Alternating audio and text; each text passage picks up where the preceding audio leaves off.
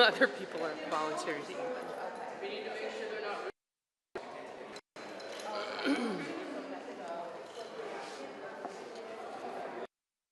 How are you? Good, how are you? So they never let you guys in? They never let you guys in? To the gallery? They did let you in the gallery? Oh, you mean yesterday? Yeah. No, not yesterday. But today? One. You know the speaker's back all? Yeah.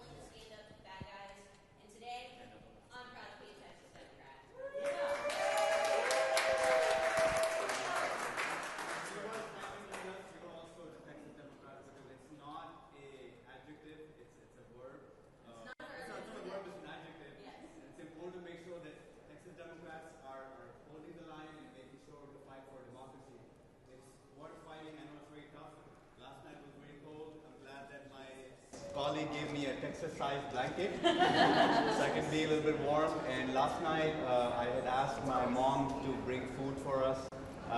Representative Nicole Collier is vegan, and so she made some good Pakistani vegan food, and I was able to bring it here to Dallas Fort Worth. And we all enjoyed a great meal together and bonded over that. And at the end of the day, we're humans as well. We need nourishment, we need good vibes, and y'all, thank you so much for providing us that positive vibe that keeps us going and fighting. Today is going to be a really important fight, so pray for us. This is our house. I hope it does not convert to Donald Trump's house today, because on the agenda today is HB 4, which is the rigged maps and not the flood relief that we were looking for. And don't let these Republicans fool you guys. They said the Democrats held up flood relief for 2 weeks. They said the Democrats held up rebuilding of these families' homes for 2 weeks. They said it was Democrats who didn't help these flood victims. But what's the truth? What is the only bill on the agenda today? There's only one bill, and it's not to help Kerr County. It's to help Donald Trump's power grabs. So that should tell you everything you need to know about the priorities of the Texas Republican Party. They do not stand for Texans. They do not stand for victims. How late do you all think it's going to go today? Well, that all depends. We don't have the numbers. We don't control the House. The Republicans will be able to call the question if they want. Once again, that will show you what their intent is. Are they willing to have a debate on these racially gerrymandered maps? Some of the most racially gerrymandered maps we've seen since the 1960s, may I add. Are they willing to take the battle to the courts, or are they going to be cowards and chicken out? We've been preparing.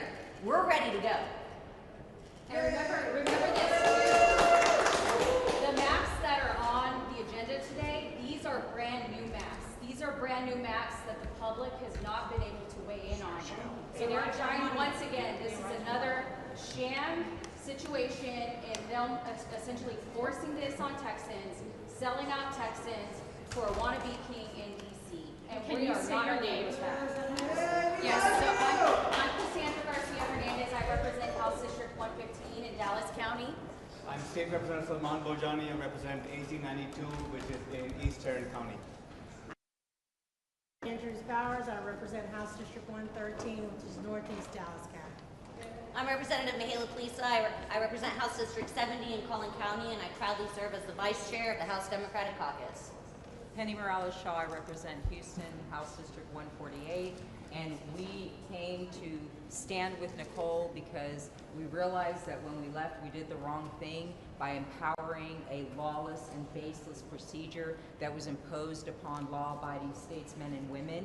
So we decided to renege that and come back, and instead of being under moving custody, which they had us under custody, we came to be under house arrest with Nicole Collier, our courageous colleague. And we thank you all for all the support. And before you leave, we're going to bring her out to the doorway so that at least you can see her. And our fearless chairman is there too, Gene Wu. He's been in the background the whole time.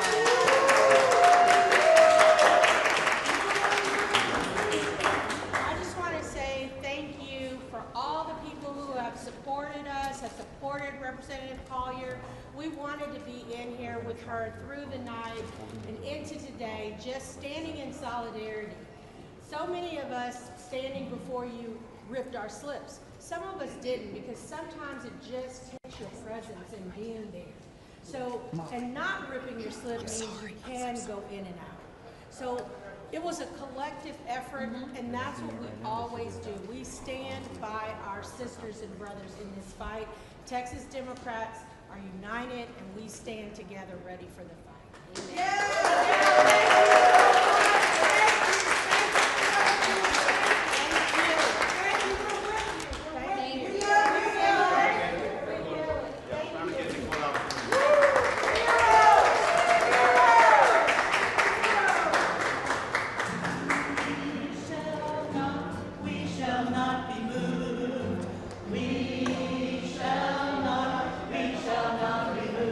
Like a tree that's planted by the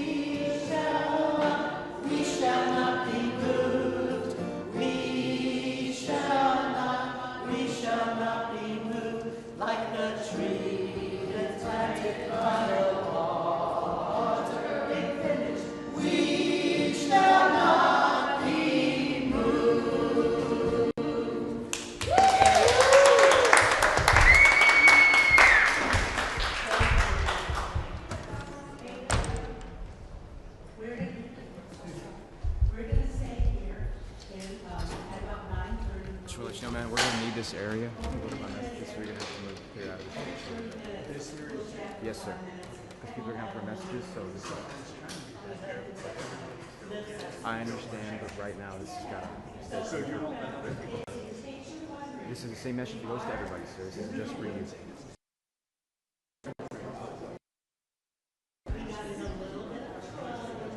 I can do my job. I'm telling you, you cannot be right here to set up cameras. No, I understand, sir, but yes, sir, that's what I just told you, and I tell everybody else. No, I understand, but you don't need to tell me what to do, so I'm going to tell you, you need to move. No, I understand, but this isn't just for you, this is for everybody else. So for setup cameras, yes, sir, this rule is for you. So nobody else has set up a camera yet, so I can't throw anybody else out yet. So just for you right now. Oh, no, I did. Did you see any setup cameras or anything just like this one, sir? Did you see any setup cameras that have tripods? Oh, people on legs have set up tripod cameras? So I can have the tripod is here. Sir, this area must be clear. I don't know why you're arguing with me. I'm just telling you. You're saying so I can see here with the tripod. Sir, this area must be clear. Yes, sir. So I understand. So you can't set up a camera right here. Yes, sir. So if people come by to want to give messages, you'll have to move out of the way. So yes, you can stand here right now, but you cannot set up a tripod here. Thank you, sir. I appreciate you. 10 minutes, right? 10 minutes. And I'm telling you, I told you exactly why like 3 times, so I appreciate your help. Did I not just tell you again right now? You cannot set up tripod cameras here? Thank you, sir. I appreciate you. I told you you cannot set up a tripod camera here. If you please move back. Thank you for listening. There you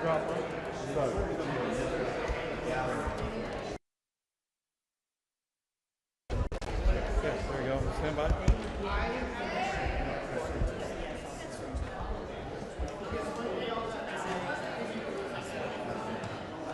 Yeah.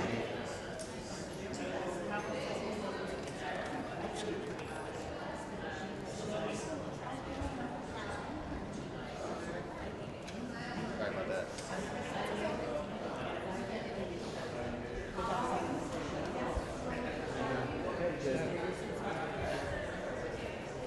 Hey, don't get pictures.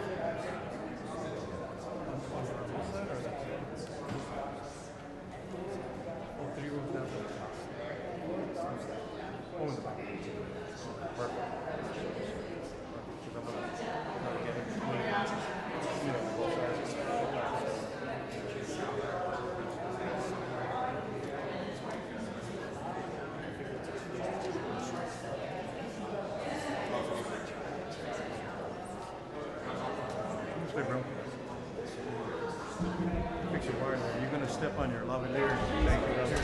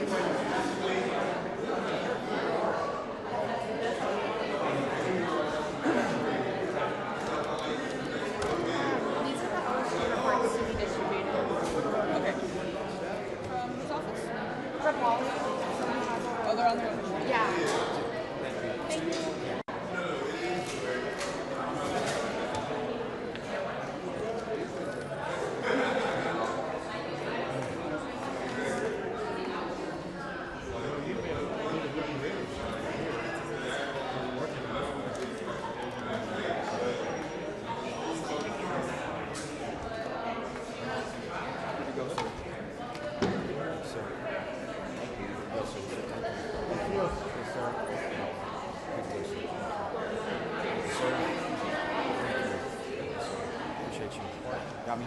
Appreciate you. Thank you. Thank you. Good to go, sir. Thank you. Got your yellow. Yeah, appreciate you. Thank you, sir.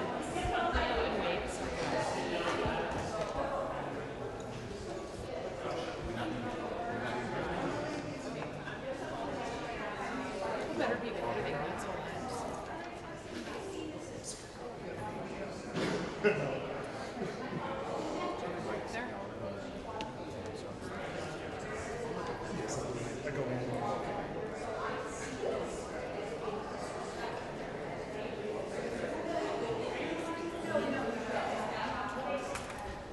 I need to go in to pick up my flag.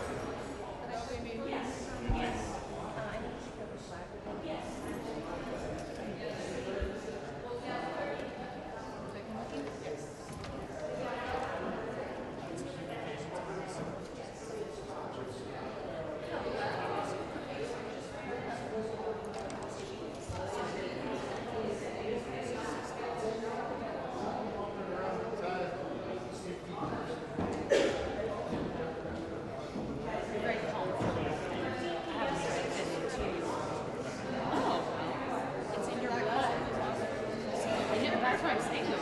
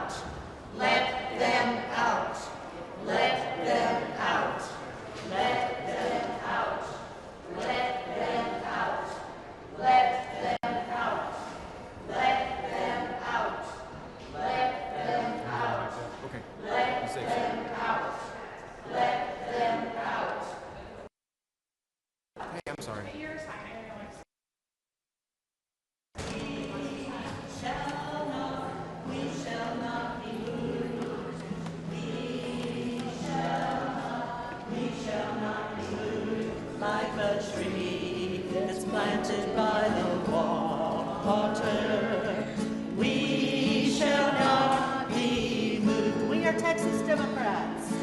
We are Texas Democrats. shall not be moved. We are Texas Democrats, we shall not be moved like a tree that's planted by the water. We shall not be moved. We're fighting for our children. We're fighting for our children. We shall not be moved. Children, we shall not be moved like a tree that's planted by the water. We shall not be moved. We're fighting for our freedom. We're fighting for our freedom. We shall not be moved. We're fighting for our freedom. We shall not be moved like a tree that's planted by the water. We shall not be moved. Fighting for democracy. Democracy, we shall not be moved. We're fighting for democracy. Like a tree that's planted.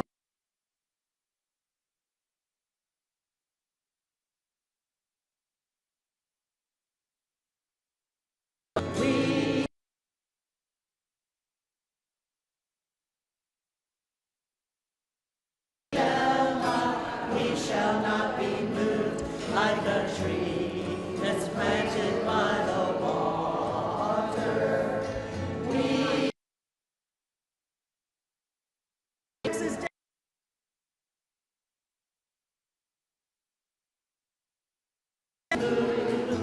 We are Texas Democrats, we shall not be moved like a tree.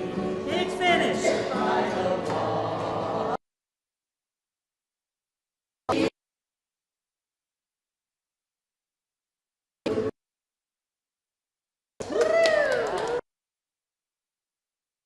Thank y'all so much for coming. There is going to be a gathering. So if we could have all of you going downstairs as well, we can continue to chant whatever it is that we yes. Sorry. Just one vote. And then they raise it's the Democrats. Good morning. No reception right now. Yeah, sure. If you want, there's a better trash can in there, actually. Yeah, of course.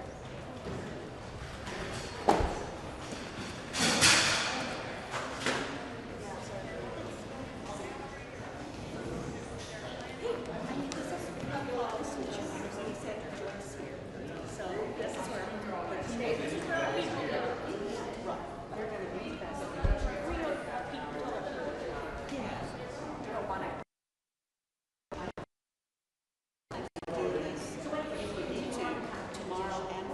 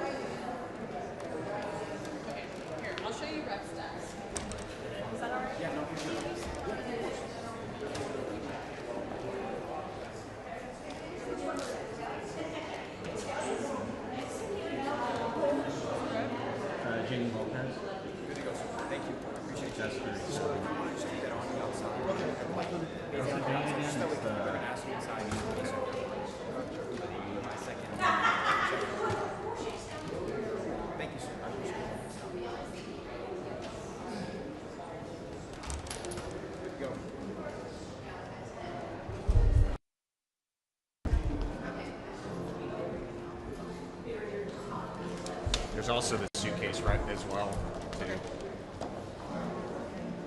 I can take it. Okay, thank you. Cool. Thank you, Shane.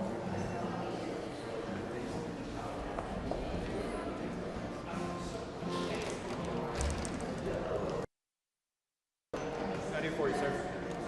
Is your closed today? Gallery's open upstairs. Floor up.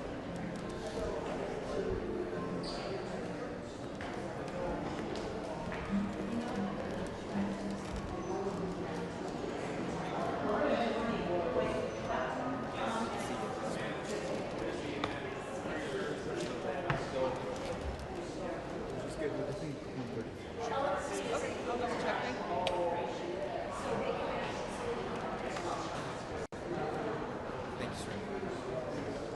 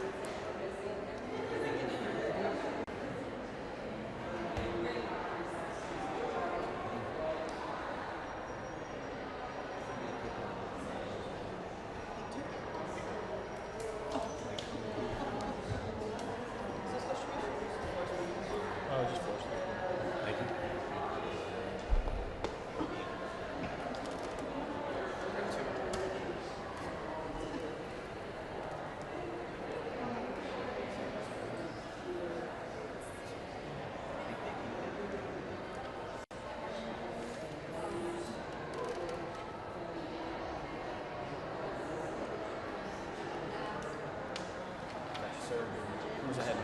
Mary Gonzalez. Take it right now. Yes, sir. That's one. Two.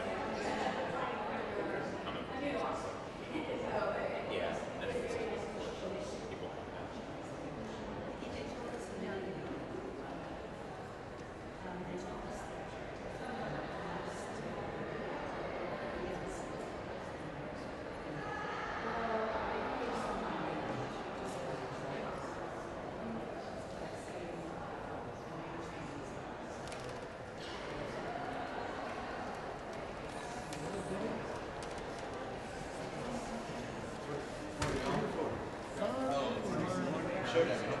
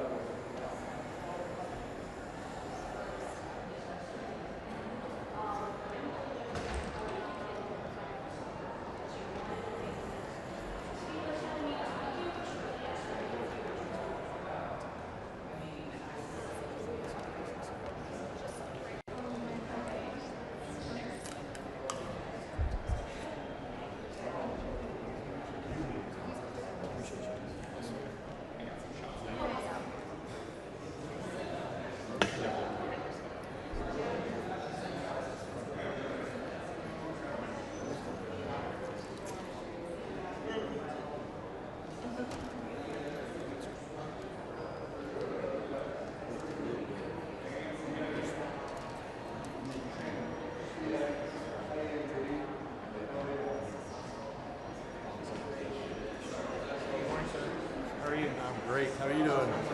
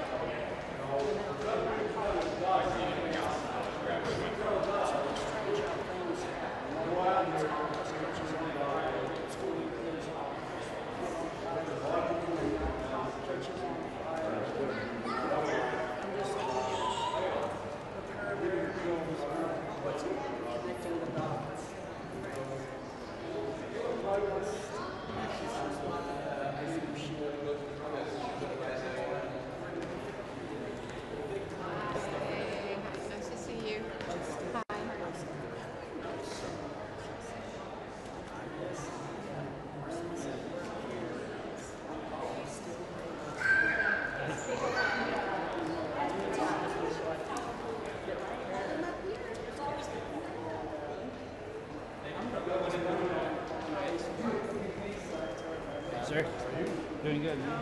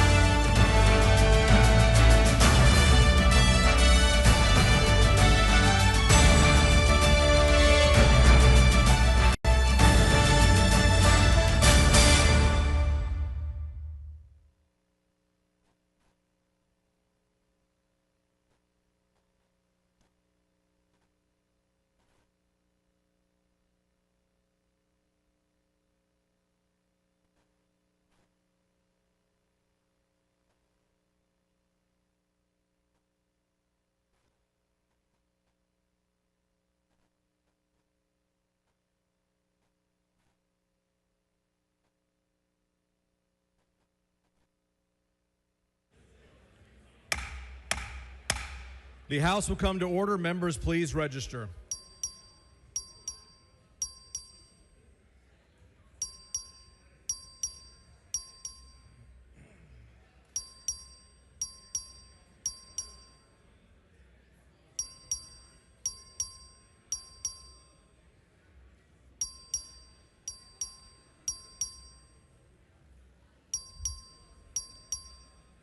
Have all members registered? Have all members registered? A quorum is present.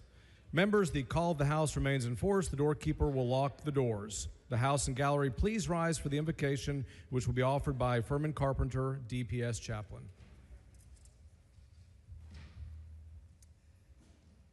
Let us pray. Our most wonderful Father, thank you so much for blessing us and giving us this country, a country where free people can live.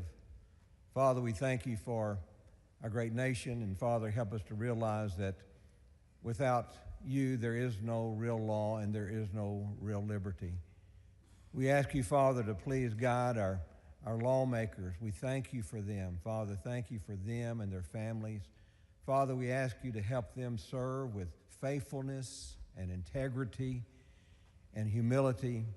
Father, help them to meet the challenges head on to those who create evil, Father, to do injustices, Father. Help us to meet them head on, Father. Help them to be your instruments, Father, to draw people together in helping us to be the great state of Texas. Father, we ask you to be with all of these works that they're doing, Father, all the special session opportunities that come along, and help us to use that, Father, so we would shine as a bright light, that Texas would be a bright light, a beacon, Father, throughout Texas, throughout the United States, and throughout this great world. Thank you again, Father, for this time and this opportunity. It's in Jesus' name we pray. Amen. Chair recognizes Representative Orr to lead us in the pledges of allegiance to the United States and our Texas flag. Good morning, members and friends. Please join me in our pledges. I pledge allegiance to the flag of the United States of America and to the republic which stands, one nation, under God, indivisible, with liberty and justice for all. Honor the Texas flag. I pledge allegiance to thee, Texas, one state under God, one and indivisible.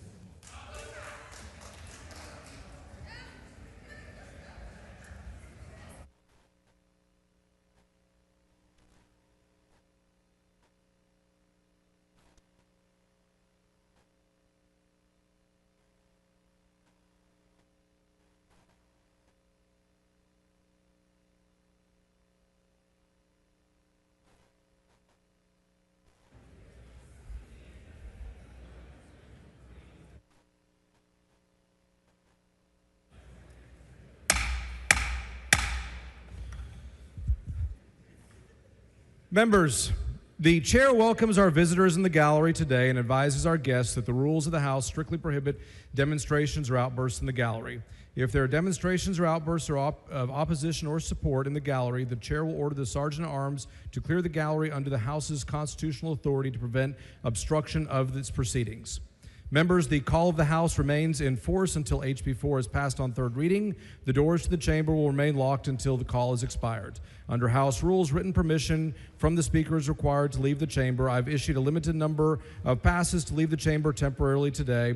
Passes are available from the doorkeeper at the front entrance to the chamber and must be surrendered to the doorkeeper upon return to the chamber. Mr. Speaker. For what purpose? Mr. Speaker, parliamentary inquiry. State your inquiry. What legislation is on today's calendar? House Bill 4. House Bill 4. So today we are voting on, Mr. Speaker, parliamentary inquiry. State your inquiry. Today we are voting on new congressional maps then, and not flood relief. Has the body voted on flood relief this special session? That is not a proper parliamentary inquiry. Mr. Speaker. So notice for what purpose? Parliamentary inquiry. State your inquiry. Why was House Bill 1, the flood relief bill that is the House's answer to the deadly July 4th flooding that killed over 135 people, not the first order of business of this special session for the Texas House? So notice that is not a proper parliamentary inquiry. Mr. Speaker. So notice for what purpose? Parliamentary inquiry. State your inquiry. Did the Speaker of this body make a commitment to the family of the victims of the flood to put flood relief first, make it a priority this special session? Ms. Hinojosa, that is not a proper parliamentary inquiry. Mr. Speaker. Ms. Hinojosa, for what purpose? Parliamentary inquiry. State your inquiry. Is it correct that House Bill 1, the flood relief bill, has been voted out of committee and is ready to be debated on the floor of the Texas House? Ms. Hinojosa, that business is not before the House at this time. Mr. Speaker. Ms. Hinojosa, for what purpose? I move to suspend all necessary rules and the usual order of business in order to take up House Bill 1 immediately and put the lives and safety of children and Texans over politics. You are not recognized for that purpose. And that motion would have to be made and filed with the clerk. Mr. Speaker. Ms. Hinojosa, for what purpose? Parliamentary inquiry. State your inquiry. Is there still a call on the House that compels the attendance of legislators and restricts our freedom? There is a call in the House. I just announced that and explained that, Ms. Hinojosa. Mr. Speaker, Ms. Hinojosa, for what purpose? parliamentary inquiry. State your inquiry.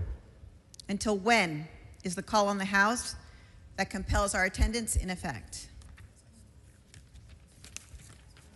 As I stated, to the entire body until House Bill 4 passes.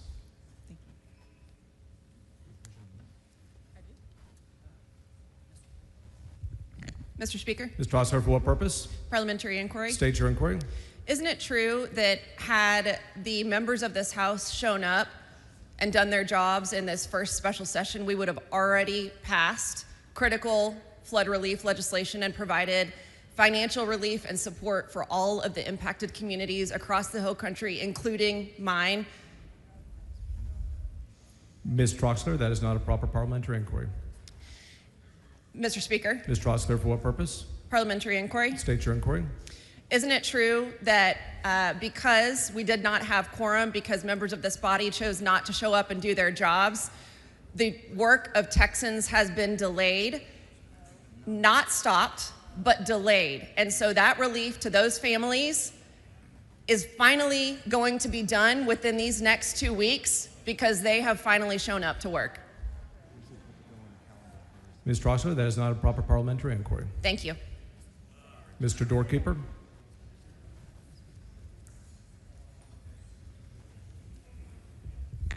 Mr. Speaker, I have a message from the Senate at the door of the House. Admit the messenger. Thank you, Mr. Speaker. I'm directed by the Senate to inform the House that the Senate has taken the following action. The Senate has passed the following measures. SB 2, Perry, relating to disaster preparedness, response, and recovery, requiring a license authorizing fees. SB 3, Betancourt, relating to outdoor warning signs and flash flood area prone areas. SB 5, Huffman, relating to making supplemental appropriations for disaster relief and giving direction and adjustment authority regarding those appropriations. SB 6, Perry, relating to regulation of certain products, derived hemp, including consumable hemp products and hemp-derived cannabinoids contained in those products, requiring occupational licenses and registrations, imposing fees, creating criminal offenses, authorizing an administrative penalty. SB 8, Middleton, relating to the designation and use of certain spaces and facilities according to sex, authorizing a civil penalty and private civil right of action. SB 10, Betancourt, relating to the calculation of the voter approval tax rate for certain taxing units. SB 11, Parker, relating to an affirmative defense to prosecution for certain victims of trafficking of persons or compelling prostitution. SB 12, Hughes, relating to the duty of the Attorney General to prosecute criminal offenses prescribed by the election laws of this state. SB 13, Middleton, relating to the use of political subdivision of public funds for lobbying activities. SB 4, Perry, relating to the provision by political subdivisions of credits against impact fees to builders and developers for certain water conservation and reuse projects. SB 15, King, relating to certain files maintained by a law enforcement agency regarding certain employees of the agency. SB 16, West, relating to real property theft and real property fraud, establishing recording requirements for certain documents concerning real property, creating a criminal offense of real property theft and real property fraud, and establishing a statute of limitations, restitution, and certain procedures with respect to those offenses. SB 18, Zaffarini, relating to an exemption from the requirement to obtain a permit from the Texas Commission on Environmental Quality. The following bills on first reading and referral. Mr. Speaker. Not at this time. After first reading and referral, I'll recognize you.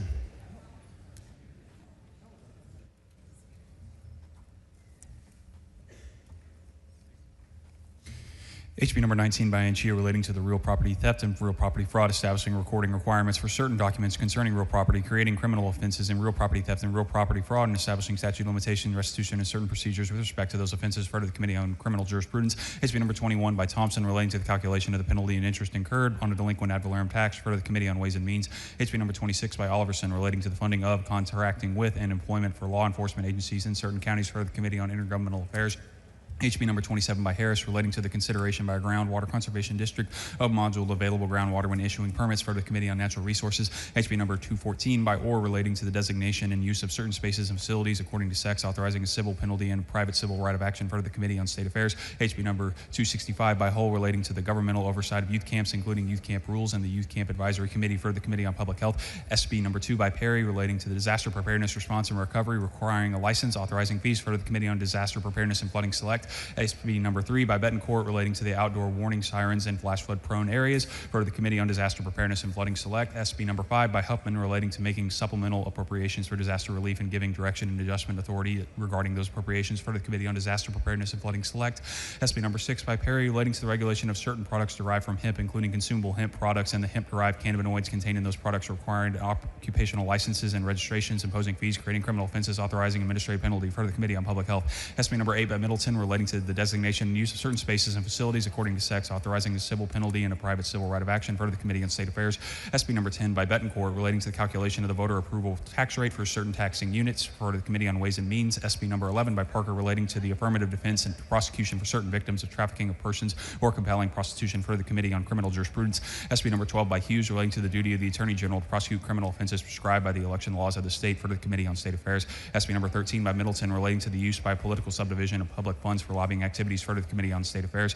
SB number 14 by Perry, relating to the provision by political subdivision of credits against impact fees to builders and developers for certain water conservation and reuse projects for the Committee on Intergovernmental Affairs. SB number 15 by King, relating to certain files maintained by law enforcement agencies regarding certain employees of the agency for the Committee on Homeland Security, Public Safety, and Veterans Affairs. SB number 16 by West, relating to the real property theft and real property fraud, establishing recording requirements for certain documents concerning real property, creating a criminal offense of real property theft and real property fraud, and establishing statute of limitations, restitution, and certain procedures with respect to those offenses for the Committee on Criminal Jurisprudence. SB number 18 by Zaffarini, relating to an exemption from the requirement to obtain a permit from the Texas Commission on Environmental Quality for certain dams or reservoirs operated and maintained for the purpose of erosion, floodwater, and sediment control for the Committee on Disaster Preparedness and Flooding Select. SB number 34 by Huffman, relating to the testimony or the production of evidence before a House of the Legislature or a legislative committee for the Committee on House Administration. Ms. Morales-Shaw, for what purpose? Mr. Speaker, parliamentary inquiry. State your inquiry. Mr. Speaker, good morning. Isn't it a lawful procedure to deny quorum that's embedded in the Texas Constitution and has been used since as early as 1870 by the minority party to deny majority overreach?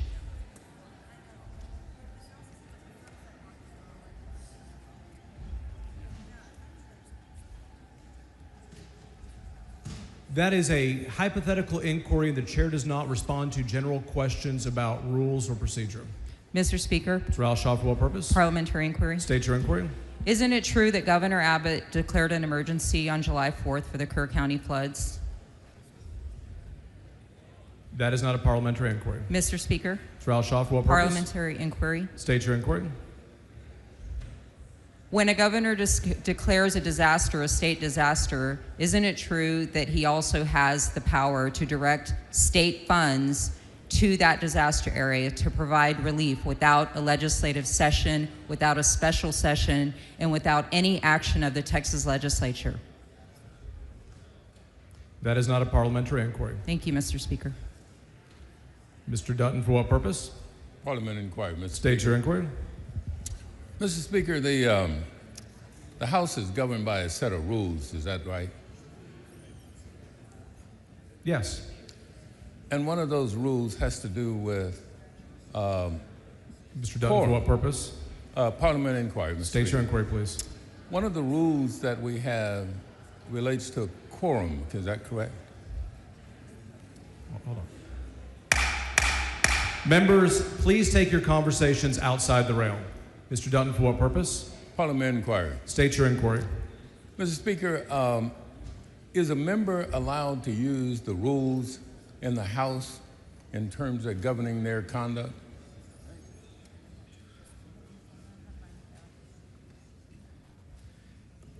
Mr. Dutton, the chair does not respond to either hypothetical inquiries or general questions about the rules of the House. Parliamentary inquiry, Mr. Speaker. Mr. Dutton, state your inquiry. Is one of the rules related to quorum requirements? Mr. Dutton, as previously stated, the chair does not recognize or does not respond to general inquiries about the House rules. Mr. Speaker, Parliamentary inquiry. Mr. Dutton, state your inquiry. Does the Constitution trump our rules? Mr. Dutton, the chair does not respond to general inquiries. Well, specifically, Mr. Speaker, Parliamentary inquiry. State your inquiry. Does the Constitution limit the ability of members to be arrested?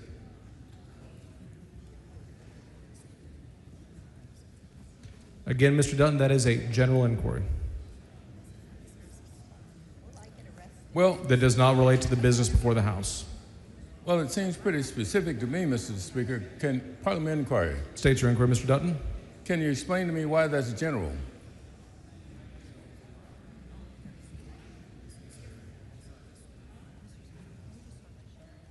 There is no item of business before the House, and your inquiry does not relate. I'm sorry, I didn't understand you, Mr. Speaker. There's no what?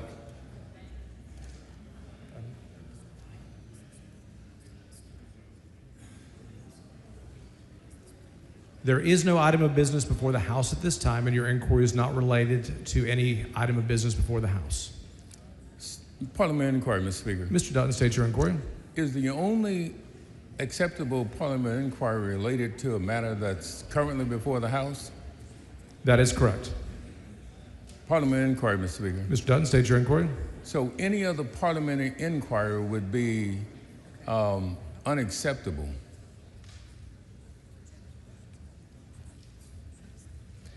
General questions about the rules of the Constitution are not in order.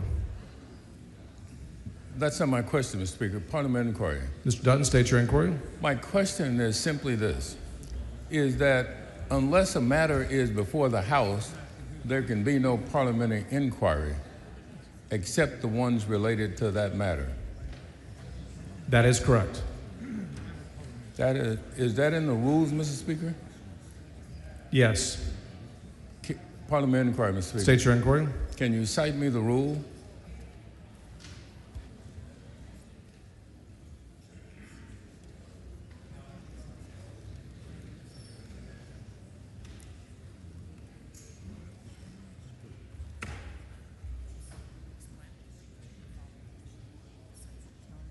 It is the explanatory note following Rule 1, Section 9. Parliamentary inquiry, Mr. Speaker. State your inquiry. I don't have my rule book. Could you read the rule to us? You're welcome to come down front and we'll get you a copy. And Section 9, is that what you said, Mr. Rule 1, Section 9? Rule 1, Section 9, explanatory note 4. Explanatory note 4. Page 10 of your manual. Parliamentary inquiry, Mr. Speaker. State your inquiry. The explanatory notes govern the rules in this House? Yes. Thank you, Mr. Speaker. That's bullshit. Ms. Hinojosa, for what purpose? Parliamentary inquiry. State your inquiry. If I attempt to leave this chamber today without signing a permission slip, am I subject to arrest by the government?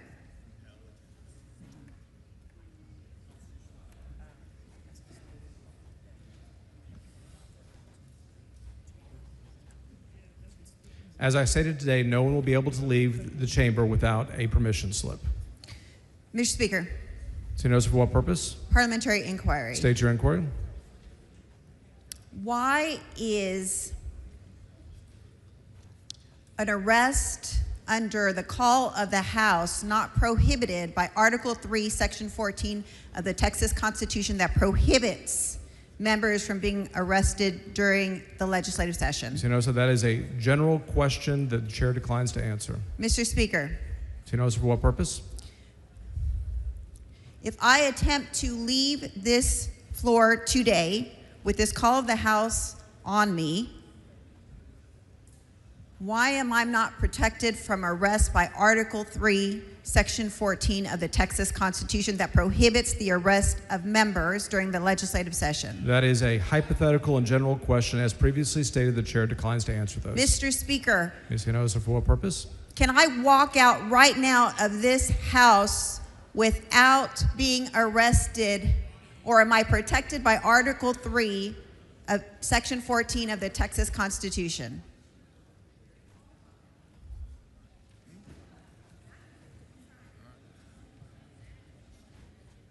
There are separate provisions under the Constitution that provide for maintaining and compelling a quorum. They are separate. Ms. Hinojosa, as previously stated under the call of the House, there are permission slips that you are welcome to take.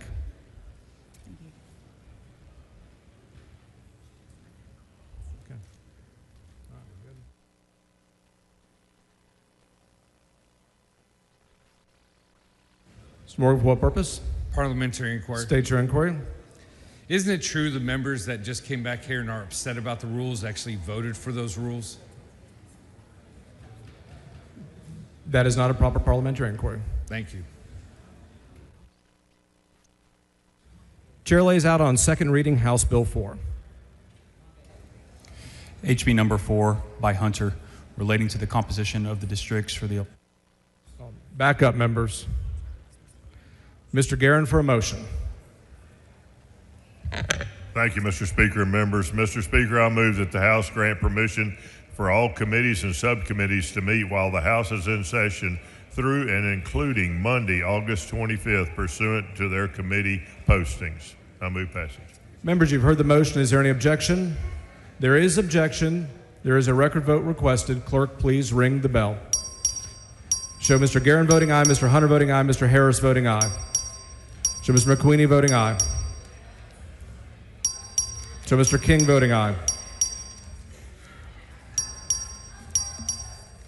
Have all members voted? Have all members voted?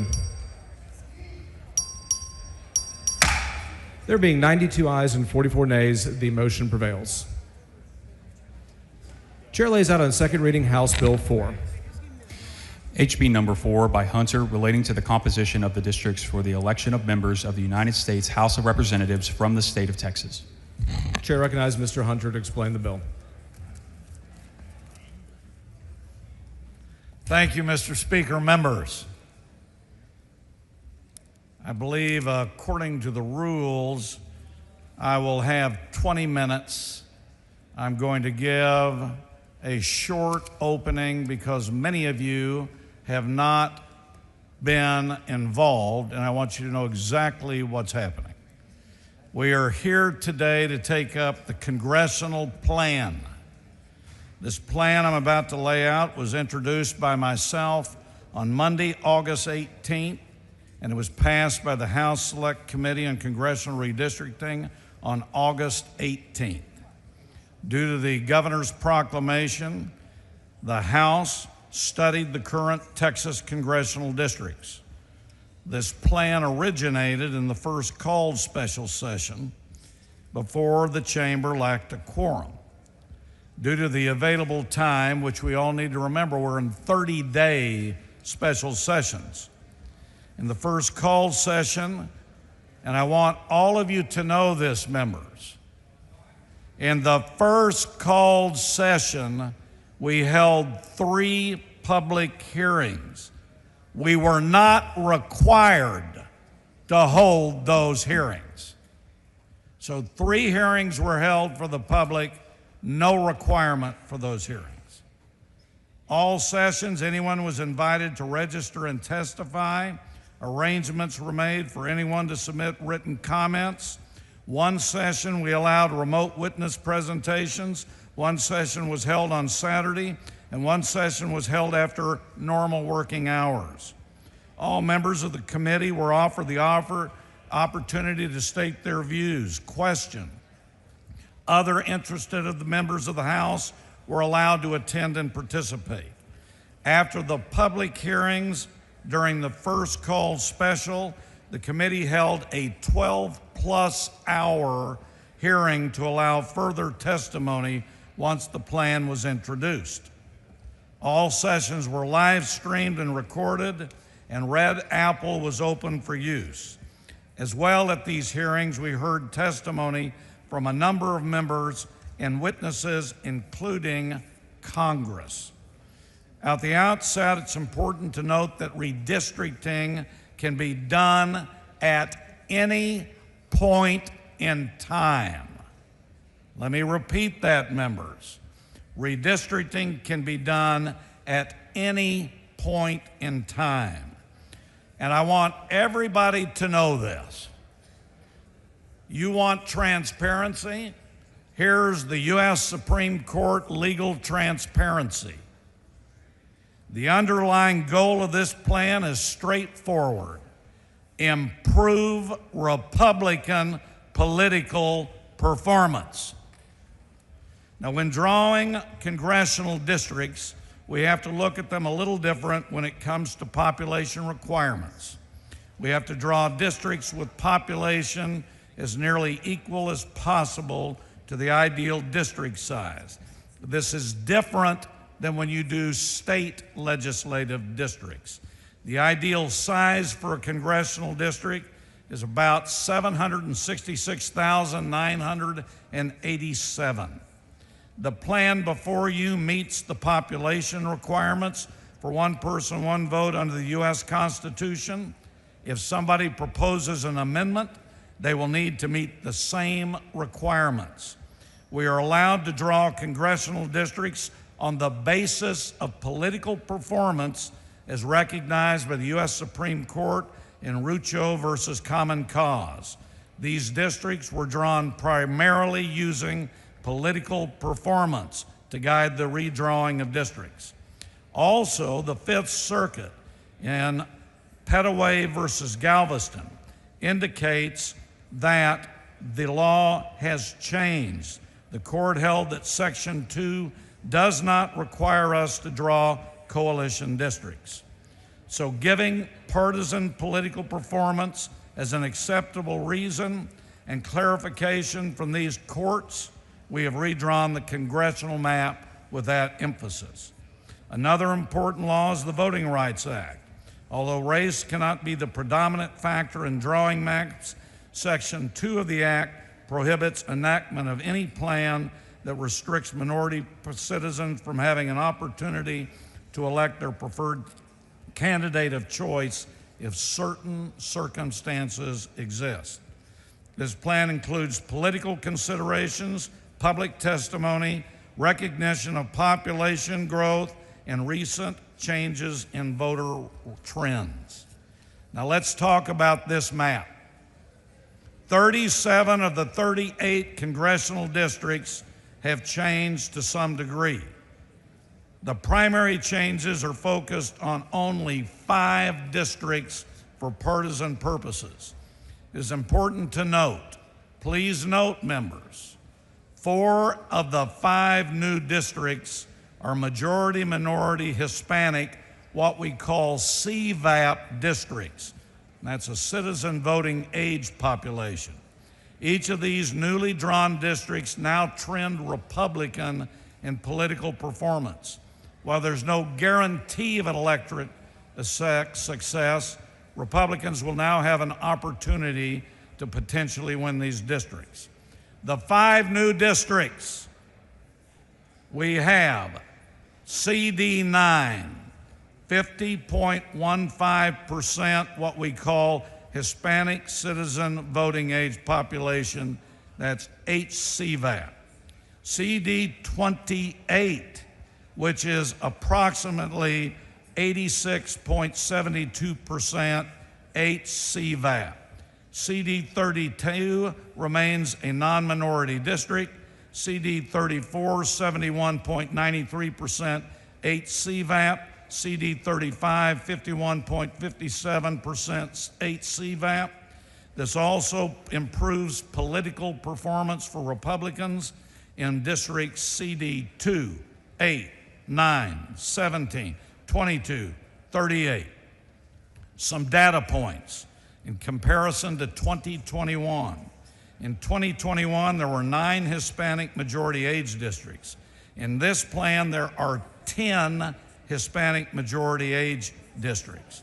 In the 2021 plan, there were 7 Hispanic citizen voting age districts, and under this plan, there are 8. There are no black CVAP districts under the 2021 plan. In the proposed plan, there are 2 majority black CVAP districts. CD18, 50.71% black CVAP compared to 38.99% in 2021. CD30, 50.41% black CVAP, 46% in 2021. In the Harris County, Houston area, there are currently what they call 2 coalition districts and 1 Hispanic CVAP district. In the proposed plan, CD18 becomes a new black CVAP district, CD9 becomes a new 8 CVAP district, and CD29 becomes a majority Hispanic VAP district. That's voting age population, which should continue their political performance. CD9, 50.15% 8 CVAP, CD18, 50.71% black CVAP, CD29, 43.45 8 CVAP, and 32.69% black CVAP, all surrounding Republican districts to continue to perform for the Republicans. This is a good plan. I urge its adoption. But Mr. Speaker, members, according to the U.S. Supreme Court, you can use political performance. And that is what we've done. I'll answer questions. Mr. Romero, for what purpose? Ms. Thompson, for what purpose? Mr. Speaker, does the gentleman yield? Gentleman yield for questions? Yes. Gentleman yields for questions. Mr. Chairman, who decided that these should be changes made from the introduction version of this bill? Who decided the plan? Who decided that there should be changes made from the introduction version of the bill? I do not know who decided, but it had been discussed since April that congressional redistricting could be an issue, especially with the new case law and the new population trends. And I made the decision that I would file this bill. Mr. Chairman, when the first call session, special session, the committee produced a bill where they had indicated there would be 5 new congressional districts for Republicans. Subsequently thereto, a second special session was called. Upon meeting of the committee, there was a vote taken on a amended part of a bill that had been previously voted out on the first special session of this year. Who made a decision to amend the bill from the first call special session? Me and the lawyers. Pardon me? Me and the lawyers. And what was the rationale for the changes of you and the lawyers? Well, if what we're talking about is there was a committee substitute that was adopted on Monday, it increased Republican political performance. Legally, I was told that it would follow the case law, and nobody was here for 18 days. And so my view is we're given every opportunity we can. Nobody met with me, nobody came in, and so I talked to the lawyers, and we increased Republican political performance, and we increased the map from where it was. So I would say me and the lawyers. So you had to go in and look at precincts to do this, correct? You had to go in and look at precincts in order to make those changes. I would say, Dean, that I visited with counsel, and they and their resources looked at the specifics. And who made a decision on what precincts will go into that amended map? I think it was what, 2333? Council. Council and council alone? There was no input by you? I told them I wanted to increase Republican political performance, and I'm not involved in the specifics. And I asked, as everybody in here does when you hire a lawyer, this is my goal, can you accomplish it? And they did it, and I asked them to follow the law, follow Rucho, follow Petaway, and this was the map that was developed. So what you're telling the House is that you and you alone made a decision to make those changes? No, as I just said, I made the decision to look at this map. Can we increase Republican performance since nobody was around and that we had a walkout? They then went to work, came up, and increased the Republican performance. So when did you make a decision that you needed to make a change in the map from the first special session to the second special session? The walkout occurred August 3rd. It was probably a couple of days after that. On August the 3rd, subsequently to that, didn't we have hearings? Or was that No, the nobody last? was here. It was a quorum break. We couldn't do anything, couldn't meet, couldn't let the public have hearings. Nobody could meet with me. Nobody could provide an amendment. So we had to just do things on our own. So there were no input. I think what you're telling me is there was no input by the Speaker. There was no input by the Lieutenant Governor. There was only input by you and the person that you indicated help you draw the changes, and you alone made a decision that there should be some changes to the map that was a part of the first special session. That's not what I said. I said, Oh, I'm so sorry. What did you say then? I said exactly what you know I said. No, I don't know what you said. Yes, I did. If you'd been here for 18 days, you would have known. Number one, I decided to take a look at this map to see if we could increase Republican performance. I can tell you, a lot of people wanted to increase Republican performance. I can't tell you everybody that has raised that issue. I went to the lawyers, said, we have a plan, can we increase it, and would it be legal? They said they would look at it, came back and told me this plan is legal. Well, I based upon the testimony that I think that the committee held, the 3 hearings, based upon the testimony that we heard, based upon what was supposed to have been submitted as written testimony, it is my understanding that there was a 100-to-1 not to make changes in the maps. Am I missing something? Yeah, you missed 88 Republican members that didn't get an opportunity as well either. But they Mind you, you held public hearings, Dean, that were not required. The chairman of the committee decided to include the public. I'm glad he did. But just because certain groups come in, and if you remember, there was certainly a lot of publicity that I can't remember the source yet, but I think it'd be checked, that there were certain third-party organizations paying and getting field advisors to come into these hearings to take a political stance. So if they're going to use the political under Rucho, so can we.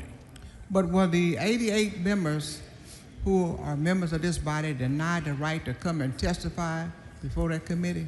No, but they've been here the whole time, and they have been wanting to move this. I'm just glad I'm able to get this particular plan, because it may get reviewed again. Were their constituents denied the right to come and participate in the hearings? What's that? I couldn't Were hear. their constituents denied the right to participate in those hearings? That I don't know, because I just presented the bill. I don't know. Were their constituents denied the right to submit their opinion or testimony to the committee?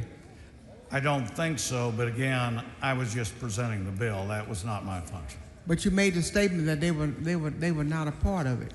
I didn't say they were not important. In fact, in the hearing, as you recall, I made a big statement that I thought they were important, and even though there was opposition, I was glad they came, and some of the information in this map came from those hearings. So I disagree with you 100%. I'm glad we did the hearings.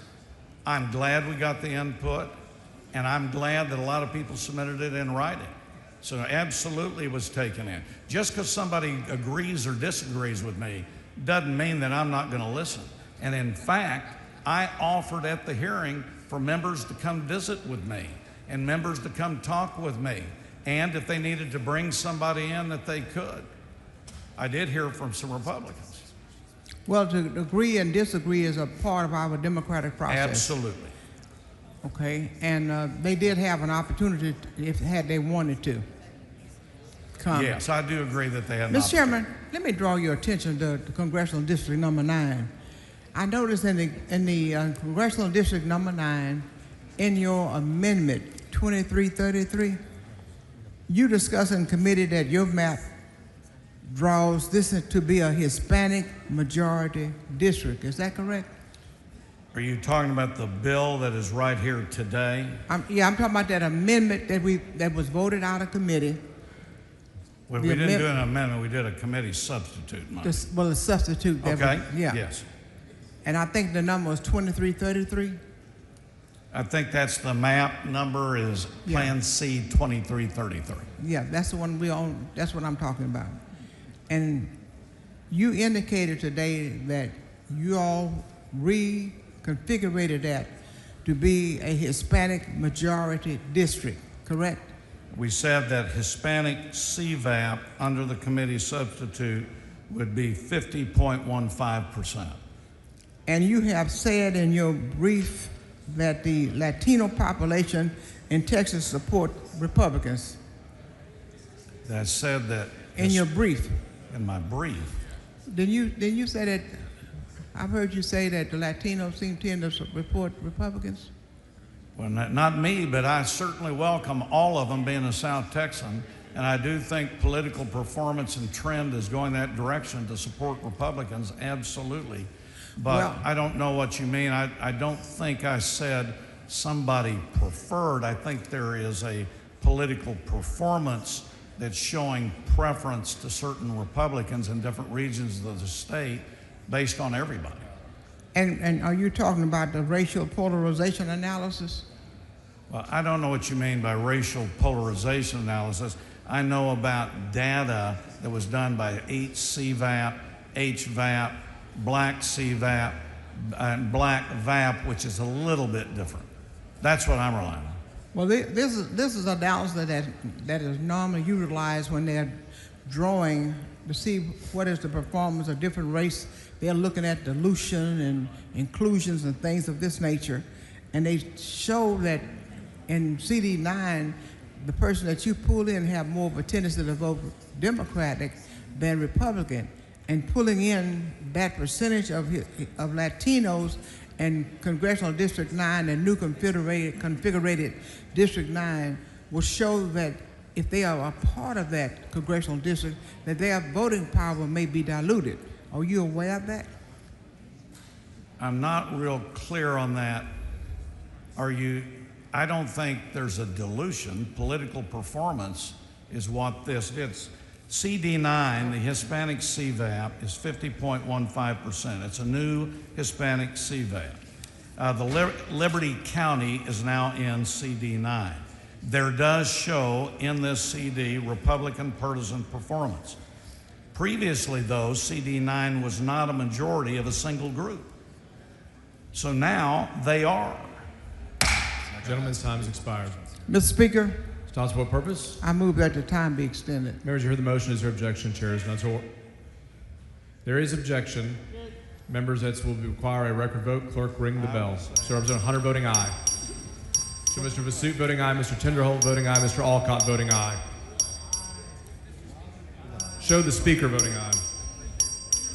Lopez voting aye. Toth voting aye. Swanson voting aye.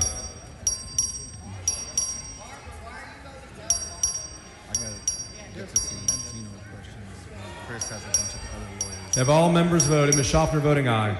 Have all members voted? Have all members voted? 136 ayes and 1 nay. The motion prevails.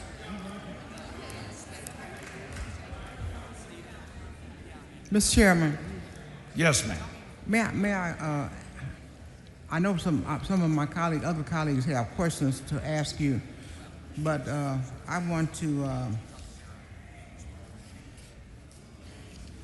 continue asking maybe a little later. I'm going to let some others ask questions. Okay. Mr. Speaker. Mr. Rivera, for what purpose? Does Jim yield for questions? Gentleman yield for questions? Yes. Gentleman yields for questions. Chairman Hunter, I'm a little troubled. I've never heard anyone say in this body, and you've certainly been here longer than I have. But for you to say that you're not required to have hearings, I understand that may be a fact, but I don't understand that to be Texan. I don't understand that to be something that we would not welcome opinions of the public. And yet we did hold 3 public hearings. So with all due respect, Mr. Chairman, when you say that this was just you and the lawyers, what would you tell any Texan? Because I believe every person that testified under oath. Is that correct? That I don't know. I hope they did. Well, if they registered to testify before any committee in this House, they do have to register under oath that what they say is true and correct. Is that correct? I follow the House rules like you, but you're asking me a personal question. I don't run the committee. I'm sure Mr. Vasut did everything accurately, but you're asking me beyond my role. And that's where I'm troubled, Mr. Chairman, is that that someone would come down, affirm that everything that they're going to say is true and correct, and then to hear now you say that they're not required, didn't have to happen, and that you did this with you and your lawyers and you gave them instructions, means to the public, they really don't have any reason to come to this great building that we serve in with so much history, because they won't be heard. But I 100% disagree, and I get the right to respond. Number one, I 100% disagree with you. Number two, and you're not going to like this, but for 18 days, things could have happened. You all chose to walk out. To me, you damaged the process. You kept people away. You kept work from being done. Don't use that as an excuse to belabor this bill. 2, legally, and I'm talking legally, we didn't have to do hearings. I just said Chairman Vasut asked for hearings. I supported him on those hearings. I sat in a hearing in addition for 12 plus hours. I am glad we did hearings. And I also encouraged all members and anybody that they wanted to come visit with me. And sir, for 18 days, certain members did not. And so to come up here and say public don't matter, they absolutely matter. And by gosh, you're forgetting political performance. That political performance, Republicans do matter, and they're in this bill. Well, let's talk about and the U.S. Supreme Court says we can do that. Let's talk, I'm going to ask you a series of questions. As you know, the population growth in Texas has been, over the last 20 years, has been almost half of that has been Latino population growth. So, Mr. Chairman, did you do any analysis or review whether voting is racially polarized in Texas before, during, or after the drawing of this map? And if you did, can you tell me what districts of the new maps are located in areas where racially polarized voting exists? Representative, I'm going to give you the answer that I gave in committee, so I'm consistent. 1, I worked with counsel, just like your opposition groups are working with counsel against this plan. So you never asked counsel? Well, let me finish. So counsel told me that they had checked everything legally, did everything analytically, and absolutely assured me this bill is proper form and legal. So if the polarization that you're asking about, I'm certain that they did all that analysis, but I relied on them. I don't have the specific knowledge. So you're certain? That makes me feel comfortable that you might have directed them to include racially polarized voting. So what analysis of Latino voter preferences did you conduct before drafting any of the districts in this plan? So what I just said is I asked counsel to look at increasing political performance and to follow all rules, regulations, laws to make sure that what was proposed was legal and proper. What they did specifically, I don't know. So do you agree that racially polarized voting exists in Texas? from a legal standpoint, I think that's a debatable in the courtroom, and I'm not able to tell you that now.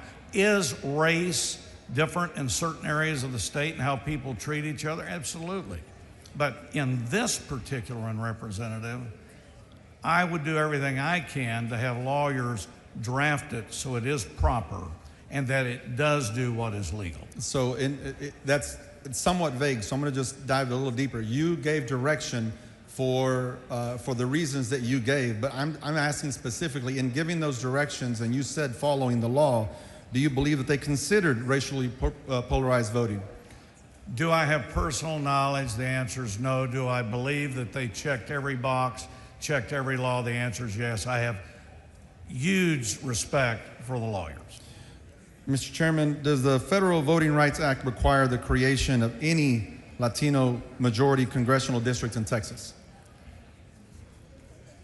I do know that when you talk about coalition districts, which That's is not my question, Mr. Chairman, yes, with all due respect. Yes, it is. Disrespect, you're not letting me answer. I don't agree with your question. You said a mandate on Hispanic. That does impact coalition districts. It does impact the issue of majority. And the Fifth Circuit in Petaway says you're wrong. Now, number two, is there a specific requirement? 4 out of the 5 brand new congressional are Hispanic. 4 of the 5 are Hispanic majority. Mr. Chairman, does the vote... But if there's a requirement, I'd have to ask counsel. So the answer to the next question, does the Federal Voting Rights Act require the creation of any black majority congressional district in Texas? And I believe your answer is you don't know. No, I would do what you and 90% of the people on this floor that have lawyers that have created the lawyer annuity plan in redistricting. You all go to your lawyers to get them to give you a response. I go to my lawyer to get a response. So if there's a legal question, I would go to them and they would give me the information. And I do believe that when I talk to my lawyers, I give them direction, clear direction. I don't say follow all the laws, especially given when we're talking about the population growth, the growth of our state and where it's come from. Mr. Chairman, I disagree now, sir. That wasn't a question. No, you're not supposed to make statements. You make a statement, I get to respond. You just said you don't tell them to follow all the laws. I absolutely do. Okay. I tell them to follow all the laws. Mr. Chairman, are you aware of any additional DOJ communications to the state of Texas through the governor's office, AG's office, or otherwise regarding unlawfulness of the current congressional map? I am aware through the committee process that there was a Department of Justice letter. I've had no communication with Department of Justice.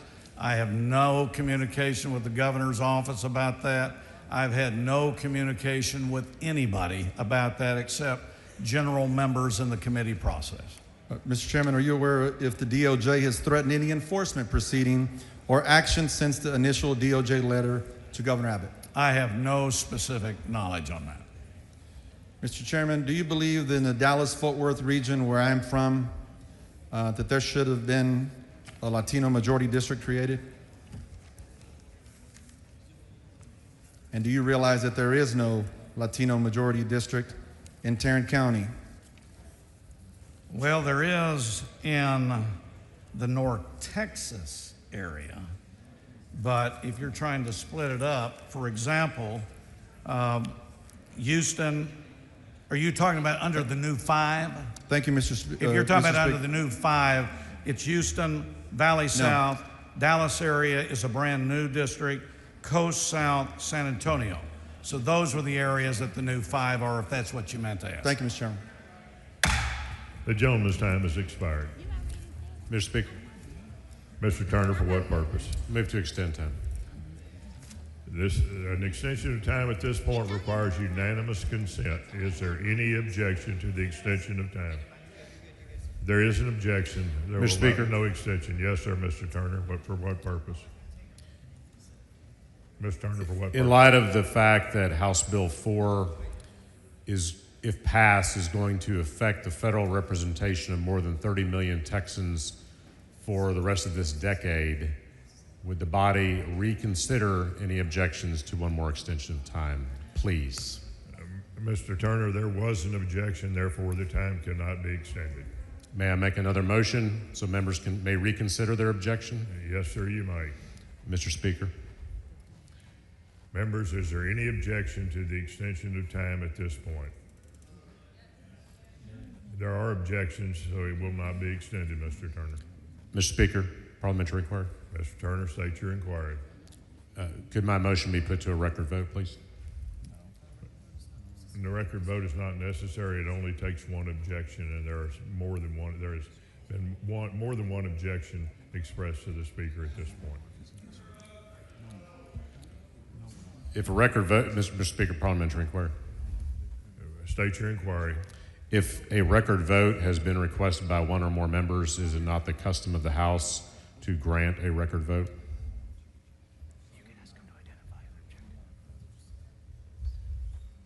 Members, Mr. Turner has requested a record vote. Vote yes if you're in favor of extending the time. Vote no if you're not. The clerk will ring the bell. Show Mr. Hunter voting no. Show Mr. Vasut voting no.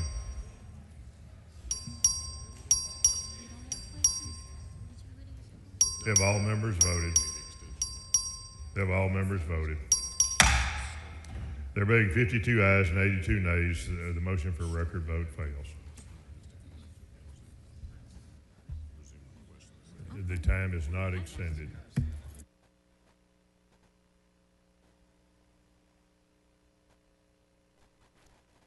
Mr. Hunter, please come to the front.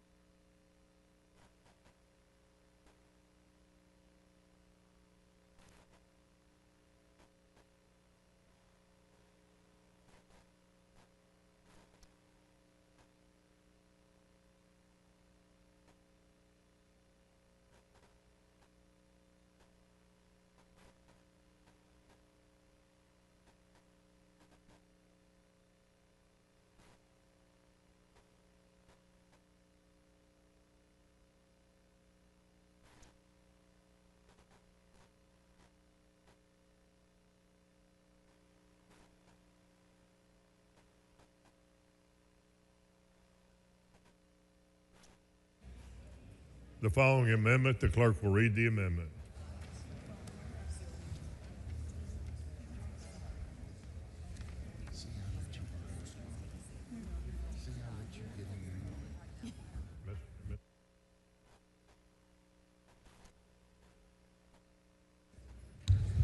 Amendment by Turner.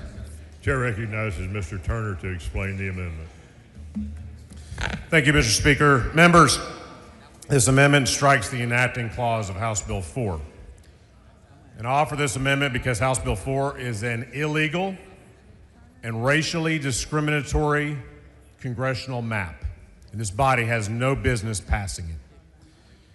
Members, let me remind you, legislative seats, be they in this chamber, in this building, or in Washington, D.C., do not belong to politicians. They belong to the people of Texas. They belong to the families who are rebuilding from the Central Texas floods last month, to the Texans who are being crushed by high costs, working families choosing between groceries, rent, or a doctor's visit. They belong to the people of Texas, the very people each one of us has been sent here to represent. And we would do well to remember that today. But today, there aren't any bills on this floor for flood relief, no bills for tax reform, no bills to lighten the burden for Texas families. There's only one item on this calendar, the very first item of this special session, the item that we have a call on the House for, a radical, racially discriminatory, mid-decade redistricting plan that surgically removes and strips away minority representation in the U.S. Congress. Texans and Americans now all across the country are watching, and they know this map before us is a calculated maneuver to diminish the voices of the very communities that power Texas, that has given Texas its phenomenal growth. Communities of color make up 95% of our growth in the last decade. The census data bears that out. And it's thanks to them, thanks to those Texans, that we gained 2 seats in the Congress in this decade.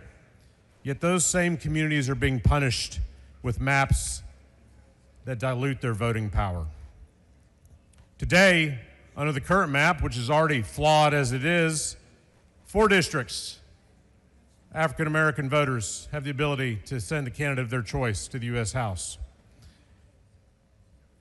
In this map, only 2. Only 8 districts out of the 38 in this map are majority Latino, despite Latinos representing more than 40% of the Texas population. Discrimination against voters of color, sadly, is not new. Texas has a long and painful record when it comes to redistricting. Every decade since the Voting Rights Act of 1965, courts have found that Texas discriminated against voters of color.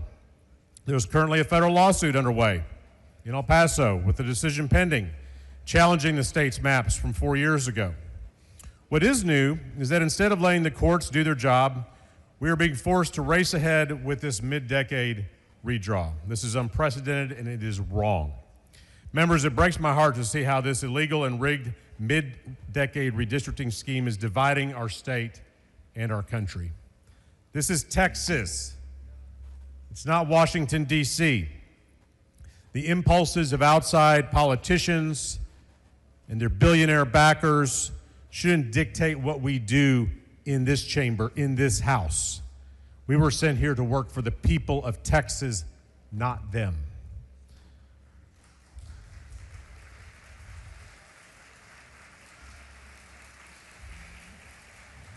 Members, we are at a turning point for our democracy. If we allow cheating, and that's what this is, it's cheating, elections will no longer reflect the will of the people. In a democracy, people choose their representatives. This bill flips that principle on its head, letting politicians in D.C. choose their voters, and that is un-American. Members, the American dream still holds promise for each of our families, each of our constituents that we were sent here to represent. But if we sell out our democracy to D.C. bosses by handing them the 5 congressional seats that they have demanded, our children and grandchildren may only get to see the remnants of this democracy. So to Texans of every political stripe, if you believe in a government that responds when you need it most, this is not a solution for any of our problems. Members, it is not too late. I urge you to vote yes on this amendment, reject this attempt to rig our elections, and send a clear signal that our democracy is not for sale. End this racially discriminatory redistricting right now by voting yes on this amendment, and let's move on to the real business of the people of Texas. Mr. Wally, for what purpose? Would Mr. Turner yield for a few questions? Mr. Turner, would you yield for Mr. Wally questions? Yes, I will. He will. Go ahead, Mr. Wally. Representative Turner, in essence, your amendment strikes the enacting clause? That's correct. Okay. It would kill the bill. It kills the bill. And I want to get to that point. I want to get to a certain region of the state so that we can focus our attention in that, and why you're trying to kill the bill with this amendment here. One of the reasons is, let me rephrase that. Are you aware of the total amount of Hispanic population in Harris County is about 4.7, 4.8 million people? I didn't know the exact number, but I know it's considerable. I know, for example, Harris County has a greater number of Hispanic residents than really all of the Rio Grande Valley, which is striking. And that's correct. So there are over 2 million Spanish surname people that live in Harris County. You're aware of that, is that correct? Yes. Okay. Are you familiar with Congressional District 29? A little bit, yes. Okay. you and I both worked in Congress, is that correct? We did at one time, yes. We both, not at the same, maybe not at the same time, but we both worked for members of Congress before we got elected. And so we're both familiar with congressional work, correct? Yes, we are. Okay. Congressional 29, after the 1990 census, was created. Congressional 29 was created after the 1990 census. Is that your understanding? That's my recollection, yes. Okay. And it was created because Section 2 of the Voting Rights Act mandated the creation of Congressional District 29. Is that your understanding? Yes. And the reason was there was just an astronomical growth of Latinos in Harris County. So that mandated the creation of a Latino opportunity district in Harris County for the first time ever. That's right. And that district has been, the north side and east ends of Houston have been the anchors of Congressional District 29. Is that your understanding? That's my understanding, yes. Under the proposed plan, this plan, let alone the 2021 maps, but this plan, the Hispanic citizen voting age population of CD 29 goes from 64.4% to 42.9%. Is that your understanding? Yes. Okay, meaning that the Hispanic Opportunity District will no longer exist. Is that, in essence, what's happening with this map? Absolutely. Bringing that percentage down, first of all, below 50% Hispanic CVAP totally destroys that district as a Hispanic Opportunity District. And obviously a decline from 64.4 to 42.9 is a devastating blow to the strength of the Hispanic voters in that region. And you're aware that the proposed plan pushes much of the former CD 29, the east end part of CD 29, into CD 9. Is that your understanding? Yes, that is my understanding. And much more perverse, bringing the Hispanic citizen voting age population in CD 9, the new one, to 50, lowers it drastically, lowers that district to 50.5%. Is that your understanding? Yes. Okay.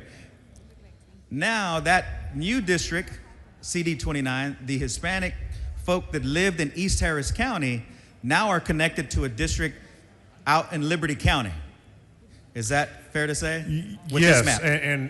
And on that point, Representative Wally, you know, the introduced bill was bad enough. The introduced bill in the first session, the introduced bill in this second call session. The map you just described, we saw that for the first time on Monday, less than 48 hours ago, in the form of a committee substitute that moved CD9 out into Liberty County. So that was a change even under the previous map, not the 2021 map, but under the previous map, CD9 stopped at the Harris County line into East Harris County. But now this new version sticks those Latino folk in East Harris County and puts them out, you know, miles away that have no relationship, Liberty County, to folks in East End. The gentleman's time has expired. Okay, thank you. I'm so sorry. Mr. Speaker. Oh. Ms. Gonzalez, for what purpose? I was going to ask the gentleman to yield. Are you I was gonna ask asking for an moving extension of time. Ms. Gonzalez, are you asking for an extension Yes. of time? Yes. There's been a request for an extension of time. Is there any objection? There is objection. So record vote. The clerk will ring the bell. Vote aye if you're in favor. Vote no if you're not. This is the first one. This is the first extension. This does not require unanimous consent. Show Mr. King voting aye. Show the chair voting aye. They get me? Show Ms. Weiner voting aye. Please vote from your desk. There's too many people around. Ms. Kerwin voting no. 130. Members, this is the first extension of time, not the second.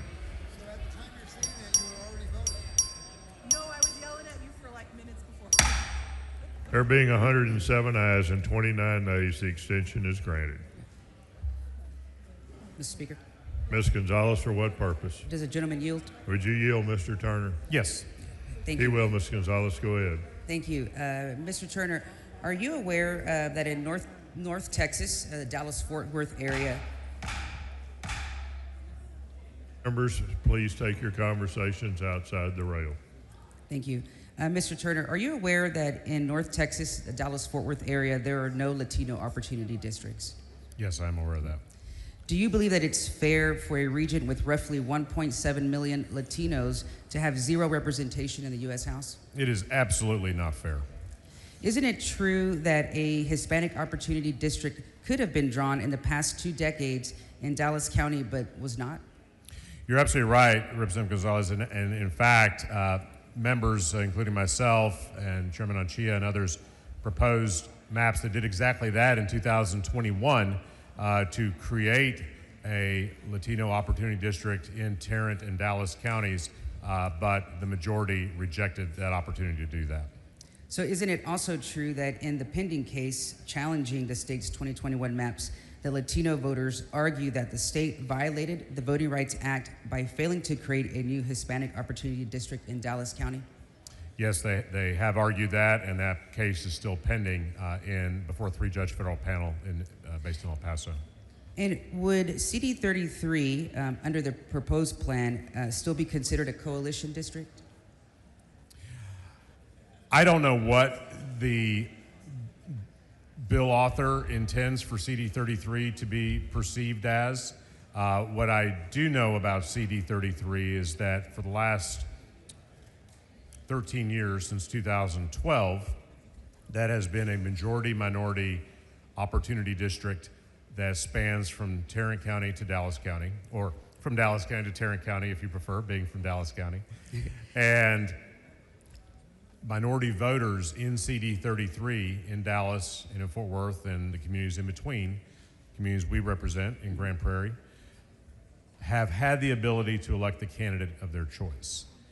And this map, House Bill 4, the map before us today, there are no voters remaining in Tarrant County who are still part of CD 33, and their voices are cracked and packed into other districts. So under the proposed map, so what would happen to the communities of color in Tarrant County that are currently in CD 33? The communities of color in CD 33 presently, and who have been in CD 33 since 2012, are splintered between multiple districts. In the southeast Fort Worth area, the neighborhoods of Poly, the area Representative Collier's district, House District 95, that is cracked and placed into Congressional District 25, which is a rural-based district that extends out nearly to Abilene. The north side of Fort Worth, which is roughly much of Representative Romero's district, is then submerged into Congressional District 12, where the voting base of power is centered in West Fort Worth and Parker County. So it splits them into 4 majority white districts and puts a small part into CD 30 based in Dallas, is that correct? So the bulk of the Tarrant County CD 33 is split between CD 12 and CD 25. Other parts of CD 33 are put into CD 6, which goes down south to Ellis and Navarro counties. And then with respect to CD 30, that is, of course, a historic Dallas-based district where African-American voters have had the ability to elect a candidate of their choice going back to the early 1990s. What they do there is they bring that further west into Tarrant County, packing it with the population that I have the privilege of serving in House District 101. Thank you, Representative. Thank you. Mr. Speaker, Ms. Flores, for does what the purpose? gentleman yield for questions? Would you yield, Mr. Turner? Yes, I yield. He will. Thank you, Mr. Speaker. Representative Turner, are you aware that in Austin there are historic Black and Latino neighborhoods in East Austin? Absolutely, yes. And are you aware that they are also deeply rooted in rapidly growing Latino communities in Hays County? Yes. In the proposed map, now these communities have been located in CD 27 all the way through sparsely populated rural counties like Austin and Wharton counties. all the way to the coast through Matagorda and down to that part of Nueces County. Is that correct? That is correct. And in the current map, Nueces County is wholly contained in one district, but now is being split in two? Correct. What is the purpose of the proposed map in taking communities in East Austin and Hays County and drawing them into a district with communities in Port Aransas? Representative Flores, the result of them doing that is they crack and therefore dilute the collective voting strength of minority voters in Travis County, who currently are in a district where they have the ability to elect the candidate of their choice to the U.S. Congress. Under House Bill 4, that ability is stripped away, and they achieve that.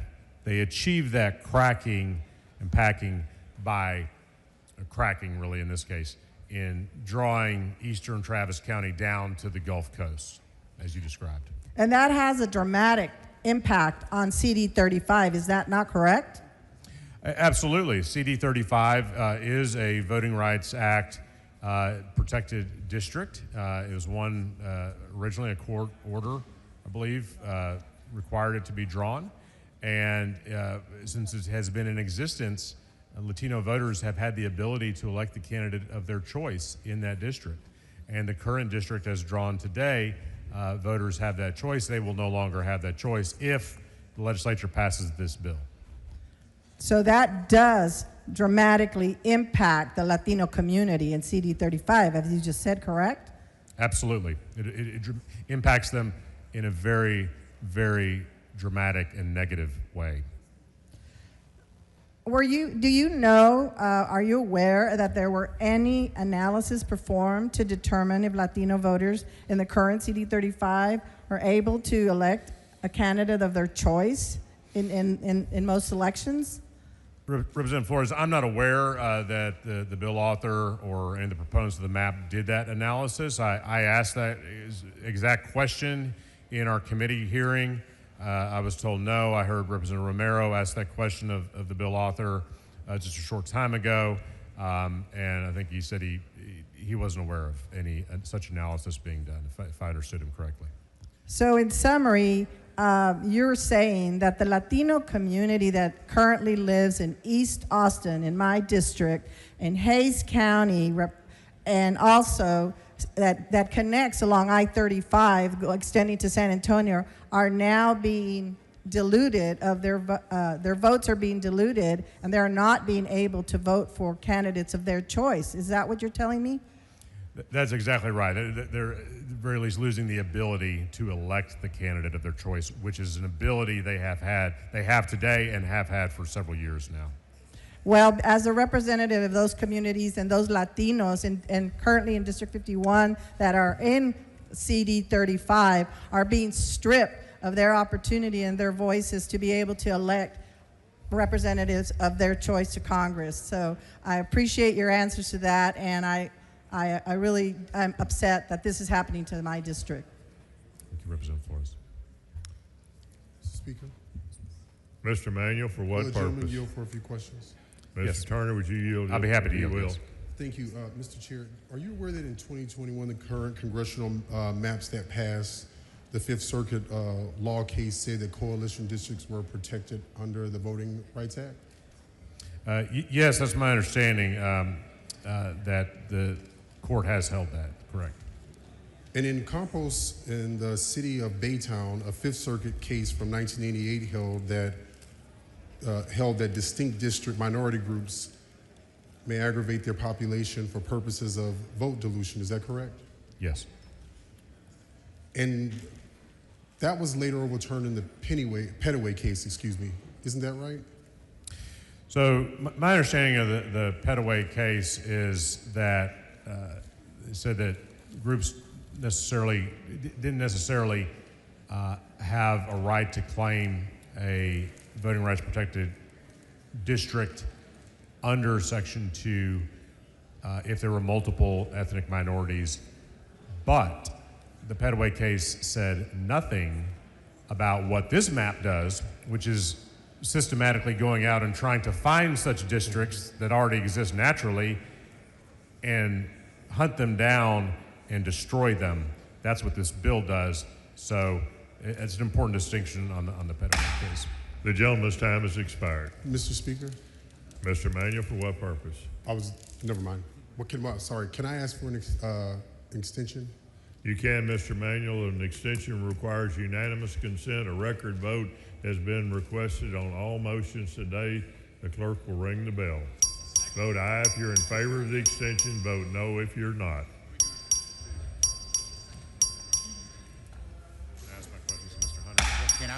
There is objection. Their time is not extended.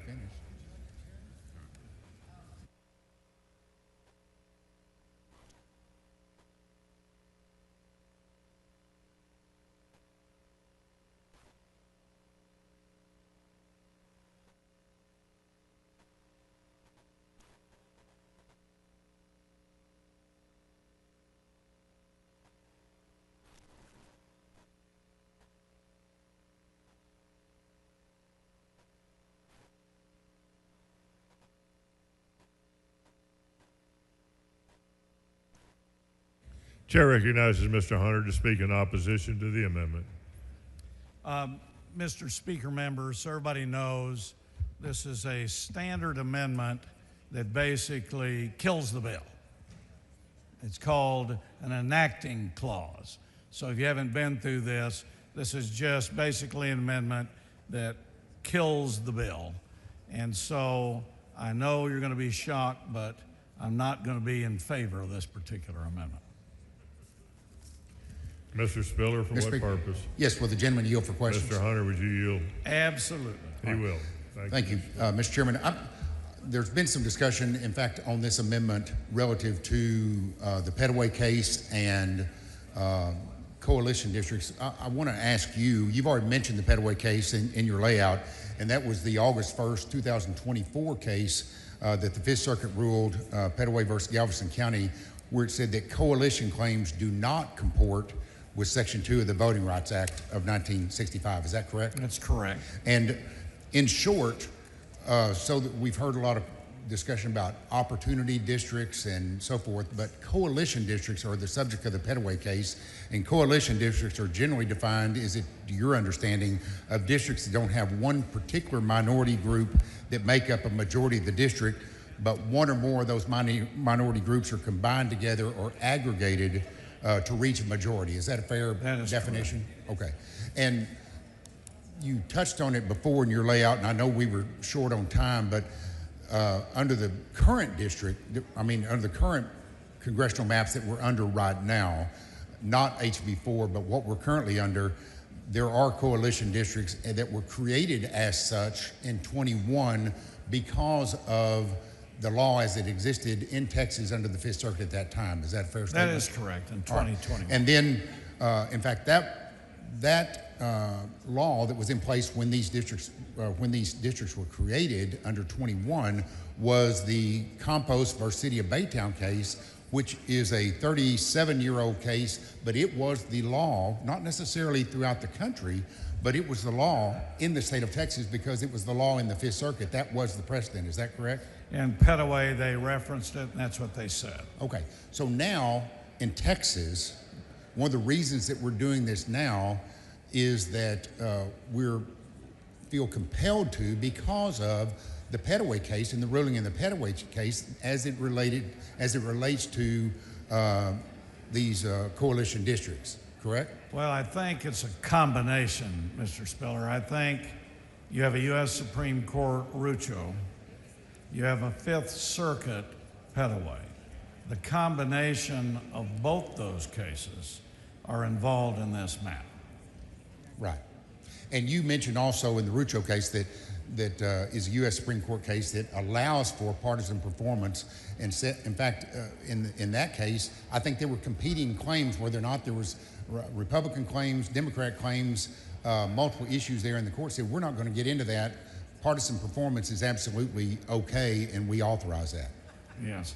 So the members know the U.S. Supreme Court considered two states, one Republican that were redistricting to reduce Democrat, gain Republican, then one state Democrat that wanted to reduce Republican, one who had been there 20 years. And the U.S. Supreme Court said that is not the judicial purview, and political performance is a criteria. And we know that political performance can be done, and in fact has been done in other states already. Is that correct? Absolutely. In fact, there are some states that are Democrat-controlled states, Democrat majority, some of which are the favorite vacation spots of certain people in this room, that whether it be California, New York, Illinois, New Jersey, Maryland, Massachusetts, that have already done this to a fairly extreme degree. Would that be a fair statement? That is true. I mean, this is not unique. That's why the courts have addressed it. And both parties that you referenced have been involved.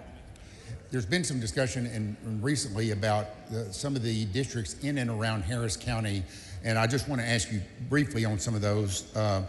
We talked about District 18, what we call the Barbara Jordan Historic District. When we went to Houston, we heard a lot of testimony about that, but it was under HB 4, it's currently one of these coalition districts, and under HB 4 changes to a majority black CVAP district. Is that correct?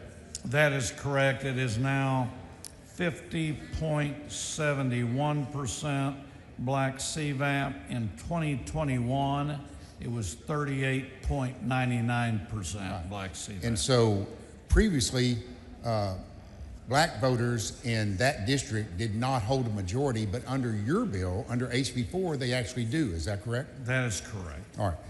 And we also heard a lot about compactness, and you think that's what you've done generally with HB 4, but specifically in Harris County as well, dealt with that issue of compactness. Can you touch on that? Yes.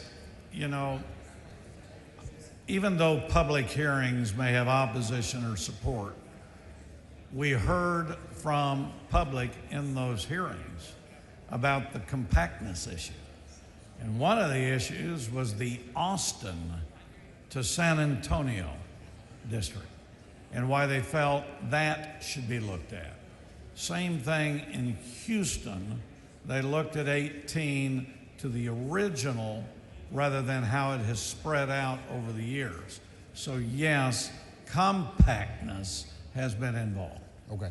And also, in relative to Harris County, we talked about District 9, which was also second one in Harris County, a coalition district, and the district that was addressed in the Petaway case, and now under your HB 4, changed from a coalition district to a majority Hispanic CVAP district. Is that correct? Yes, for the record, the Hispanic CVAP of Congressional District 9 under this plan, the Hispanic CVAP is 50.15%. In 2021, it was 25.73%. All right, and I'm trying to move quickly, but on District 29, one of the other districts out of Harris County, we've heard some testimony or some questions about that today. We heard testimony about it in the committee, but it went from a majority Hispanic CVAP district to a majority Hispanic VAP district, but is it a fair statement that it should continue to perform as a Democrat district?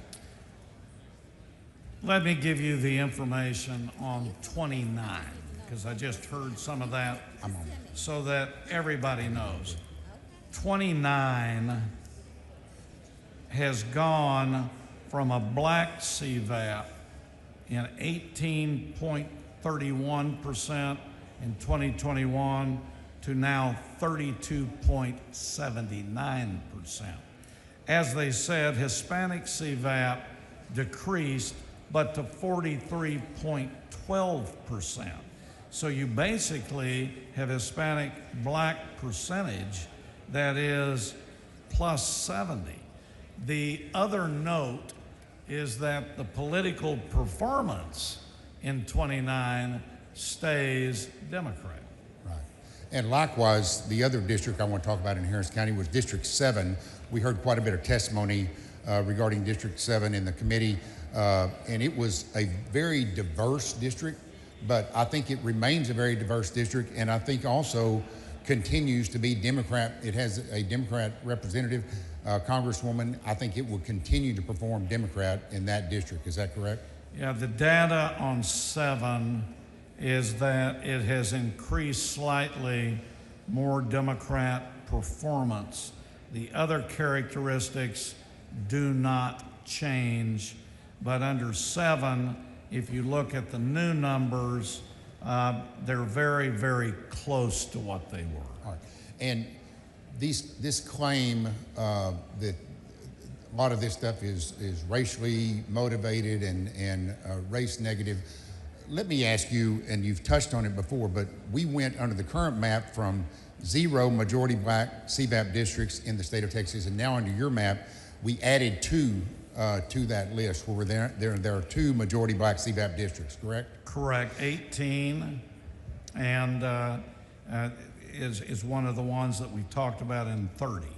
And under the current map, we have 7 majority Hispanic CBAP districts, and that is increased under HB4 under your bill to 8. So we're adding 1 more majority Hispanic CBAP district, Yeah, correct? majority Hispanic VAP districts in 20. The gentleman's time has expired. Mr. Speaker. Mr. Turner, for what purpose? Move to extend the gentleman's time. Yes. There's a motion to extend time. A record vote has been requested on all votes. The clerk will ring the bell. Vote aye if you're in favor of extending time. Vote no if you're opposed.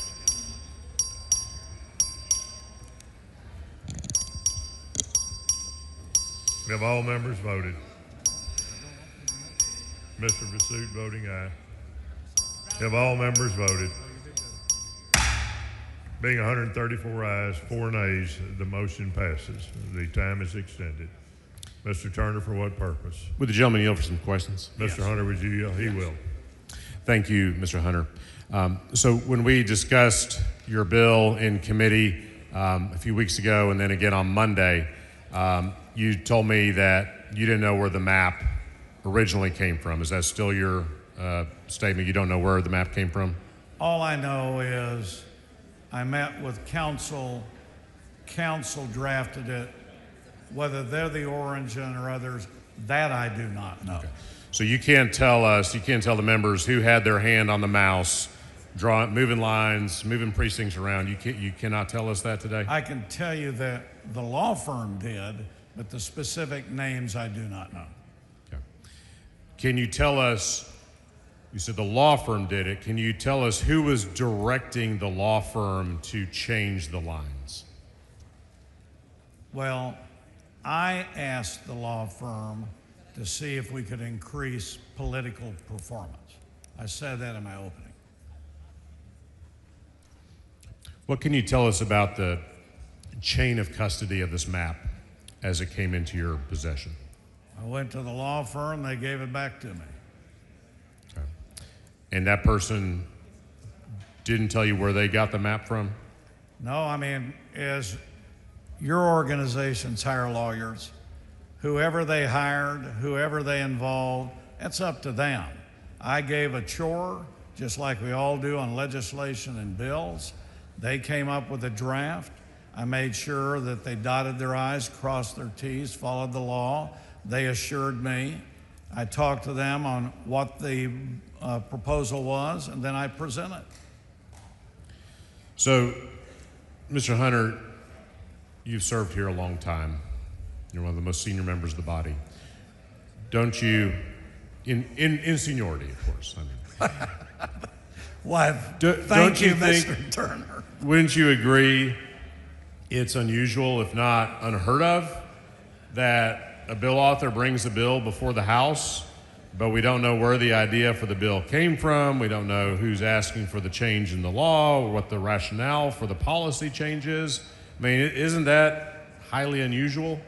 Absolutely not, and that's not what I've said now, and you've heard me. We've been talking about, let's not all go hide behind our desks. Congressional redistricting has been on the radar since April.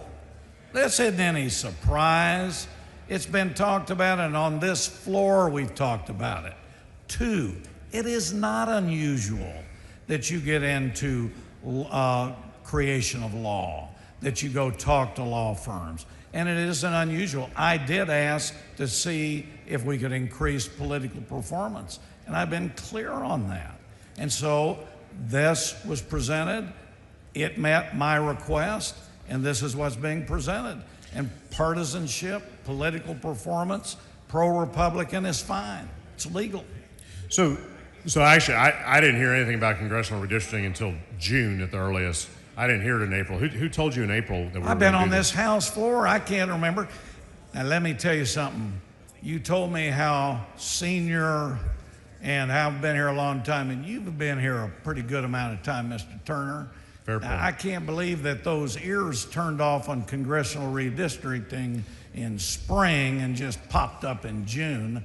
It's been all over the internet. It's been all over the discussion. Everybody's been talking about it. The question is, would this be a special session? Did not know. Governor called it. Okay.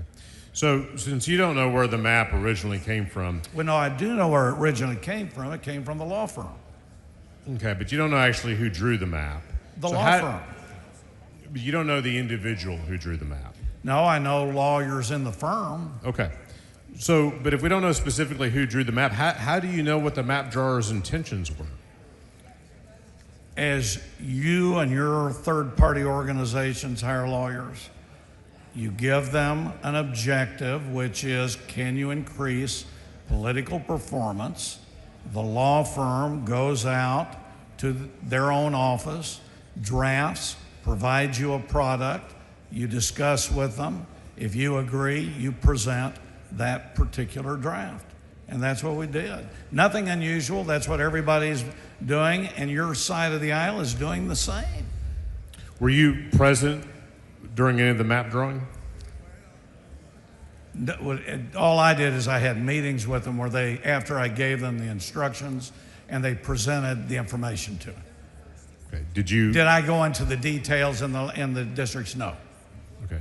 Did you review any drafts and suggest any changes when you saw the maps? No, it was presented to me. I reviewed with them, looked at it, seemed to be okay to me. We may have had some discussion to do some modifications here and there.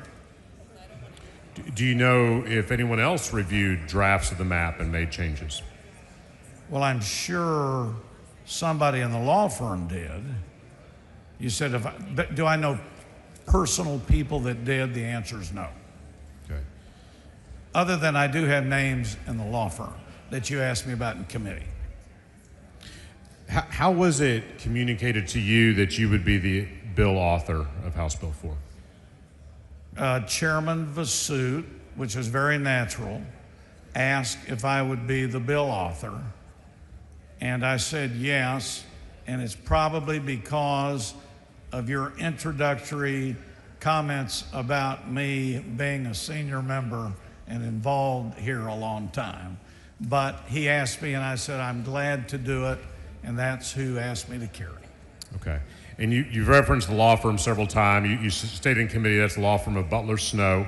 So who actually hired Butler Snow to consult on these maps?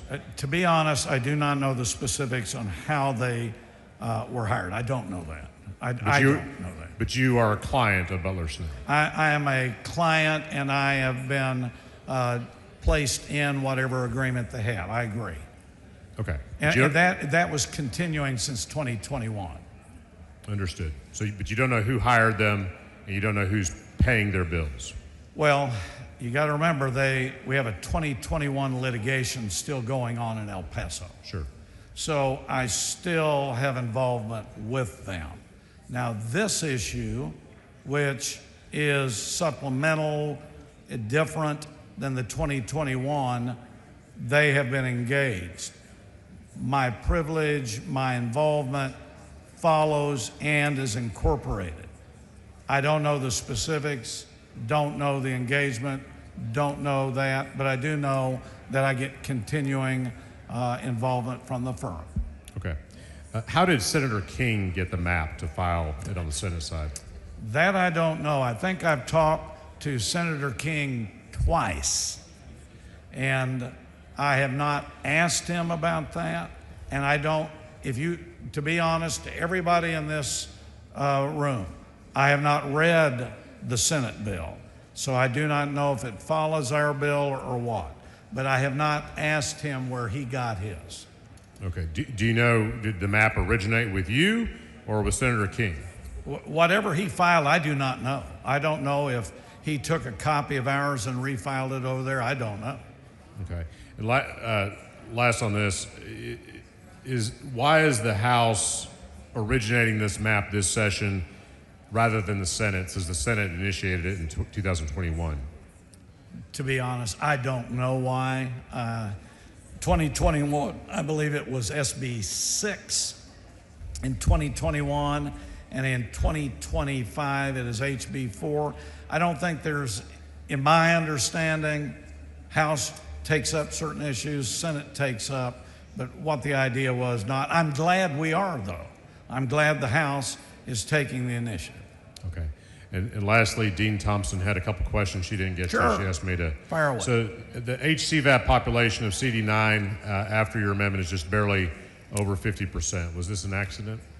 Hold on a second on CD9. Yes. And what was the question? That the HCVAP population is just barely over 50%. It's 50.15. Was that an accident? An accident? I don't know what that means. Okay. As you change CD9, you split election precinct 414 4 different times. What was the purpose in carving out I'm sure precinct it's based 414? on Rucho, which is pure political performance. Okay. Do you know if there was any data considered when splitting that election precinct 4 Do I times? personal knowledge? No. Do I believe they did? Absolutely. Okay. And the map also splits election precincts, again, Harris County precincts 533 and 386. Are you under 9? Yes, Harris County. Harris County CD9? Yeah. Okay. 533 and 386. Do you know what the purpose of splitting those precincts was? Do I personal knowledge? No, but I believe they were following the Rucho case, the Petaway, and the current law, and the preference on partisanship. Thank you. Mr. Reservoir Speaker, purpose?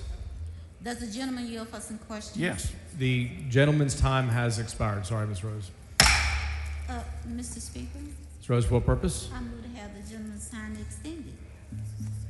This is the second extension of time.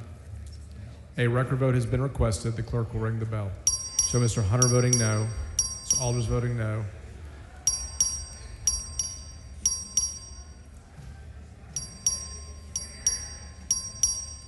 Have all members voted? Have all members voted? 52 ayes, 82 nays. The motion fails. Mr. Hunter for a motion. I move to table. Mr. Turner to close on his amendment. Thank you, Mr. Speaker. Members, again, this is the amendment to strike the enacting clause. This amendment, if we adopt it, and I hope we will kill this bill and will end this sham process. And as you've already heard in this debate so far on this bill intentionally discriminates against Black and Hispanic Texans and other Texans of color by cracking and packing minority communities across the state of Texas, in the Dallas-Fort Worth region, in Harris County, in the greater Houston area, in Austin and San Antonio, in the Rio Grande Valley. It is a clear violation of the Voting Rights Act and the Constitution. This body has no business passing this bill. We need to kill it and get on with the real business of the people of this state. And so I would ask that you vote no on the motion to table. I'd be happy to yield for questions. Mr. Dunn, for what purpose? Would the gentleman yield for questions? Gentleman yield for questions? Yes, I will. He yields for questions. Thank you. What do you know what changed between the 2021 litigation and today? No, Mr. Dutton, I do not know. I don't know what the reason for this is, other than apparently some people in D.C. called up and said they wanted it. But we have no new census data. We're still operating under the 2020 census data because there's not been another census. So the data used for this map is more than 5 years old now. And so the way it stands now, you're aware that the DOJ letter was sent to Texas suggesting that certain changes ought to be made based on their determination that there was racial makeup of the maps, current maps. Yes, I'm aware of that letter that every voting rights expert I've heard from, we heard from several in our committee hearings, Mr. Dutton, respected voting rights experts who said that the DOJ letter has absolutely no basis in law, but that is the letter seemingly that set off this whole process because Governor Abbott cited it in his first proclamation calling the first special session. Interestingly, he did not cite it in the proclamation for this session. I don't know why that is, but it did set off the process seemingly. And the contents of the letter, is there anything different in this bill that's different in the letter? Yes. Okay. I don't have the letter with me, but the bill, or I'm sorry, the letter from DOJ specifically identified a handful of districts around the state. This bill impacts not only those districts, but multiple other districts around the state. So it extends the boundaries that were defined in the letter. I believe so, yes. And the basis, is the basis any different for the bill than in the letter? That might be a question best addressed to the bill author, but I think that the letter, in my opinion, Mr. Dunn, I think the letter was simply pretext to jumpstart this entire process, and no matter what people's process was for getting to where we are today, the end result is that more than 2 million Black, Latino, and other minority Texans are going to have their voices diluted and extinguished in their ability to elect a candidate of their choice to the U.S. Congress, and it is wrong, and it's clearly illegal. Are you aware of the legal concept of disparate impact? Yes. I'm not a lawyer, but I am familiar with the term. Okay, yes. And so what it says is that you may, and this is giving them something, but you may have intended something not to be racial, but the reality of it is, and the effect of it is, that it has to be concluded to be racial.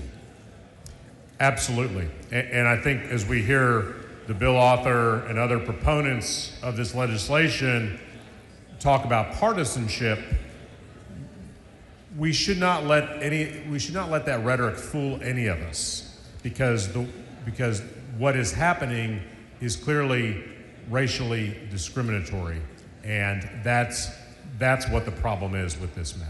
And really, this political participation is simply a mask over what the real intent and the real effect of this bill is, which is to change it based on racial lines. Is that Absolutely. correct? I think that's very well said.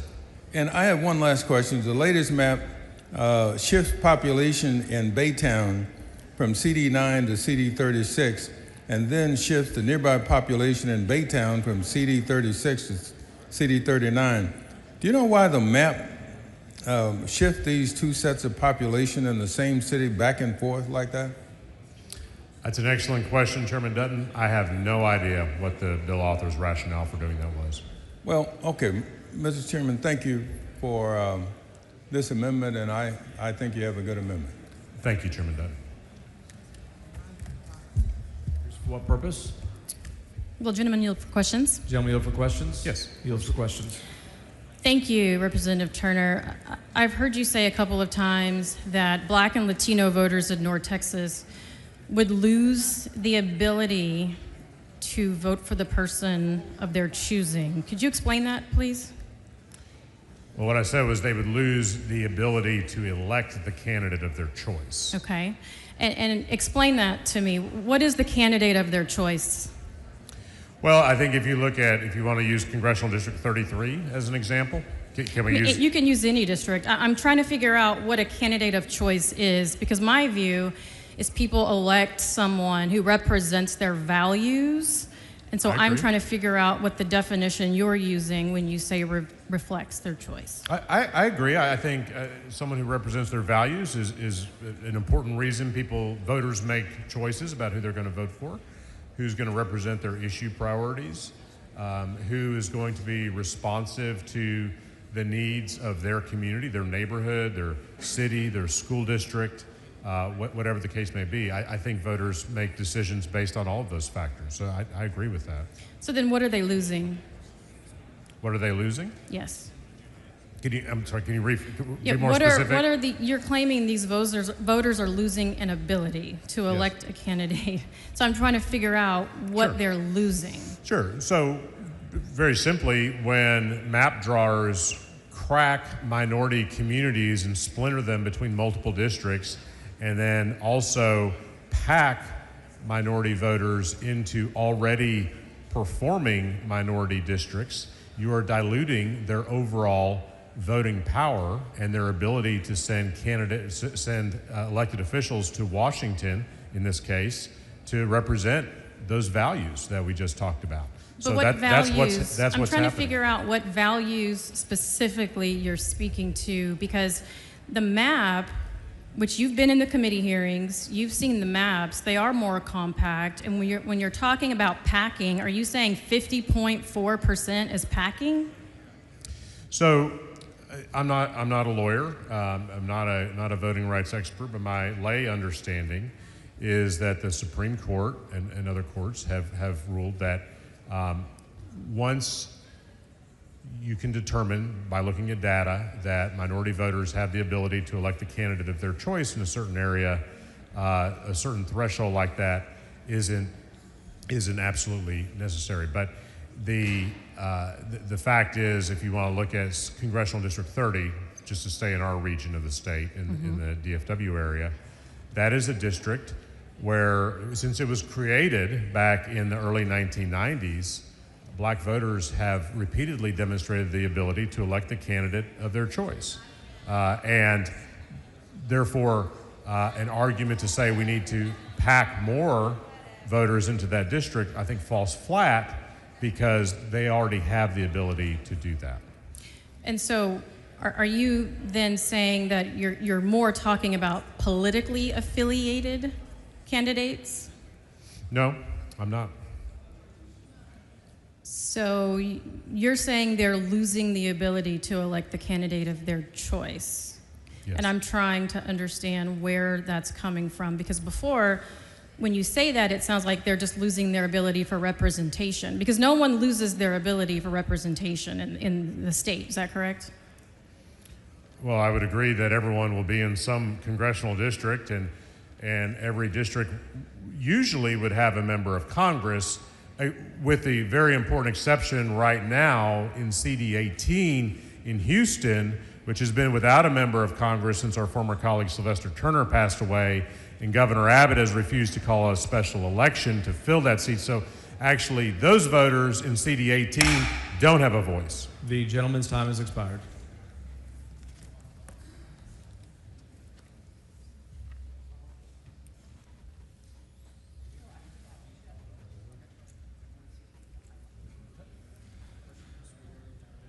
All right. Mr. Turner sends up an amendment. Mr. Hunter moves to table. The question is on the motion to table. If you're in favor of the amendment, vote no on the motion to table. If you're opposed to the amendment, vote yes on the motion to table. A record vote has been requested. The clerk will ring the bell. So Mr. Hunter voting aye. Mr. Wu voting no. Mr. Vasut voting aye. Have all members voted? Have all members voted? Ms. Bowers voting no. Have all members voted? 87 ayes, 50 nays. The motion to table prevails.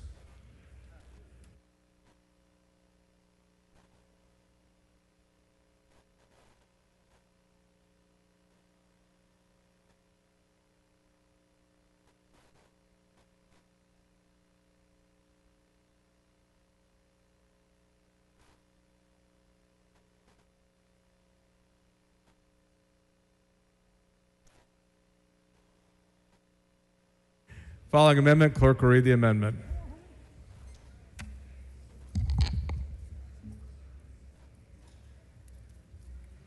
Amendment by Martinez Fisher.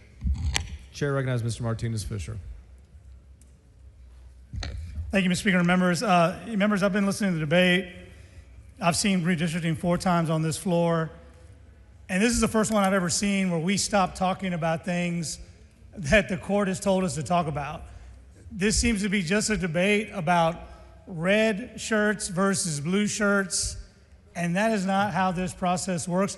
Yeah, there was a court case that said, hey, by the way, if you want to consider political outcomes, that's fair, but that's not the only thing to consider. I have not yet heard once a single member talk about communities of interest.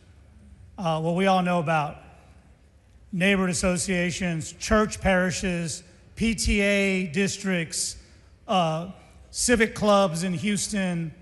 These are the things that folks think together, they work together, they're aligned, and they want those aligned interests represented in the halls of Congress. I quit counting on this map, but the last time I checked, there are over 488 precinct splits. Those don't happen by accident. When you start splitting precincts, you're not doing it because you have to get to a rounding error. You're doing it to design an outcome. And so, given the track record that we have here in this state, we argued about the 10 Commandments law. You said it was going to work. A court just set it aside. A few years ago, we told you that the Show Me Your Papers legislation was going to be found invalid by the courts. You ignored it. Courts have put that on hold mostly. Book bans, transgender rights. We get to the courthouse, they apply the rules, and these proposals go nowhere. So, given the timeline about mid-decade redistricting, given the stakes and what could happen, nobody's talking about the communities that are going to be impacted by these districts. And if you look at them, there are a lot of them that are African American and Latino, especially in my part of the state. So I wanted to make this one really easy. I've heard a lot about the Petaway decision. I've heard nothing about the Jingles decision. I've heard nothing about Section 2 of the Voting Rights Act, which we know still works because in Louisiana, they just applied it last week in a Fifth Circuit ruling. So all this amendment is pretty simple. It just says that whatever we do here, we're still following Section 2 of the Voting Rights Act, which is the only enforceable section that we've used that's still in effect and still something that we strive to use and is still the law that it's applied in this country. So it's pretty simple. We oftentimes argue about whether or not we're intending to hurt people.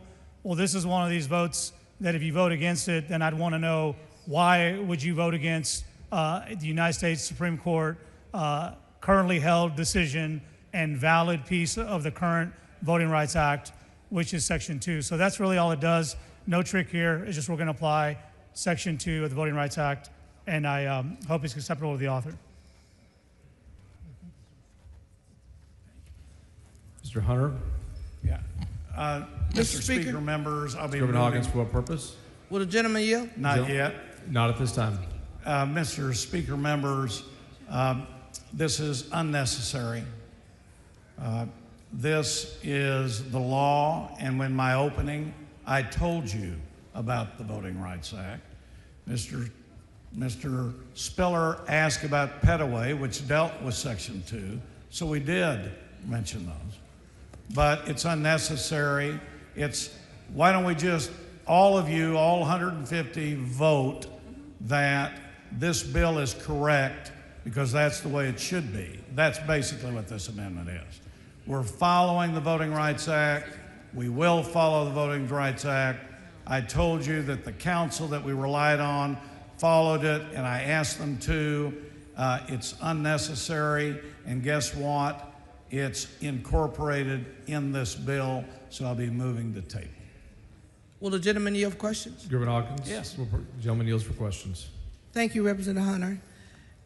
You know, Representative Martinez Fisher just made a great point about all the other election levels. And so my question is, specifically because during the committee hearing, you didn't have knowledge of certain things, and I'm assuming you've abreast yourself now, and so I'd like to really get clarity on those things. What was your understanding of the DOJ's letter regarding redistricting? Because at that point you couldn't answer it, and as Representative Martinez Fisher brought up other things, did you have a clear understanding, or what was your understanding of the DOJ's letter? Well, my answer hasn't changed one bit. There was a DOJ letter. It's out there. DOJ will get to review this. I have no criticism. I have no feedback. They do what they want. We do what we want. Nothing any different. Okay, so you've read it now. I know at the committee hearing you had not read it. I have not. I've just read parts of it. Okay. It was a short letter, but anyway. Well, it doesn't matter. So, in doing this redistricting at this time, what were your primary objectives? I just want to be clear, because a lot of these questions you didn't have answers for during the committee hearing, and I just want to be clear. Let's you and I agree to disagree. I 100% disagree with you. You just didn't like my answers. Every time nobody likes my answer, they said you didn't answer. No, you're right. I don't agree with you. Now, number one, there's nothing wrong with doing redistricting. I've said that in committee, and I said that on the floor in the opening. We can do redistricting. You have had a discussion about a U.S. Supreme Court and a Fifth Circuit that has new impact on the law, which gives us justification further to look at redistricting. And we looked at redistricting, and we created 5 new congressional seats. 4 are Hispanic majority. So what was the objective? The objective was to take all of those factors, use political performance, and see if we could increase political performance in the state of Texas. My answer is now, and it was then.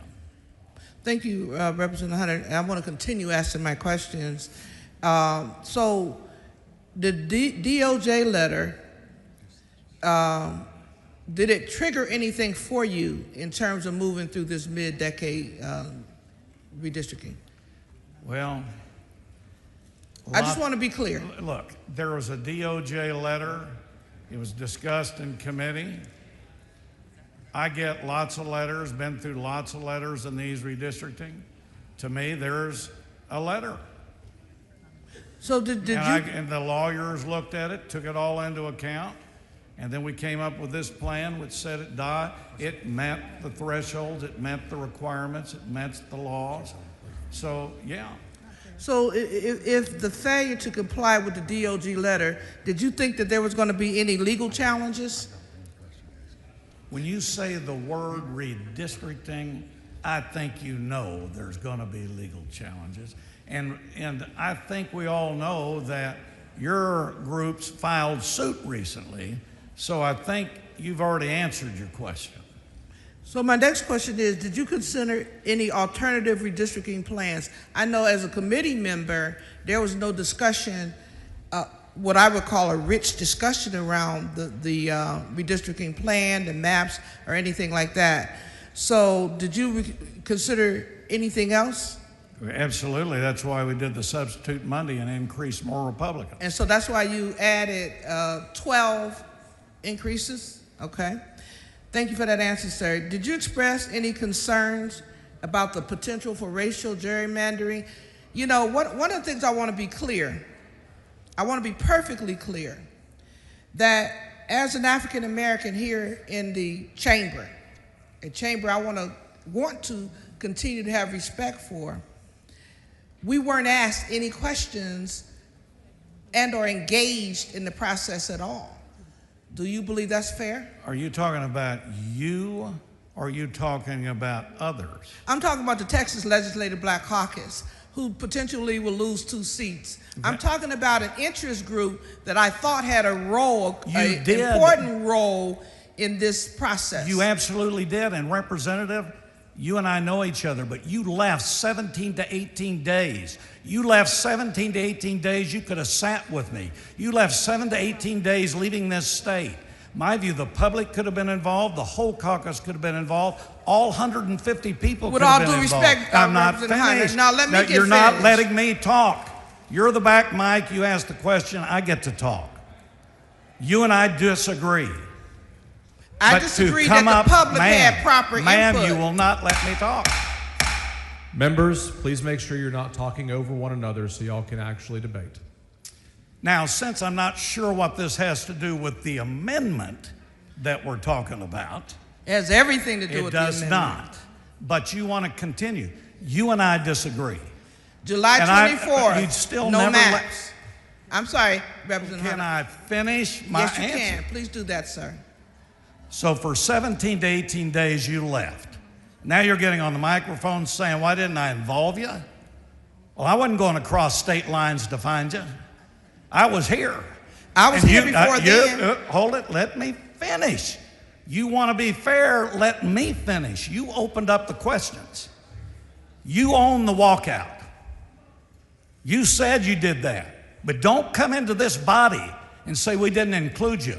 You left us for 18 days, and that's wrong. Now, Members, well, they finished applauded my opponent a while ago, so please give me equal treatment. So, Representative Hunter, thank you for laying out that. But what you didn't lay out, and I hope you will let me finish responding or answering my question, on July 24th, there was a public hearing in Austin, correct? I believe so, yeah. On July 26th, there was a public hearing in Houston, correct? That's Saturday, yes. And on July 28th, there was a hearing in Arlington, Texas, correct? That evening in Arlington. Okay, when did the maps drop? I believe the maps were filed Wednesday. So Wednesday, and then you had a hearing the next day with people who could not weigh in on a yay or a nay. It's my understanding those maps were not released until after the public hearings. Is that true or false? Well, you're wrong because the hearing was Friday, not Thursday. We had several hearings before the maps were dropped. Would you agree with that? Ma'am, you just said the map was dropped and then we heard it. The fact is, it was filed that Wednesday. The hearing was Friday. Let's get the specifics down. And I've answered everything to you in committee that I'm answering here. Tuesday, after the Arlington hearing, the chairman of the committee asked me if I would present the bill to this body, which I said yes. Number two, I did not see or get the information till that Tuesday. And then on Wednesday, we filed the bill. Representative Hunter, let's be clear. There were public hearings held without any maps. Is that true? Yes. Just before the bill vote out, those maps were dropped at that time, correct? Because it was voted out on that Saturday morning. The bill was voted on Saturday morning. Just the other day, we had a hearing where you changed some additional districts. Gentleman's time has expired. Mr. Speaker, Scott Wilkinson, for what purpose? can I request extension of time? Members, there's a motion for an extension of time. This is a record vote. This is the first one. Clerk, ring the bell. Show Representative Hunter voting aye.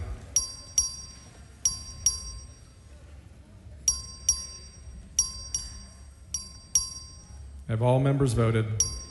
Strasser voting aye. Corwin voting aye. King voting aye. Have all members voted? Have all members voted? 134 ayes and 3 nays. The motion for extend time prevails. Thank you, Mr. Speaker. Mr. Gervin Hawkins, for what purpose? Will the gentleman yield for Yes. questions? He yields. So we didn't have maps, but we had public hearings. So people really wasn't able to see what was going on, correct? I just want to be clear. There was no map at that time. Okay. Now, did you look at any racial discrimination during these maps? In terms of the gerrymandering and the way y'all cut and packed and cracked and You jacked know, and everything else? to respond to you, every time somebody doesn't like redistricting, they use the word pack and crack. I use the word U.S. Supreme Court rucho. And that's where the problem is I have with your statement. I don't agree with you. Number two, we didn't have to have public hearings. You keep bringing that up. We didn't have to. The chairman of the committee decided, and we included information from those hearings in the filed map. So I appreciate that you keep saying that no map was there, but when the map was filed, we had that plus 12-hour hearing and we voted that Saturday.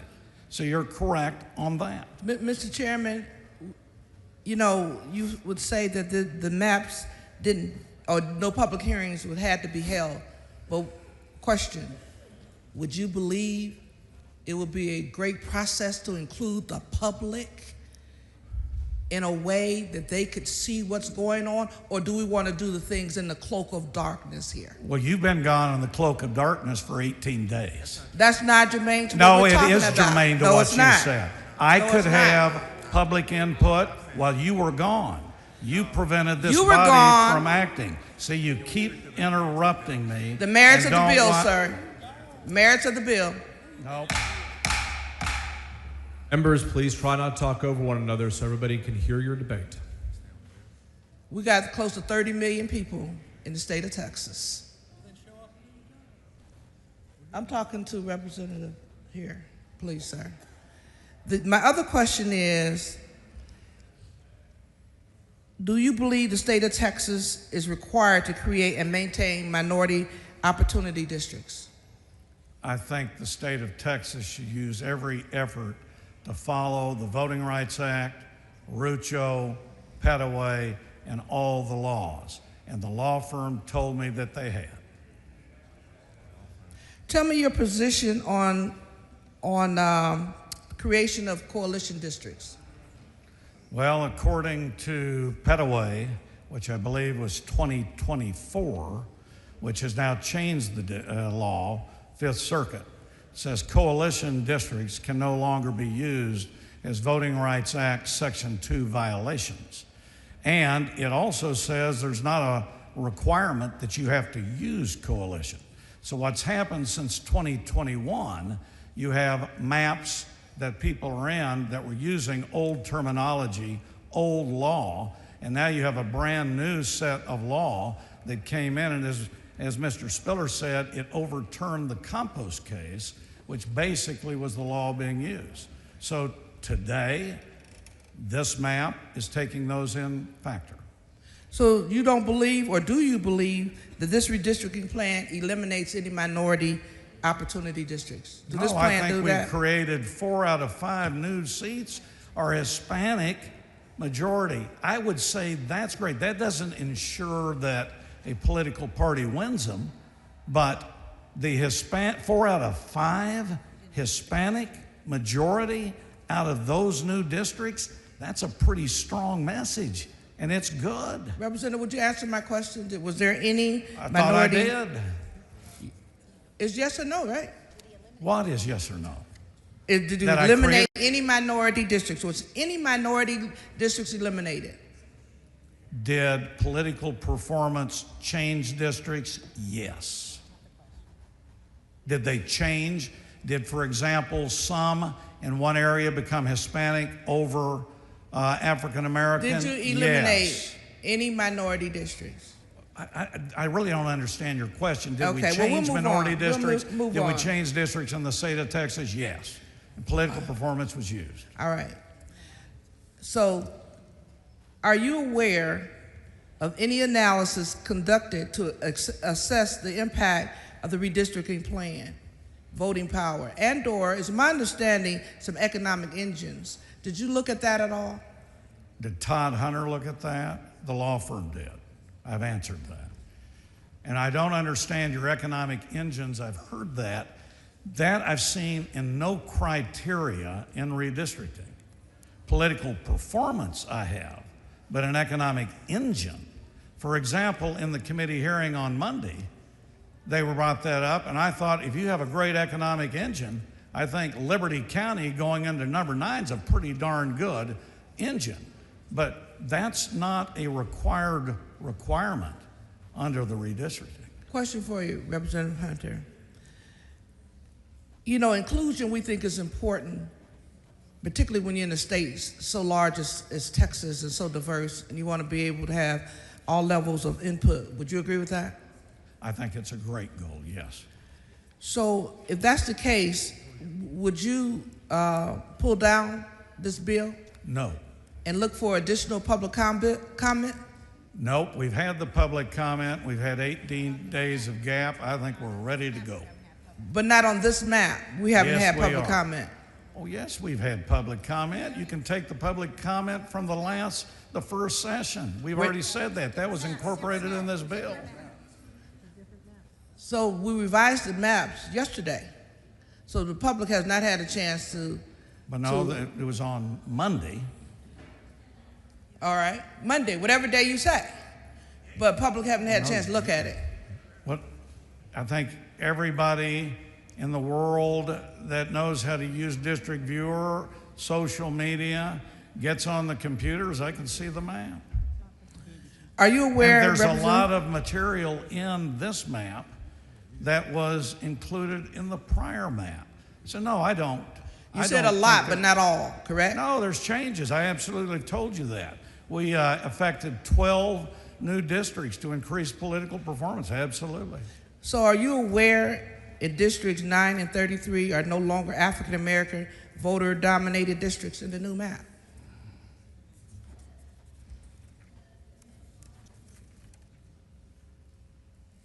Congressional District 9 is going to be Hispanic 50.15% and African American 11.33%. What was the other one? 33. Hispanic in Congressional District 33 is 38.35, and by the way, the black is from 19.45. So that these maps do eliminate 2 African American leaning districts? I'm not sure that they eliminate, because I think anybody can win any election. But did those demographics I just read change? The answer is yes. So there is your racism right there, correct? I disagree. Okay. And you know, look, race is a discussion factor, and so is political performance. And all of this can be used. But let's not use it in a negative. I respect you, and I hope you respect me, but we may disagree. But all these factors are looked at. The problem is we've had new court cases that provide new elements to the redrawing and redistricting, and that's what we're following. Representative Hunter, I do respect you tremendously, and I respect this body. But what I don't respect is an obvious racist move on what we're trying, what you're attempting to do. But we disagree 100%. When you lose 2 African American leaning seats, then that tells you there is a race issue going on. And Rucho gave the exact same argument about what I would make fun of the U.S. Supreme Court, Representative. I don't think that's right. Let's not demean the process. You know, I'm listening to your comments, and I haven't shot at you. But is race a factor? Yes. But I'm not going to use it in a negative in our discussion. My final question, sir. Are you aware of any concerns raised by community groups or individuals regarding the potential impact of the new map on minority representation in these districts? Have you heard from the public at all in those districts? Have I heard from everybody in all the districts, your question? No. Any community groups, anybody? Yes, I've heard from folks. Time has expired. Thank you, Representative Hunter, for answering my questions. Move to table. Mr. Martinez-Fisher to close. Thank you, Mr. Speaker and members. Look, this is a passionate issue, but it's not an issue to get upset about. I just want to level set here, because when we talk about minority voting rights, we are talking about Section 2 of the Voting Rights Act. When we're talking about Section 2 of the Voting Rights Act, we are talking about jingles, which is a 1986 U.S. Supreme Court opinion. But all the conversation today is about Petaway, which is a more recent circuit opinion that has not been scrutinized by the U.S. Supreme Court. So what we are doing, in effect, is we are following a theory based on law that is not settled, and we're throwing out well-established jurisprudence that's been applied since 1986. That's all this does. And I take the chairman, if he says that he told his lawyers that we're going to follow Section 2 of the Voting Rights Act, great. But I've heard a million times on this floor, nobody speaks for me. And if someone is going to take a position on something, I'm going to take it myself. I'm not going to say what he said. And that's all this amendment does. It's simple. It just says that we are going to follow Section 2 of the Voting Rights Act. That's it. There are no tricks. There are no hidden words. That's all it does. It shouldn't be controversial. If that's the instruction Hunter has given his legal team, then I'm shocked that that's not the instruction he's given you to take this vote. He should be saying, members, don't worry about this. You can vote for that. We've already told the lawyers to follow Section 2, so this is a nothing burger. This is acceptable to the author. This is not in controversy. So I don't know what the issue is, but if we do believe that the Supreme Court establishes the law of the land, if we do believe that Section 2 of the Voting Rights Act is current law as validated by the Supreme Court, then we should not have any issue accepting the proposition that this map is done in concert with Section 2 of the Voting Rights Act. So I hope you vote against the motion to table, and if there's not a record vote, I'd like to have one. Mr. Speaker. For what purpose? Will the representative yield for questions? Gentleman yield for questions? Representative yields. Gentleman yields for questions. Thank you, Representative. Hey, and I appreciate you bringing up the Jingles case, and as it relates to your amendment, and you're familiar, obviously you're familiar because you've cited to it several times and said that you haven't heard anything talked about the Jingles case, and you recognize it's the 1986 case where that analyzes vote dilution claims, and you understand that there's a three-pronged test that you go through. You're familiar with that? Yes, sir. All right. And have you read, we've talked about the Petaway case. Have you had an opportunity to read the Petaway case? Not in its entirety, no, but I've read the opinion and the relevant parts that apply to this debate. Okay. And you understand that a Fifth Circuit ruling is binding on the, absent some ruling otherwise by the U.S. Supreme Court, is binding on the state of Texas. I think it's partially binding. I guess what you're saying, if the Petaway opinion says that you cannot force a state to create a coalition district, there's nothing in the opinion that says that the state, couldn't adopt one, right? So, so it's in conflict. So to the extent that there's a portion of that that is being applied in this map, I don't see the other part of it is just because you can't force a state to do it, that there's no reason why that they could do it if they wanted to. Well, in your partial reading of the Petaway decision, do you recall page 7 of the opinion where it stated that where the court addressed coalition districts and addressed that to the very first prong and said it doesn't meet the first test, we're no longer going to consider that, then therefore we're not even going to get to prong number 2 or prong number 3 because the Jingles case is not applicable. Did you read that part of the opinion? Representative, if you are referring to an opinion where you have a page in line and you want me to give my thoughts on that page in line, would you have the courtesy to present me with the page in line so I could read it myself? Okay, thank you. Thank you. With that, Mr. Speaker and members, as I was saying, we're just talking about Section 2 of the Voting Rights Act. We're talking about something that's well established by the United States Supreme Court. This is not a gotcha. This is a pretty easy vote. Since 1970, the state of Texas has had a very difficult time passing a redistricting map that wasn't found to be illegal by the DOJ or by a court. We don't have a track record of success. We will show up in court and these questions will come up. Taking a record vote that you were not willing to state with a vote that you would follow Section 2 of the Voting Rights Act, I think is a litigation flag. And so in light of that risk, I would ask for you to vote against the motion to table so that we can adopt this amendment. I urge you to vote no. Mr. Martinez-Fisher sends up an amendment. Mr. Hunter has moved to table. The question is on the motion to table. Clerk, ring the bell. Show Mr. Hunter voting aye, Mr. Martinez-Fisher voting no. Mr. Basu voting aye. Have all members voted? Have all members voted? 87 ayes and 51 nays. The motion to table prevails. Flores, for what purpose? I'd like to ask to have the comments or the exchange between Chairman Hunter and Representative Hawkins, Gervin Hawkins, reduced to writing in the journal, please. Members, you've heard the motion. Is there any objection? Chair hears none, so ordered. Thank you.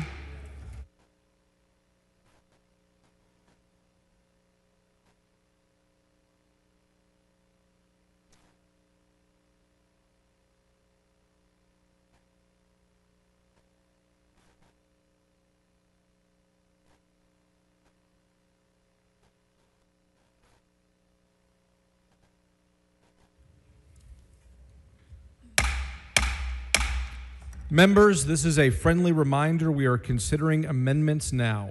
Debate must be limited to the subject of the current amendment. Please hold your questions about the bill until Mr. Hunter comes back to close on the bill.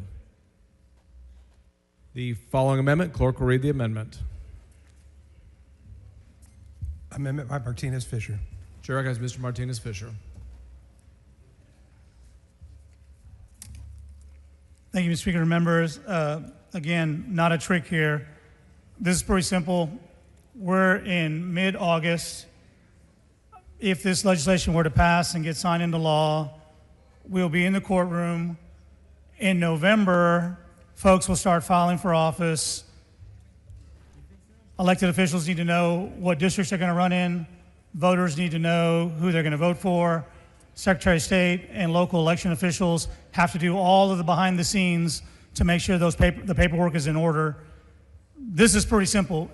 Should this get tied up in the courts, which is highly likely, all this amendment says is it will run in the current districts that we have today, which are the current districts that were adopted in 2021, which are the current districts that are currently being disputed in a federal court in El Paso. These are the current districts that Senate leaders and witnesses in federal court said were perfectly fine and race blind and had nothing to do with violations of voting rights acts or any gerrymandering or coalition building. These were perfectly good maps. So all this says is, should we find ourselves in court, instead of pausing an election, instead of moving the goalposts on our constituents, we'll just run in the districts that we have right now that are currently elected, have currently elected the current Texas delegation, which was good enough for the 2024 election. They might as well be good enough for the 2026 election, should this map run into legal controversy. And with that, I hope the amendment is acceptable to the author. Mr. Dutton, for what purpose? Parliamentary inquiry, Mr. Speaker. State your inquiry. Does a quorum do away with the requirement for a call on the House? No, it does not. So the rule, Parliamentary inquiry, Mr. Speaker. State your inquiry. So the Speaker can put out a call on the House irrespective of whether a quorum is present or not.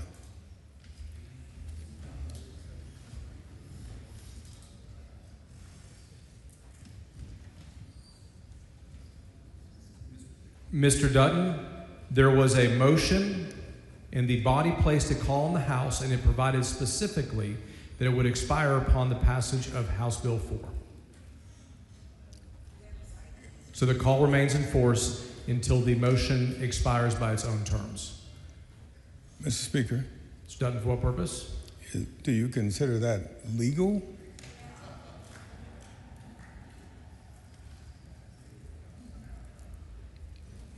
Mr. Dutton, the rules provide that a call in the House is appropriate to maintain a quorum.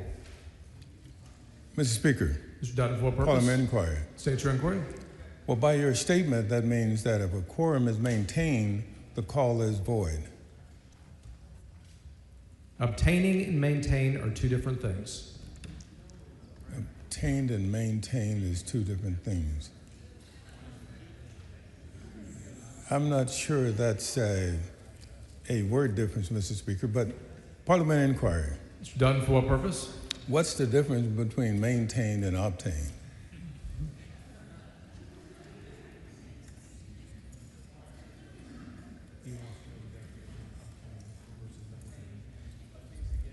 Obtain is when you do not have a quorum and you're trying to get it. Maintain is when you have one and you're trying to keep it. So, parliamentary inquiry, Mr. Speaker. Mr. Dutton, state your inquiry. So the rules are there so you can maintain a quorum, or I thought they were, when I read the rule, it says to obtain a quorum.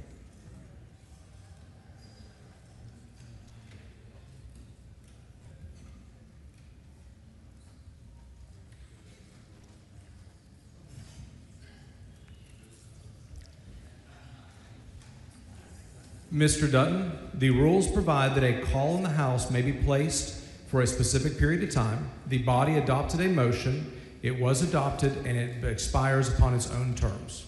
All right. Thank you, Mr. Speaker. Mr. Jones, for what purpose? Parliamentary inquiry. State your inquiry. Do you know the dollar breakdown for the DPS officers used to monitor each of the members 24/7? The chair is not advised. Parliamentary inquiry. State your inquiry. What would be the best way to find out that cost to taxpayers? House administration. All right. Thank you very much.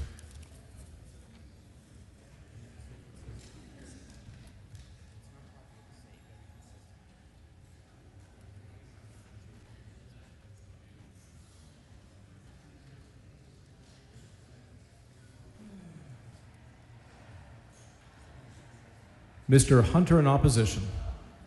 I'll be moving to table because we don't need a TRO or a stop to the map. I'll be moving to table. Mr. Martinez-Fisher to close. Thank you, Mr. Speaker. Okay, so if I understand this correctly, Chairman Hunter is very confident about this map. Not going to be a problem. We're going to pass it, becomes law. We have new districts. Great. Perfect world, works out. This amendment doesn't apply. Let's say Mr. Hunter makes a mistake. Let's assume for a minute that somebody makes a credible legal argument that says we're going to tap the brakes on this proposal. What we're saying is we're going to let a court decide what to do. We're going to let a court decide what do those districts look like, when is the election schedule, and how we're going to administer this election. I don't think that's the way we ought to do it. I think we ought to have control over it. This is a circuit breaker. This is simple. This says if this does not go the way Chair Hunter wants it to go, that we're going to run in the current lines, which again, I mean, the last time I checked, has a pretty healthy delegation, has sufficient partisan splits that were good enough in 2021, and for what it's worth, seem to be good enough for those who drew it, because that's their testimony in federal court before a 3-judge panel. And we all know this. We know it's probably not a good idea to lie or mislead a federal court, because they'll actually put you in jail. So I believe that testimony when those proponents say that these maps are legal and fine. If we want to cede our authority to a court, I know many of you have some strong opinions about that, about courts legislating from the bench. But if you want them to legislate from the bench, well, then let's not put a circuit breaker in here. Let's just throw it up, see what happens, and let it be what it's going to be. But my preference would be that we have some control over our own elections. We have the ability to let our constituents know what these lines look like. There are a lot of districts that are a little uneasy as to what their congressional district's going to look like. This just provides that peace of mind. It's pretty simple. Doesn't harm the map. It does nothing to the map. And should this map pass as Chair Hunter would like it to, then these lines mean nothing on the page. So with that, I ask you to vote no on the motion table. Mr. Martinez sends up an amendment. Mr. Hunter has moved to table. The question is on the motion to table. This is a record vote. Clerk, ring the bell. Show Mr. Martinez-Fisher voting no, Mr. Hunter voting aye, Mr. Dutton voting no, Ms. Wiener voting no, Alverson voting aye, Ms. Suit voting aye. Have all members voted? Have all members voted? Being 87 ayes and 49 nays, the motion to table prevails. The following amendment, the clerk will read the amendment. Amendment by Dutton. Chair recognizes Mr. Dutton. Thank you, Mr. Speaker. Members, there's one thing that's come out of the debate today that everybody, I think, here understands, and that is whether or not this bill denies or abridges the right to vote on account of race or color. There's one side that says it doesn't. There's the other side that says it does. And so what this amendment does is simply add some accountability to this measure by simply stating that until a federal district court issues an order determining the changes one way or the other, this law will not take effect until that happens. And so if you agree that it abridges the right to vote on the basis of race or color, you ought to be for this amendment. If you're against that, if you think it doesn't do that, you really ought to be for this amendment. Texas has been in redistricting court fights over every decade since the 1970s. On numerous occasions, Texas has been found to have passed unconstitutional and intentionally discriminatory maps. As each and every one of you know, the maps we just passed in 2021 is still being litigated for potentially discriminating against Black and Latino voters.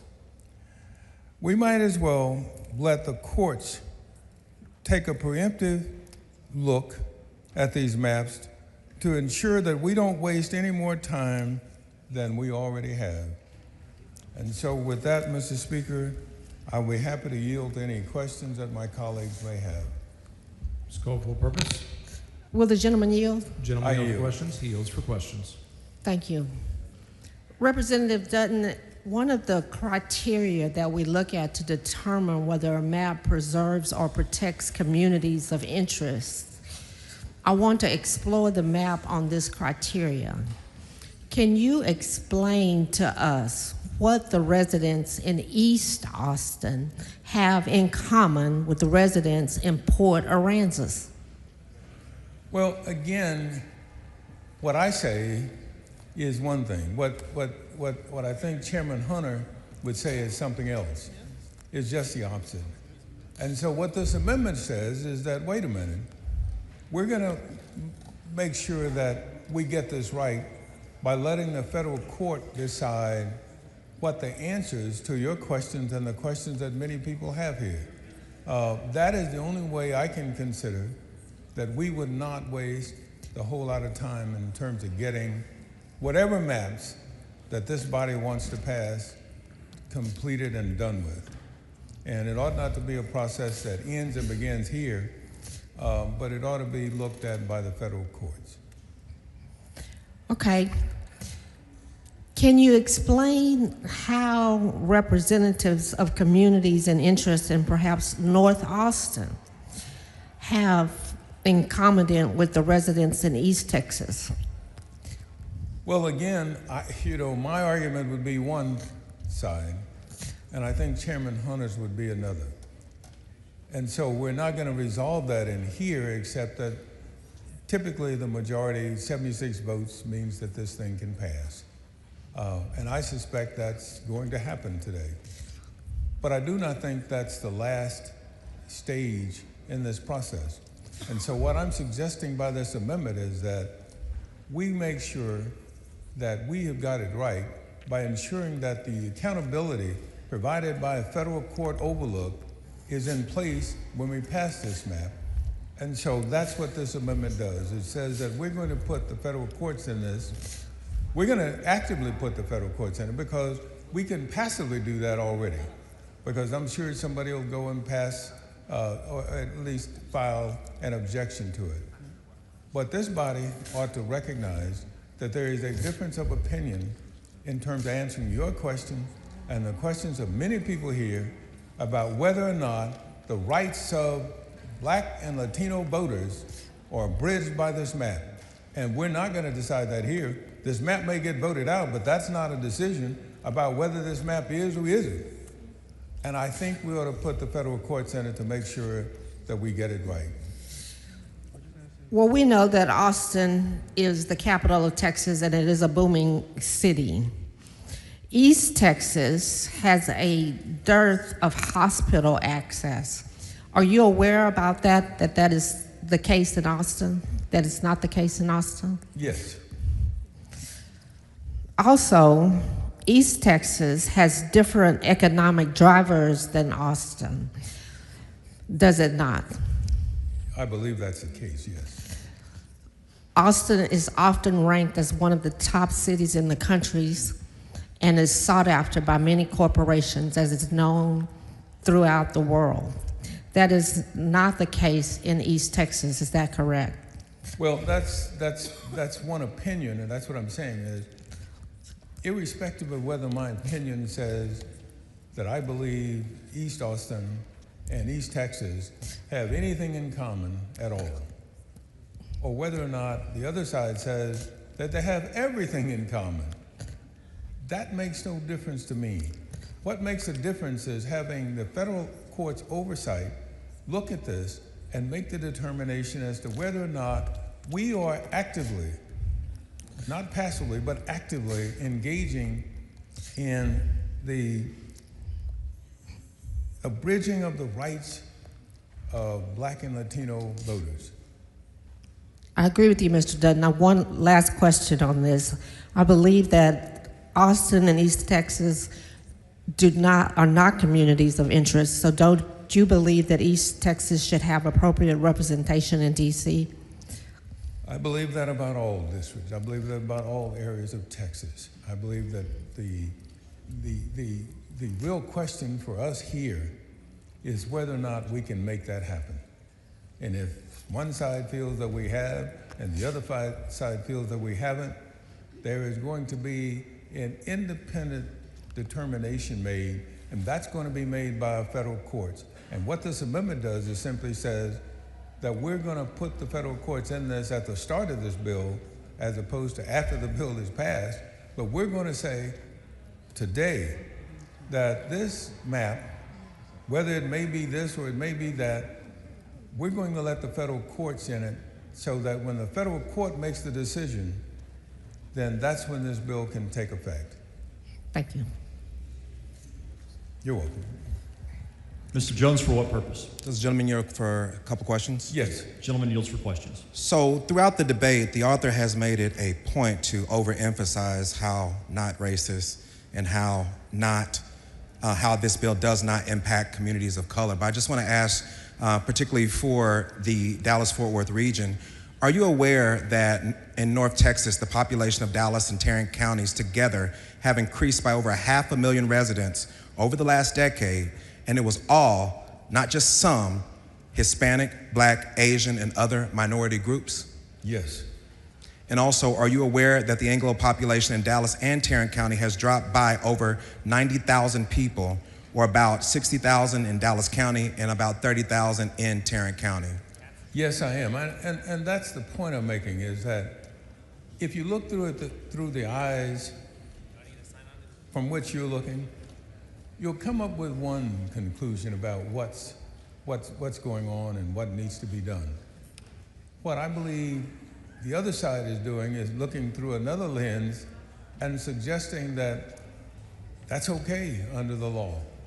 Well, I think the only way we know what's okay under the law is to have the law take a look at it, and that's the federal court's job, and that's why I'm having this amendment, to make sure that the federal courts are in this bill so that this bill does not take effect until the federal courts have made a decision. In fact, one of the cases, the Purcell case, which says that it stands for the proposition that if you get a change in election law to the courts too late, it's too late. It means that if you get it there too late to effectively do the changes by the federal court will basically ignore it. And so what this does is says that we're going to put the federal courts in it so that the federal courts will decide the issues that have been raised here, whether or not they are in fact one way or the other. Well, thank you so much for that, Representative Dutton. Gentleman's time has expired. Mr. Speaker, Ms. Bowers, for what purpose? I'd like to ask the gentleman's time be extended. Members, this is a motion for the first extension of time on the amendment layout. Is there objection? Chair here. Okay, there's a record vote has been requested on the motion to extend time. All those in favor vote aye. All those opposed vote nay. Clerk will ring the bell. Show Mr. Hunter voting aye. Show Mr. Dutton voting aye. Show Mr. Basook voting aye. Show Mr. King voting aye. Have all members voted? Have all members voted? There being 118 ayes and 15 nays, the motion prevails. Ms. Bowers, for what purpose? Thank you, Mr. Speaker. Will the gentleman yield for question? Just one question. I yield, Mr. Speaker. The gentleman yields for questions.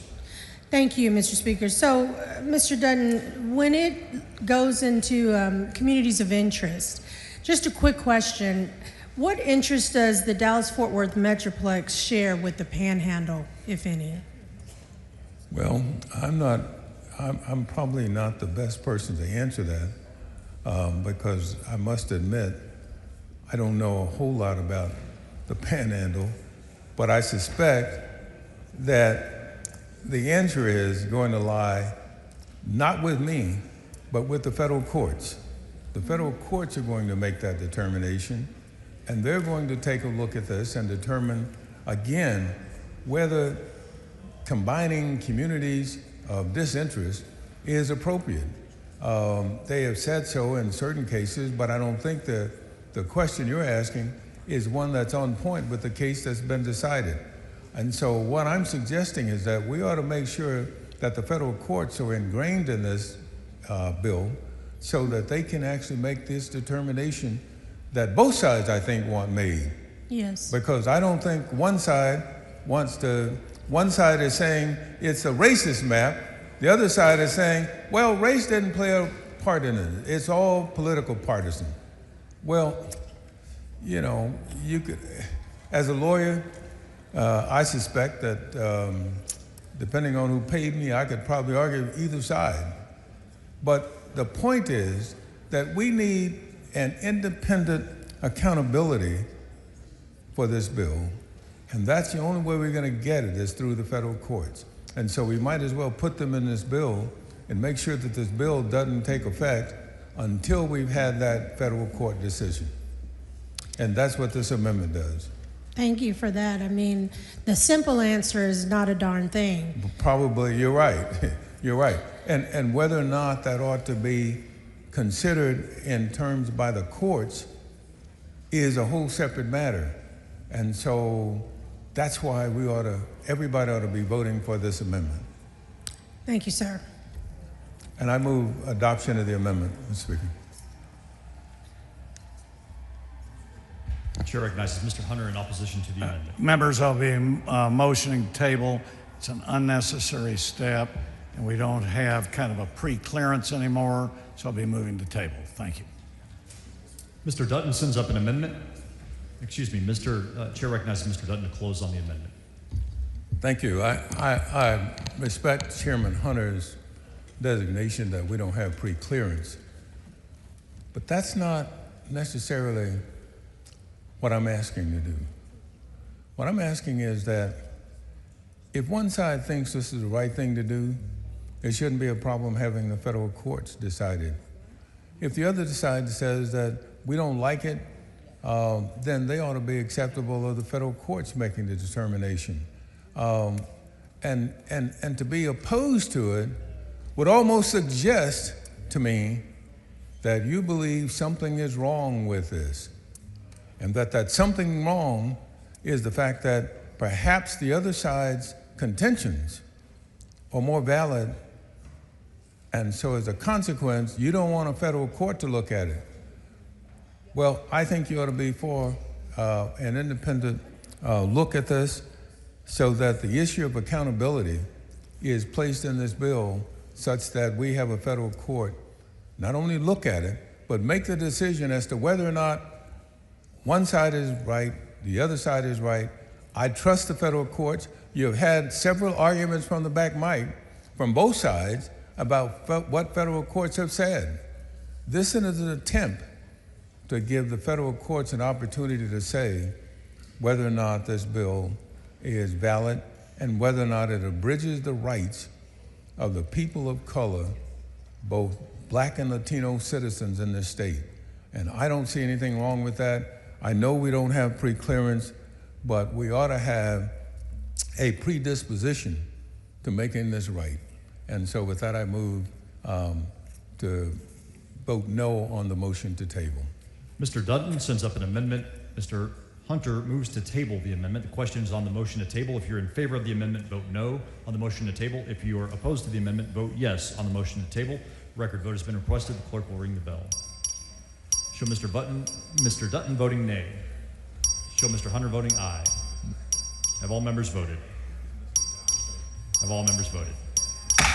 There being 85 ayes and 49 nays, the motion to table prevails.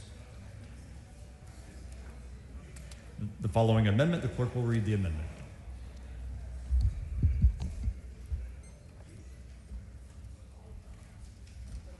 Amendment by Howard. Chair recognizes Ms. Howard.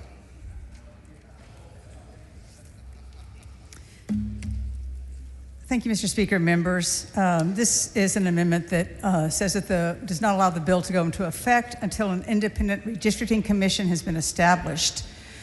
Members, what is happening on the floor today is a blatantly obvious attempt to determine the outcome of the upcoming midterm election before a single vote is cast. Those who vote in favor of this bill will be supporting a process that has been engineered to dilute the power and voices of voters of color in Texas. With the push of a button, you are taking the decision away from the voters of Texas. But where I come from in Texas, we're proud of our independent-mindedness and believe in our right to self-determination, which is why I know there is no reason why Texans should settle for a redistricting process that does not let us make up our own minds. Today's proceedings are proof that the legislature should not be responsible for drawing these maps. It's clear that when left to do so, the legislature will abuse its power to silence the voices of its constituents. House Bill 4 targets congressional districts that have historically been held by Texans of color and eliminates the community's ability to elect the candidate of their choice. Here in Travis County, the proposed maps would eliminate our only court-ordered minority opportunity district created to protect the voting rights of people of color. In 2017, a panel of federal judges ruled that 3 of our congressional districts, including CD 35 here in Travis County, were illegal and violated the Voting Rights Act and the Constitution. As a result, Texas was forced to redraw the maps to ensure Texans of color received fair representation in Congress. Now this body seeks to eliminate that district and strip black and brown voters in Austin of their voice in Congress. As many of you know, I have called Austin my home for my entire life. I spent my youth in and around North Austin, my young adulthood in Central and East Austin, and have called West and South Austin home for the last 50 years. I know my community better than anyone who drew the lines on this map, and can assure you that districts drawn from urban Austin through rural communities extending to Louisiana, Port Aransas, and the New Mexico border do not reflect communities of interest. Instead of strengthening black and brown representation in Congress, which would better reflect the true ethnic and racial makeup of our state, this body seeks to dilute their power and eliminate their voice. Therefore, the most responsible and ethical vote we can take today is to pause this sham process until an independent redistricting commission has been established. Doing so will ensure the people of Texas have a voice in this process and can help guide where and how their districts are drawn. True representation and fair access to the polls are the foundation of our electoral system because In a democratic society, ultimate accountability occurs at the ballot box. As elected officials, it is our duty to represent the people of Texas and be their voice of government. And as members of the People's House, we are supposed to have our fingers on the pulse of our communities. District lines that include disparate communities hours apart from one another do not allow for fair representation. The only reason to include them in the same district would be to dilute their power and voice in Congress. HB 4 is a blatant attempt by a handful of elected officials to choose their voters because they are afraid their voters won't choose them. It is clearer than ever before that how and where voting lines are drawn have a direct impact on a community's representation in government and its ability to influence change. I urge you to vote in favor of this amendment and show your constituents that you value their voice over currying favor with your political allies. Mr. Speaker. And I yield for Ms. questions. Hinojosa, for what purpose? Will the representative yield for questions? Yes, I will. The gentlelady yields for questions. Representative Howard, let me make sure that I understand what your amendment does. What your amendment would do is take away the power from the politicians to draw their own districts and the districts of their buddy politicians and give it instead to an independent commission that consists of the people of Texas. Is that correct? Absolutely, and we have a bill that's been filed that would do that. And whose bill is that? It's Representative Johnson's bill. Okay. Johnson's bill. And is this an issue of first impression for you, Representative Howard? Have you heard of this before, these independent redistricting commissions? Yes, I've actually filed legislation for an independent redistricting commission basically every session for over the past decade. Thank you, and I have signed on to your legislation. I appreciate that effort. Are you aware that the Independent Redistricting Committee protect minorities from illegal cracking and packing of their districts? Yes, I am aware. And isn't that in fact what is happening in this bill, the cracking and packing of minority districts? It certainly appears that way, and we certainly have an example of it here in Travis County. And in fact, minority districts are targeted for elimination in this bill, aren't they? Certainly in Travis County, that's the case. In Travis County, we have 2 congressional districts, is that correct? Who has 2 congressional districts? Currently, there are 2 congressional districts in Austin. There are actually, I guess I'm trying to understand the question, Okay. because there's several congressional districts that are part of Austin. Okay. But we have 2 right now that are Democratic districts, yes. And one of those is the court-ordered Minority Opportunity District, and it is no longer a part of Austin in this map. So it is eliminated. The one Minority Opportunity District is eliminated. Is that correct? Absolutely. Okay. And of course, you and I both live in Austin, and so that is an issue of interest to us. Are you familiar with Congressional District 34, which is also significantly altered in South Texas, the Rio Grande Valley, where I am from? You'll have to explain that to me.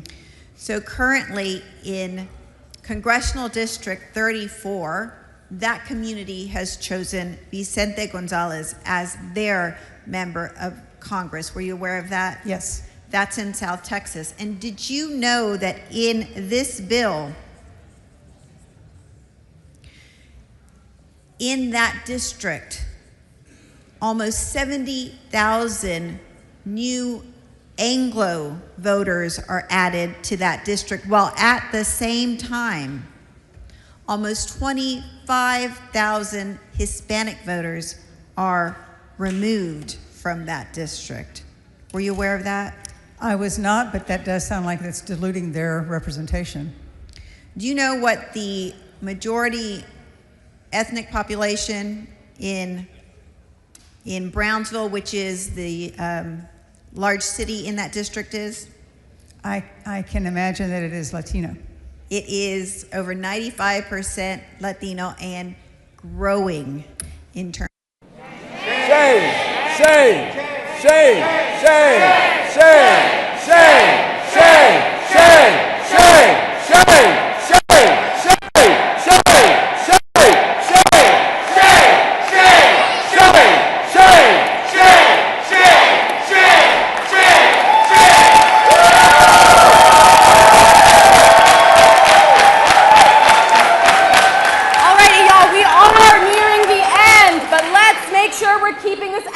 Let's do one more chant. Let's give these guys their content. All right? The people united will never be divided. The people united will never be divided. The people united will never be divided. The people united will never be divided. The people united will never be divided.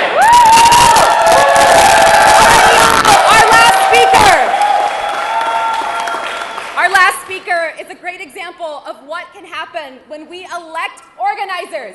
Give it up for Congressman Greg Casar.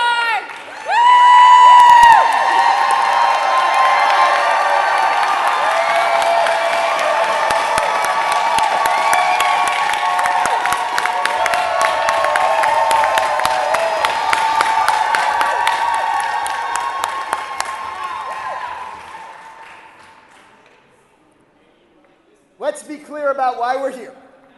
Donald Trump is the most corrupt president in American history.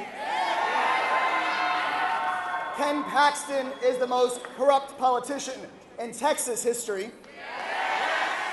And they want their corruption to run amok unaccountable without ever having to face the voters. It's the same old story. These guys who think they have all the money, so they can claim all the power and are willing to try to rip up our democracy and suppress voters in the process. Just a couple years ago, I went to the anniversary of Bloody Sunday, which of course Congressman Green was so eloquently talking about. We were on the bridge, Edmund Pettus Bridge, that crosses you from Selma towards Montgomery. And I got to speak with a woman who was there the very first time. And I said to her, wow, what an honor to get to be here for the 58th anniversary of the crossing of this bridge. And she stopped me and said, no, honey, this is just the 58th time that I've had to do this. And she told me the story of how the first time they tried to cross the bridge, that fateful day in March, they had 600 state troopers and dogs and hoses pointed at them. And they got pushed off the bridge. But then they decided, a few days later, to march again. Despite all the violence, despite all the pushback, they decided to march again until a court and a judge said they had to get off that bridge and they were pushed back. And then some of their fellow activists were even killed at night after that second march. And that's when John Lewis and Dr. King said, no, we're going to march a third time. And they crossed the bridge and got from Selma to Montgomery and got LBJ, a Texas president, to sign the Voting Rights Act of 1965 to ban maps like the one being heard in the Texas House today.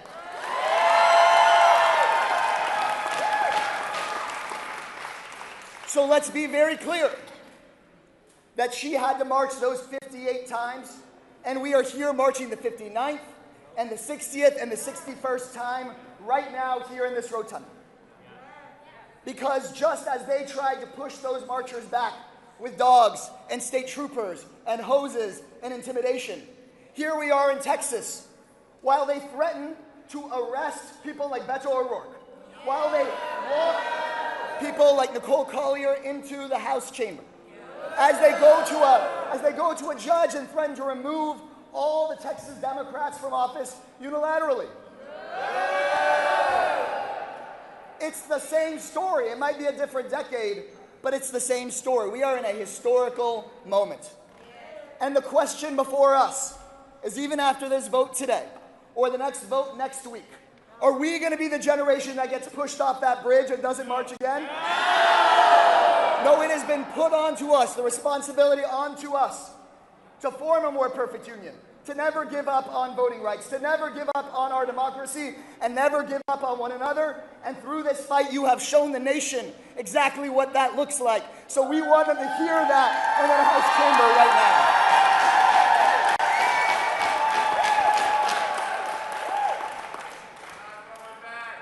not going back.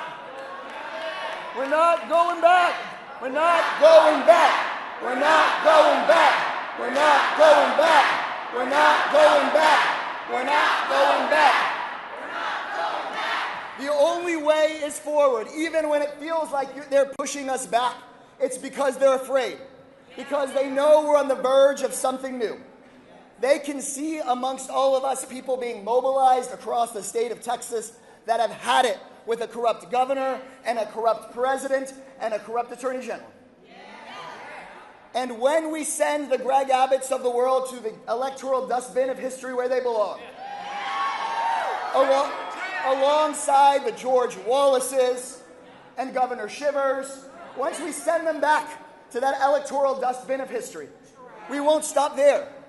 We will build a Texas where we get big money out of politics once and for all. Where we ban gerrymandering in all its forms. Where we get rid of corporate PAC money. And once we have unrigged that political system, we can finally have a democracy that works, that takes care of flood victims and school students, a democracy that makes our minimum wage a living wage for every single person. Maybe we make sure that health care is a human right with a Medicare for all system. Make union rights a human and basic right.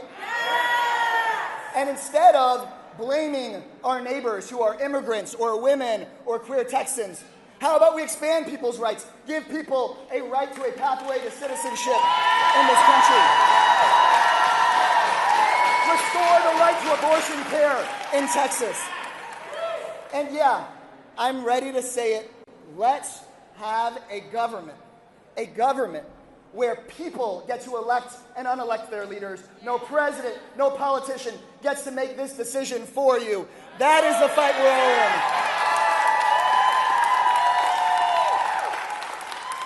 in. And so, y'all, I am so proud of our state and of this city.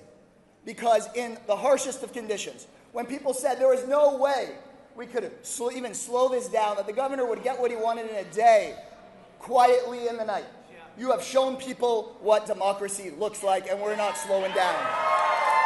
Show me what democracy looks like. This is what democracy looks like. Show me what democracy looks like. This is what democracy looks like. Show them what democracy looks like. This is what democracy looks like.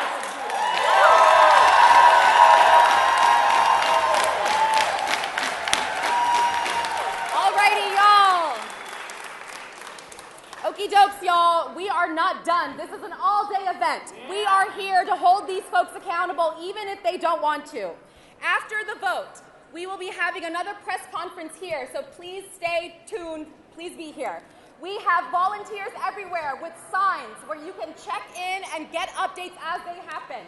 We will keep you informed. And right now, we're going to show them what democracy looks like, and we're going to head to the gallery while they're discussing what our maps looks like, all right?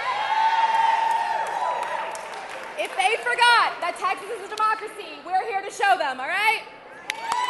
Woo! Thank y'all. My name is Stephanie Gomez. I'm with Move Texas. Thank you so much.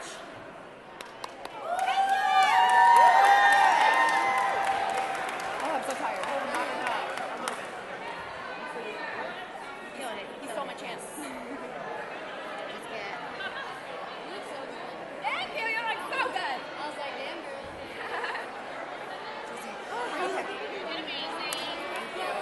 No, that was and a good ham afterward. It's the House Democrats are joining. And there was also something that was flagged that I wanted to see if you guys could confirm for me. That you guys might be able to, but it's with the League of United Latin American Citizens and other groups representing minority voters are asking the federal court to set aside a time in September for a hearing. I don't know if there's anyone you know that can help confirm that. We can definitely ask around. Okay, there might be someone, but we haven't heard of that as of yet. Yeah, because I know because they're trying, with the lawsuits. Right, I'm Chloe. Steph. It's nice to meet you. I'm with the Texas Democrats. I just wanted to say that was a great press conference. Oh, okay. I'm glad you enjoyed it. And what time is the next one? So once they vote, so probably around 2:30. From the state of Texas. A CVAP study is a study of the racial and ethnic data of the measured area, in this instance of the state of Texas.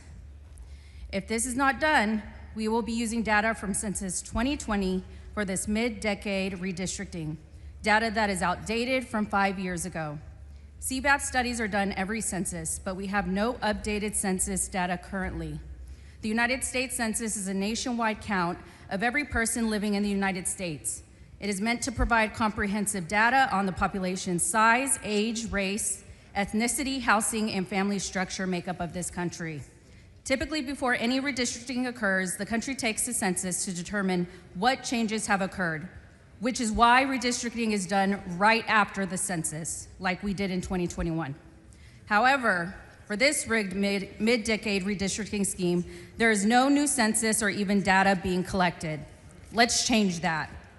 This amendment mandates that the Secretary of State conduct a citizen voting age population study of the racial and ethnic groups of this state.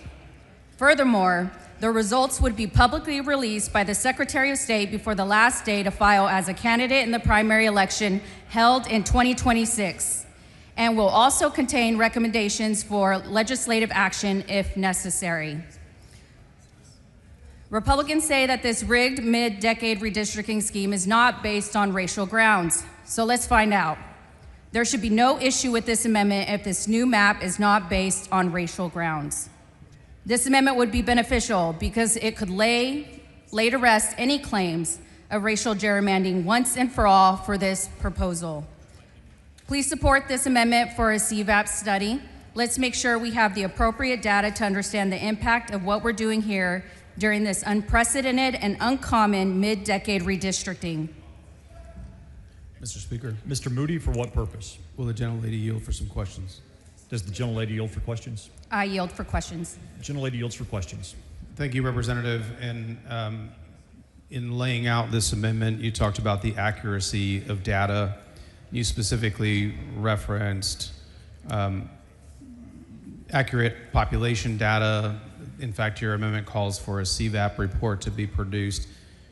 You would agree with me that it's fairly important in the redistricting process to have updated and accurate information, isn't that correct? Yes, absolutely. And specifically, when we're talking about what your amendment does, and that directs the Secretary of State to gather this CVAP analysis, that is not something that is uncommon, right? That actually does, that happens when we go through the census process and the following redistricting process following the census. Absolutely, that's correct. We're essentially just making sure that whatever is typically done in the census prior to when we typically redistrict is in fact being done through the CVAP study. And so I think just so that we can go through this, the data you're trying to drill down to, and for those of us who have kind of worked around this policy area before, CVAP is a term that we use and stands for Citizen Voting Age Population. So we're not talking about the population, we're not talking about voting age population. We are then talking about probably the smallest subset of that, which would be citizen voting age population within those congressional districts that are being proposed here. Is that correct? Yes, that's correct. And then you further bracketed that to talk about looking at those numbers as it's based on racial ethnicities. Yes, that's correct. Okay, and being part of the redistricting committee, and I did this work back in 19 and 21 as well. We heard a lot of testimony about the growth of the population in this state, and that people of color make up 95% of Texas's recent population growth. But the map that we're seeing today, and again, we don't have the data that your amendment would provide, it creates more majority Anglo districts. Is that your understanding of the map that we have in front of us? Yes, that is correct. And I know that we've had a significant amount of conversation about what is driving the drawing of these maps, and that the claim is that there is no racial gerrymandering, and it's important, right? If racial gerrymandering is prohibited, and so the claim here is that that's not being done. Are you aware that that's the claim that's being made as it pertains to this particular map? Yes, absolutely. And so I think drilling down to the core of your amendment, you were saying, if that's not what's going on here, then let's see. Because we don't see the CVAP numbers for these racial ethnicities. We are not seeing the CVAP data as current today. We are only seeing it as a snapshot of 2020. Is that correct? Absolutely. There's only been 5 years that have passed since the census. Clearly, Texas has been growing in population. We want to make sure that the CVAP reflects, as far as that the particular redistricting that's going on right now, the mid-decade redistricting, in fact, is not racial gerrymandering. Yes, and so I think that it's always best to be accurate with data, particularly when we're talking about protected, we have legal protections around certain types of gerrymandering. However, we're operating without that most current information. And if this didn't have those impacts, your amendment would actually allow us to bring that to light through the Secretary of State, and it would actually bring it to light before the filing deadline when these maps become effective. Yes, that's correct. And then secondarily, though, your amendment has a component to it that states if there are things that need to be mitigated after that Secretary of State report, there then is an opportunity to fix those. So even in the event that there is something that happened here that we don't know because we don't have the numbers, that would give an opportunity to alleviate those concerns around racial gerrymandering. Is that correct? That is correct. The actual amendment itself indicates that after the creation of the report, that the Secretary of State can, in fact, not only report the results of the study, but provide recommendations for legislative or other action to correct any issues. In your opinion, how important is it for the people that we all represent to know, to have confidence in the fact that there is not racial gerrymandering going on here? I think it's incredibly important, and more than anything, I know we, in particular, continue to keep talking about the cases that have come out of the U.S. Supreme Court. We want to make sure that this particular map does not violate both Section 2 of the VRA as well as the 14th and 15th Amendments as well.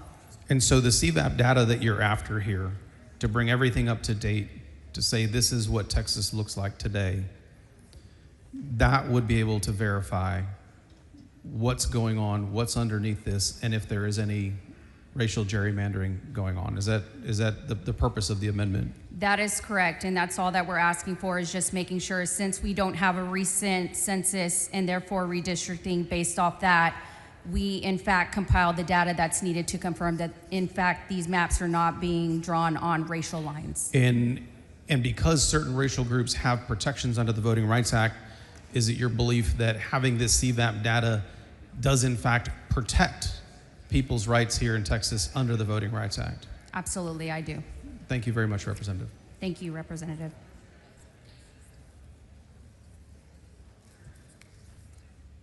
Mr. Hunter in opposition. Thompson, for what purpose? I want to know if the gentleman yield. Not just yet. Okay. Not at this time. Members, I'll be moving to table. The purpose of this amendment is to get the Secretary of State to get involved into data and census.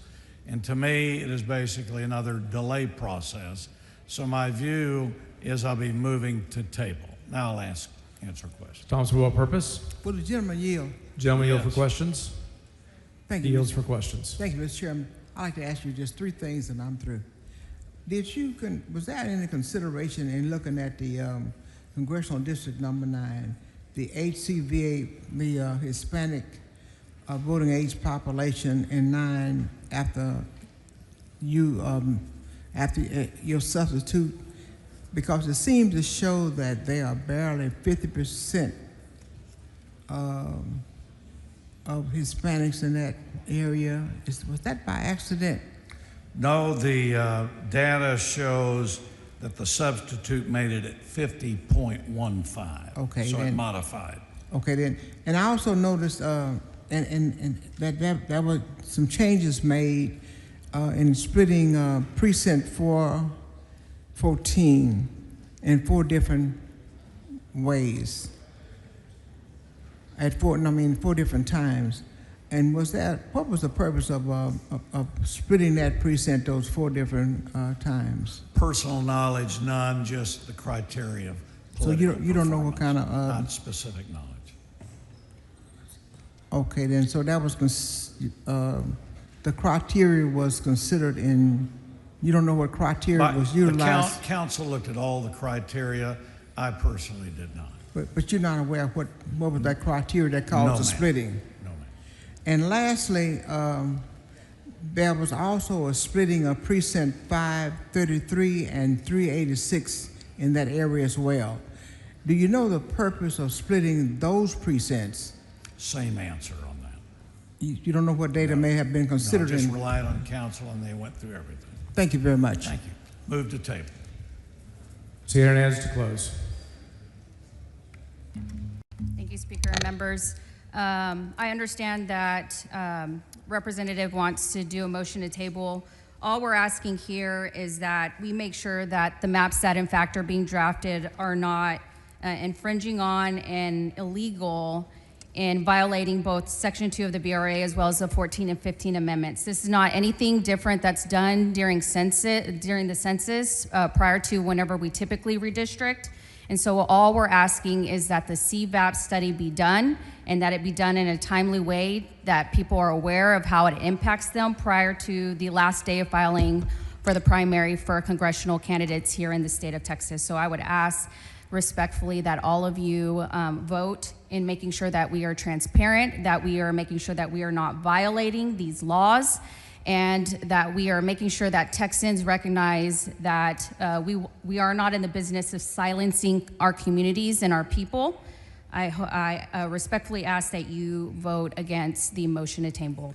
Thank you. Ms. Hernandez sends up an amendment. Mr. Hunter has moved to table. The questions on the motion to table, clerk, ring the bell. Show Mr. Hunter voting aye, Ms. Garcia Hernandez voting nay.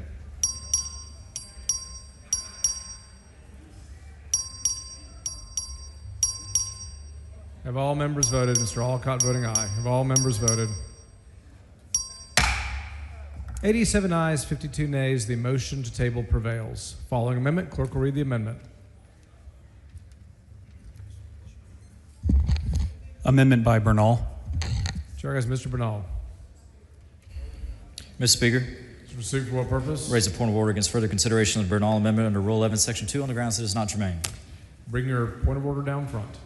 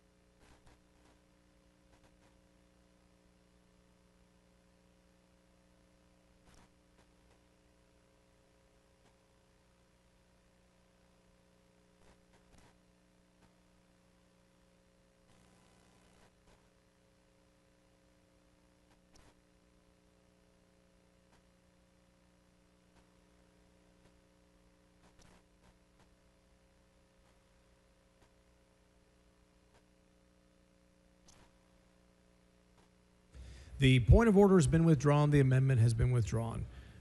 The following amendment, the clerk will read the amendment.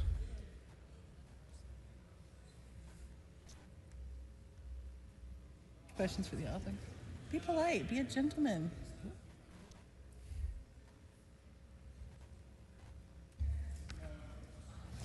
Amendment by Garcia of Dallas. Chair recognizes Ms. Garcia. Ms. Speaker. Thank you, Ms. Mr. Speaker. Members, my amendment is straightforward. This bill would not go into effect until Congress enacts legislation to make Social Security solvent. I raise a point of order against further consideration of this amendment under Rule 11, Section 2 on the grounds that it is not germane. Bring your point of order down front.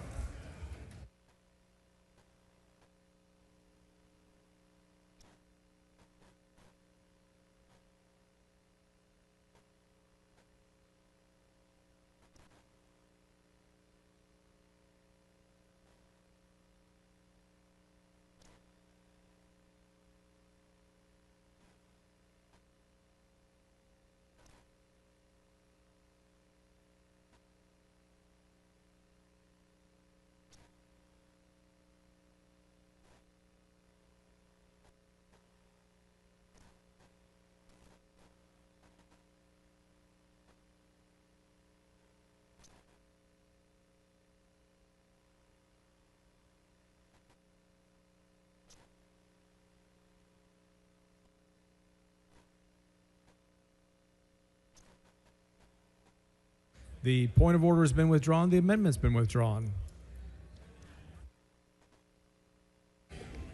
Mr. Speaker. Ms. Jones, for what purpose? Parliamentary inquiry. State your inquiry. Did you know how many members accepted DPS supervision over the last 24 hours? Chair is not advised. Do you know that each member was assigned? My apologies. Parliamentary inquiry. State your inquiry. Do you know that each member that was assigned to DPS supervision had 2 members assigned to them 24 hours a day? Chair is not advised. Thank you. Mr. Speaker? Jones, for what purpose? Parliamentary inquiry. State your inquiry. Do you know, or was there an account taken of the assignments that DPS officers were pulled off of before being assigned to surveillance members of the Texas House? Chair is not advised. All right. Last question. Parliamentary inquiry. State your inquiry. Do you know that the tasks that were assigned previously to being assigned to members were high-level investigations, sex crime, as well as fraud division officers were pulled to surveillance House members? Chair is not advised. Thank you.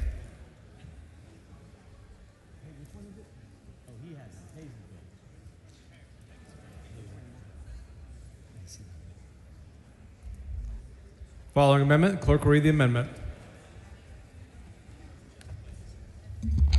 Amendment by Lalani. Chair has Dr. Lalani.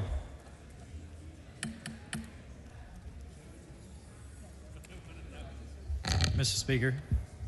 Proceed for what purpose? I raise a point of order against further consideration of the Lalani amendment under Rule 11, Section 2 on the grounds that it is not germane to the bill. Bring your point of order down front. Thank you.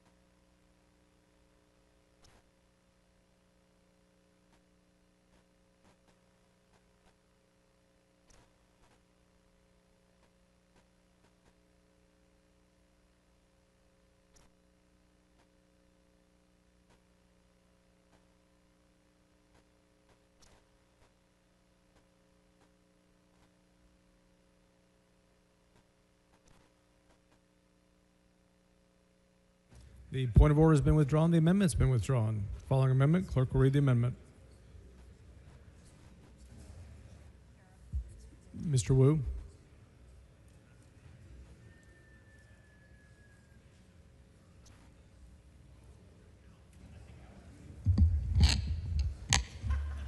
Amendment by Wu.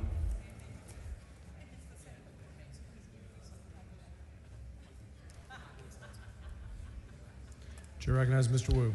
Mr. Speaker, Mr. Kane, for what purpose? I raise a point of order against further consideration of this amendment under Rule 11, Section 2 on the grounds that the amendment is not germane to the bill. Bring your point of order down front.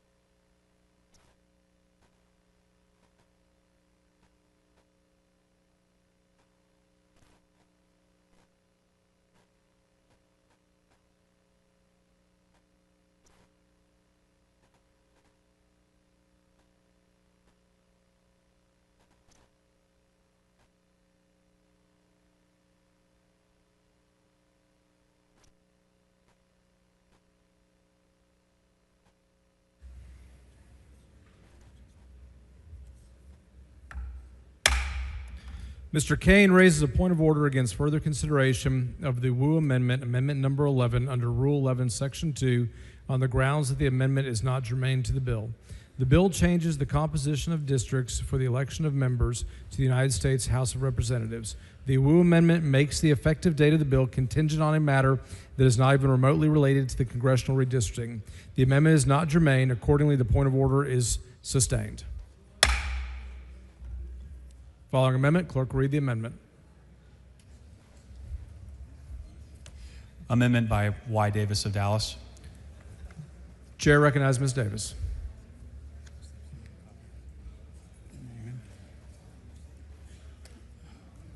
Thank you, Mr. Speaker, members. This is an amendment that I'm bringing forth to the body because I think we have kind of gotten off pace, and I just want to make sure that we understand that we passed a redistricting bill in 2021.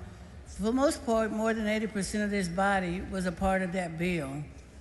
Maybe 85% of us are the same ones who passed this bill in 2021. So I'm bringing this back for consideration because I think it's important that you realize that the tweaks that I made are amendments that we offered during that time. But I don't know why we're changing something we did in 2021. Chairman Hunter presented a redistricting bill. This body voted on it. We considered the facts that you have to consider where it deals with all of the guidelines. I'm just wondering, why are we changing this bill? Why are we doing this again? And so I'm wondering, when did this notion that we now don't consider communities of interest, we don't consider breaking up political subdivisions, this winner-take-all approach that says because we can, we're gonna diminish the presence of districts that have been here. So I'm just wondering, why wouldn't we go back to what we did as a body? Are these Texas decisions or somebody else's decisions? Because we did this in 2021. So my map, C2165, basically puts people back together. They talked about coalition districts. Well, the map that you presented creates coalition districts already. Your map that Chairman Hunter has today creates coalition districts. So we know there are some form of coalition districts you can have. Notwithstanding what the Justice Department said, there is a way to have coalition districts. It's just how we define them. And I would submit that your map allows them, if they are coalition districts between Hispanics and Anglo districts, and Hispanic and African American districts are unacceptable. Again, this issue of race continues to be some of the guiding factors that's leading us to this divide.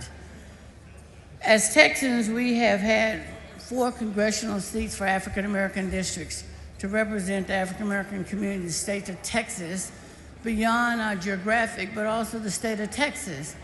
And we're now going to diminish that, knowing that our population, African American community, has grown. We're going to put a map in place that would diminish it down to 2. Just doesn't make sense that if Texas is who we say we are, one state for Texas, why then would we eliminate districts where minority representation is diminished? We cannot have a state where we believe that we would minimize the impact of every voter in this state. And we know this map does that. So this amendment basically clarifies that the districts that we're pairing, because we have pairings, but we have much fewer pairings than on the map that's being presented today. We did not break up communities' interests. We made sure that we limited the splitting of counties, all of the factors that would make Texas as strong as possible. And so with that, Mr. Speaker, members, I'd ask that you consider what's good for Texas and for Texans. How do we do what's right for Texas? And this map would at least maximize what you all did in 2021, and I say you all because you were the majority then, and it allows us, other citizens in Texas, to have a presence because we are here as well. And so I would just encourage you to look at the growth, the population growth, and how we move districts to support the growth of this state. We're all one, we say, but yet we're willing to take away from districts, take districts away. So I would ask you to consider Congressional Plan C-2165. It creates African American districts and Hispanic districts at CVAP 50 plus, so we meet the standards that the Justice Department has says we need to do. It does fewer pairings. We pair many less districts than the current map before us. So again, I think this is a compromise of how do we maximize the presence. You still, as a majority, have maintained the presence that you created in 2021, but it allows us also to maintain and recognize the growth of the communities across the state. With that, Mr. Chairman, Mr. Speaker, I move adoption. Mr. Basu, for what purpose? Would the lady yield for questions? Young lady for questions? Sure. Shields for questions. Thank you, Ms. Davis. I take it from your layout, it's your contention that this amendment complies with the Voting Rights Act. Is that correct? Yes, sir, that's correct. I looked at the data for the 2024 election for Donald Trump in Texas and looked at the partisan performance of these districts that you have put together in this plan. Would it surprise you to learn that this plan that you've put together would give 16 seats that perform in favor of Democratic candidates in your map? Would you dispute that? Are you aware of that? I'm not aware that it does give 16 seats. In fact, it says it's just the opposite.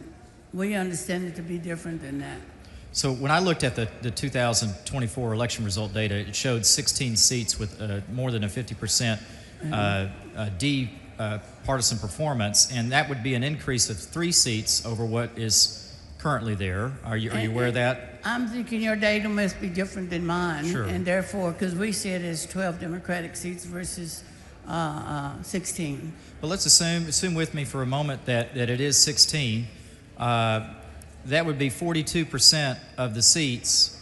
Are you aware that the Democratic Party and congressional candidates in 2024 only got 40.39% of the vote? No, I just suggested that I think we have different information because we don't have 16 seats.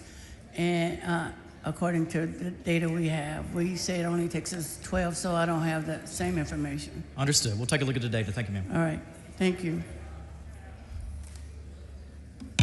Mr. Speaker, Sigler, for what purpose? will the gentlelady yield for questions? Gentlelady for questions? Yes. Shields for questions. Ms. Davis, can I ask where this map came from? Yes, it came from my office. We've done redistricting for the last 30 years, every cycle, and the interim cycle that we did redistricting as well, it came from there. Okay. If you will notice, it would be the map that I presented in 2021. I don't know if you were here, you might not have been, but for the last 30 years, I've presented maps to maximize the presence so that African American voices can be heard in Texas through their governmental process. This map is the same as a previous map that you filed? With some additional, yes. We filed this in 2021. It's the same one. Did you hold any public hearings on this map? It was brought to the floor, and it didn't. It was information we pulled together from our constituents. So we didn't have. I wasn't on redistricting to have the hearings. We didn't have hearings around. It was presented when Chairman Hunter was chairman of redistricting. He didn't allow us to make presentations, so it was brought to the floor. And when did you file this map this time? It was filed when we first started having redistricting first came up. Okay. I don't know the actual date. Okay. Did you receive any outside counsel for this map? No. You didn't work with anybody? Okay. No. Let me tell you who I work with. I work with the constituents and members that we've worked with this over the past years in terms of trying to ensure that we capture districts that represent the people of the state of Texas. So no, I don't have an outside counsel. I'm not a lawyer. I'm a lay person who's worked on this and continue to believe that Texas can do better. Okay. Would it surprise you to know that several members on the floor today have questions and influences that are coming from third parties, scripted questions, from influence from the NAACP? Well, would you be surprised? You'd be surprised that in the last 30 years that every redistricting I've offered maps, because my person in my office works on maps over the years. Would you be surprised about that? This is not a new thing for me. This is something I worked on continuously. So I haven't needed to get outside counsel. I'm involved in the community, the state, and redistricting over the years. In the hearings, the redistricting hearings, a lot of the testimonies that we heard were about some of the odd shapes and the stretched districts, but a lot of those are maintained in your map. So did you consider compactness of the districts, whereas some of the districts that were the most concerned had a distance across that was less than half a mile? Okay. It's like the one that they're drawing here in the maps that you're presenting that go the whole length of Texas, that go from Austin down to Port Aransas. I was much more compact than that, and they were drawn much more compact than that. We don't have one that leaves here and goes to West Texas. I'm looking at several that are stretches. Don't know what you're looking at. Erratic shapes and some stretches. That's long been an issue with regard to redistricting, and I can assure you our maps are much more compact than the ones that we're considering on the map that the chairman is presenting today. Are you aware that the current map actually does fix a lot of more compactness, and it also draws the lines on natural boundaries, keeping counties whole? The natural boundaries, it's not, a lot of the cities are no longer cut in half. But you have some that still are. Okay. Did you have this map reviewed by any federal oversight to make sure it's in compliance with the Voting Rights Act? Okay, thank you. I don't have the luxury of a law firm drawing my map and bringing it to me and say present it. I didn't have that luxury. What I have is a staff person who has consistently for the last 40 years been involved in redistricting and making sure that we look at how we get the best representation for all Texans. Mr. Reynolds, for what purpose? Mr. Speaker, I move that all the remarks on House Bill 4 be reduced to writing and placed in the journal. Members, you've heard the motion. Is there objection? Chair is none so ordered. Mr. Speaker, may the gentlelady yield for questions? Yes. Time has expired. Mr. Speaker, I move for an extension of time. Members, you've heard the motion. Is there objection? There's a record vote requested on all motions today. Clerk, ring the bell. So Mr. Hunter voting aye. King voting aye.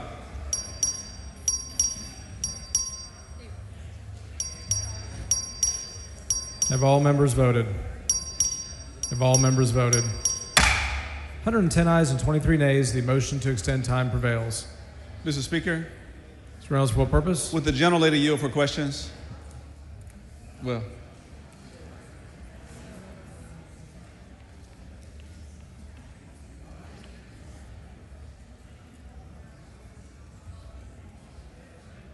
Does Jelly yield for questions? Yes. She yields for questions. Thank you, Mr. Speaker. Representative Davis, what does refresh my memory, what does your amendment seek to do? Actually, we seek to maximize the growth and development of the communities that live here in Texas. We had a base map. I took the base map that we passed in 2021 out of this chamber to make sure that we comply with the rules of engagement as it relates to the redistricting process. And we looked at ways to ensure that we didn't minimize and not take away from any of the constituents. So this map seeks to do that. So one of the challenges that they brought forth with redistricting is that the CVAP and the Justice Department said that they need to be 50 plus. So we attempted to make that 50 plus for these districts we're presenting. The amendments to, that's all we did, was to comply with what Justice Department said.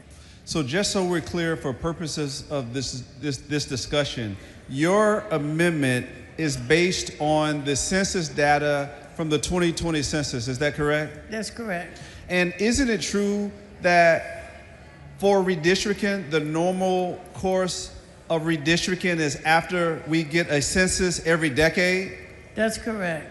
And isn't it true that based on the 2020 census, that 95% of the growth in Texas was based on the growth of minorities that included African Americans, Asian Americans, and Hispanics, the Latino community? Is that correct? That's correct. And so your map attempts to reflect that growth in minority populations. Is that correct? As well as the growth, but as well as adjusting the numbers in the districts relative to what the Department of Justice said was flawed in a map that we passed. So one of the questions I want to ask, you indicated when you were being questioned by the previous witness, you indicated that you've worked on redistricting for the past 30 years. Is that correct? Yes.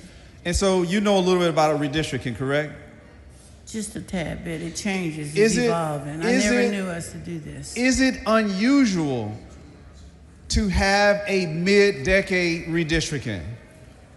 It is unusual to have a mid-decade redistricting plan. That has not been a practice. It happened one other time that I've been here. And as Chairman Hunter said, you can do it. But the question is, why are we doing something that we've already done?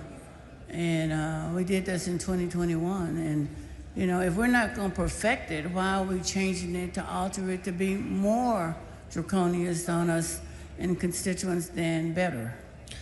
Representative Davis, are you aware that the state of Texas has more African American population than any other state in the United States of America? I am aware of that. This is the largest African American community across the nation. And are you aware that currently there are 4 African American congressional seats in the state of Texas? At this point, there's 4 and potentially 1 that we could do as a coalition district or as an emerging district, opportunity district. And so if we can identify for the purposes of this record, you have currently the 9th Congressional District, that is Congressman Al Green. You have the 18th Congressional District that was previously held by Congressman Sylvester Turner, who is deceased, and the seat is vacant. You have the 30th Congressional District held by Congresswoman Jasmine Crockett, and the 33rd Congressional District held by Congressman Mark Vesey. Is that correct? That's correct. And those are 4 African American districts in Texas, correct? That's correct. And what we tried to make sure in this map, our amendment adjusts the CVAP according to the challenges that the Justice Department had raised. And for example, we reduced in CD9 the Hispanic CVAP from 50.5 to 50.2 so that we would not, we didn't change it, we just addressed it. And you say we addressed it. We addressed it to make sure it complied with the Voting Rights Act of 1965, correct? That's correct. And specifically Section 2, correct? That's correct. And would you agree with me that we've already heard from Chairman Hunter that the Voting Rights Act of 1965, Section 2 is still current law? That is correct. And isn't it true also that Texas in the past has been found to have intentionally discriminated when it came to redistricting against African Americans and Hispanics? Is that correct? That's correct. In fact, we still have a case pending from the seat from the maps from 2001 because we continue to have this problem with knowingly discriminating or creating a discriminatory map as it relates to African Americans. And Representative Davis, isn't it also true that based on the current proposed map that you're seeking to correct, isn't it true that House Bill 4 dilutes the African American congressional representation by a whopping 50%? That's correct, and that's what troubles me. So we're reducing, even though Texas has more African Americans than any other state, and even though, based on the 2020 census data, we had an increase in African American population. We are now, based on this current map, instead of increasing it to reflect the population growth, we're actually decreasing it in half. Is that correct? That's correct. And that's the challenge here, is that we're now talking about minimizing and decreasing representation that we currently have. Why would we take a state that we were saying we're growing and now we're going to take it down? So that's what this amendment does, is seeks to recognize the growth and protect the integrity of those populations. And as I read I did look at your amendment. Your amendment seeks to not pack and crack African American and Latino communities. Isn't that correct? That's right, because essentially what you're doing is saying, and this is kind of the challenge for us as Texans, we need to recognize that our communities are more interdependent and interrelated than they are. And so we cannot just eliminate districts because you don't vote that way. You've got to allow the representation of all people. And if you don't, you're going to be, they're calling it racial, political gerrymandering, but it amounts to being racially gerrymandered.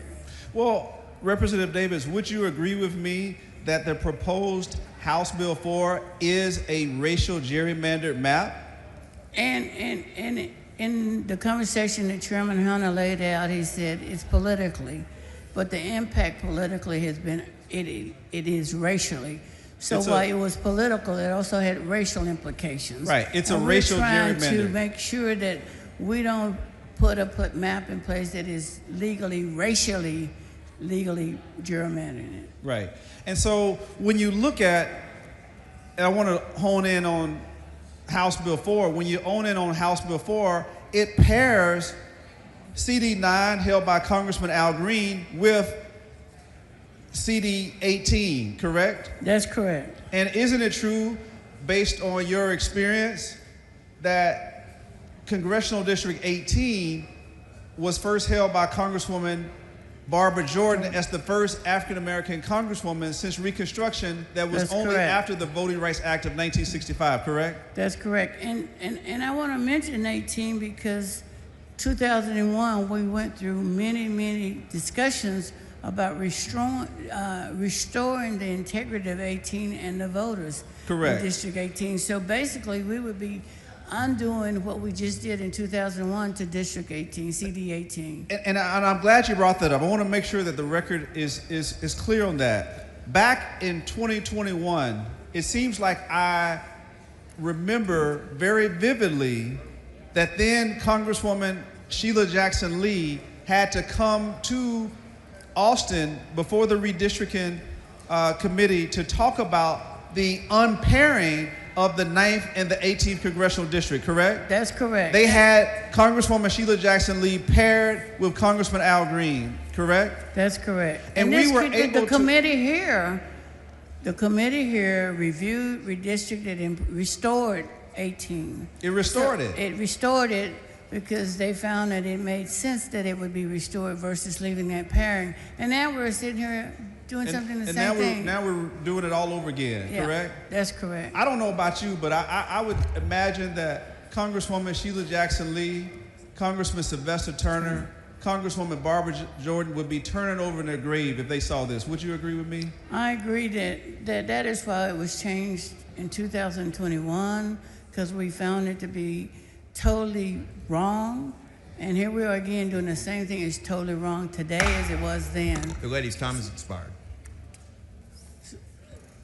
Thank you, Mr. Speaker. Members, I'd ask that you Chair recognizes Mr. Hunter in opposition. You can't end yet. Members, I will be moving the table for the simple reason that I like my plan better than hers. Mr. Speaker. Just to be straightforward, but I'll be moving the table on this particular amendment. Mr. Speaker?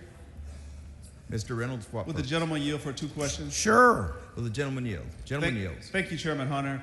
I wanted to ask this question of my time ran out, but you can clarify this, Chairman Hunter. So isn't it true that under your proposed House Bill 4, Congressman Al Green, who is currently the congressman of the 9th Congressional District, under the new map, he is in the 18th Congressional District. Isn't that true? Well, what he said in the hearings is he lives in 18, and so my thought was this is a great opportunity for him to run now in 18, but 9 is a newly created district. I don't consider that a pairing. Well, I create 9 was one of the districts that we created. Well, Chairman Hunter, with that, I'll have to ask you a follow-up question on that. Ask as many as you want. Okay, so you were there. You were the chairman of the Redistricting Committee back in 2021, correct? Correct. And you recall verbatim, because I recall talking to you, and don't you recall having a conversation with Congresswoman Sheila Jackson Lee, myself, Representative Sophronia Thompson, Representative Harold Dutton, that we wanted to not have Congresswoman Sheila Jackson Lee paired with Congressman Al Green. Isn't that true, sir? We talked about that in 2021. And did we not correct that, sir? What's that? Didn't we correct it? We didn't pair them, correct? Hold on, Ron. We came on the floor and there was an amendment. Correct. That the body adopted. That is, well, you answered, so to answer the question, we fixed that with a floor amendment on the House floor, correct? Well, you keep saying we fixed it. Well, what Ron, I'm saying is... Ron, we disagree. What I said at the very beginning is we've created 5 new districts. These aren't pairings. This is much different than 2021. Petaway is different. We've got Rotu that is different. So we have a lot of new circumstances, and we're relying now on pure political performance. Chairman in Hunter, 2021, different circumstance, but we did do the amendment. Okay. Yes. I have a question for you. Sure. Is there a member of Congress currently serving in the 18th Congressional District at this present time? No. Okay, correct. Because of the death of our brother, our former colleague. My classmate. Your classmate, Congressman Sylvester Turner, correct? Correct. And isn't it your understanding that Governor Abbott called a special election for November to fill that seat, correct? I don't know about would you have any reason to disagree with me? If you're a member of this House, what you state, I will rely on. Okay, so hypothetically, if Congressman Turner had not passed away, he would still be the congressman for the 18th Congressional District, correct? I think so. Okay, and based on your new map and the parent and Congressman Al Green's address, he would now be in the new 18th Congressional District, correct? According to what was said in the hearing. According to his testimony, correct? Yes. Okay, so wouldn't you agree then that basically it would be a collision course with Congressman Al Green and the congressman of the 18th Congressional District? Well, I don't know about collision courses, and both individuals I knew and know for a long time. But what I'm telling you, we have 5 new Congressional. How many new? 4 are Hispanic performing district. That's not the question. That's not the question. You haven't let me finish. You go ahead and finish. And they are based on the U.S. Supreme Court political performing. And so I am adopting this map. I think this is the map we should do that I proposed. No. And it's the right thing. And it's been adopted by all law. I understand your position, but you understand the way this process works. At the back, I get a chance to ask the questions and you get a chance to answer them. No, you need to let me answer. I am letting you answer. You're breaking up. I can't even talk. Here, why don't you finish? Hypothetical. So here's the Go ahead question. And finish. Here's the question then. Based on this proposed map in House Bill 4, how many African American opportunity districts are there in Houston? In the Houston area? Yes. On mine, or are you talking about? On yours. Which amendment are you? I'm talking about. I thought we were talking about the amendment. On your. So now you're going back to my bill. So, all right, I'm going to go ahead and answer your questions, even though you're not staying on the amendment.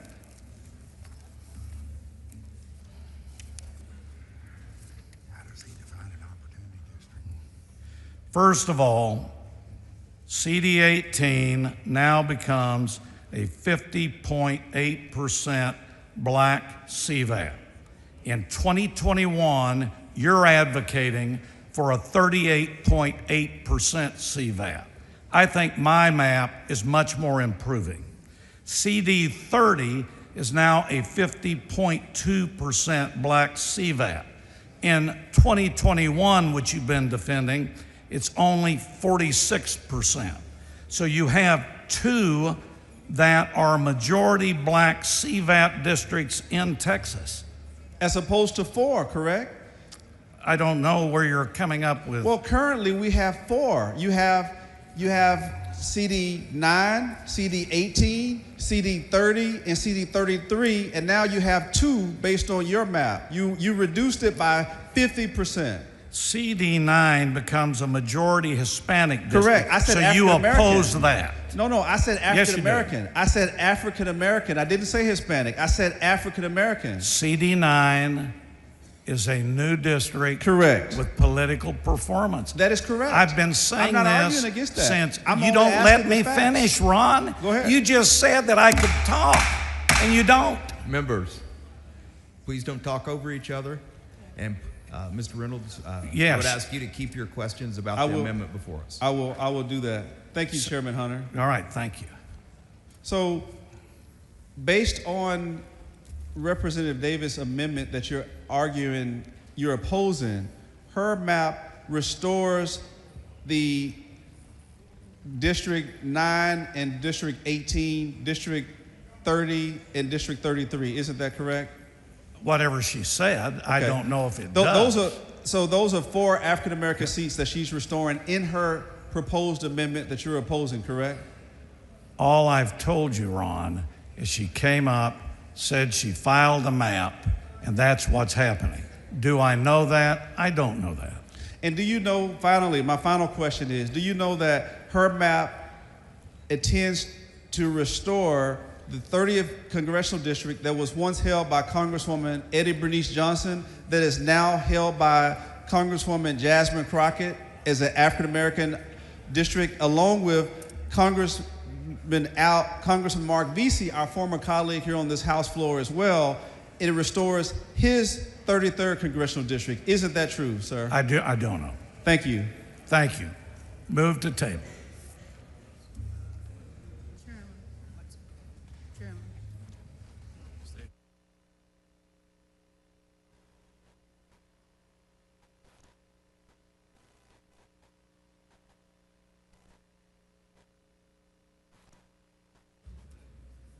Can I go to the mic?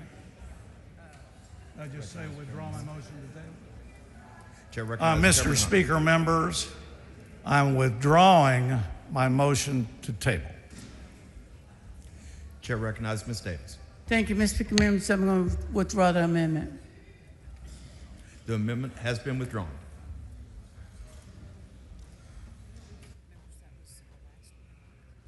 Okay. Members, that was our last amendment. Anyone wishing to speak on, for, or against, please come down front.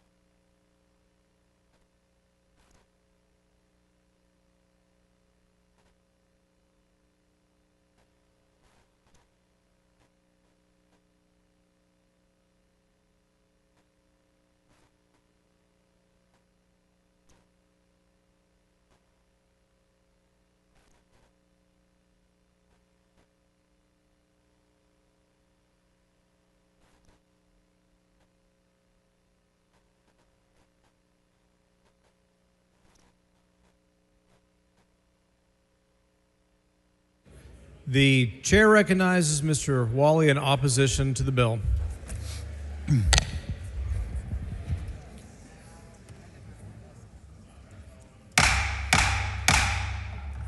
Members, please take your conversations outside the rail.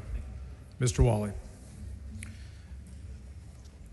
Members, I stand today in strong opposition of this legislation.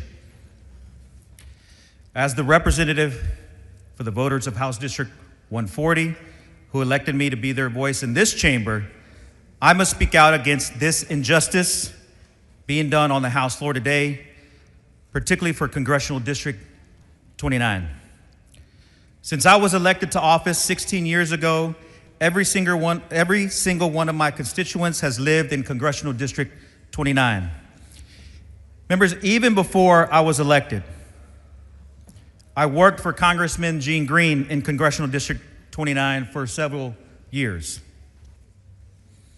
I worked in areas from Baytown to Pasadena to South Houston to the East End, all the way up to Northside and Aldine.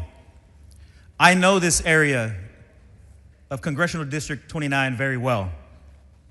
Make no mistake, members, and to the public, House Bill 4, this map being rammed through the process today, obliterates that district. It treats our voters as crash test dummies. The district has been dismantled. The biggest impact to my voters will be on splitting apart communities of color that have historically been together. Congressional District 29 is a long-standing Latino majority district in Harris County. This district was created after the 1990 census as mandated by the Voting Rights Act, Section 2. The two anchors of this district are the North Side in my area and the East End and East Harris County. Historic, members, historic Mexican-American and Hispanic neighborhoods in Houston, where many of our grandfathers, our abuelitos, abuelitas, our tíos and tías settled in the early parts of the 19th and 20th century. These areas are now being ripped apart. They're being ripped apart. Members, so communities like Melrose Park, Lindell Park, Northline, Jensen Drive on the north side, which have always been connected communities on the East End side, communities like Second Ward, Denver Harbor, Manchester, Magnolia Park, Pecan Park. Communities like Aldine, Green Ridge North, Imperial Valley, Green Forest, High Meadows, Little York on the north side also have historically been connected to areas like Galena Park, Jacinto City, Pasadena, and East Harris County along the channel. But look, members, what's comical about this, I doubt the author of the bill and the author of this map even know where these neighborhoods are. But they are clear communities of interest that have always voted together since the inception and the creation of this district, Congressional District 29. And you will hear from my colleagues, Representative Hernandez, Representative Marianne Perez. They know exactly the neighborhoods we're talking about. Currently, the Hispanic citizen voting age population of House District 29 is about 64%. Under this map, the facts are that the population in the current CD 29 drops down to 42%. It does this by sawing off the district down the middle with the hacksaw and splitting apart the entire east side of Harris County from District 29 and running that eastern part, inner city East End, and connecting it all the way out into Liberty County. I'm sure there's fine people in Liberty County. I'm sure the representative from Liberty County is proud to represent their community. But the facts are, East End, inner city Houston, I would suspect have very, not much in common with Liberty County. What's more, the map on the floor today has changed from the map proposed from the first special session. And it's gotten worse for the Harris County Latino voters. These changes happened without public testimony and without a public hearing. On behalf of my voters, members, I'm angry. It's easy. It's easy when staring at a map of Texas on your computer to look at spreadsheets with population data and voter turnout and use that to draw shapes that will help you win elections. But redistricting is about the people and communities and creating districts that comply with the principle of one person, one vote. We also have a legal obligation to carefully consider how those districts affect the ability of racial and ethnic groups of voters elect candidates of their choice. This is more complex than just checking your population percentages. You cannot split apart a bunch of brown and black Texans and pat yourself on the back because you left enough behind to try to avoid legal trouble. Texas voters deserve better than this. My constituents deserve better than this. This body, this institution deserve better than this. Please vote no on this sorry piece of legislation. Thank you, Mr. Speaker. Chair recognizes Mr. Reynolds. Thank you, Mr. Speaker. Members, today, in this second call special session, the first order of business should have been House Bill 1. We should have been debating a bill to restore flood relief to many Texans who lost their lives in the Kerr County historic flooding. But instead, the first bill that we're taking up is a racial gerrymandered House Bill 4 from a mid-decade redistricting that is totally unnecessary. You know, I want to put this in context. Just less than 2 weeks ago, we commemorated and celebrated the 60th anniversary of the Voting Rights Act of 1965. And everyone in this body should be extra proud of it because it was signed into law by then Lyndon Baines Johnson, President of the United States of America from Texas, our own Texans. This, in the history books, is one of the most transformational pieces of legislation in our nation's history. It changed literally the course of this country. It righted a historic wrong. And what do I mean by that? Prior to the passage of the Voting Rights Act of 1965, people who looked like me, they couldn't serve in public office. In fact, I'm the first African American elected in Fort Bend County as state representative since Reconstruction. And I know I stand on the shoulders of those who made good trouble. What do I mean by that? The people who came before me, whose shoulders I stand on today, they risked their lives to end Jim Crow laws that had literacy tests, that had poll taxes, where people had to recite the Constitution. People had to guess how many bubbles in a bar of soap. Not just people, but African Americans in this country. Because of them risking their lives on freedom rides, because they're risking their lives sitting at lunch counters, because they marched, they protested, knowing they may be beaten with billy clubs, knowing that they may have water hydrants pushed on them, knowing that law enforcement was not there to serve and protect them, but to push them back and enforce Jim Crow. They defied the odds. They pressed forward. Many of them didn't make it back home. Many of them lost their lives because lynching was a way of life. Lynching was common. Prior to the passage of the Voting Rights Act of 1965, there was an incident that was captured on national TV called Bloody Sunday. And if you don't know it, you should Google it. Bloody Sunday was when former Congressman John Lewis and other freedom fighters, they marched from Selma to Montgomery for ending Jim Crow so that people could vote of color. Many of them were beaten, including Congressman John Lewis. He was beaten nearly to death by law enforcement because they weren't there to serve and protect. He was beaten to a pulp. He nearly lost his life. He was knocked unconscious. It captured the American people to say, not on our watch do we want to continue to allow this country to treat African Americans this way. And people of good conscience said that they didn't want to be on the wrong side of history. So they came in solidarity with John Lewis and Martin Luther King and others to say, we want to change this.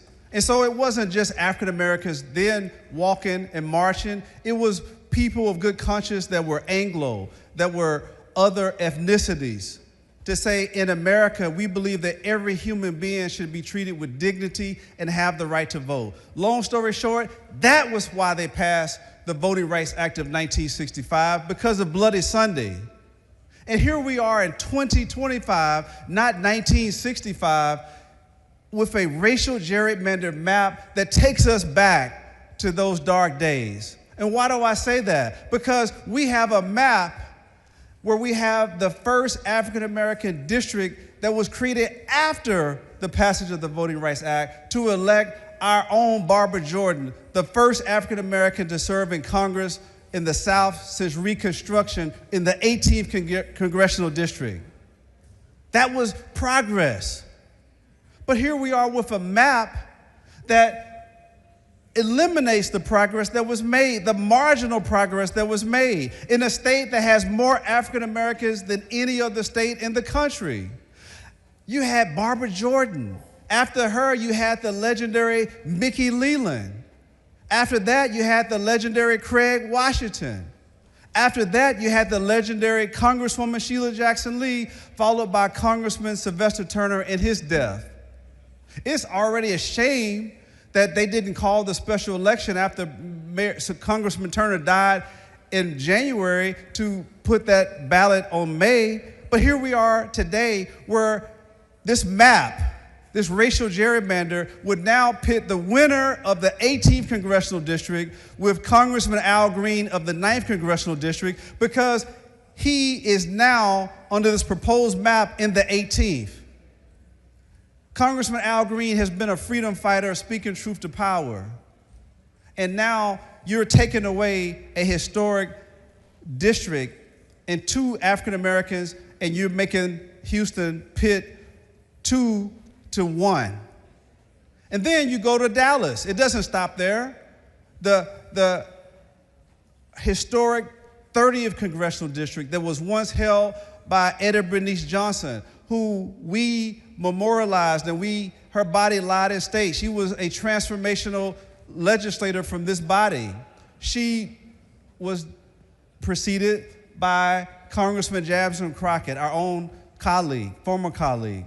Now that seat is Congresswoman Crockett was removed from her district into the 33rd to pit her against our former colleague, Congressman Mark Vesey. So we should be increasing African-American representation by 50%, but unfortunately, this racial gerrymandered map reduces it by 50%. And I don't know, I feel like Fannie Lou Hamer when she said she was sick and tired of being sick and tired. I'm sick and tired of seeing more attacks on African Americans in this state that has more African Americans than any other state. I'm sick and tired of seeing more attacks on our Hispanic brothers and sisters, because this map doesn't just disenfranchise African Americans, but also our Latino brothers and sisters. I'm sick and tired of this attacks on black and brown with this anti-diversity, equity, and inclusion. I'm sick and tired of us not want to talk about it because we implemented critical race theory, so we don't even teach about it anymore.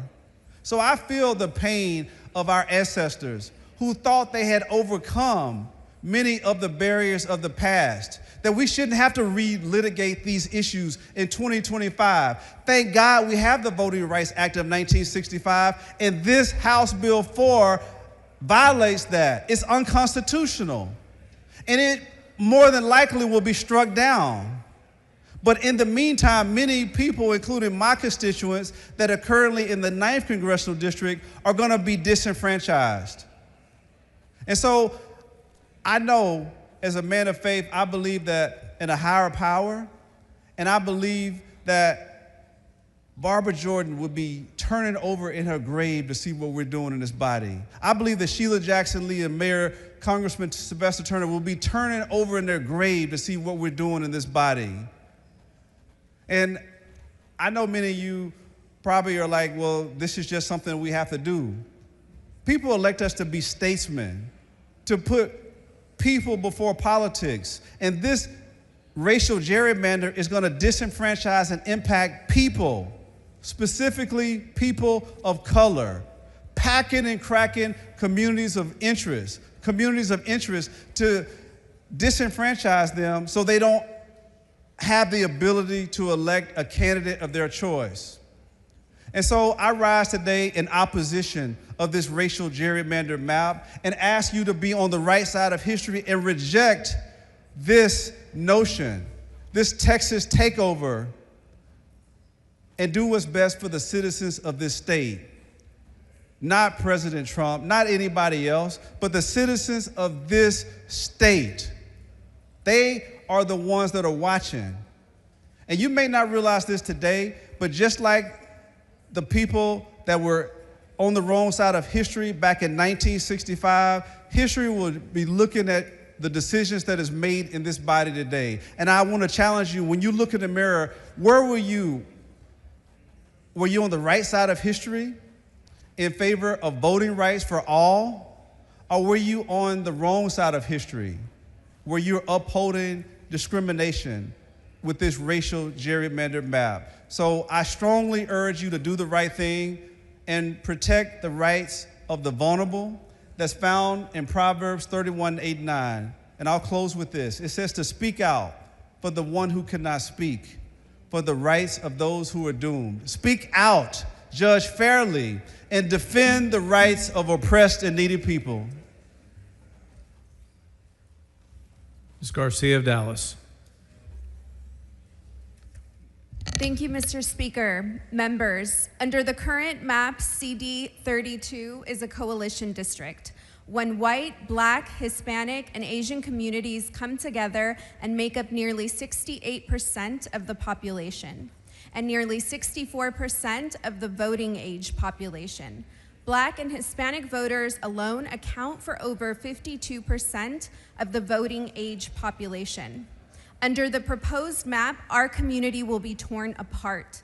The Anglo share of the district rises from 36% to more than 52% of the voting age population. Meanwhile, Black, Hispanic voters together drop from 52% down to just 35% of the voting age population.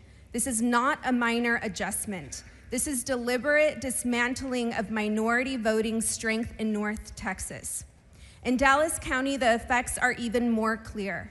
Currently, Dallas makes up 85% of CD 32, within what share the district reflects the true diversity of the Dallas County, 31.7% Anglo and 58.9% Black and Hispanic combined.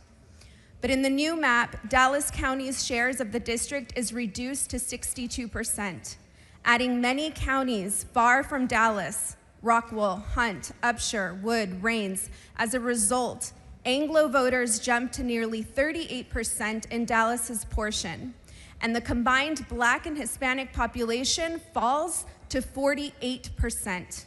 In other words, the very heart of Dallas's diverse communities is being diluted by drawing counties that do not reflect the same racial or cultural makeup. This is about more than numbers on a page. It is about whether families in Pleasant Grove, Garland, and Mesquite will still have a voice. It is about whether communities of color that built CD 32 into a district of opportunity will be silenced by map lines that crack Dallas County apart and pack it with neighboring counties. I want to be clear. This map doesn't just weaken minority representation, it severs the connection between communities and their elected officials. It makes it harder for parents, workers, and seniors in Dallas County to know that their voices matter as much as anyone else's. Congressional District 32 has been a district opportunity. This proposed map would erase the progress and turn CD 32 into an Anglo-majority district, dismantling the coalition of Black, Hispanic, and Asian voters who have fought for fair representation. Members, our democracy is the strongest when every community has a seat at the table. Weakening minority voices in Dallas is not just unfair, but unconstitutional. I urge you to reject this map and stand up for fair representation in Texas.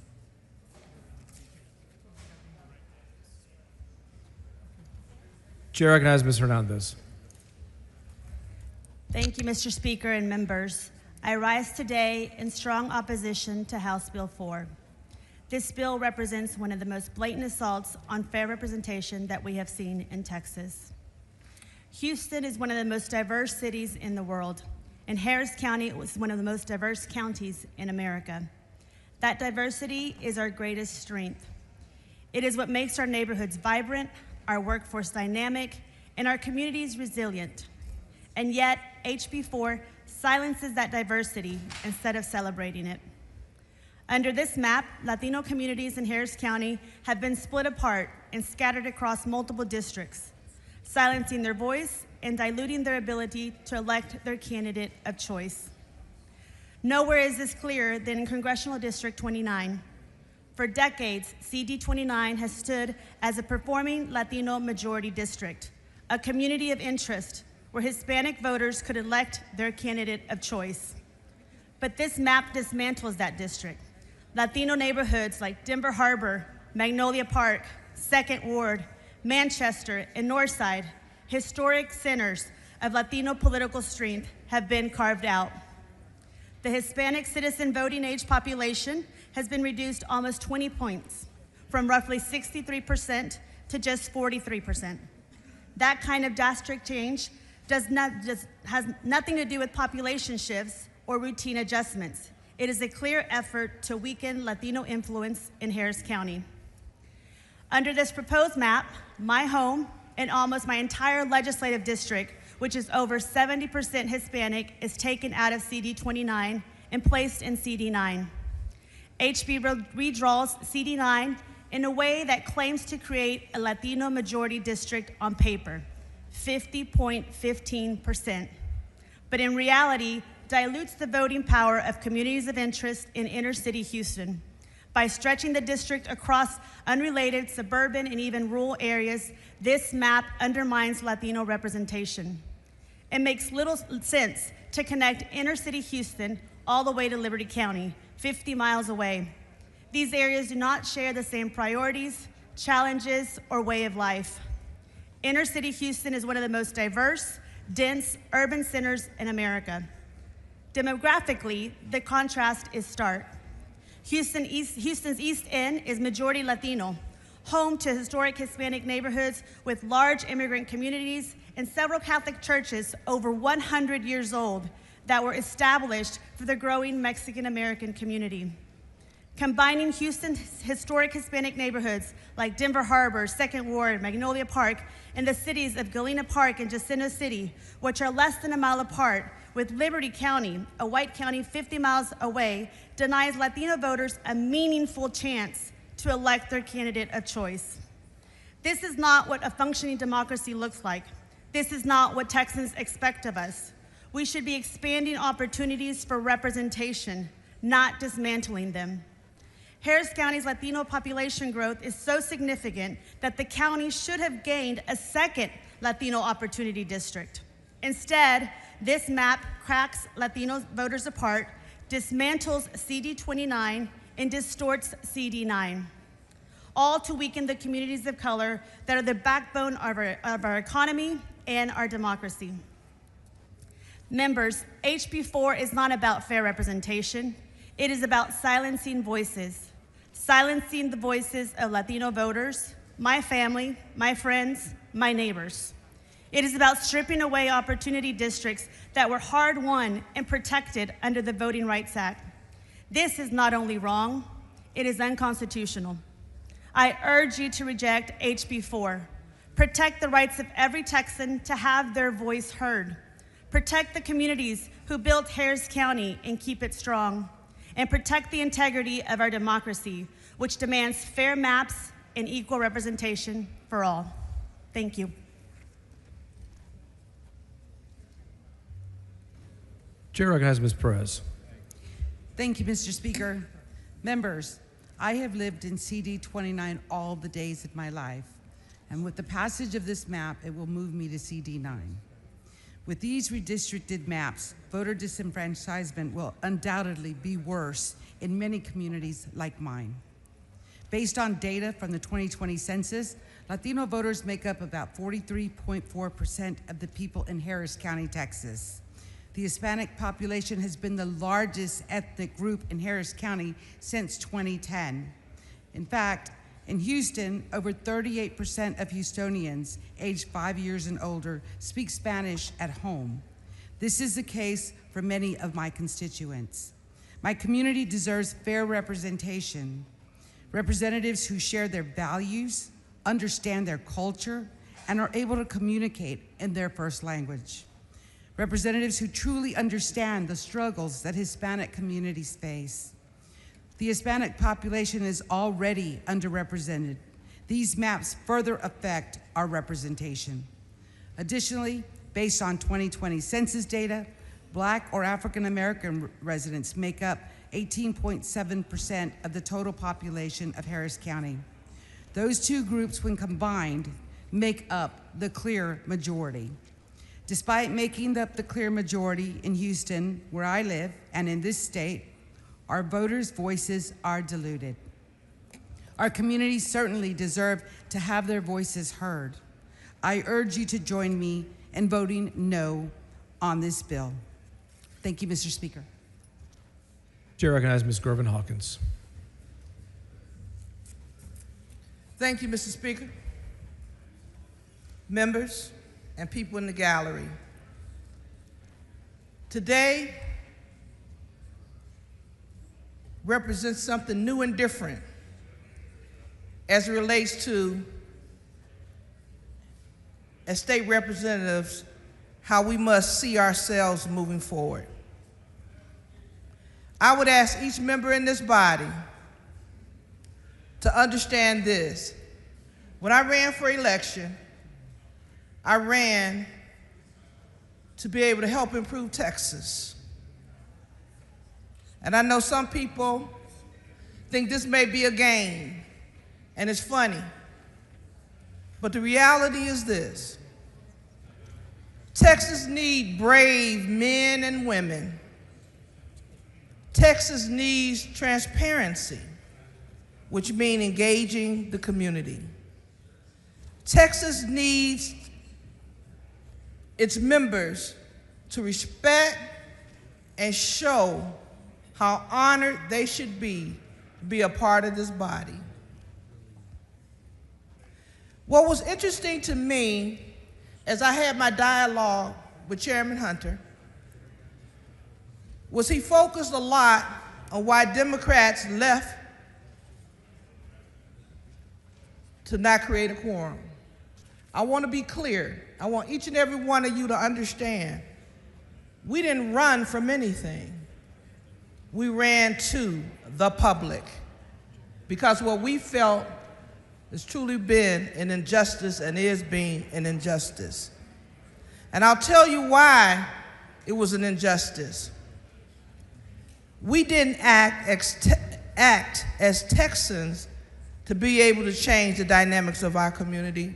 There was a letter that came through. A letter. Mr. Speaker, I hope in the future that we're not moved by outside influence. That we indeed move in a way that makes sure that Texans sets the agenda and no one else. When I think about these maps, and I have asked on a number of occasions, who drew these maps? No one can tell, or at least they have not revealed who drew these maps. And I know that's a bald-faced lie. So when one comes from the outside to steal what's precious in Texas, that's hurtful. I asked again, where are our brave Texans?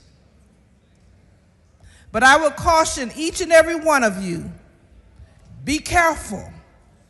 Be careful about the actions you're taking, because indeed it not only impacts us, but it impacts our children and our children's children, the things that we do today. If DC has asked for something, we must ask ourselves, what's next? What's next of interference? For me, this body has changed. It has created an atmosphere of division, an atmosphere of disgust, an atmosphere when I now look at my colleagues and say, wow, who are you really? You know, when I had my medical episode, I was so moved by the members who came to pray and gave me well wishes. And as you know, each and every day we come, we pray together. We pray together. We give honor to the U.S. flag and the Texas flag because we know the value of what we do here. But when that changes, not because we disagree, not because we have different positions, that changes when I see professionals that will support something that they know is wrong, but because they want to either hold on to a seat or they're fearful of the unknown. I would say to my colleagues, what's so hurtful is when my colleagues can look me in the face and look other members in the face and be willing to take away 2 African American seats. As you all know, the struggle, particularly for African Americans, have been long and hard.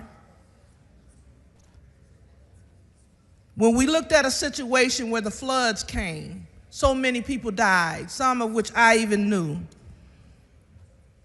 And we put this as a priority before putting that first. That tells us all something about this body. Mr. Speaker, we need to change that. We need to be able to address those priorities first. It should have been number 1 on the agenda, but it wasn't, and that was disheartening. So I say to my colleagues today,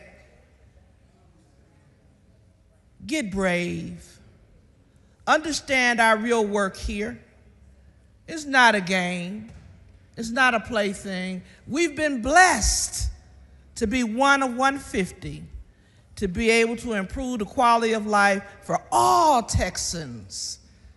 And we have to come together and understand what that looks like so we create the win-win, not the winners and losers. That's the Texas I would love to be a part of.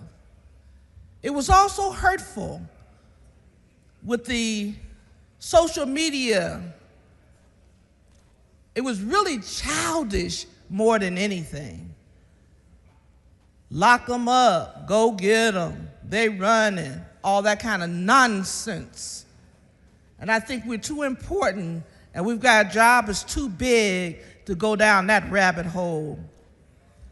So for today, I have mixed feelings about this body.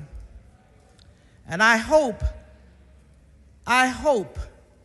that we can become a better body, not one that seeks to hurt others, to create cultural wars, to demean different positions, but indeed that we can work together to respect the positions that we hold.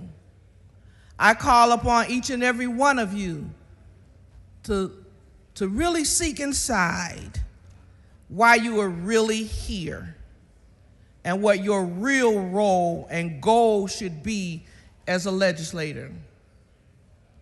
Members of my Republican Party, we need you to be brave. We need you to be transparent. We need you as a working partner, not as an adversary. Members of the Democratic Party, let's continue. Even though we're in the minority, we're going to continue to fight the battle for the people. And finally, I would say this. Those of you who feel this is okay, let's get ready for the fight. Because the fight ain't over. It's going to continue. And it's going to be one where we have energized America to save democracy. And we will continue to do that as we move forward. Thank you. Chair recognizes Mr. Busey. Thank you, Mr. Speaker. Ms. Gervin-Hawkins, Chair of the Legislative Black Caucus, thank you for being brave. I apologize that so many of your colleagues chose to speak over your speech. Mr. Speaker and members, I rise today not just as a legislator, but as a Texan who still believes in the radical idea that voters should choose their leaders, not the other way around. This bill, House Bill 4, betrays that idea. House Bill 4 is not about representation. It is not about fairness. It is a desperate, mid-decade power grab engineered in Washington, executed in Austin, and paid for by the Texans we are supposed to represent. Let me be clear. This is Donald Trump's map. It is clearly and deliberately manufactures 5 more Republican seats in Congress because Trump himself knows the voters are rejecting his agenda. And instead of respecting that rejection, he's changing the rules. Instead of listening to the people, he's trying to silence them. And Texas Republicans have been more than willing to help. So let's talk about what House Bill 4 really does. It punishes my community of Austin, one of the most diverse, fastest growing, and engaged cities in America, by carving it up and pitting 2 progressive champions, Congressman Doggett and Kassar, into the same district. It dilutes the voting power of Black, Latino, and AAPI Texans, communities that have fueled our state's growth and are entitled to a voice in its future. And it draws neighborhoods like mine in North Austin into districts that stretch over 360 miles to Midland and Odessa in one direction, and over 170 miles to Freestone County in the other direction. Chairman Hunter, that's over 500 miles apart. That's not compact, that's corrupt. It is shameful, it is dangerous, and it sets a precedent that should terrify every single American. If you want to know the state of our democracy, look no further than this House floor. Representative Nicole Collier has been held here against her will for 2 full days, over 48 hours, because she refused to sign a permission slip from DPS, treating her like she's a child asking to use the restroom. Representative Collier is a 7-term legislator, an attorney, and an advocate for her community. She's being surveyed and detained in her own capital simply for dissenting. This is not democracy. This is authoritarianism in real time. Republicans are going to try and convince you that this is the will of the people. But if the people agreed with them, why do they need to cheat to win? Why did they try to ram this through without any public testimony on this map? Why did they hold a duly elected representative prisoner? Why did they use flood victims as a political bargaining chip? I'll tell you why. Because they're scared. They're not scared of me. They're not scared of our caucus, but they are scared of the people. They're scared because they know the people are tired of their lies. They're scared because they know the people are rejecting their policies. And they are desperate to pass these maps because it's their last chance to cling to power. And they know if they don't, they will lose in the 2026 midterms. So let me end where I began. I still believe in the Republic. I still believe in this House. I still believe that democracy is worth fighting for. That's why I broke quorum. That's why I stand here today. And that's why I will vote no on this racist bill. Because House Bill 4 is not just about where the lines are drawn, it's about whether the people still hold the pen. And I think they should. Thank you, Mr. Speaker. Chair recognizes Mr. Manuel. Thank you, Mr. Speaker and members. I wanted to read a definition because I realize that some people have gotten a little lost with what we're doing here and what's happening. I want to explain what is an economic engine. It refers to key drivers of economic growth, profitability, and value creation for companies, regions, or nations. When we were in committee, I brought up the fact that we were taking economic engines from already poor minority districts or districts that had been underrepresented or poor and underrepresented for many years. The point of that being is that we are taking from districts, for instance, Congressional District 30, which is where Congresswoman Eddie Bernice Jackson was. She used to be in the House. Now let me explain to some of you who don't know anything about her. She was a woman who used to have to sometimes walk home from work because they would force her to be late so she would miss the bus. So she'd have to walk 5 miles, and then the next morning they would say, "Hey, Eddie, did you catch the bus?" And she would say, "Yes, I did." And they would laugh knowing that she had to walk 5 miles to get home in the afternoon. These economic engines give us the ability to call these companies and make sure that they're investing in their areas. It's not forcing them to, it's asking them to. But I want to give you an example that a lot of people in here don't have.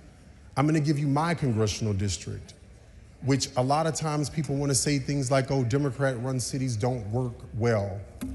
Well, the reason that my Democratic city hasn't worked as efficiently as it should have for over 2 decades is because in 2003, when this body did a mid-decade redistricting, you cut off our economic engines. You gave us to a different part of a county, Brazoria County, that has nothing in common with Southeast Texas of Jefferson County. And it has diluted that power, and it broke us up. It put us with a group of people who had more retail when we are more blue collar and we're industry. So we are split between Orange County, we're split between Jasper County that is further away from us, but we're closer off when it looks to representation to Brazoria County, which is much richer and much wider. And our districts were actually very well minority. It was blacks, Hispanics, whites. It was a true coalition district of just people working together. And by the way, it was already considered a Republican district. But you cut off our economic engines. And so now we have 2 of my cities are considered 2 of the most poorest cities in the country out of 20. But it gives you all a reason to say that certain people are poor, certain people are damaged. We need to take over their school districts. But that was done in this body when you took away our representation, when you gave us to a congressional member who didn't have a real understanding of what we were dealing with.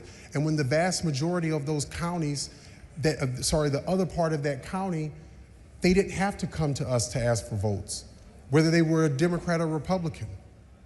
What you're doing right now to poor and underrepresented counties and cities is harmful. And I get winning because we keep saying that this is about elections. But at what cost is winning everything? Is it more important for you to win and have seats knowing that you've already messed up and harmed other people in their districts? You have already helped increase crime rates in other people's districts. You've already had them underfunded when it comes to school programs. And I'm telling you this not because someone read this to me in a book. I'm telling you this because this is what you've done to my community. This gives you a reason to have people that will go out there and say racist things about Black and Latino and Hispanic people because you've created an environment that has festered with people who are living in poverty. I ask you to please vote no on this, not about politics, but about the fact that you are going to cause real harm to people, and you are going to cause harm to your own citizens by breaking up communities of interest. You are going to put people's lives at risk. And for all of you who live out in East Texas, I want you to remember this. If you live in Jasper and you're trying to get to the nearest hospital, or you live in Orange County, you're much more likely to die giving childbirth because a hospital is 40 or more miles away. And those are mainly a lot of the constituents that you all say you're creating districts for, but you've made their districts even poorer. This is what you're going to be doing to other people throughout this entire state. And it is devastating what you are doing to poor minority communities, but it's more devastating at the fact that sometimes you can hate someone so much that you will do irreparable damage to yourself. That is what you are opening yourselves up to, is that one day when the demographics shift, you will be in districts that you will not have any voting power. And it will hurt. And you will watch your children grow up and go to jail and lose educational value. And I know that because that's what you all did to my district. That's what I represent. That's who I am and where I am from. I hope you take that into accountability when you're taking your vote into play, because this has real life implications for people, and it does hurt.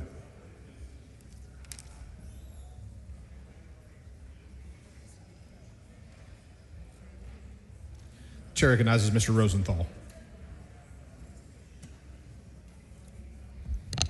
Thank you, Mr. Speaker and members. I'm concerned that when I speak to the members of this body, I notice that many of you are not listening, and I actually don't expect you to. And I don't expect my words to affect how you act in the next few minutes. That's why today I'd like to speak to the people of Texas and the people of this country. And I want to speak out against the process that has been used to ram this gerrymandered piece of work down the throats of the people of our state. So, I'm a process person. I'm an engineer for a living. I'm particularly keen on how we do what we do. So let me start out by pointing out that the whole process for this has been a sham from the beginning. Any member in here, any leader of this state that tries to tell you that there were public hearings on this map, that is simply a lie. That is not true. So first, what we have before us today is a committee substitute that was voted out in a formal hearing. What that means for the layman at home is a formal meeting is not a hearing to the public. And when the author of the bill gets up at this microphone and says, we're not required to hold hearings, they did not hold hearings on this bill. They did not hold hearings on this map. So first, I'm honored to be the vice chair of the Redistricting Committee. I've had a front row seat to all of this. That committee did not convene during the session. It wasn't important. There was nothing to consider. Now in the special session, suddenly it's become an urgent enough need that we have some hurried hearings around the state with no bill being presented to the public. So let me just tell you what a farce that is. We had a hearing here in Austin. We had a hearing in Arlington. We had a hearing in Houston. Those 3 hearings, only 5 hours each. No map had been presented. We asked the bill author and the committee chairman over and over again, do you have a map? Are you working with anybody on a map? Is there a map? And they told us, no. We haven't been talking to anybody. We don't know anything about no map. Still, the people of Texas overwhelmingly came out to complain about this process, this mid-decade redistricting process that they could only see as unfair because it's not based on new census data. It's only based on partisan performance. Between the 3 public hearings to solicit public input, we had over 3,000 people in this state weigh in. Let me be clear, 98.8%, almost 99% of the people that weighed in, whether there was a map in front of us or not, boldly decried this. The people of Texas spoke, and the leaders of Texas ignored them. 99% opposed, 3,000 comments. The worst part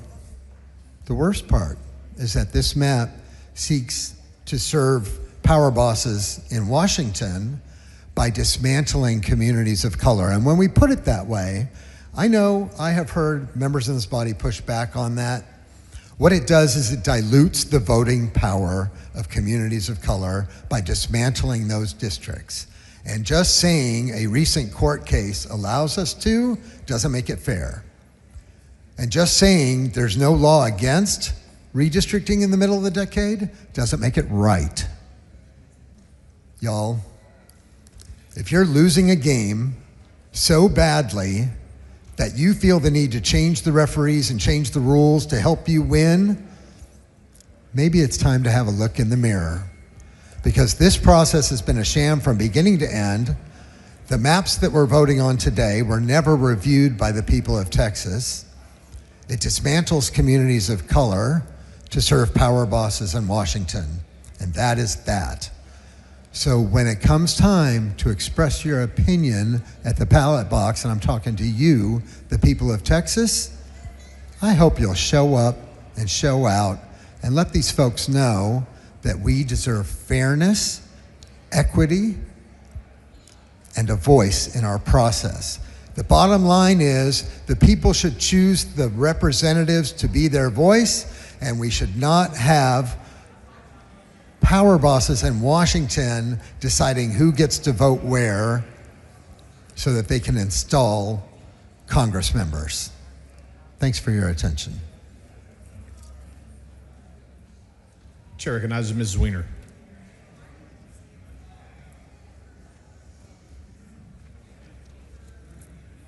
Thank you, Mr. Speaker, members. Mr. Speaker, could we get some order? There's a lot of chatter.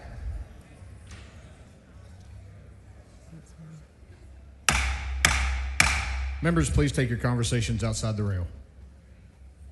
Members, I have never much liked the idea of legislators drawing politicians' districts. And that was a feeling that was affirmed by my first experience being in this body, helping draw districts. But one of the positives was being able to advocate for my constituents, and in particular, to be able to advocate for the I-35 corridor in Hays County to stay whole, to be connected in its state house districts, its state senate districts, and its congressional district. That's important because the I-35 corridor is a distinct community that is connected to itself. People in East Austin have family in Kyle and San Marcos. And those folks have family down in San Antonio. Now, I know there's been a lot of conversation about how wonderfully compact these new maps are. But the truth is, this new map is ripping apart a performing Hispanic opportunity district, Congressional District 35, that runs up and down the I-35 corridor. It's going to take communities like Blanco Gardens and Victory Gardens, historic Hispanic communities in San Marcos, and fold them into a district that is over 60% white. It's going to take the voice of those constituents and effectively erase them, giving them no power in determining who represents them in Congress, and attaching them to counties that they have little relationship with, like Bandera, Gillespie, Kendall, Kerr.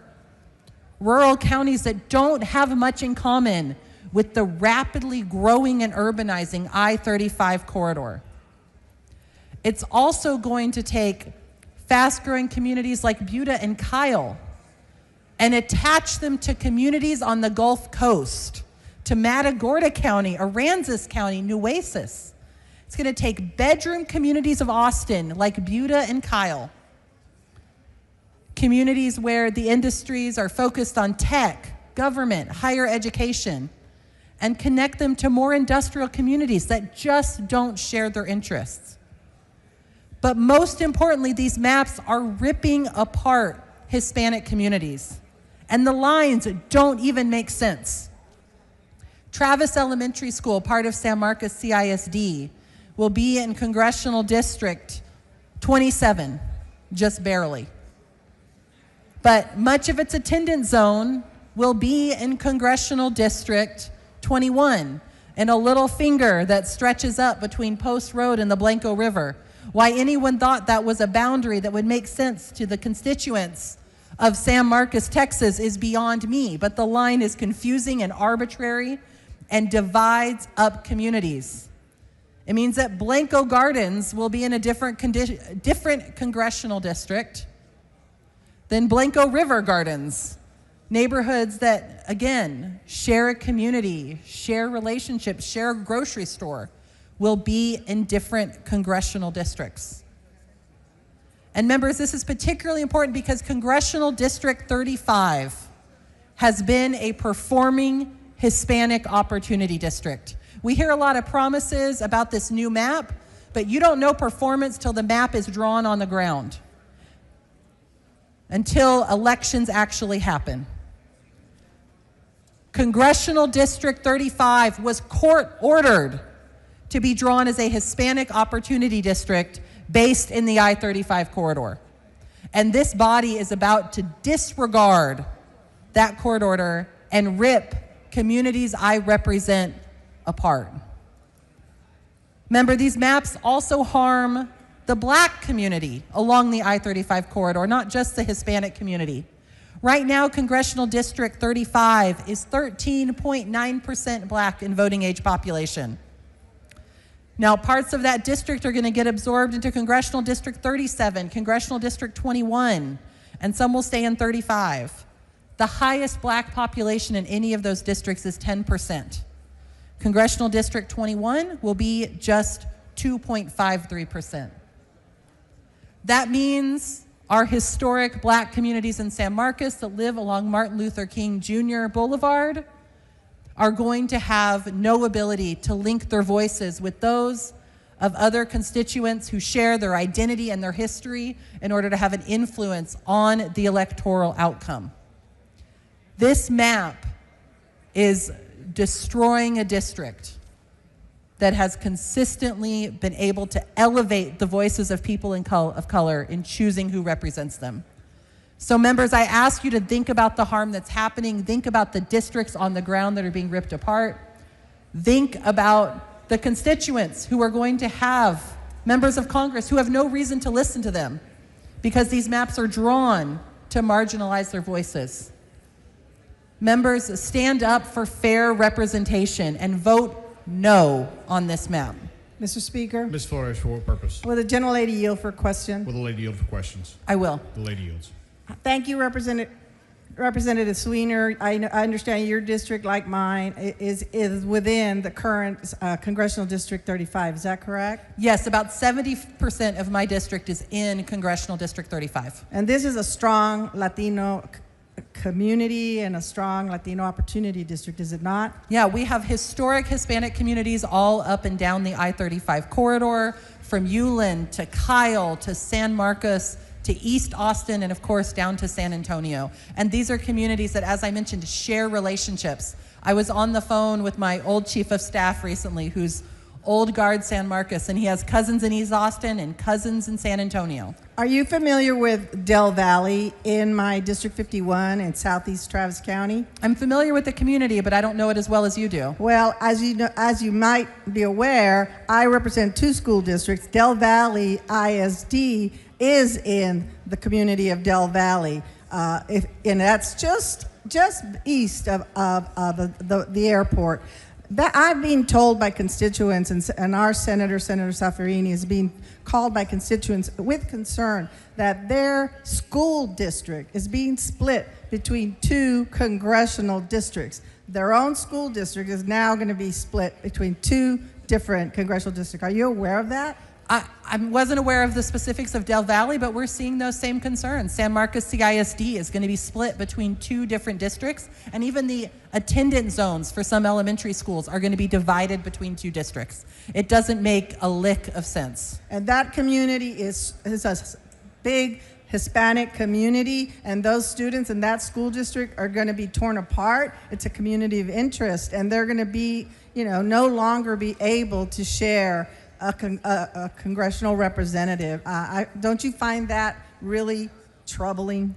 I find it incredibly troubling. And I was looking over the map, using some of the tools we have to look at the population, the Hispanic population in particular in that area. And when you're east of 35, I-35 in either Travis County or Hays County, there is almost always, with a couple exceptions, a Hispanic plurality. And in most cases, a Hispanic majority. Those constituents should have the right to band together and elect the candidate of their choice, just like they can in the current Congressional District 35. Well, thank you, Representative Sweener, for standing up for your constituents, for standing up for my constituents that are within that congressional district. And I also join you in urging everybody to vote no against this map. Thank you. Thank you so much, Representative Flores. Members, the facts are clear. This map is going to rip apart performing minority opportunity districts.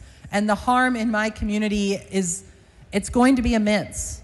So I urge you to vote no and keep these connected communities of interest along I-35 together in Congressional District 35.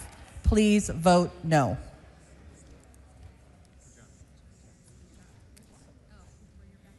Chair recognizes Ms. Garcia Hernandez. Thank you, Mr. Speaker. Members, I rise today in strong opposition to House Bill 4. This proposal disenfranchises millions of Texans, families, communities, and neighborhoods across our state, including those I represent in House District 115, and even myself. Under this plan, Congressional Districts 32 and 33 are radically redrawn to deprive Texans of fair representation. District 32, my own district, is an egregious example in North Texas. It forces together suburban communities like Farmers Branch, where I live, with rural communities as far as Pittsburgh and Gilmer in East Texas. These districts are neither compact nor true communities of interest. Instead, District 32 has been carved into a 175-mile fajita strip that dilutes and disenfranchises voters. District 33 is yet another case. Today, it connects Latino communities in Dallas and Fort Worth, ensuring their voices are heard. But under this new map, it is configured to Dallas County alone. That deliberate change strips representation not only from my constituents in House District 115, but also from the people of Tarrant County. The result? Over 1 million Latinos in North Texas are left without meaningful congressional representation. Their voices are silenced. This is targeted exclusion, plain and simple, driven not by the needs of Texans, but by out-of-state political interests. It is a sad day for this chamber and for Texas when we put the whims of DC bosses above the needs of Texans who are truly suffering right now, like our families in the Hill Country, still grieving their losses and struggling to rebuild their lives, and promised by our own leadership to be put first as HB1. I was so moved by history growing up, learning about the Underground Railroad, Nazi Germany, and so many other painfully immoral times our world has experienced. asking myself if I would have just stood by, too scared to say anything, or if I would have met the moment in recognizing that our lives, each and every one of us, 150 members, our lives, our impact can turn the tide, stop the hurt, and heal others, as well as ourselves at the same time. Today, I traded my state pen for my grandmother's pen in a reminder of how I was raised. I'm sure how so many of you were as well, to recognize our obligation to speak and fight for those who are most vulnerable, to speak up against injustice, and to have courage whenever everyone around you seems to be too scared to do what is right. Members, I implore you, my colleagues, I implore you to have courage. What we are doing today is unjust, it is un-Texan, and it is un-American. All eyes are on Texas. All eyes are on our chamber. For all of these reasons, I urge you to vote nay on House Bill 4. Thank you, Mr. Speaker. Chair recognizes Ms. Gonzalez.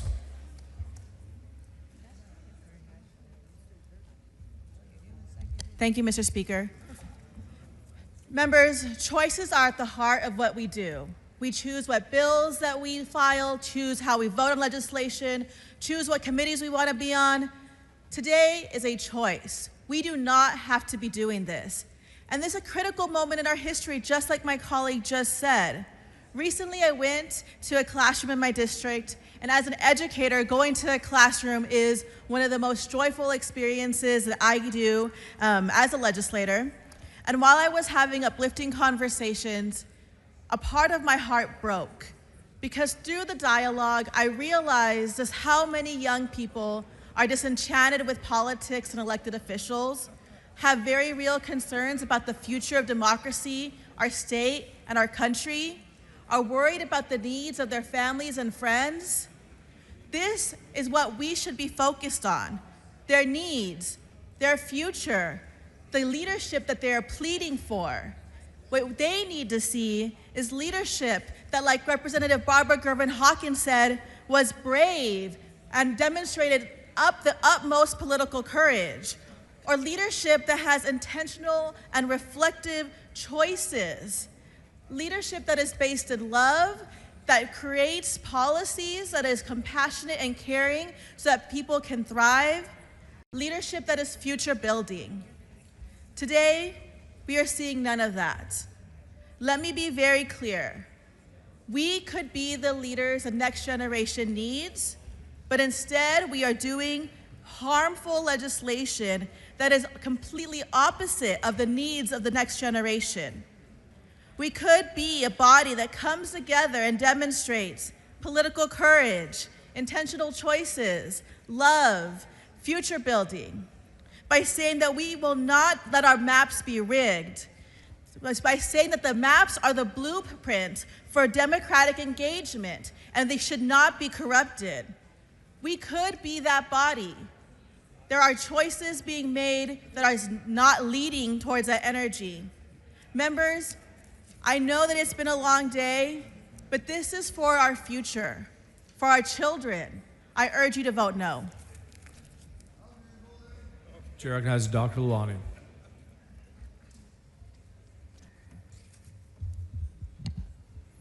Mr. Speaker, members, I stand here today not just as a legislator, but as a physician and as an immigrant who came to this country more than 30 years ago. Believing in the American dream, I built life in Sugar Land, caring for seniors and families. I ran for the office for the same reason I practice medicine, to diagnose what is wrong and act so the people can heal and thrive. I will not make this about the parties and personalities. I will talk about people. In this country, the people should choose their leaders, not the leaders should choose the people. I represent House District 76, one of the most diverse, vibrant, fast-growing areas in Texas, a living snapshot of America's future. Colleagues, the map before us, its consequences will far most upon the communities of color whose growth has powered the state, yet who often see their collective voices diluted by the lines drawn far from their block. Those choices are not accidental. Members, if the authors believe these maps improve representation for the communities of color, say so plainly. Put the racial impact on record. Tell the Texans the neighborhood splits and why. If you are proud of this impact, defend it here on the floor. Our constituents deserve no less. As a doctor, I would never ignore patients' warning signs. The warning signs are all over this map. It will determine who gets the clinic, who gets the flood control, the school investment, safe streets, and who will be told again to wait in the line. Briefly to the moment where we are in, the families across Texas are still rebuilding from disaster. They are asking why this is the first priority, why these maps are being fast-tracked, while their recovery and safety are pushed to the back. You know this is not right. The people you serve also know that. On the process, the map shaped behind closed doors, influenced by interest far from the communities on those pages, will not earn public trust. Trust is built upon open, with facts, and with the willingness to hear those who are affected the most, especially the community of color, who have carried so much of Texas growth and deserve a seat on the table, not the line through their neighborhood. Members, this vote will not close the book. The story of Texas is bigger than this map. In this story that brought me here, the American dream, and that every child, every senior, and every working family has a voice and have the choice who would represent them. We honor that promise when our district reflects the communities as they actually live, pray, learn, and work together. I ask you all to vote no on HB 4 to keep the faith with the people who have sent us here. Remember, Texans of every color and creed deserve a fair representation. I respectfully ask to vote no on this bill. Thank you. Chair recognizes Mr. Turner.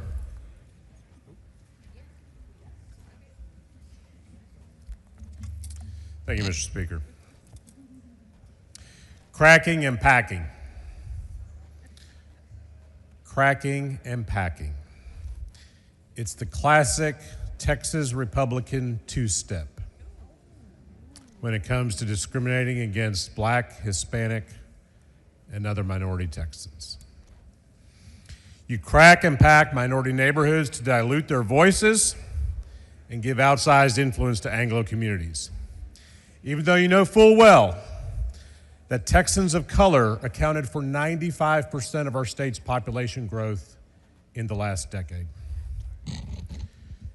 Your cracking and packing two-step is evident in many parts of the state in this map. I'm going to focus now just on my home county of Tarrant County. Tarrant County is a majority minority county of more than 2 million people. Tarrant County saw extensive growth in the last decade. All, I repeat, all because of people of color. In fact, Tarrant County's white population decreased in the last decade. But you wouldn't know that in looking at this discriminatory map.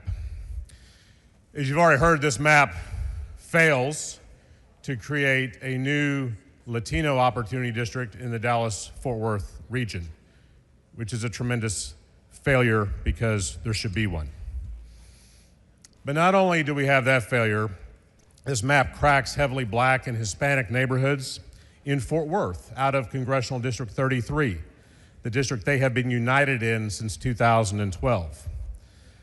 So let me talk about how you've accomplished the cracking. Some of those neighborhoods are submerged into CD 25, which sprawls out more than 100 miles nearly to Abilene. Rural Anglo voters will now control the outcome of their congressional election, canceling their voices. The rest of those CD 33 precincts are splintered and used for parts in CD 12, once again controlled by Anglo voters in West, Fort Worth, and Parker counties. By the way, let me remind the House, if you've forgotten, how CD 33 came to be. In 2011, the legislature, in passing its congressional map that year, did the exact same thing that this map does. They took heavily minority neighborhoods in Tarrant County and submerged them into white-controlled districts, suburban and rural districts, until a federal court stepped in and called it what it was: intentional racial discrimination that is against the law. Now, if you've heard this before, and if you're on the House Redistricting Committee like I am, it's because Congressman Vesey explained this to you a couple of weeks ago in our hearing, but you ignored it. Now, this legislature is poised to defy that court ruling from 2011 and repeat the same discriminatory sin. So that's the cracking, or an example of it. Let's talk about the packing. So most of my majority-minority House District 101 will be packed into CD 30, a historic Dallas-based district where black voters have elected the candidate of their choice since that district's creation in 1991. In other words, you don't need to pack more minority voters into that district unless, of course, your goal is to cynically dilute their collective voting strength. But the intentional discrimination doesn't even stop there. As Congresswoman Crockett testified in the House committee hearing a few weeks ago, you've removed key economic engines from CD 30, like Love Field in downtown Dallas. Hell, you even took her home out of her district. She told you that, but you ignored her on that too, just like you ignored the thousands of Texans who voiced their strong opposition to this corrupt process. But you say, and I heard this in the committee, surely Congressional District 30 is going to have new economic engines with all that new territory in Tarrant County. Wrong. CD 30 in Tarrant County goes right up to the campus of UT Arlington, but the university goes into CD 6. CD 30 goes right up to the General Motors plant, but not quite. It also goes into CD 6. And the Arlington Entertainment District in CD 25. You know that's not a coincidence. You know what it is. It's straight up intentional discrimination. You can falsely claim it's about partisanship, but you know that's just a smokescreen for racial discrimination. We all see it. The people of Texas see it. And now the American people see it. Texas redistricting maps have been found to violate the Voting Rights Act every decade since the 1970s. I don't know why this legislature is so hell-bent on keeping that shameful streak going. But know this, we will see you back in court very soon. Chair recognizes Mr. Bernal.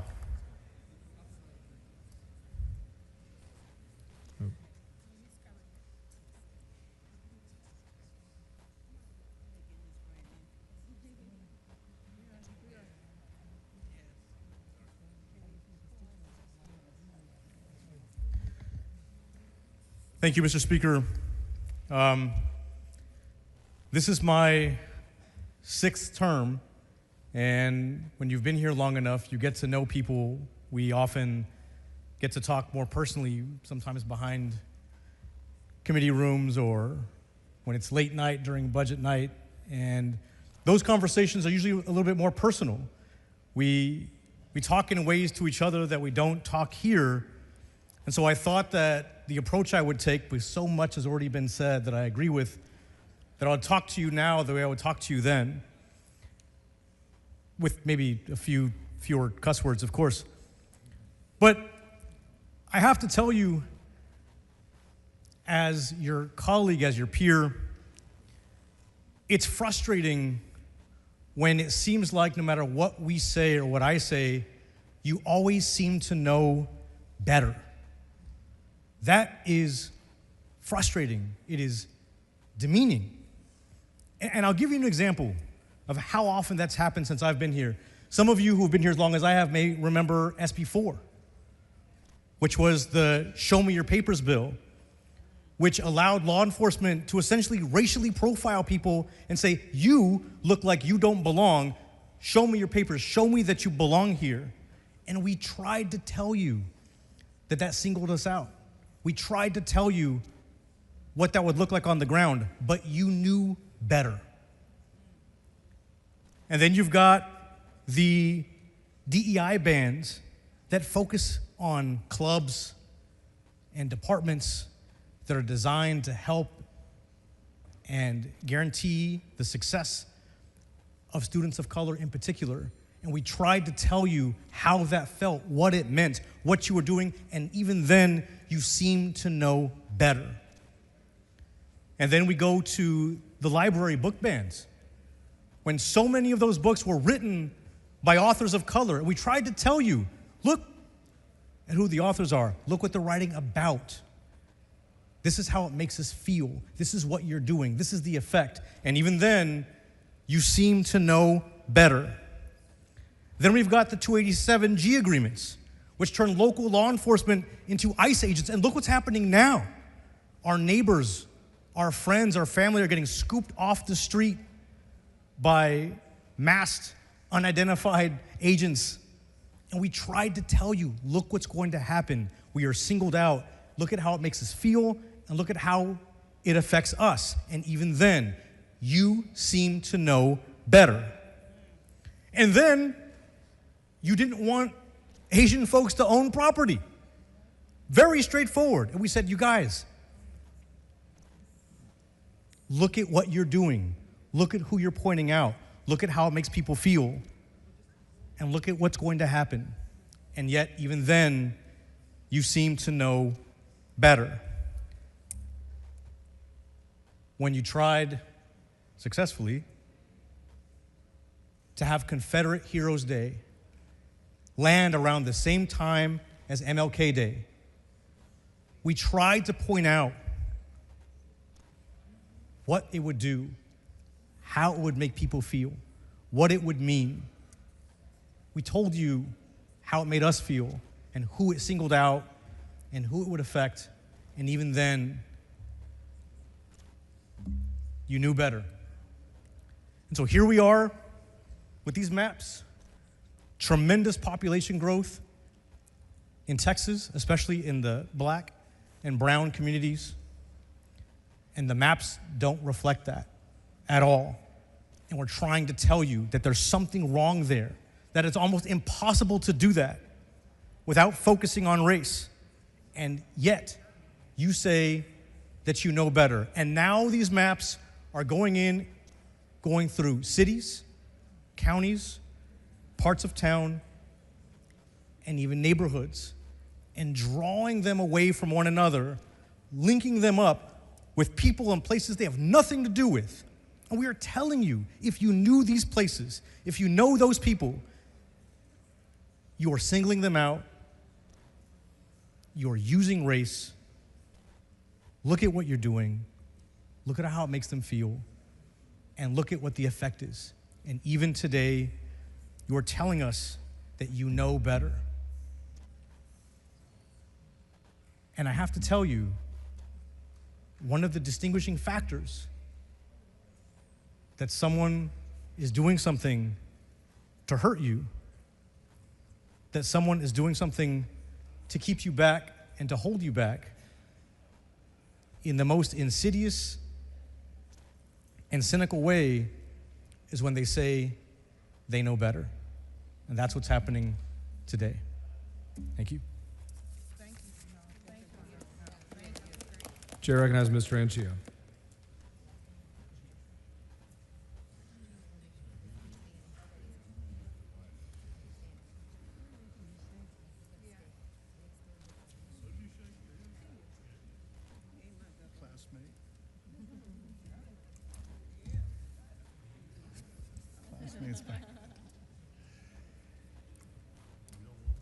Thank you, Mr. Speaker and members. I rise because I've heard from the proponents of this bill, from the authors of this bill, that this is somehow about fixing census numbers, somehow exclusively about partisanship. It's about fixing unconstitutional maps. But with every pretextual explanation, oftentimes contradictory explanations, I come back to a simple premise. And I'm going to speak as the former chair of the Mexican-American Legislative Caucus, the oldest and largest Latino legislative caucus in America, and just point out that the Latino community, by any metric, by any standard that you can apply to any map, is already underrepresented in the state of Texas today. It would be hard by any measure to quarrel with that. Very, very difficult. We represent over 40% of the population of the state, was responsible for 50% of all the growth in this state, and yet you have to try really, really hard in this map to set our community back because we're already underrepresented. You have to be intentional in the face of all the growth and all the numbers and all the data. You must be intentional. You have to try really, really hard to have us enjoy less representation than we already do under this map. If you apply the numbers, this map furnishes maybe 4 or 5 districts where the Latino community can elect candidates of their choice. Okay? If you apply math to that and a percentage, that 4 or 5 out of 38 comes out to about 10.5% to about 13%. Again, even though we represented 50% of all the growth in this state and are now the largest plurality population in the state of Texas. So to only say that Latinos are going to get between 10 and 13% of the opportunity to elect candidates of their choice under this current map explains to me that you had to try really, really hard. You had to be intentional about this lack of representation. And we can go through the individual places. In Tarrant County, it's been discussed, where nearly 1 in 3 people is Latino, and yet this map dismantles their only chance at representation. Gone. In Dallas County, where over 1 million Latinos, and side note, more Latinos in North Texas than even South Texas, where we have waited for more than a decade to have the opportunity to elect a Dallas County neighbor of our choice, this map denies us again. In Houston, Representatives Wale, Perez, and Hernandez talked about the longstanding Latino neighborhoods that are systematically and intentionally packed and cracked, tying working class families to faraway suburbs that share nothing in common. In San Antonio, representatives have told you that a performing 60+% Latino congressional seat just disappears. It's gone. Poof. With no explanation. So this map is not democratic. It is not representative. Instead, let's just call it what it is. It is a deliberate, intentional, racial gerrymander. And the numbers don't lie. And colleagues, as has been pointed out to you over and over and over again, so much so that it must be seared into your brain, what is being attempted today is not new. What is being done to our communities today is not new, Because every decade since the 1970s, this legislature, whether it was Dixiecrats or Democrats or Republicans, has discriminated against people of color. Every decade. And when we think about those people who came before us, we wonder, wow, what were they like? What were those people like who could look at the African American, Asian, Latino people on this House floor and say, you deserve less representation. I'm going to look you in the eye and tell you, you deserve less representation. And I'm going to be intentional about that. What were those people like? So just ask yourselves, and ask yourselves if you want to add your name to that list of people who looked at these communities of color, at their colleagues in the eye and said, no, you deserve less representation. Y para el pueblo que esté aquí o que está mirando en la televisión, voy a ofrecer unos comentarios en español para que todo el mundo sea incluido en este debate. Porque es claro y sabemos que la única manera que nuestra comunidad hispana va a llegar de donde estamos, bajo representados, a dónde queremos ir, es con representación. Es con representación. And if representation wasn't so important, if it wasn't so important, why are people willing to break the law and discriminate intentionally to take your representation from you? So, members,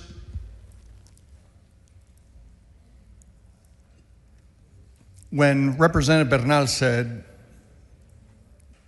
that oftentimes this majority tells us, well, we know better than you, it is in fact the case here, where you are saying to people all over this state, no. See that congressperson that we gave you last time? That representation that you had last time? We know better today what you need.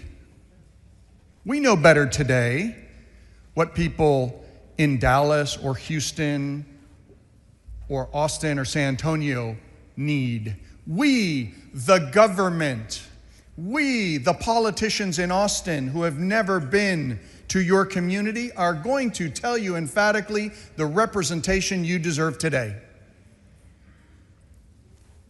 And we're just gonna do it. And I thought about things, I've spoken a lot about the Latino community, but this is really about all Texans. I love living in a Texas that is diverse, that is growing, that is vibrant, and our representation needs to reflect that. This map does not reflect that, and you have to try hard. You have to be deliberate, and you have to be intentional in your efforts not to reflect the diversity of this state. But members, it's not too late. You can vote no on this bill. You can say Texas is not going to go down this path. We are going to have a map that reflects the diversity of this state, the people of this state, the representation that people want in this state. Or you can add your names to that sullied list that has existed for decades and wonder about what those people were like. You need only look in the mirror. Thank you. Chair recognizes Representative Gomez.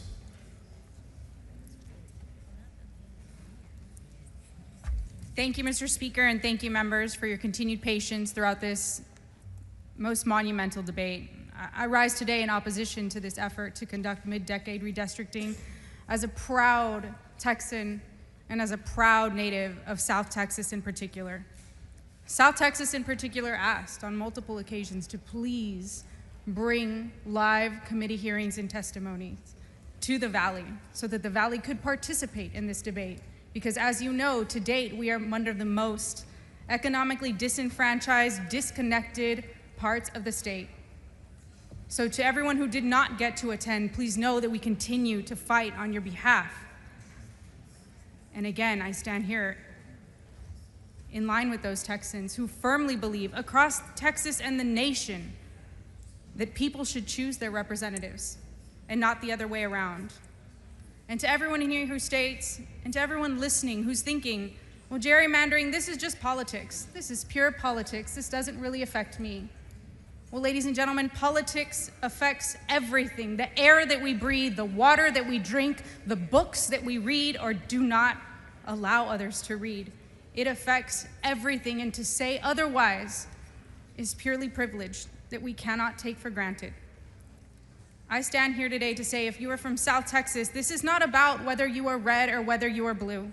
This is about your voice and your representation. Our valley, South Texas, has unique needs to those comparable to anywhere else in the rest of the state. We're one of the only areas that has sea, land, and airports.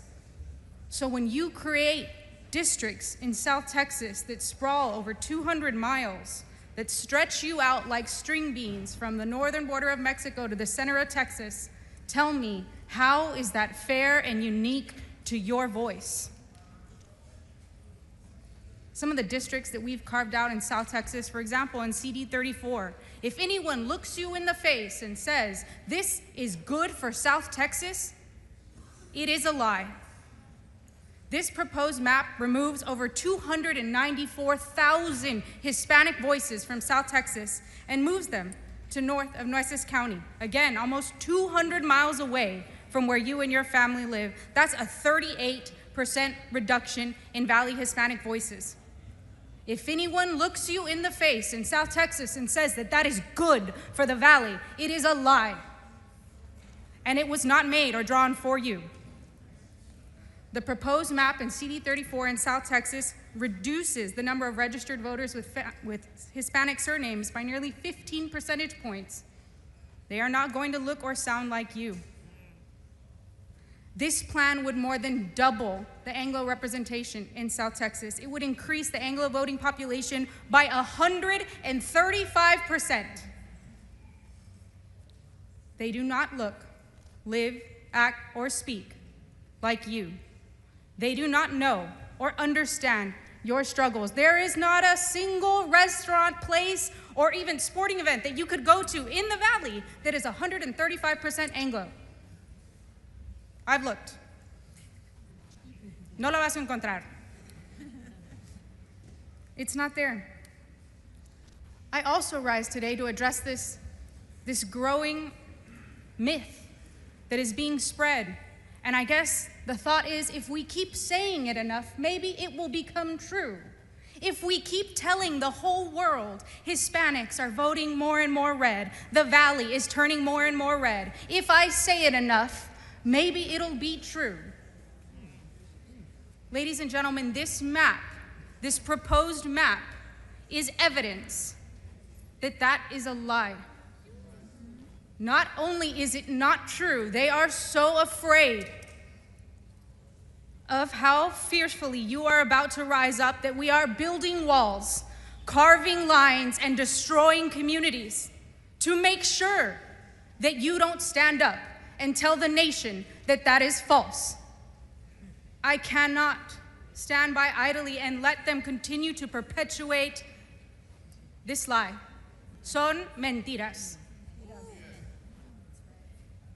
I will never stop being proud of being from the Valley, and I will never stop fighting for our voice. And I'm telling you right now, please, if you respect or care for the Valley, vote no on this map. And when we continue to ask, why would you vote yes? And you say, because we can. I ask you to stop, pause, and think of all of the history, horrendous and otherwise, that we've been through because of the masquerade that might makes right. With this great power comes great responsibility, and we know that. It is our job to exercise restraint with our power.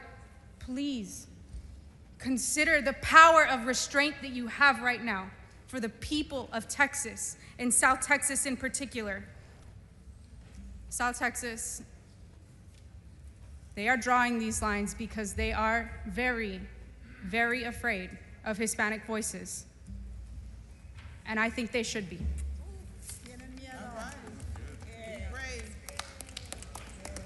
Chair recognizes Ms. Johnson.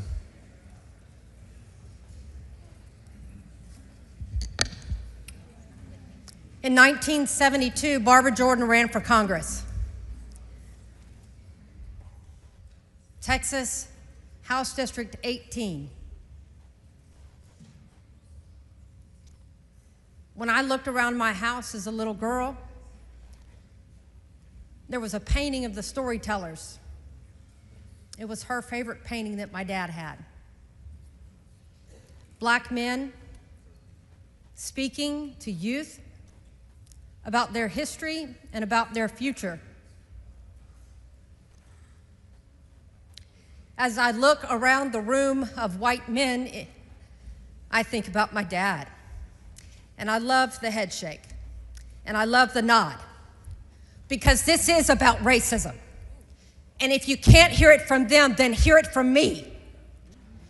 As a white woman and a daughter of a man of privilege and power, he knew that his strength was to bring people that didn't look like him to the table of government. And so 50 years later, after Barbara Jordan, aided by white people to have a voice, the first woman of color elected to the South, a woman who sat in the impeachment of Nixon, a woman who said that finally, after amendment, debate, and vote, I am finally part of we the people. To stand here as a 50-year-old woman and know that we now go back in time. So let's talk about cowardice and cheats. Because if you knew you could win this next election, you wouldn't be taking this effort to try to steal 5 seats from elected officials that members of color elected to represent them in Washington, D.C. You wouldn't be doing everything you can to take this coalition of diversity and stand up at the mic and say, why are we doing this? Because we can. And you shield your racism with your party, with ignorance and arrogance, to come up here and say, to be honest with you, I haven't read the bill from the other side. To be honest with you, I haven't talked to the lawyers to be bringing this before it. Because you think that people will give you grace on ignorance and arrogance around party, because you can't admit that the root of all of this is about racism and power. A power grab. A pure power grab. And so I'm going to ask, don't shake your head, because I'm going to give you a moment to prove what you mean behind that. Because when Donald Trump called Georgia Republicans and said, hey, boys, I need you to steal me almost 12,000 votes. To those men credit, they said, no, sir. We already know what Governor Abbott said. In a few minutes, we're going to find out what y'all say. Vote no on this bill.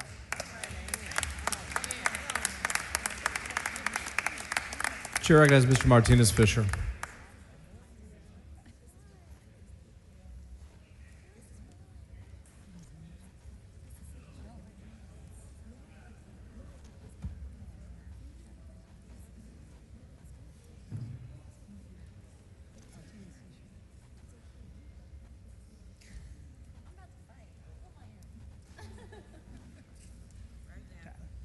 Thank you, Mr. Speaker. Members, a lot has been said, and I think it's important that we reflect on it, and I'll try not to repeat it. But there are some things that you really need to know, and I think you already know this. Redistricting is a very hands-on process.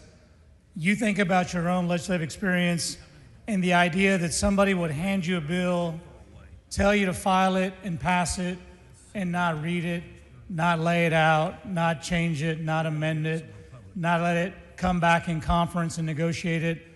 But yet, on this congressional map, that's exactly what's happening here. And you may be okay with that, but I know that when this leaves the legislative chamber and leaves the executive mansion, it goes to a federal court. And I've said it all the time that we are all equal in federal court. And they're going to want to know about these procedures and these deviations from procedure and all of the things that have been done through acts or omissions. And I hope you have the answers, because I don't understand how we can have a map that eliminates 2 minority opportunity districts in Bexar County, and we have 2 members from Bexar County on the redistricting committee, but we couldn't have a public hearing in Bexar County, which is a lot closer to get to than Harris or Dallas County. That's a flag. I've never seen a redistricting process where there was a lawyer appointed to represent only the views of the chairman and not the committee. I've been here long enough to see that happen before. That dog didn't hunt very well. Chair Darby will tell you about that. When he tried to represent that the lawyer for the redistricting committee only spoke to the chairman, both sides threw the lawyers out and almost the chairman. And we could not resume again until both sides had their own counsel so they could work through this process. That didn't happen here. I know there are court records and there are discovery items from past redistricting that really gets into people's thoughts, gets into their emails, gets into their personal emails, their text messages, those Gmail accounts. And I think what's happening here is because of those lessons, we have now removed this redistricting process from outside of this building, take it somewhere else, let this map be drawn, dropped into the committee, maybe a tweak or two, perfecting amendments, and then brought to this floor where it's not going to be debated. And the first real question you ask, the answer is I don't know. All I know, my intent is to create 5 new seats. Political performance is legal. Yes, it is, but it's not legal on the backs of the minority community. And those are the answers we have tried to get. But you can't hide all your intentions with the words political performance. You cannot say that this map is race blind and only reflects political performance, but you have 444 precinct cuts, exactly that many, because there's a 370 report that will tell you that if you've been through voting rights and voting rights litigation, you can run a report that'll tell you that there are 444 precinct cuts. That is not an accident. That is not a drafting error. That is a mission. That is a laser focus on drawing maps and redesigning precincts in the process to get to your mathematical outcome. No answers here. We are told that the chairman told the lawyers to follow the law, but then he asked you to table amendments saying that we would honor Section 2 of the Voting Rights Act. We will follow Jingles, which is U.S. Supreme Court case law. Told you we don't need those. We've told you, hey, if this outcome is very, very reminiscent of other things we've tried to do, courts will set this aside. Let's just revert to the current map. No, we're not going to do that either. I don't know how we can be so confident in our legislative work. Before we started the day, we were told that a court just set aside the 10 Commandment monument that was just passed in the regular session. So you tell me that the hearings are transparent, that our process was pure, but we are shielding from disclosure who's drawing the map, don't know the name of the lawyer, maybe know the name of the law firm, don't know where it's coming from. You don't have access to the lawyer. You don't even get a lawyer.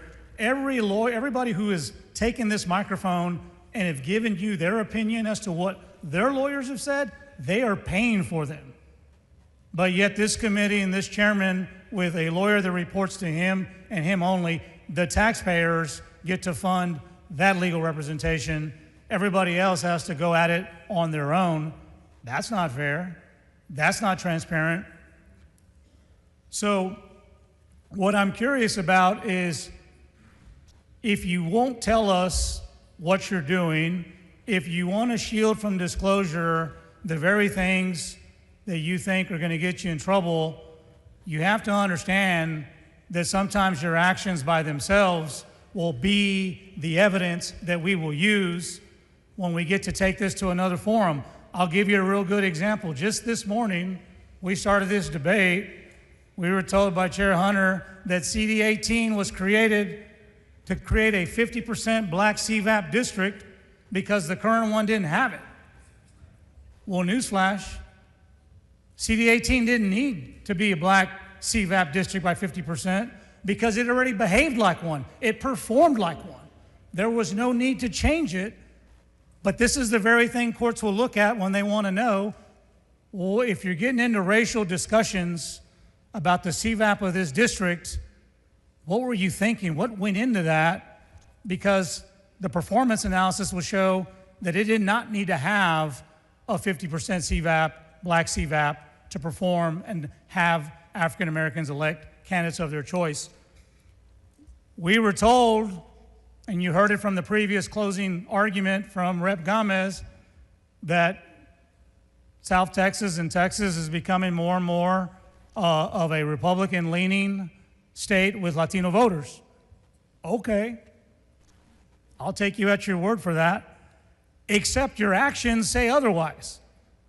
Because we know CD29 was already a 60% HCVAP district, but that was knocked down to a 40% HCVAP district, and instead, CD9 was created with a 50% HCVAP district.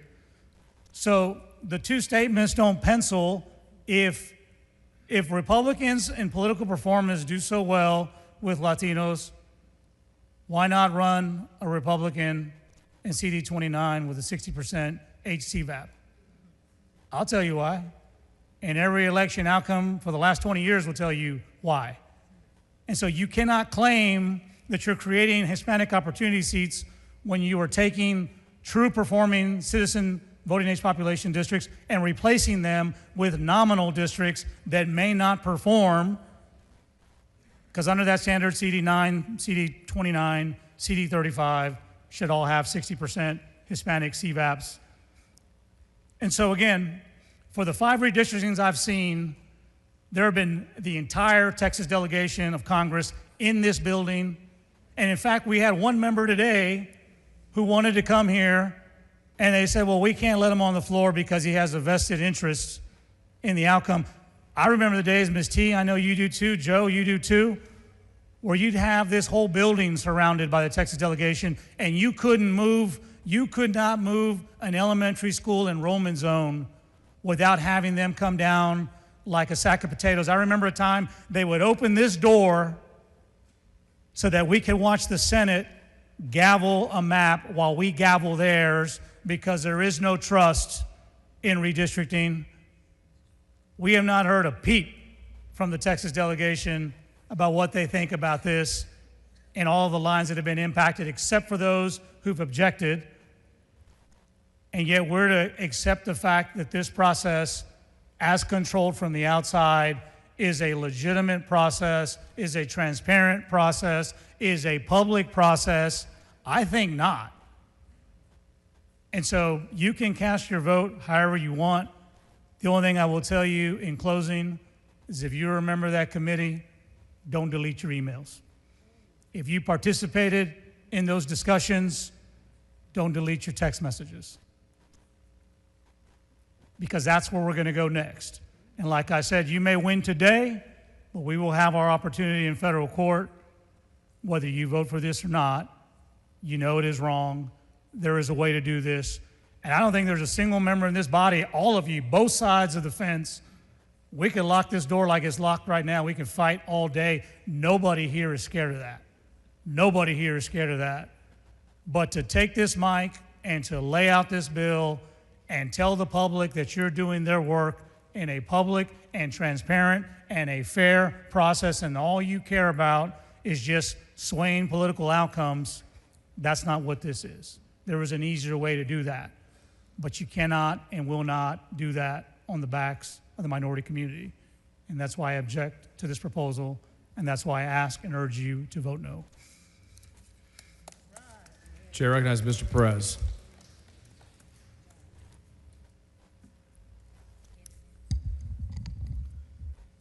Thank you, Mr. Speaker. Let me say at the onset, Representative Hunter, that I have tremendous respect and admiration for you and for your years of service in this chamber. But I must also say with equal candor that I am deeply disappointed. I am disappointed in the willingness to mask the racial realities of this map underneath the guise of partisanship. Courts have been clear. Partisanship is not a license to engage in racial discrimination.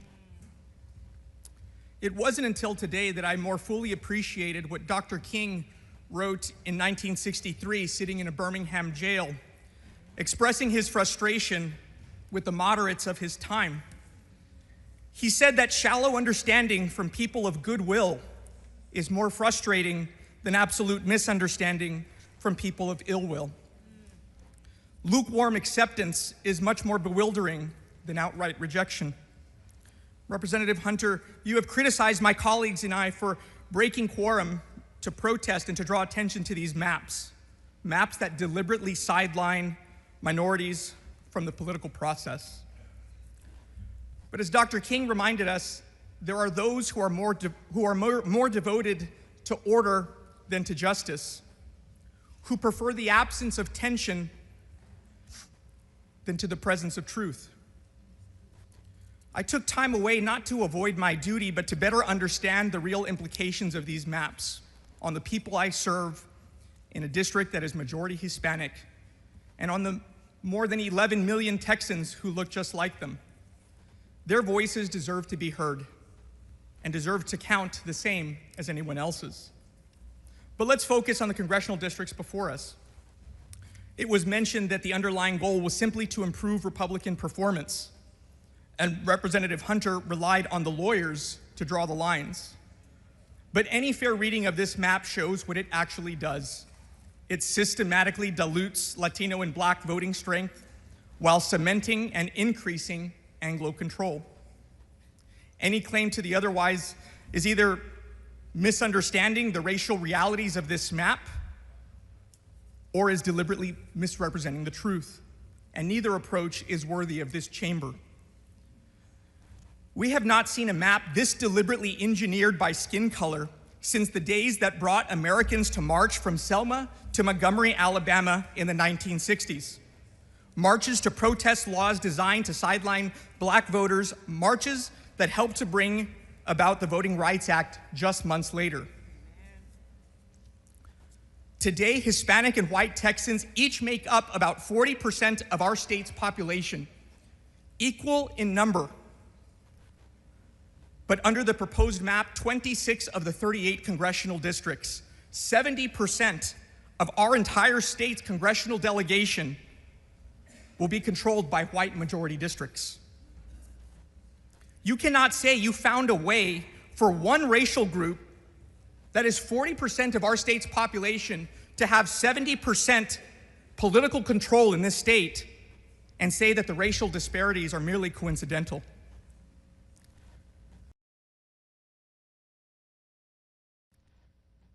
"45 years ago, Anglo-Texans made up 66% of our state's population. Today, that number is 40%. Yet your map freezes white political control as if the demographics in this state have not changed at all in the last 50 years. And somehow, in the 10 hours it takes to drive from my district in El Paso to yours, Representative Hunter, on the coast, across this vast and diverse state, your lawyers somehow managed to draw non-racial lines that will leave your party representing 90% of one race. And in case if your lawyers didn't advise you, it's not Hispanics or Blacks. Why does your party want to represent 90% of white Texans, but not 90% of Texas Hispanics or blacks? Because this map has methodically carved and segregated those populations to ensure they cannot influence elections in those 26 white-controlled districts. Here is the cold, hard truth. Under this map, white Texans receive 1 member of Congress for every 445,000 residents. If you're Hispanic, it takes about 1.4 million residents for that same representation. If you are black, it takes 2 million. In this proposal, a Hispanic Texan has 1/3 the political value of a white Texan under this plan, and a black Texan 1/5. It would take 3 Hispanics to equal the representation of 1 white Texan and 5 black Texans to equal the value of 1 white Texan. Under these lines, Texas Hispanics will be the most underrepresented population group in all 50 states. The level of underrepresentation will far exceed what even conservative courts have struck down in Louisiana, Alabama, and just yesterday in Mississippi.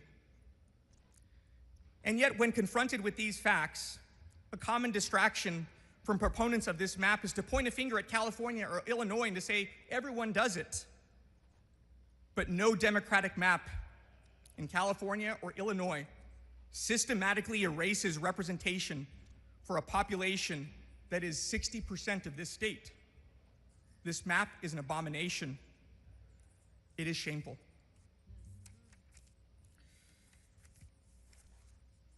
What kind of society are future generations of Texas Hispanic and black children going to grow up in where their government doesn't feel accountable to them? Where they've drawn the lines where they are only accountable to another group based solely on the color of their skin. All Americans, all Texans, whether Republican or Democrat, black, white, or Hispanic, should be appalled at what's happening here today. That our government is wanting a map where it would not be held accountable to the majority of the residents in its state, but to the ones that it hand selects, and in this case, by race. Mr. Speaker, I voted for you. Despite our vast political differences, I know you care about this institution and the way that we do business to serve the people of Texas with fairness.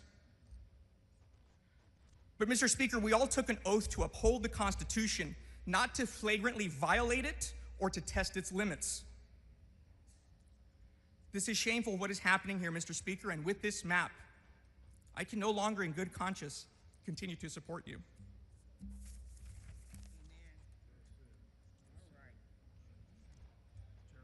You recognize Mr. Moody.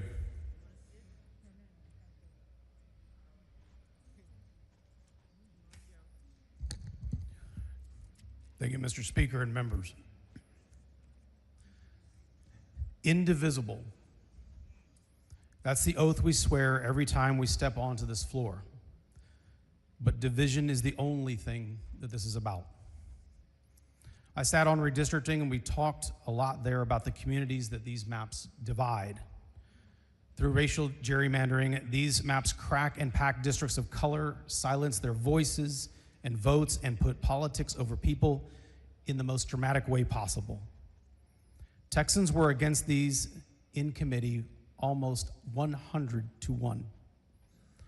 These maps are theft. But this is also about division that's both smaller and bigger. The smaller division is right here, right now, in this room. We used to say that Austin wasn't DC.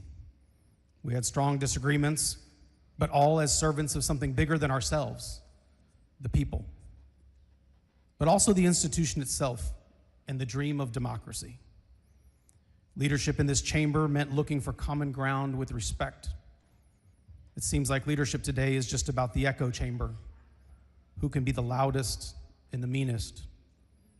It's a toxic and selfish approach to government.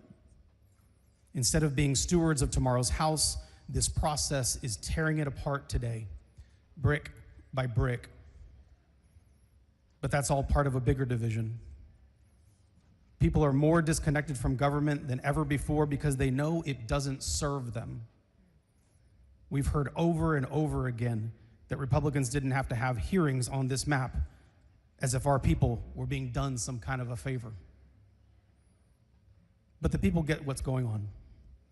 And they know that today, these maps are deepening the struggle for communities of color that will only worsen because one small man in DC demanded it. This is where division becomes dictatorship. The government against the people.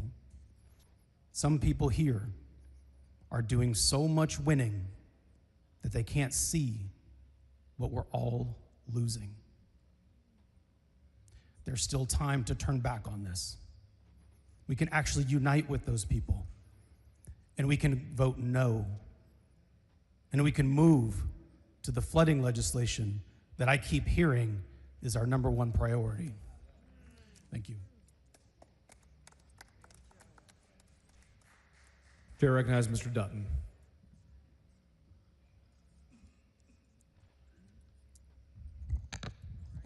Mr. Speaker and members, my first instinct was to get up here and tell you all about the numbers. But I think you already know those. I think you know that during the last presidential election, the Democratic candidate got 45% of the vote about. But yet you all have, the other side has 65% of the seats. And now what you want to do is change that to 85% of the seats. Well, why are you doing that? And my thoughts is this.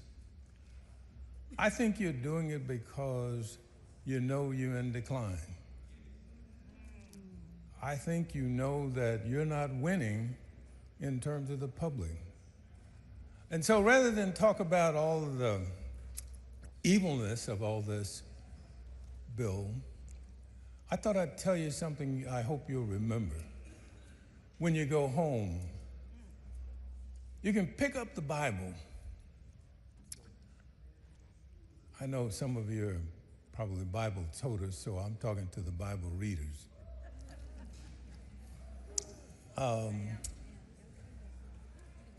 Go to the book of Esther. Go to the book of Esther. When you want to talk about changing the rules, go to the book of Esther. You'll read about Haman. Haman wanted to change the rules. Haman was a Persian official that was close to the king, and he wanted to change the rules because Mordecai wouldn't bow to him, and Mordecai was a Jew. And so he wanted to change the rules to kill all the Jews. And so what he did is he changed the maps. No, he didn't. He built the gallows. He built the gallows for Mordecai. And so I'll get you to the end of the story. You know who they put on the gallows first? Haman.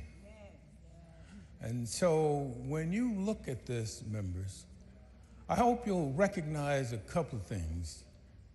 One is that, for you Bible readers again, I don't care what chapter you read. I don't care if you read all of it or read a little bit of it. One of the things that's always going to be prevalent is evil will never win. And so when you look at these maps and doing this to the black and brown community in Texas, that's evil. And I don't think you'll ever win. I think you'll win perhaps a battle, but the war, you will always remember that the war will be won by right and justice. Chair recognizes Mr. Romero.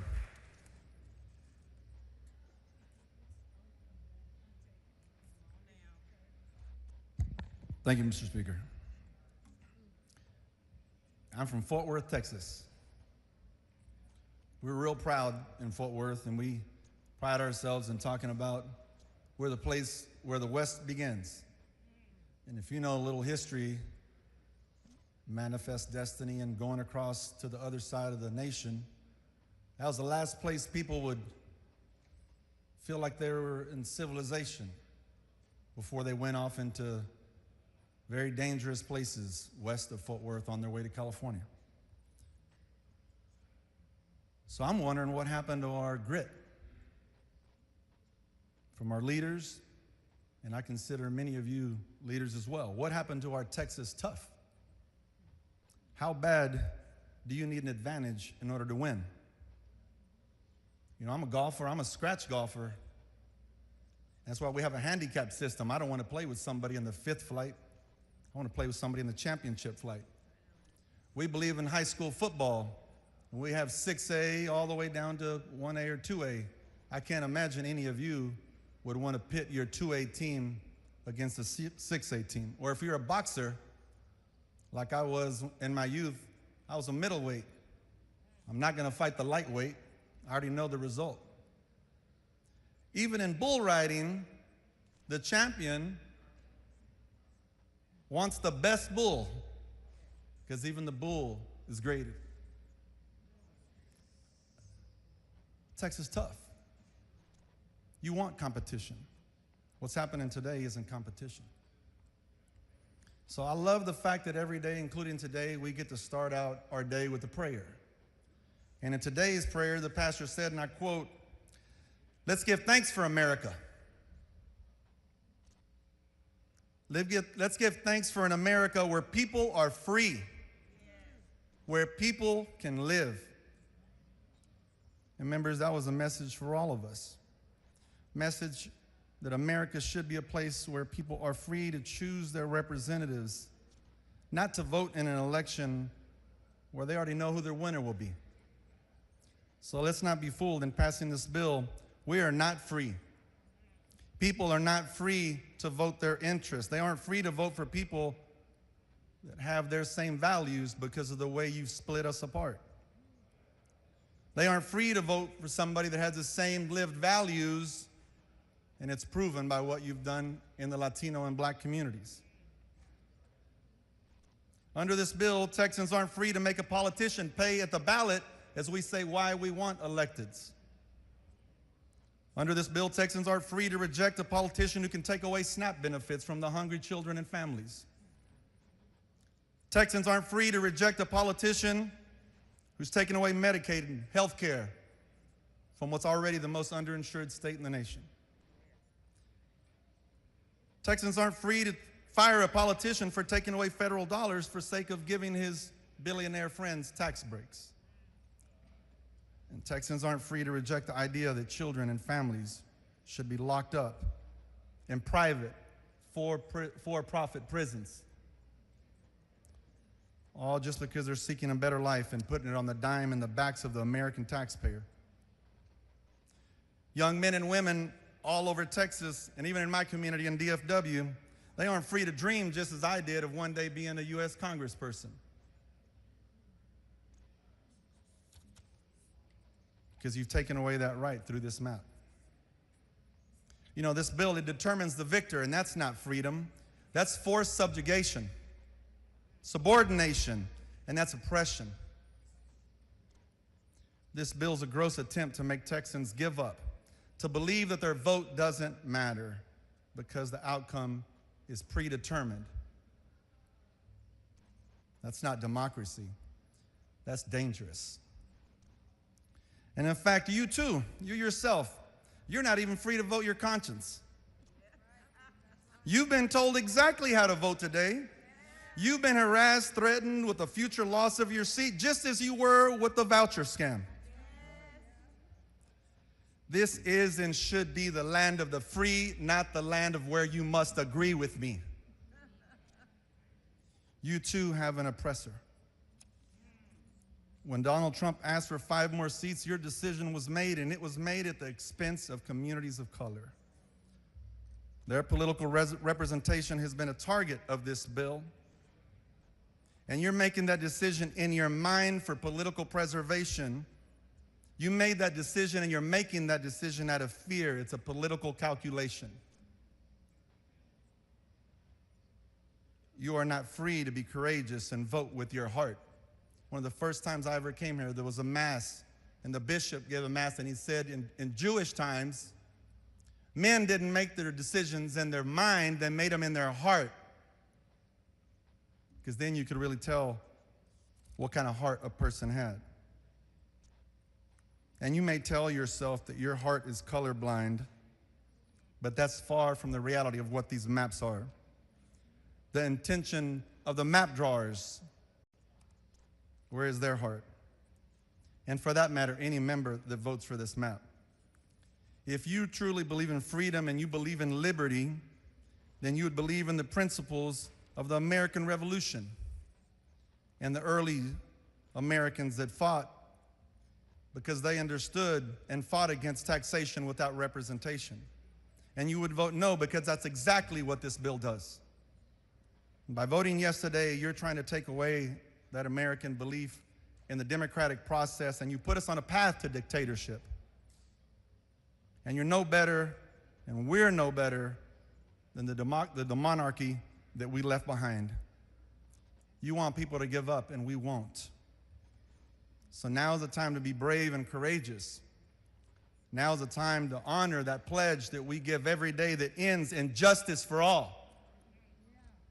If we don't stand up for justice today, we will be on the same path where people are not heard, where their interests are not represented in their government, and where people will rise up and fight back.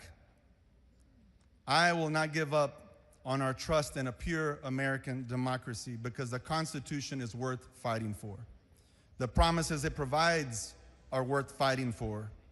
The communities that we represent are worth fighting for.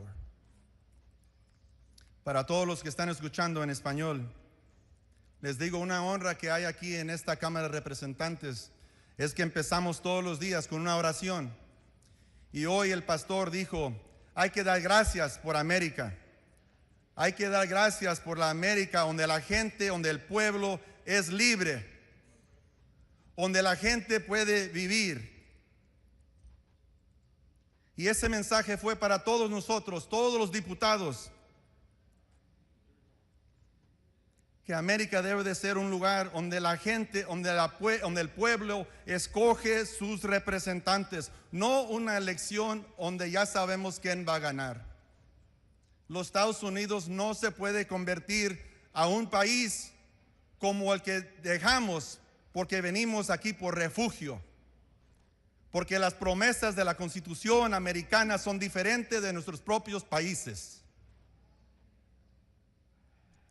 Aquí vivimos donde uno que es elegido tiene una responsabilidad al pueblo, no al revés. Y por eso le pido a todo el pueblo que ponga atención, que cuando ellos dicen que sus valores de ellos son más unidos a los de nosotros, esto y este rediseño de estas mapas es como nos quitan de la mesa que ya estamos. Nos quitan nuestras voces donde ya tenemos puesto, donde ustedes ya han votado por sus representantes, y con esta actuación de esta Cámara de Representantes nos dejan en silencio, nos quieren ver, no nos quieren escuchar, y ustedes son que va a hacer la diferencia y van a luchar para la democracia que merecemos. Por eso, miembros, les espero y les pido que voten no. Thompson, for what purpose? Mr. Speaker, I'd like to make a motion that all of the speeches that have been given would be reduced to writing and placed in a journal. Members, you've heard the motion. Is there objection? Chair is none so ordered. Chair has Mr. Wu.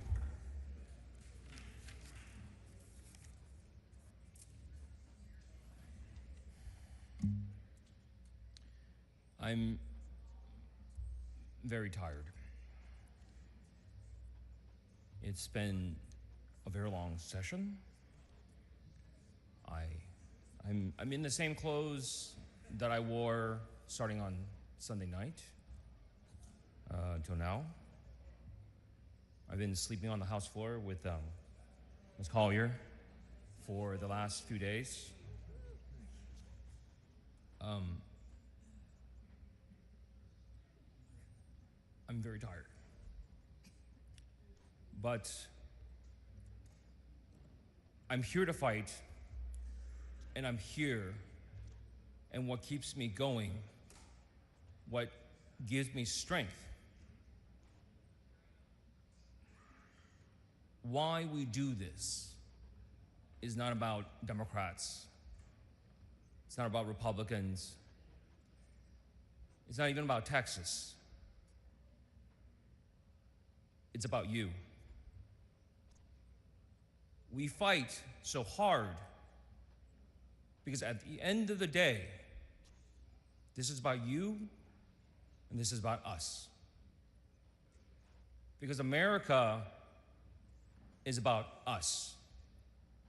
America was a place that God built to give the people a place of their own, a place that the people could decide what was good for them and what they needed.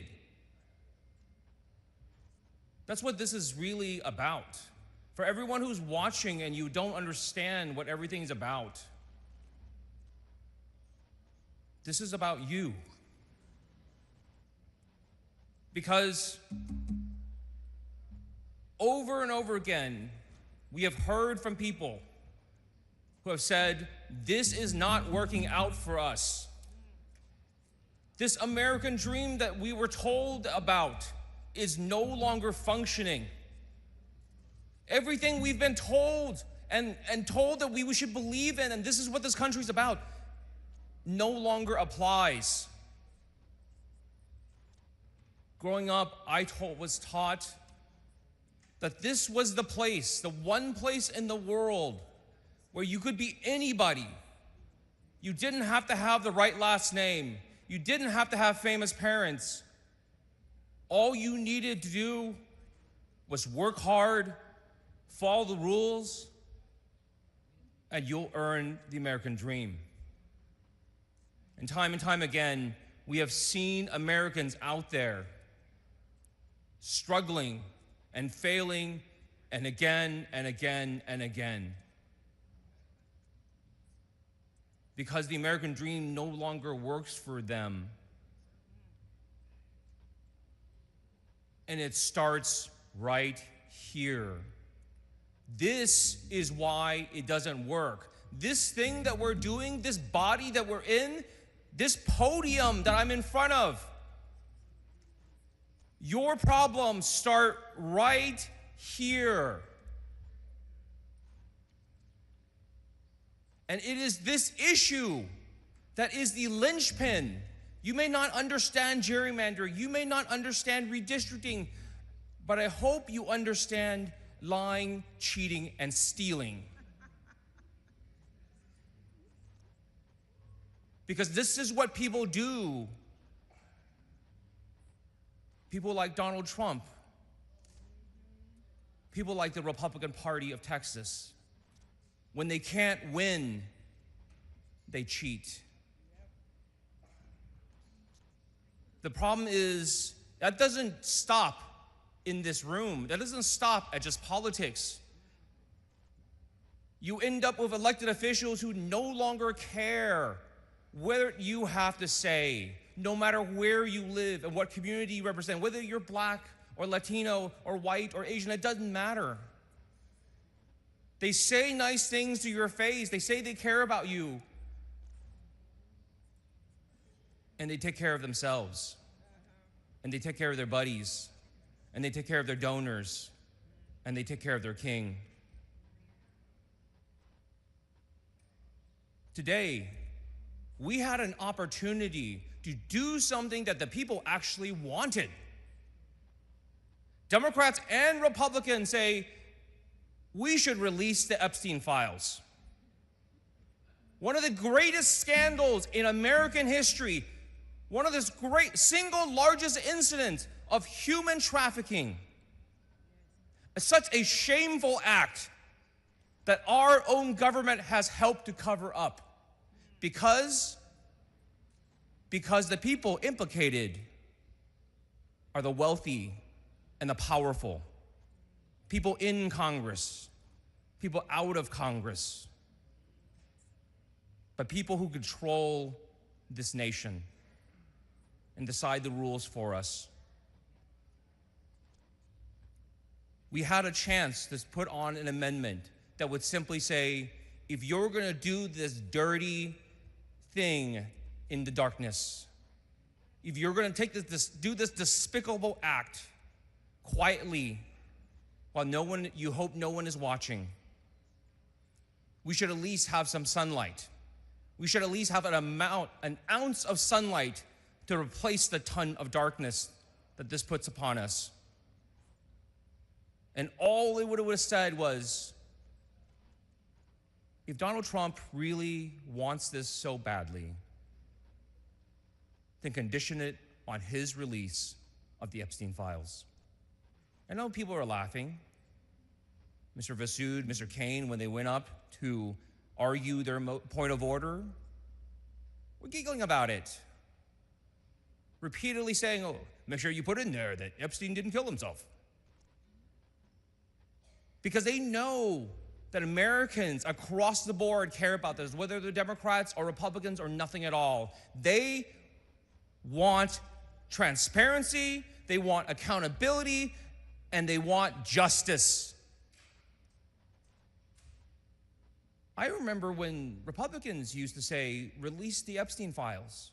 And we'd talk about how damning it was and how important it was. And all of a sudden, they really, really don't want to vote on it.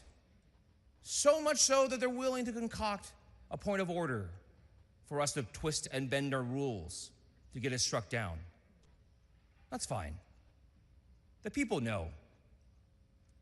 You had an opportunity to do what you promised, to do what you told people you would do, and you chose not to. You went to great lengths to not to. The United States Congress, with a 2-seat Republican majority, intentionally, purposely left early so they could be out until September so they wouldn't have to vote to release it. And you complain about us being gone for a couple of weeks. Congress is gone until September so they don't have to release the Epstein files. At the end of the day, this is about whether or not we will have a government that actually listens to us and actually does what we say. Because every time people come out and say, we want education, and they say, well, here's some books we're going to ban. Every time we say, where is our health care? Why are people going bankrupt because somebody broke their leg? And they say, well, we're going to beat up on trans kids for you. Every time people ask, what happened to all the good jobs that we used to have? And they'll blame abortion or divorce or I don't know what else. Because whatever they want to do is they don't want to answer to the people. They don't want to answer why aren't they doing what they said that they would do. The answer is right here at this podium on this issue. Because when you redistrict in a way that you can make it so you don't care who the voters are anymore, then you won't care who the voters are anymore. My fellow Americans, if you want to take your country back, if you want to go back to a nation that education actually provided a pathway to success, where hard work and following the rules actually meant something, where just because you were rich and powerful does not mean you get to evade justice, then start fighting. Start here. Texas will have to go to the courts. But California, New York, Illinois, Michigan, and many other states, look at what's happening here. Look carefully. This is the future, right here, if you do not act now. What Texas looks like, this process, this division, this partisanship, and most importantly, leaders who simply do not give a damn what you need or want anymore. If you do not stand up today and push back, the American dream will be dead, and our democracy will fall. Mr. Hunter to close.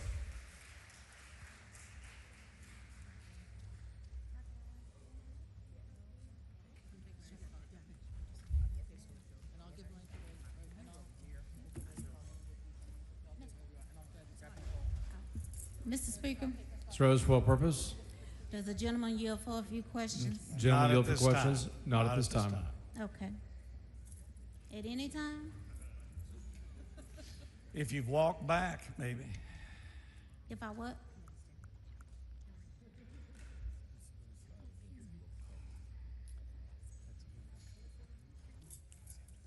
Thank you, Mr. Speaker and members.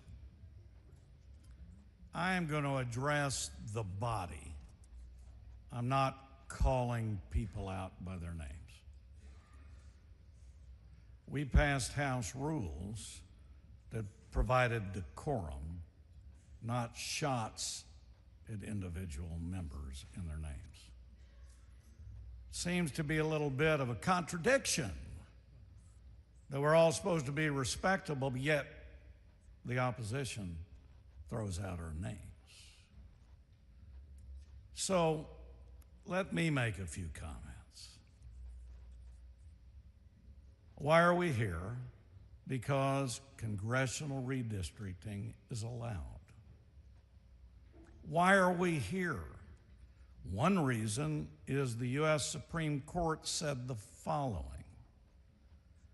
It says, we recognize that politics and political considerations are inseparable from districting and apportionment.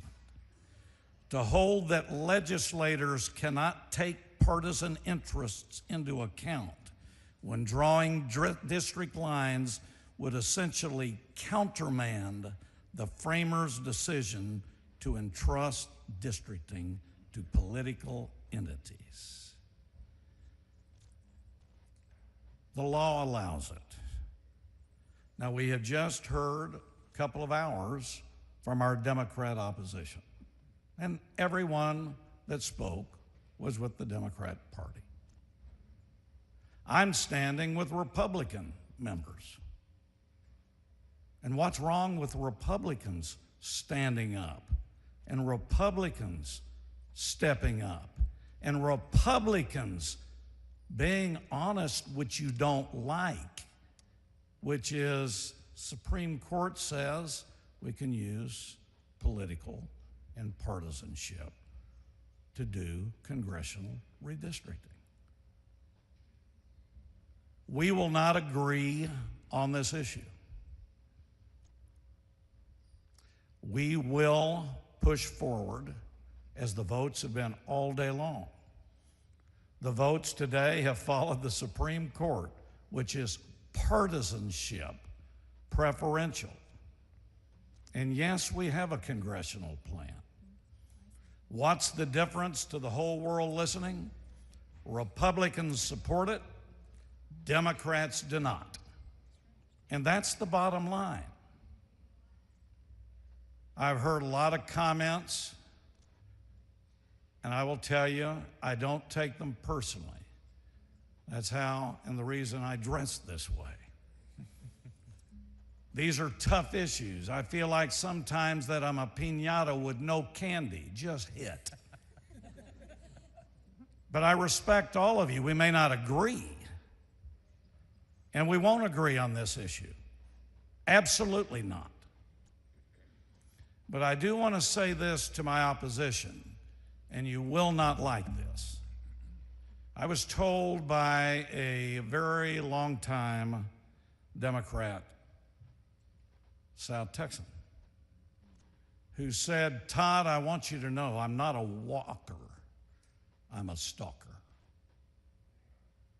And I will tell you I don't like walkouts. And you can tell me every reason in the world you did. But you left from 17 to 19 days. And most of the comments I've heard could have been handled, discussed, or mutually involved this House within that time period. You chose to leave, or some of you did. That's your choice. We chose to stay. That was our choice. So, members, I want everybody to know this is the plan. It has been supported.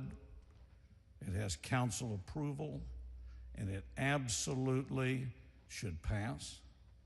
And I want to thank the Republican members for standing with me. This may be one of the very few times, Dean Craddock, that we've had all of us up here together.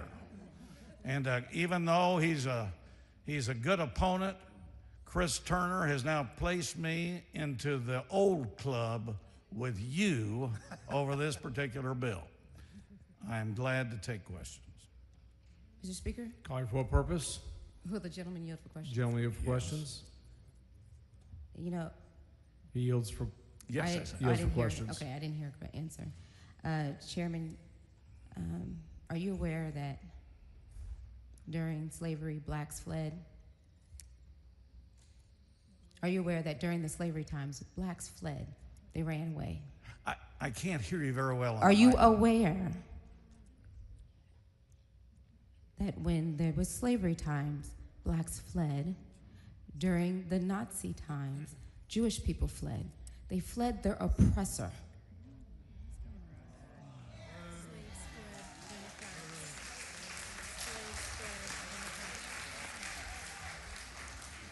Mr. Speaker, I notice that Republicans don't get help.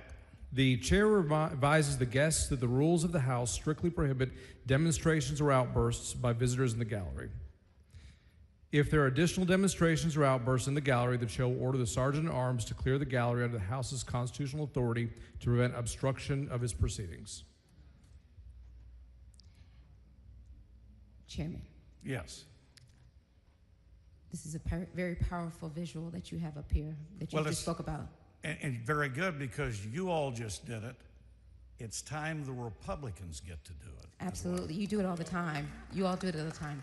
But let me just ask you some questions, because I think that this is an important visual for Texans, the voters of Texas, because our crowd of gang looks smaller than yours. And so I thank you for showing that visual, well, it's 88 it doesn't to 62, look as diverse. Correct. It's 88 to 62. Yeah, but your crowd does not reflect the diversity of Texas. Now I think we're avoiding the bill right now.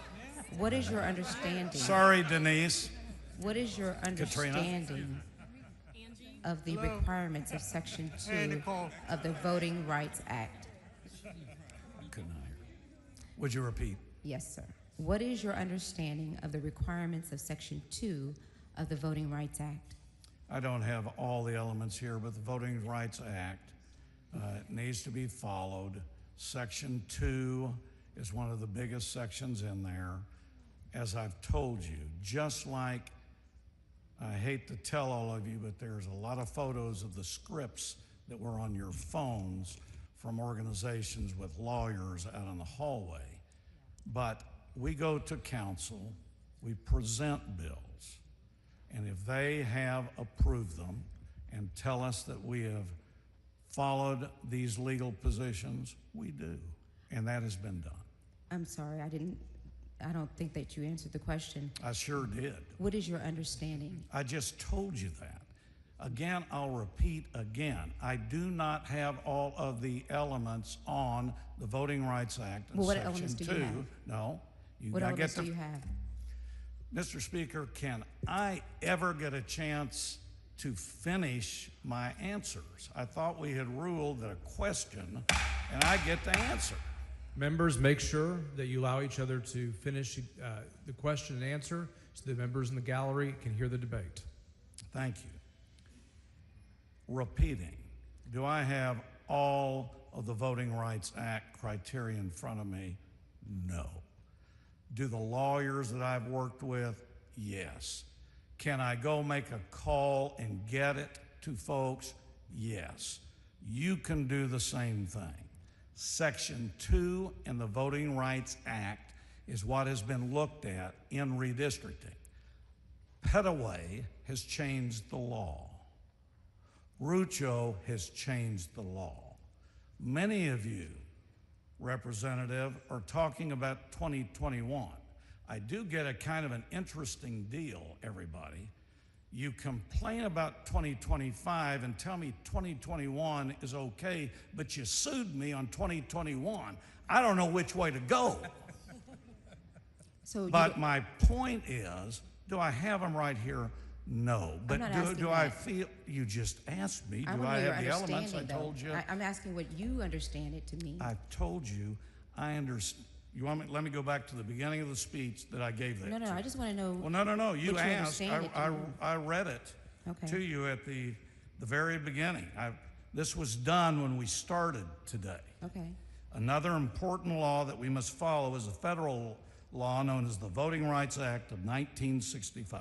Okay. Although race cannot be the predominant factor in drawing maps, Section 2 of that act prohibits enactment of any plan that restricts minority citizens from having an opportunity to elect their preferred candidate of choice in certain circumstances if they exist. That was my knowledge, and I placed it out at the very beginning of the debate. And so that's your understanding? That's my general understanding. Well, thank you. There's a lot more. Thank you for. And you can go into the various cases, but did you perform? Rucha too involves the voting rights along with Petaway. Did you perform any racially polarized voting analysis in drawing these maps? Okay. I have been asked that question. I will answer it again. Did Todd Hunter personally? No. Did Todd Hunter go to a law firm that performed all review? The answer is yes. And what is that law firm? Their name is Butler Snow, which was stated on the microphone a few hours ago. Okay, and they performed the racially polarized voting analysis in drawing the maps? I went to the law firm, told them what the goal was, they prepared. If anybody has the specifics, they have it. But did they perform any racially polarized voting analysis in drawing the maps? Second time, I told you I have no personal knowledge, but I'm sure the law firm performed everything they needed to do. What did they need to do? Well, I hope I'm not the one having to tell law firms what to do, but if they know anything about redistricting, they know about Petaway, they know about Rucho, they know about the Voting Rights Act, they also know about the other Fifth Circuit as well as U.S. Supreme Court. My view is you would go through all of those areas and you rely on the firms, just like your groups are. Some of the ones that you said you represented, I know who your lawyers are. And you go to them, they perform analysis, and they gave you the scripts on your phone today. All I did was go to a law firm, and they orally gave me my information. And then I prepared it out. Did I personally go to everything? No. That's why I rely on professionals who can give me that detail. You make assumptions, and you know what they say when people make an assumption. Well, I mean, an assumption could mean anything. So I don't but know you what you're talking assumed that about. I went with some lawyer. I'm sorry, I can't hear you. You made an assumption about what I did with a lawyer. No, I did not make it about you. Did you perform any electoral performance analysis in drawing the majority-minority districts in this map? Same answer that I've just given you, same answer that I have given everybody. We went to a law firm who had the expertise. They prepared everything that I was told they needed to do. Is that a no? I told you personally I did not. Thank you. And I went to a law firm who performed it and gave me the information. Besides the law firm, did anyone else involved in the creation of this body, of this map, perform that type of analysis? That I don't know. The evidence at trial at the League of United Latin American Citizens versus Abbott case, the one that's in El Paso, was that the Attorney General's office has a system to perform racially polarized voting analysis. Was that used at any point on your map before today? Personal knowledge, I don't know. And you said that Butler Snow was the... Butler Snow is the law firm. And you don't know if they did that type of analysis? I don't know what they did, but I'm sure they did everything they needed to do.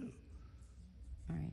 And this Butler Snow law firm, are they your personal lawyer? Okay. As I explained earlier in the day, Butler Snow is a law firm that helped in 2021. Because you all sued us in 2021, they continue their representation of me. With congressional redistricting, they were engaged again, and then I was listed because I was already in an attorney relationship with them. So it continues from 2021 to today, but the answer is yes, they represent me. And do you pay for them with your No. own campaign money, or do No, you pay for I them don't with pay personal them. money? I don't pay them. Who pays for them? I don't know who specifically pays them, but there's a contract that pays the attorney relationship with me and others. So That's already been brought up in the committee hearings. Oh, I'm just asking. Yeah, well, I mean, you're asking, I noticed the people that know this aren't at the back mic. Well, there may be a lot of people who don't know a lot of things. Well, that's why we're So answering your the questions. 2021 I just want to know who you're getting all your feedback up there on your notes. But Well, I'm I not wrote going to them. ask you who. I wrote them myself. And I won't ask some of the members who took photos of your scripts to disclose that too. Okay. And just remember, Is it your Representative, belief? in Is it your belief? 2021, Sure. I was the chairman of redistricting. There sure are a lot of you in the back that came and asked me to help you. Well, that's how And you now made it. today, That's how you now had it. today, I'm getting an attack. So I guess it was okay for you to ask for my help in 2021, and then today attack us. Well, when we're not included in the process and you You control left the for whole 17 to 19 days. How could you be included? Again, when Again, that's correct. Again, in 2021, when you did also. when you oppress, when you are oppressed, you try to flee the oppressor. We Is it your disagree. belief that you can be fairly We disagree confident? with Is it your belief that you can be fairly confident how a district will vote, Republican or Democrat, by the racial percentage No. of the citizen I voting don't- age population? No, I do not in that think. district. No, you didn't. I get to finish. Or I had to finish you my asked question. a question. No, you didn't. You asked me. Nobody knows who's going to win an election. That's why I disagree with most of your all arguments. That doesn't mean a Republican or a Democrat are going to win. You have new criteria that may give people some energy to run and maybe some areas they can do better in, but it doesn't say who's going to win. None of us can predict who's going to win an election. Then why are you changing the maps now? Well, one of the reasons is for partisan reasons under Rucho, and to give Republicans an opportunity where they haven't in the past. The composition of CD30 under the proposed plan creates a black majority citizen voting age population district in Dallas County. Is that correct?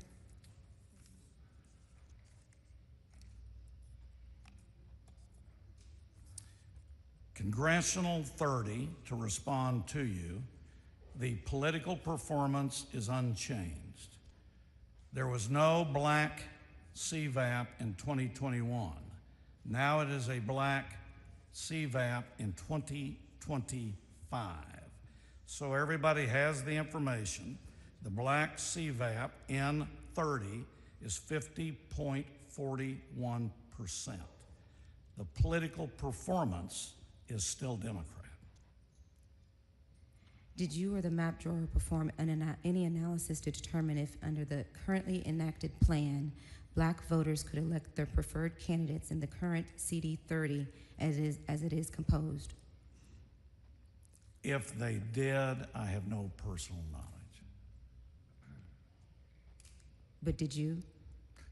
I've told you before, Todd Hunter has no personal knowledge. The law firm would have committed and practiced the analysis. Did you or the map drawer perform any analysis to determine if, under the currently enacted plan, black voters could elect their preferred candidates in the current Congressional District 33? Are you talking about 2021? Because you said currently enacted. Well, my questions have been about current. The gentleman's time has Mr. expired. Speaker, Expired for what purpose? I move to extend the time for. The motion to extension of time, this will be the first extension of time. There is objection. Record vote. Clerk, please ring the bell. No, let's say no. No. Ben.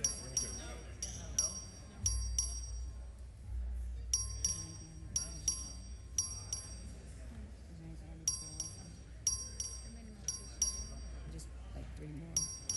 They just can't. I got 2 questions I wanted to ask him.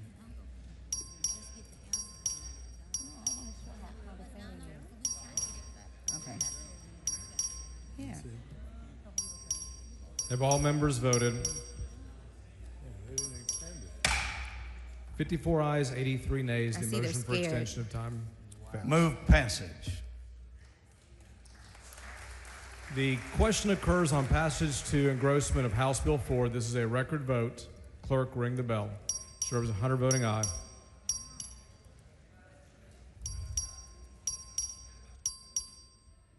Have all members voted? Have all members voted? 88 ayes, 52 nays. House Bill 4 passes to engrossment. Members, it is the intent of the chair to adjourn briefly to begin a new legislative day. The call remains in place and the doors remain locked. Mr. Guerin moves to the House adjourn until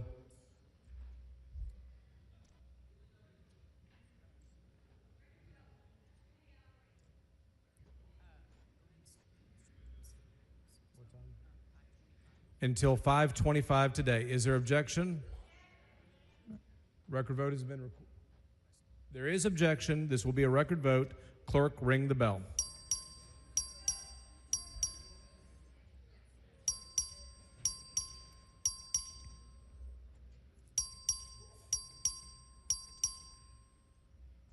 Have all members voted? There being 87 ayes and 52 nays, the motion prevails. And the House stands adjourned until 5:25.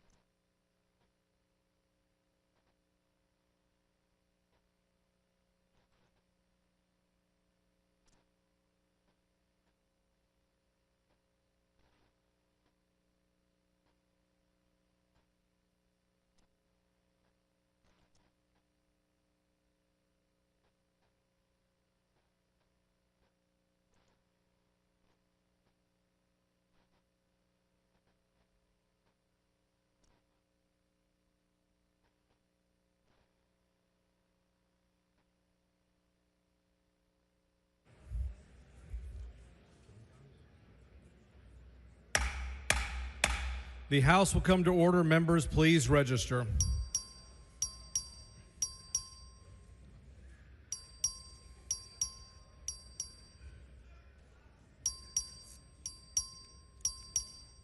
Have all members registered?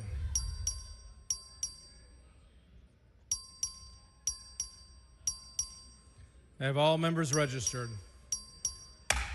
Being 138 ayes and 0 nay, or 138 present, a quorum is present. The following announcement, the clerk will read the announcements. The Select Committee on Disaster Preparedness and Flooding will meet today upon final recess or during bill referral period if permission is granted in room 1W.14 Agricultural Museum in a formal meeting to consider pending referred and committee business. Mr. Rosenthal, for what purpose?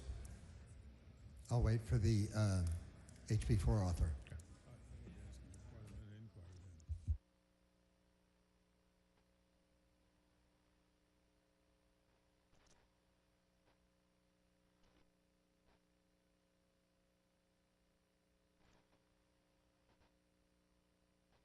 Mr. Hunter, Mr. Dutton, for what purpose?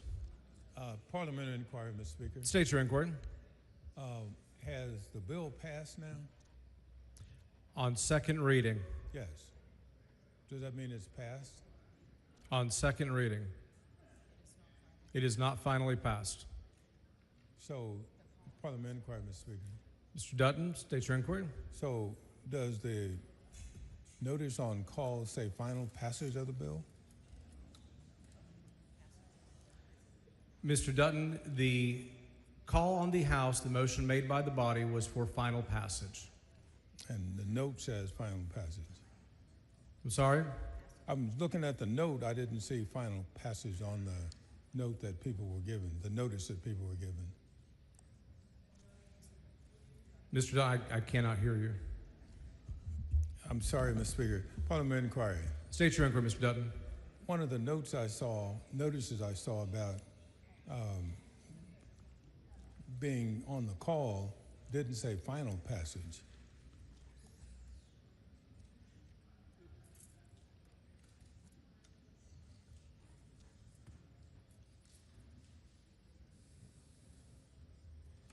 The call was made, the motion by the body was until it's finally completed on third reading. Thank you, Mr. Speaker. Yes. Mr. Hunter for a motion. Mr. Speaker, I move to direct the chief clerk when engrossing HB4 to incorporate into Article 2 of the bill the text of the census geography for each district that describes the plan as finally passed by the House.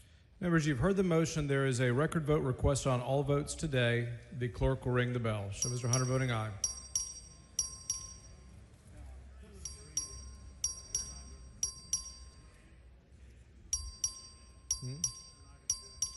Have all members voted?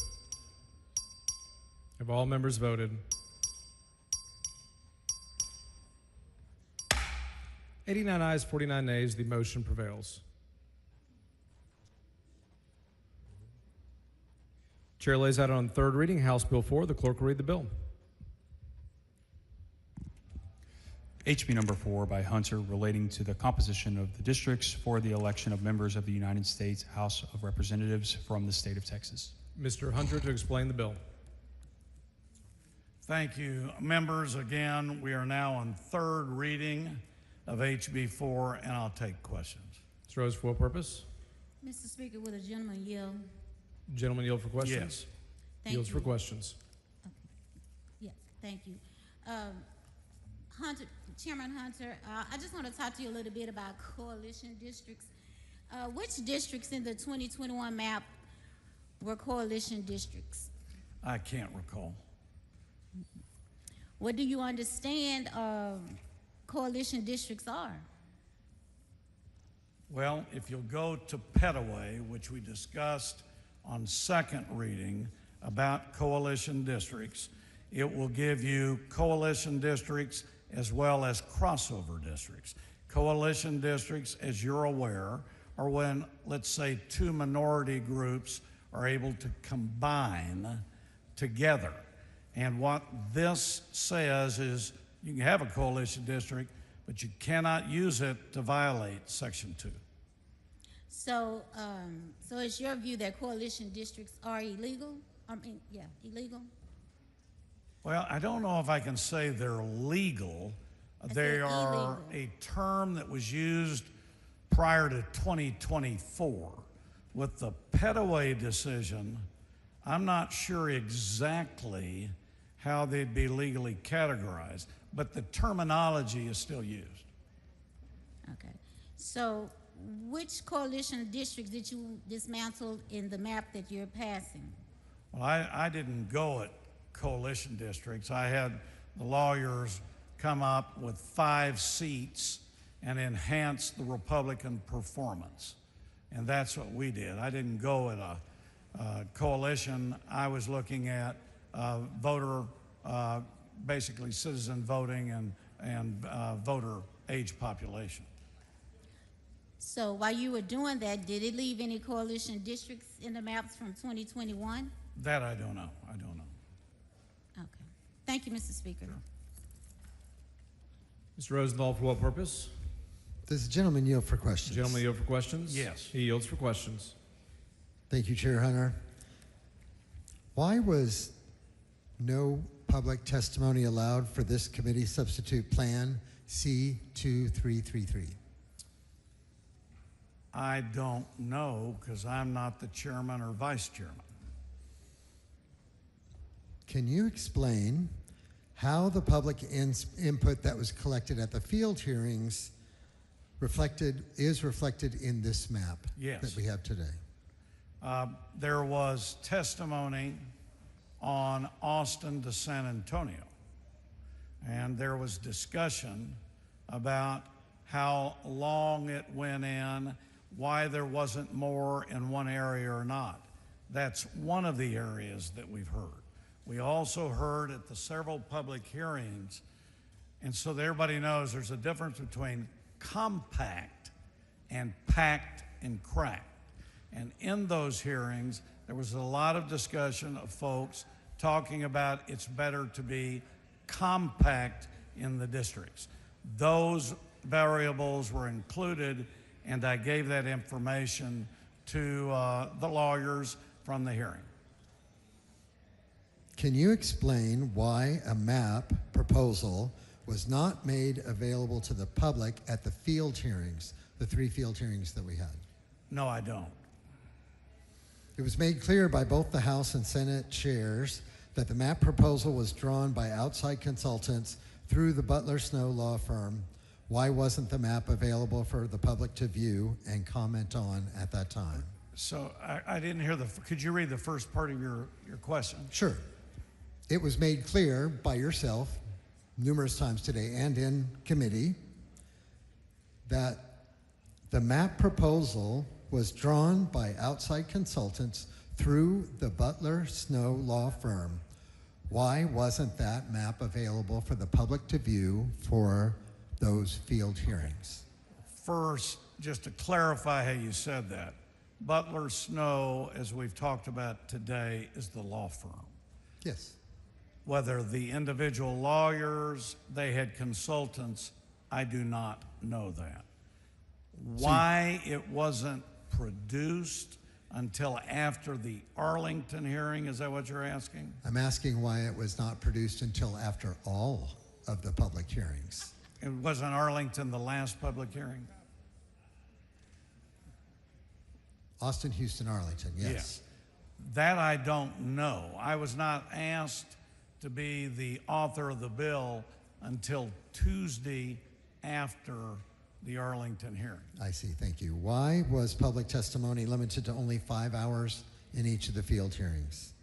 I do not know because I'm not the head of that committee.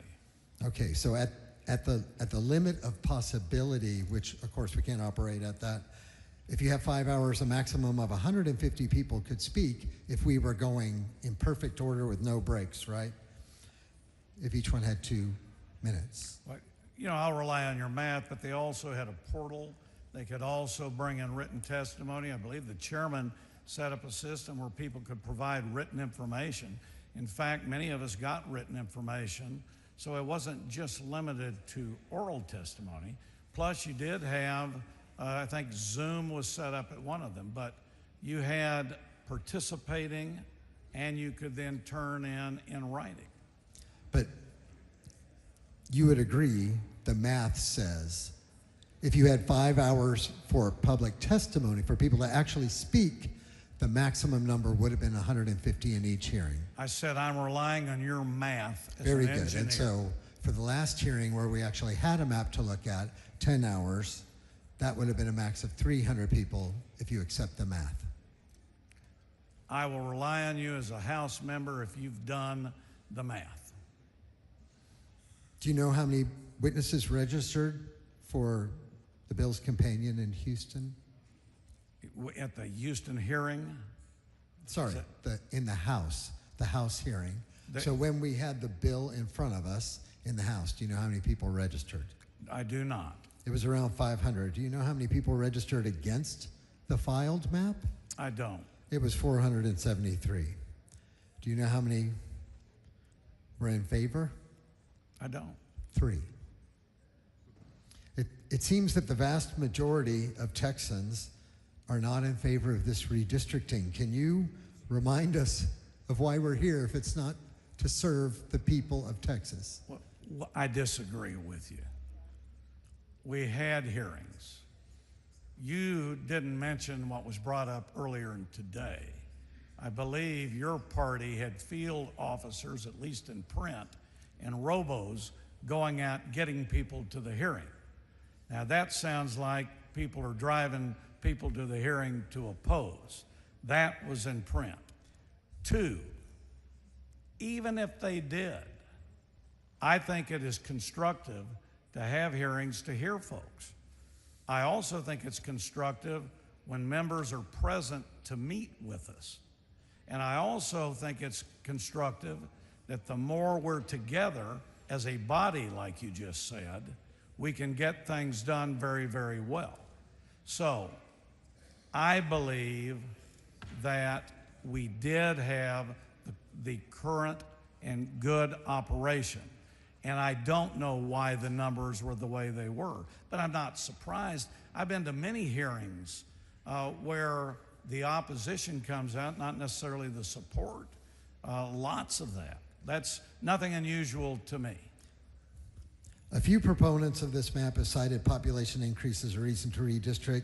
Can you remind us of what data was used to redraw this map? Was it anything to do with population increase? Could you, it echoes, could you repeat that question one more time? Could you tell us if population increase or population numerical data was used to draw the map in terms of the change in the number of population? As I stated when we were voting on the bill earlier, all the data, all the information that was in the creation of the details were done by council or whoever they involved. Todd Hunter does not have personal knowledge of that, but relied on council. So, had nothing to do with any new official census data, right? That I don't know. I don't know if there's estimated census out there. I know there's a lot of trend data out there. I personally do not know the specific data. Got it. Do you think it's fair to voters to have their congressional districts constantly changed? Well, I'm not sure. Well, first of all, there's nothing that prevents redistricting to be continuing. That's true. So in the theoretical limit, But I hadn't finished. you could redraw the districts in front of every single election if we go down this path. Is that true? Theoretically. Theoretically, I doubt it because I don't think practically you could. But I do believe there is nothing that bars redistricting to be taken up at different times. We're not held to a 10-year standard. That's incorrect. And just because you don't like it doesn't mean you're not able to do it. So I'll point out, do you realize that this whole process has taken you all less than 30 days. And so you can admit to the possibility that this could be done in front of every single election if you think there's a possibility you'll lose.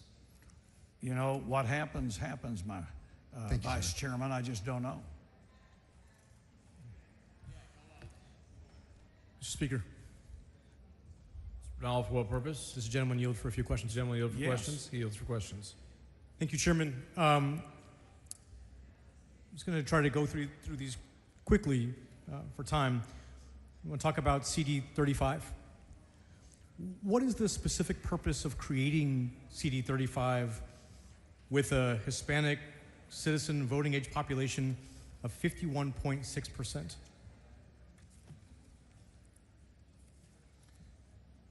So your question is, why was it created?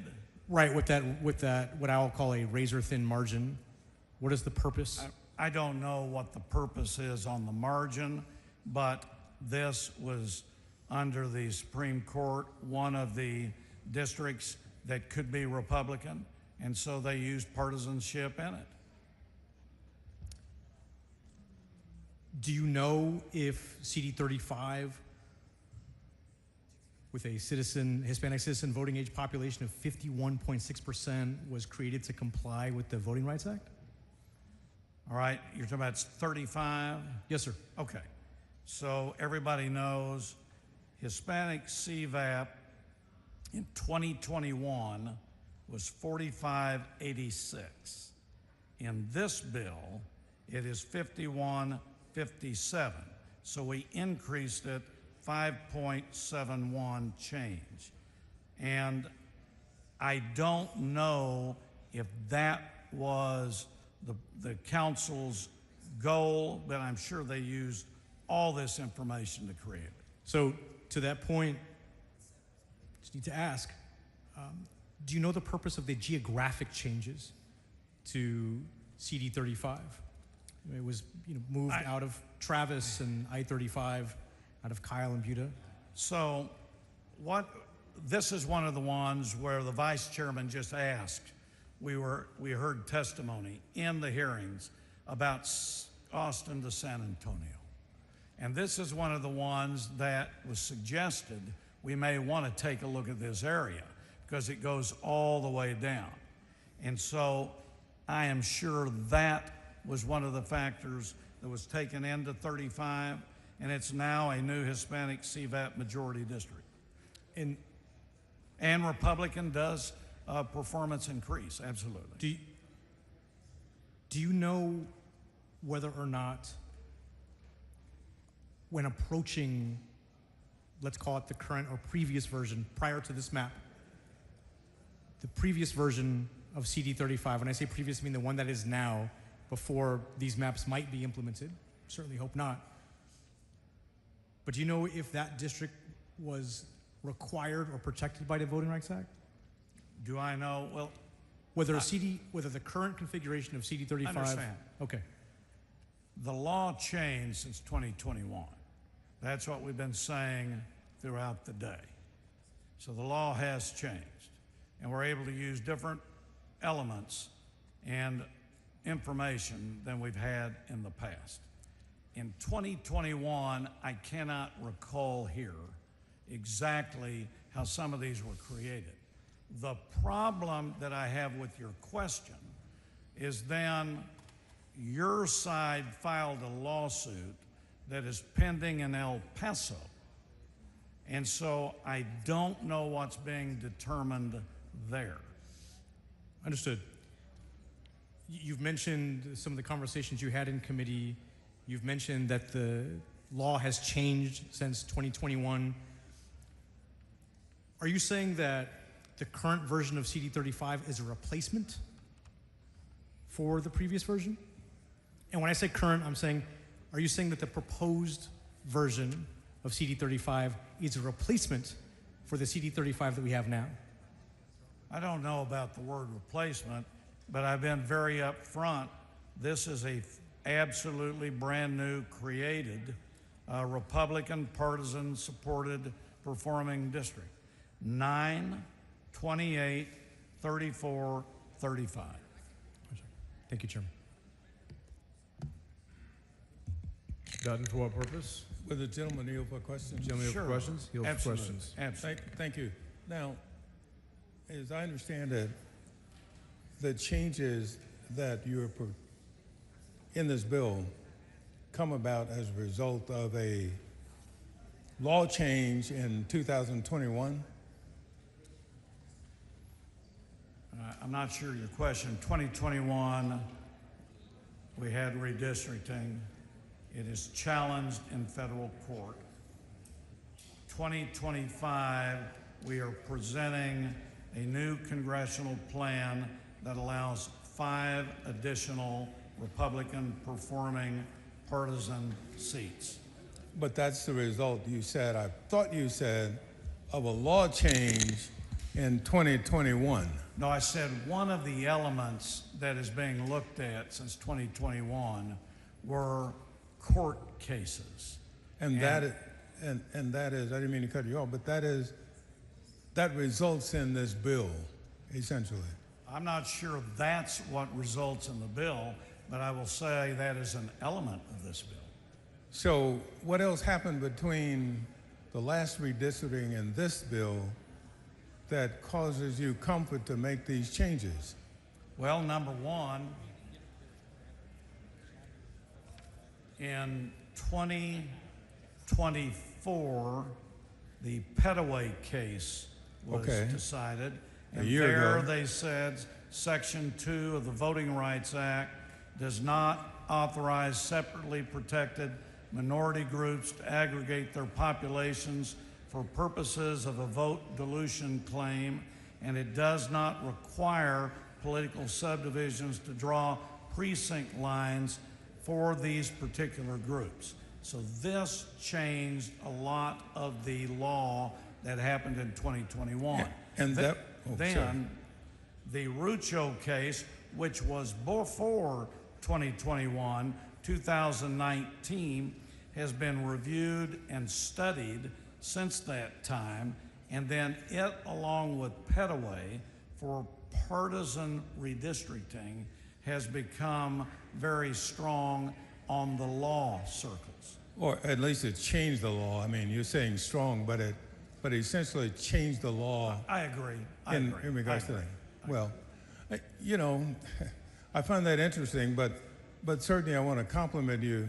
I wish you all had been around for quite some time, because are you aware of Brown versus Board of Education? I'm aware of it. And you know, it was 1956 case, right? It's a long time ago case. Yes. Right, and I was in elementary school when that came down, and you know when they finally implemented it? I was in college. And so if they could have done it with the same speed that you all are doing this, we might have a different conversation right now. And I just want to thank you for being able to change the whole concept of all deliberate speed. Mr. Speaker, Ms. Weiner, for what purpose? will the gentleman yield for questions? Yes.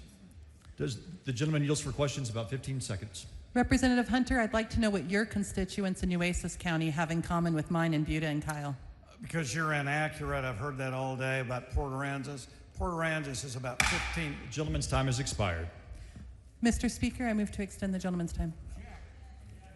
There's a motion to extend the time. There is an objection. A record vote has been requested on all motions. All those in favor of extending time vote aye. All those opposed vote nay. The clerk will ring the bell. Show Mr. Hunter voting no. Show Mr. Morgan voting no. Show Mr. Jones of Dallas voting aye. Have all members voted? Have all members voted? There being 52 ayes and 84 nays, the motion fails. Mr. Morgan, for what purpose? Yes, I'd like to ask that all the conversation regarding House Bill 4 from the yesterday be reduced to writing. That includes Ms. Pearson, Ms. Hickland, and Mr. Spiller. Mr. Morgan, that request has already been addressed and will be reflected in the journal. Okay, thank you.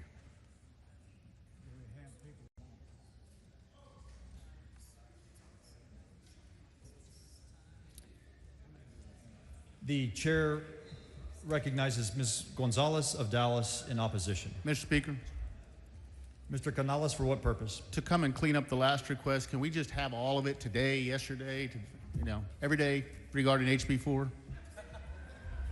That request has already been made, Mr. Canales. The chair recognizes Ms.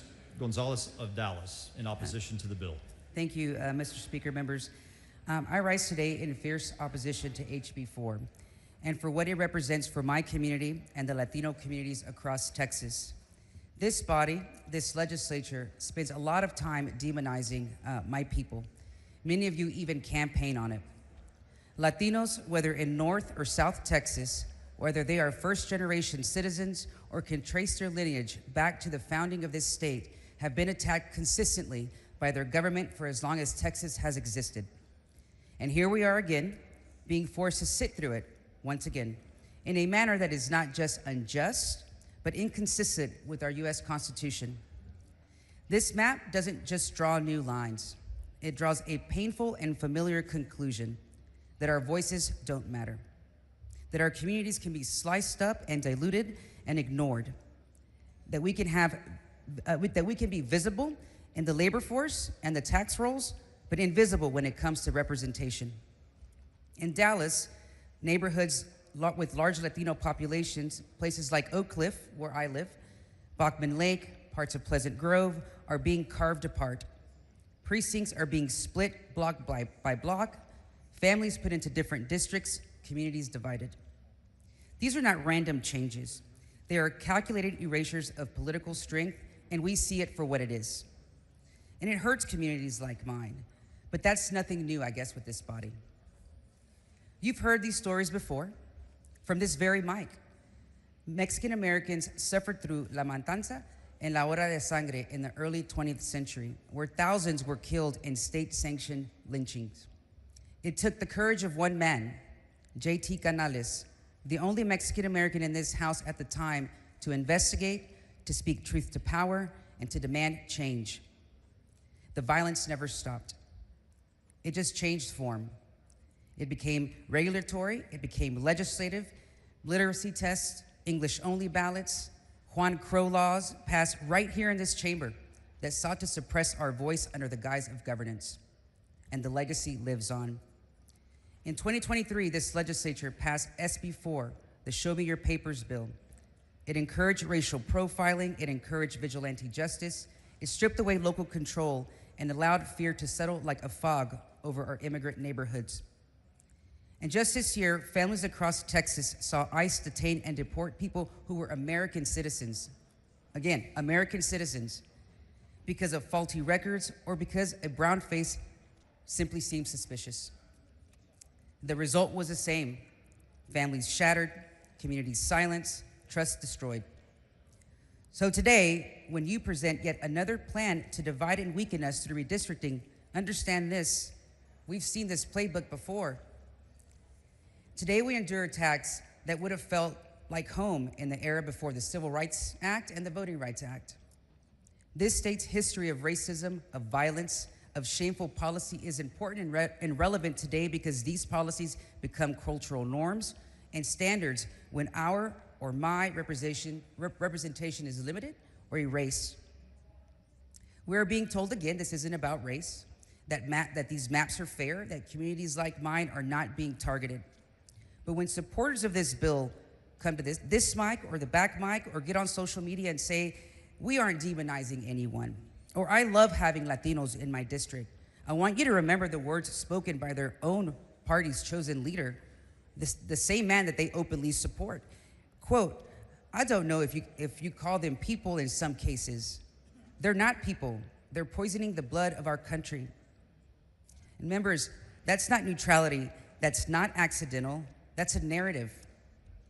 And it's the same narrative that justifies cracking apart Latino neighborhoods in Dallas so that their political power won't grow.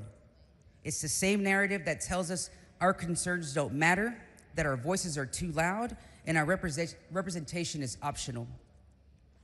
But we aren't going anywhere.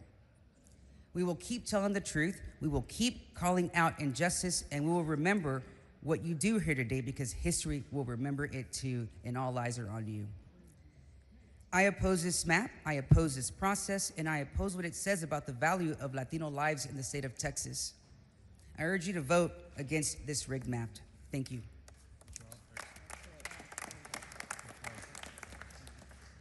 The chair recognizes Ms. Lopez in support of HB 4. Thank you, Mr. Speaker and members. I'll make this short and simple. I'll speak in Spanish and in English.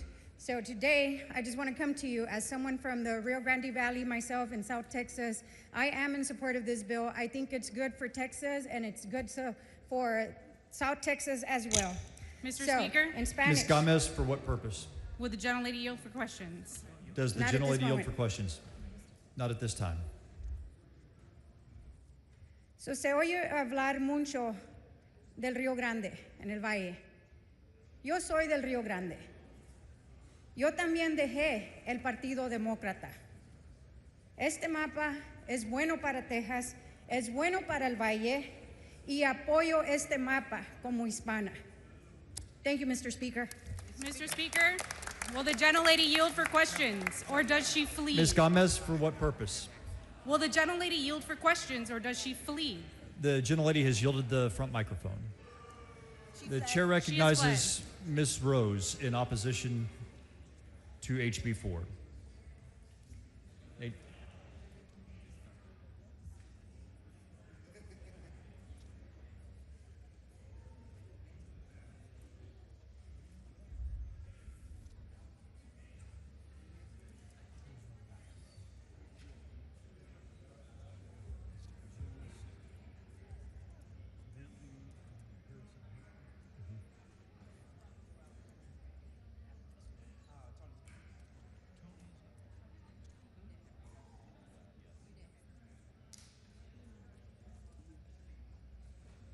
Chair recognizes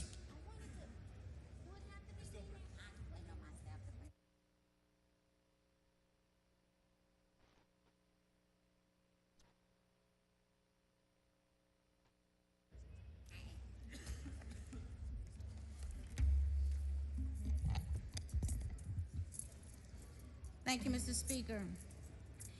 Members, we're about to vote on these new congressional maps, and the maps do not seek to make our districts more balanced or fair. What it does, and it's not about voters. These maps are about silencing communities.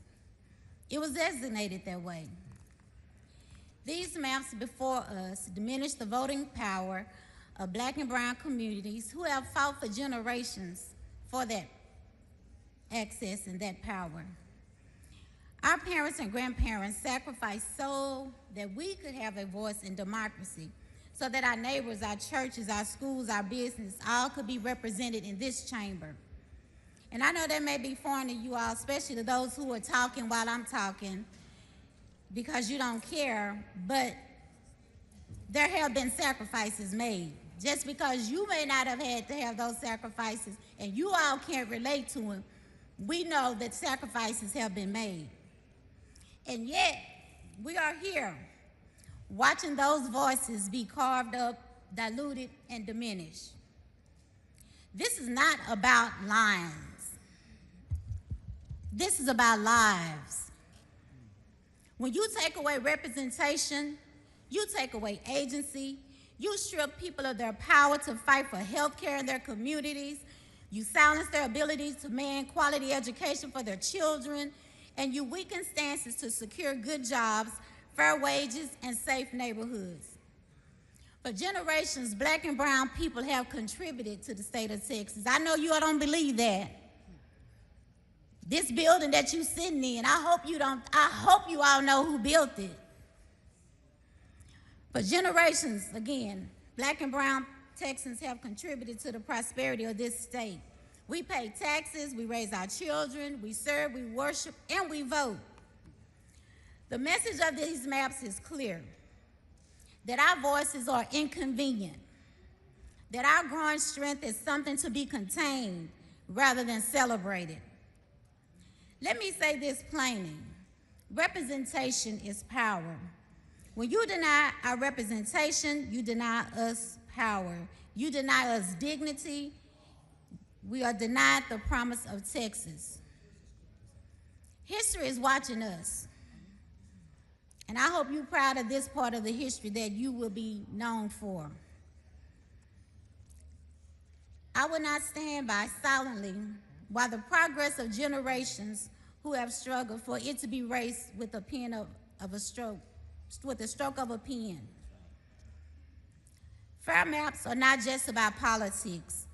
They are about justice. They are about equity. They are about whether Texas will be a true state that belongs to us all. Thank you, Mr. Speaker.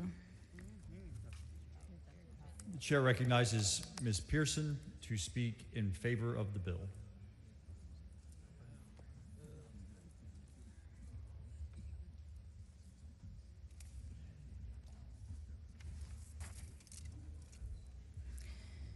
Thank you, Mr. Speaker. Members, first I want to thank Chairman Hunter and Chairman Vasut and the rest of the committee for their tireless work answering the governor's call. Chairman Hunter may not have taken the personal attacks and disrespect personally, but I did. The opposition gets to stand here and grandstand and say pretty much anything that they want, and we're expected to stand here and just take it. You call my voters racist, you call my party racist, but yet we're expected to follow the rules. Well, that double standard ends today. You know, I started out 15 years ago as a concerned citizen, and I became a volunteer activist. I didn't like what I was seeing, so I got involved. The more I learned, the more I dug in, because I was determined to change the trajectory of not just our state, but our country. And I would argue that I did that. From a founding member of the Tea Party movement to fighting on the front lines for President Trump in 2015, long before it was cool, I have traveled all over this country for the better part of a decade, and I can tell you that more and more minority voters are voting their values, not their skin color. And many of them are moving to Texas to escape the blue states because their values have been successfully gerrymandered into suppression. Now, I've heard the accusations that this mid-decade redistricting is going to silence voters and that it misrepresents the population of Texas. But history tells a different story. We are not the first state to do mid-decade redistricting, and we didn't invent the playbook. But who led the way? Blue states, the ones that you all fled to. The very party today crying foul, and the same party that's saying that they want a fair fight is the party that's pushing boys into girls' sports. They say we're diluting the minority districts. They call us racist, but the facts don't match your rhetoric. Texas currently has 0 black CVAP districts, and under the new map, there are 2. Now, I haven't been to 3rd grade in a really long time, but when you go from 0 to 2, that's an increase. Or perhaps you're using liberal logic. I have heard repeatedly that these maps are gerrymandered, but that doesn't fit the narrative either. That's just spin. Because in many parts of the state, the map eliminates gerrymandering. They emphasize compactness in whole counties and whole cities. Political performance isn't just legal, it is fair. And it reflects the voters of the state of Texas. The reality is, the opposition is complaining that we are ungerrymandering the gerrymandering. Another complaint that I've heard is that we're silencing public input. But let me be clear. I sat through over 46 hours of public testimony. I listened, I traveled, and I heard the voices. And those voices are reflected in this map if you actually look at the map. But I understand the frustration. My colleagues on the other side of the aisle, they're struggling right now because the fact is President Trump won Hispanic voters in the state of Texas.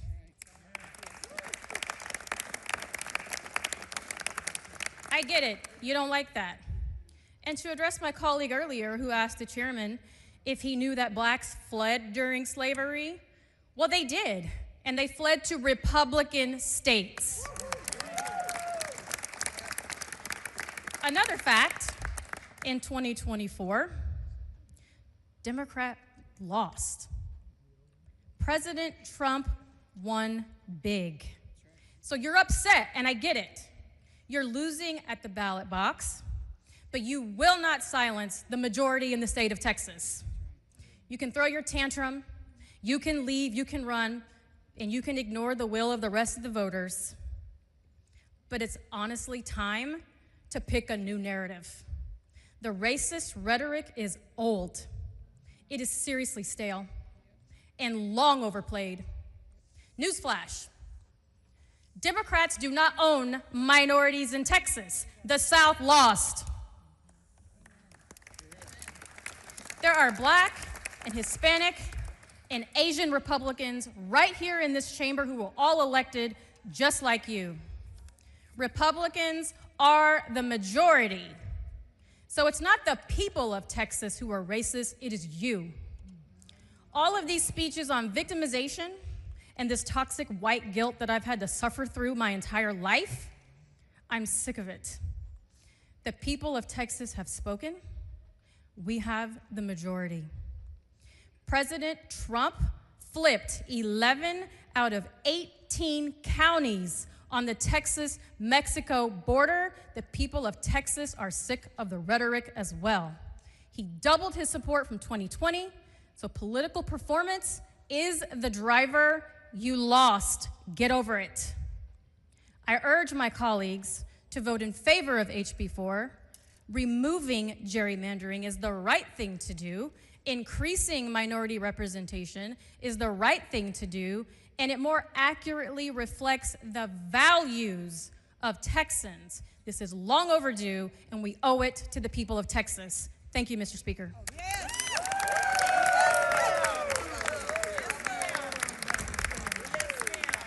Chair recognizes Mr. Jones.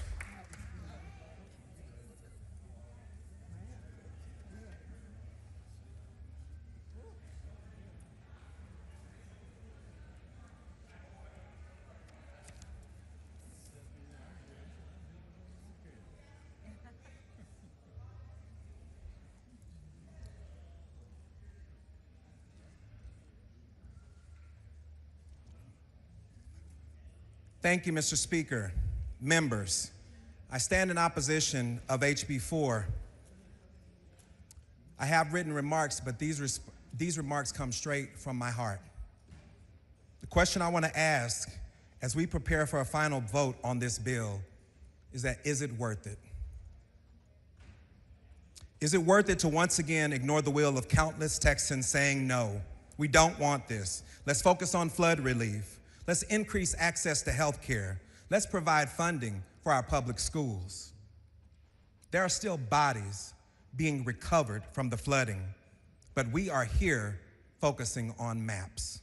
Not flood relief, not returning the bodies to loved ones, but racist maps, not Texans. During the first call special session, we had 2 weeks to focus on providing flood relief, in which we had no bills on the floor regarding this topic. Not until Democrats broke quorum did a bill magically pop up as the right appealed to his base that Democrats were not doing their job. Even after leaving, my colleagues on the right had the executive power to provide funding for that flood relief at any time, and all it would have taken was a signature by the governor. During the quorum break, I watched my colleagues. I watched you call us liars and instruct your people to go get them. Funny thing is that they found us before the FBI and the state troopers that the speaker claimed was doing everything they could to find us. Some of my colleagues even made it a little easier with their posting. Republicans in this chamber and in the shadows of social media threatened us, shared our home addresses, and even threatened our lives with bomb threats. I watched you all, and let me tell you, my people, black people, fought too hard for this right to vote. And if you know me, you know I do not play political games with y'all in this body, because I know the work we do on this floor speaks life and death into communities across this state. I leave the political games to the ones of you who are setting up your campaigns to run for these new seats. Another power grab on the backs of black representation. People put under surveillance by the FBI. People who had militias formed against them by their elected leadership. Who had to work in a system that changed the rules when they didn't get their way or listen to the will of the people. Doesn't that sound familiar today? I'm not going to make this speech super long because most of the members have already turned their ears off to Texans. I will say this: remember this day, Texas. Remember the meetings you had with members when they could say nothing but "I'm sorry" behind closed doors, but be complicit in allowing a dictator to take over our nation. That's not the United States, and that sure as hell is not Texas. To close, I will ask this, Mr. Speaker, members. I hope you are proud of your policies and how they serve Texans. Is it worth it? You're the ones who have to sleep at night. Chair recognizes Ms. Hickland.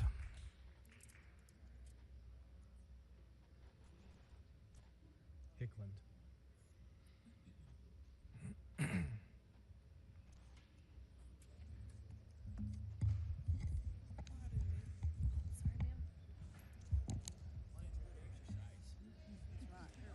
Mr. Speaker, members, I am in favor of this bill. All day, we've heard arguments against this bill, and at the core, those arguments come down to two things: race and a person. At every single public hearing, members of Congress have stood up only to insult President Trump and also to insult those who support him. But here's the reality: 242 of Texas' 254 counties decisively voted to elect him. That fact alone shows the will of Texans. And yet, the other side keeps saying what we're doing here is racist. But notice this: they are the ones who keep bringing race into the conversation over and over again. It's been their argument at all of our hearings and on the floor today. In doing so, they're making an insulting assumption that someone's political beliefs, that someone's vote, can be predicted simply by the color of their skin. But let's be clear.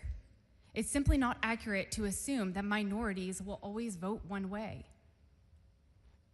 We don't have to look any farther than the most recent election for proof. In the state of Texas, 55% of Hispanics voted for our current president. 55% of Asian Americans did the same. And now we're seeing a noticeable shift among African American voters towards Republicans. When we look at the details of the maps and these district lines, they reflect political performance of those areas. Irregular shapes are now more compact, lines drawn on natural boundaries, counties made whole, cities restored. It's more than a person, it's policies. We all campaigned and knocked on doors. We all heard concerns regarding the border, the economy, law and order, fostering safe communities, eliminating fraud, waste, and abuse in our government. These are the issues that have been championed by President Trump and the policies overwhelmingly supported by Texans. Texans deserve representation that reflects our values, and that is exactly what this bill seeks to accomplish. In this body, we have seen some hard-fought wins, ensuring that only citizens vote, empowering parents to choose their children's education, protecting children from obscenity, defining a woman. Why was that hard? We are proud Texans. We are proud Americans. Let the people choose their elected officials. They did, and this effort is in response to that. Vote for this bill. Chair recognizes Mr. Hunter to close. Members, move passage. The question occurs on final passage of House Bill 4. This is a record vote. Clerk, ring the bell. Mr. Hunter voting aye. King voting aye. Have all members voted? Have all members voted?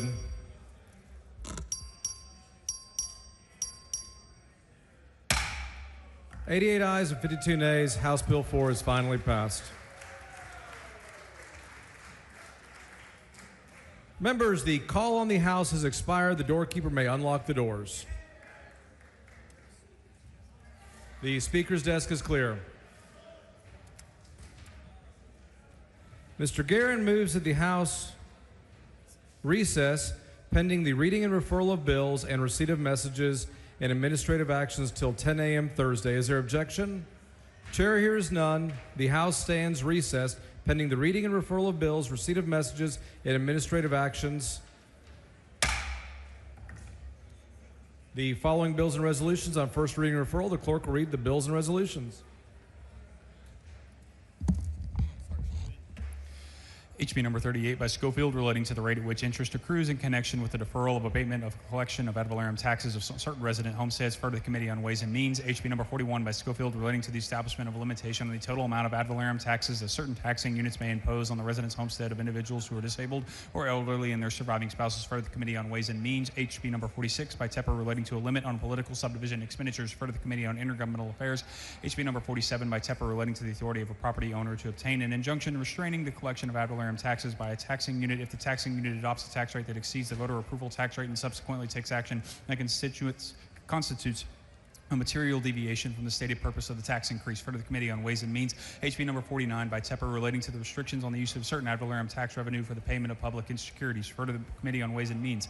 HB number 62 by Gervin Hawkins, relating to the operability of first responder public safety communication services used in responding to natural disasters or other emergencies on the Capitol grounds, referred to the Committee on Disaster Preparedness, Flooding Select. HB number 64 by Kane, relating to a vacancy in the office of a senator or representative due to the excessive absence, referred to the Committee on State Affairs. HB number 77 by Kane, relating to the repeal or limitation on certain state and local taxes, including school district maintenance and operations, ad valorem taxes, the enactment of a state and local value-added taxes, and related school finance reform, imposing taxes, for the Committee on Ways and Means. HB number 83 by Slauson, relating to the repeal of additional ad valorem taxes imposed as a result of change or use of certain land, for the Committee on Ways and Means. HB number 84 by Tepper, relating to limitations on increases in the appraised value of certain property for ad valorem tax purposes, for the Committee on Ways and Means. HB number 85 by Gerdes, relating to the vote required in election to approve ad valorem tax rate that exceeds a taxing unit's voter-approved tax rate, making conforming changes, for the Committee on Ways and Means. HB number 92 by Toth, relating to the repeal or limitations on certain state and local taxes, including school district maintenance and operation ad valorem taxes, the enactment state or local value-added taxes, and related school finance reform, and imposing taxes, for the Committee on Ways and Means. HB number 98 by Kerwin, relating to the repeal or limitation on certain state and local taxes, including school district maintenance and operation ad valorem taxes, of enactment of state and local value-added taxes, and related school finance reform, and imposing taxes, for the Committee on Ways and Means. HB number 99 by Dean, relating to the repeal of or limitations on certain state and local taxes, including school district maintenance and operation ad valorem taxes, the enactment state and local value-added taxes, related school finance reform, and directing the comptroller to identify alternatives to local ad valorem taxes, imposing taxes, for the Committee on Ways and Means. HB number 100 by Dean, relating to the use of certain federal funds received by the state to provide property tax refunds to Texas homestead owners, part of the Committee on Ways and Means. HB number 101 by Dean, relating to requiring voter approval to certain local tax rate increases adopted pursuant to a disaster declaration, for the Committee on Ways and Means. HB number 108 by Zwiener, relating to the authority of a county to establish drainage utilities, imposing drainage fees, and regulate land use for purpose of flood management, for the Committee on Disaster Preparedness and Flooding Select. HB number 117 by Zwiener, relating to the authority of a county to regulate impervious cover of an unincorporated area, area of a county for the Committee on Disaster Preparedness and Flooding Select. HB number 119 by Lalani relating to the Emergency Preparedness and Contingency Operations Plan, Inspections and Enforcement for Senior Retirement Communities for the Committee on Disaster Preparedness and Flooding Select. HB number 122 by Landgraf relating to eliminating certain state-required assessment instruments of certain end-of-course assessment instruments not required by federal law for the Committee on Public Education. HB number 125 by Zwiener relating to the regulation of stormwater management by certain counties for the Committee on Disaster Preparedness and Flooding Select. HB number 139 by Isaac relating to the calculation of certain ad valorem tax rates of a taxing unit in the manner in which a proposed ad valorem tax rate that exceeds the voter approval tax rate is approved, making conforming changes for the Committee on Ways and Means. HB number 144 by Money relating to the protection of an unborn child's rights and criminal liability and justification for prohibited conduct for the Committee on State Affairs. HB number 159 by Shaheen relating to the use of interim testing and adaptive growth-based assessment instruments for certain required assessments of public school students and prohibiting the use of results of certain required assessment for the public school students for certain purposes for the Committee on Public Education. HB number 165 by Metcalf relating to the management and removal of vegetation and debris by certain electric utilities referred to the Committee on State Affairs. HB number 174 by Hicklin relating to the prohibition of lobbyist representation for political subdivision and private entities referred to the Committee on State Affairs. HB number 176 by Hicklin relating to the repeal of provisions providing the calculation of unused increment rate and the use of rate in calculating certain ad valorem tax rates for the Committee on Ways and Means. HB number 177 by Hicklin relating to the calculation of certain ad valorem tax rates of a taxing unit in the manner in which a proposed ad valorem tax rate that exceeds the voter approval tax rate is approved, making conforming changes for the Committee on Ways and Means. HB number 178 by Hicklin relating to the efficiency audits for certain political subdivisions for the Committee on Ways and Means. HB number 181 by Gerdes relating to the limit on municipal and county expenditures for the Committee on Intergovernmental Affairs. HB number 182 by Flores relating to the participation by flood-prone counties in National Weather Services for Storm Ready program for the Committee on Disaster Preparedness and Flooding Select. HB number 183 by Bella Montgomery relating to an exemption from ad valorem taxation of the total appraised value of the residence of homesteads of certain elderly individuals and their surviving spouses for the Committee on Ways and Means. HB number 184 by Bella Montgomery relating to the limitation on increases in the appraised value of real property for ad valorem tax purposes for the Committee on Ways and Means. HB number 185 by Money relating to the use of political subdivision for public funds for lobbying activities for the Committee on State Affairs. HB number 186 by Olcott relating to the use by political subdivision for public funds for lobbying activities for the Committee on State Affairs. HB number 187 by Olcott relating to the authority of Texas Commission on Environmental Equality to issue an emergency or temporary order request by a county judge following a weather emergency for the Committee on Disaster Preparedness and Flooding Select. HB number 188 by Morales Shaw relating to the creation of Texas Rural Emergency Preparedness Fund for flood-prone communities for the Committee on Disaster Flooding Select. HB number 189 by Morales Shaw relating to requiring certain governmental entities to allow interested persons to comment on the proposed adoption or revision of certain emergency management plans for the Committee on Disaster Preparedness and Flooding Select. HB number 190 by Morales Shaw relating to state and local government disaster preparedness for the Committee on Disaster Preparedness and Flooding Select. HB number 191 by Verdell relating to the preference in state purchasing for certain goods and services used in a disaster area for the Committee on Disaster Preparedness and Flooding Select. HB number 194 by Curry relating to the flood and safety signage in certain areas of flood-prone municipalities and counties for the Committee on Disaster Preparedness and Flooding Select. HB number 195 by Curry relating to designating certain substances in Schedule 4 controlled substances under the Texas Controlled Substances Act for the Committee on State Affairs. HB number 197 by Curry relating to a study on establishing testing and scientific standards of determining tetrahydrocannabinol intoxication for the Committee on Public Health. HB number 200 by Little relating to the maintenance of emergency communication devices in certain facilities serving vulnerable populations for the Committee on Disaster Preparedness and Flooding Select. HB number 201 by LaHood relating to the exemption from ad valorem taxation of part of an appraised value of the residence homestead of a partially disabled veteran or surviving spouse of such a veteran based on the disability rating of a veteran for the Committee on Ways and Means. HB number 202 by LaHood relating to exemption from ad valorem taxation as part of the appraised value of the residence homestead of a partially disabled veteran or the surviving spouse of such a veteran based on the disability of rating that veteran for the Committee on Ways and Means. HB number 203 by LaHood relating to the limit on political subdivision expenditures and the adoption of ad valorem tax rates for the Committee on Ways and Means. HB number 204 by Paul relating to the governance and territory of the Harris County Flood Control District for the Committee on Disaster Preparedness and Flooding Select. HB number 205 by Wilson relating to authorizing certain projects and undertaken in response to the disaster by certain economic development corporations for the Committee on Disaster Preparedness and Flooding Select. HB number 210 by Lozano relating to the definition of a residential homestead for purposes of the exemption from ad valorem taxation of residence homestead of a totally disabled veteran of the surviving spouse of such a veteran, for the Committee on Ways and Means.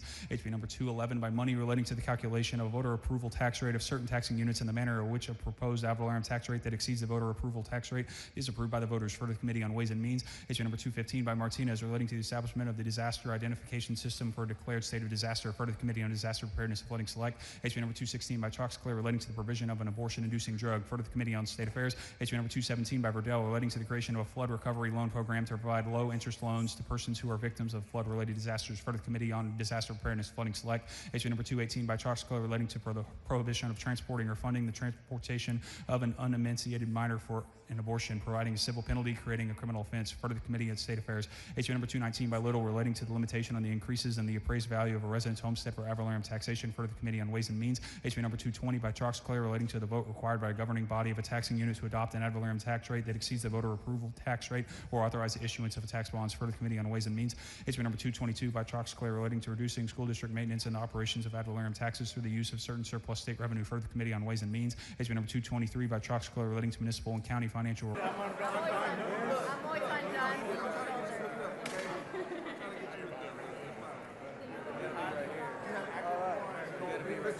Where's John? You ready? All right. Let's go ahead and get started, everybody. Good afternoon. My name is Rick Levy. I'm president of the Texas AFL-CIO. And we have been part of a group of thousands of Texans that have been fighting, trying to resist the Trump takeover of our politics. People have come to hearings, people have held rallies, people have held demonstrations, people have written their representatives, all because our state government refused to stand up to a wannabe dictator in Washington, D.C. Leading this fight are some of the most courageous representatives that I have ever had the experience to work with. The people behind me have put it all on the line. They have been targeted, they have been threatened, they have been locked up, but they have not been deterred. And what they have done through their courage, through their example, and through their fight has made what's happening in Texas a national issue that will not stop when this bill is passed, but will continue until we have fair maps and fair representation across this country.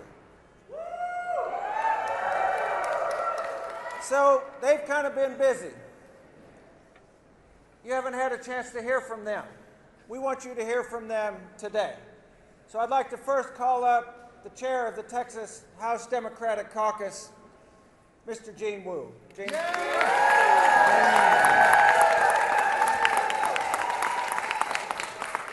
What you have just watched are Democrats who are willing to go to any lengths to suffer threats to ourselves, to our families, to our friends, to our coworkers, to our employees, threatened with violence, threatened with expulsion, threatened with racist and bigoted hate. And you've watched us take all of this, do all of this for the people, for all Texans, for all Americans. We are standing up and fighting against those who seek to take the American dream from us.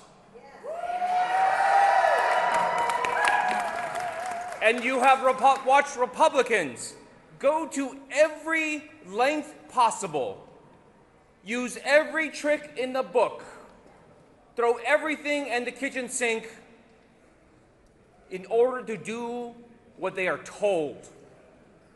What they are told by Donald Trump, what they are told by the Washington insiders, and what they're told from the billionaire bosses. We fight the people, fight for the people. They fight for themselves. This fight is far from over. We have known that we needed to come back. We have known, now that we know what the courts are thinking, that we have an idea of what they'll do, that our best shot is in the courts. This part of the fight is over, but it is merely the first chapter. The fight for the American way, the fight for the American dream, the fight for all of us to live simple but honorable and dignified lives will go on much longer. You have watched the entire nation in the last few weeks suddenly realize that their votes do matter, that elections have consequences, that when they tell them that it doesn't matter who you vote for, it doesn't matter if you participate or not, and it doesn't matter if you speak up or not, they're being told that by people who seek to steal their power. And for 50 years, Republicans have quietly and slowly stolen everything that made America great. They have taken our great jobs. They have taken our education. And they have taken our health care. There is only one thing left for them to take, and that is our power, our voice, our ability to shape our own future, our most precious right as Americans. And that is our right of self-determination, our right to control our own destiny and our own lives. This is not over. We will continue fighting. But what needs to happen is we need every American, every Texan to start paying attention and start learning about how we got here and what we can do. This is far from over. In my heart, I know the American people will win, and we will see a bright day again.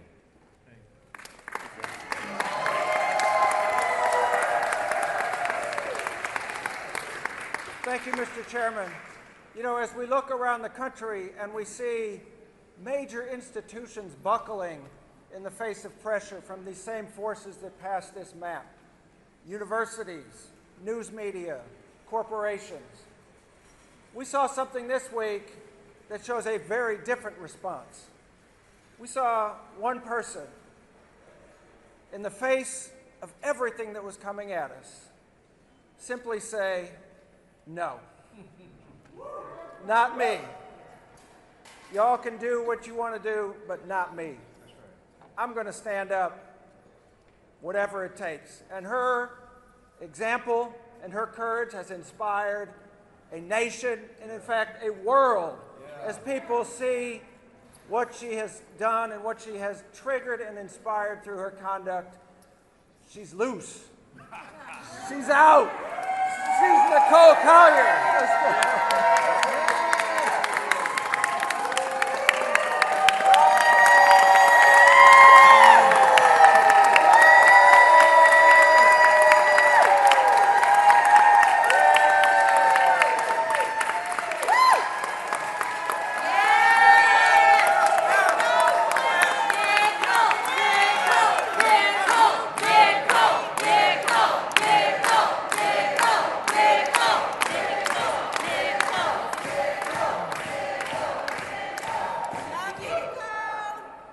Look, I'm not gonna lie.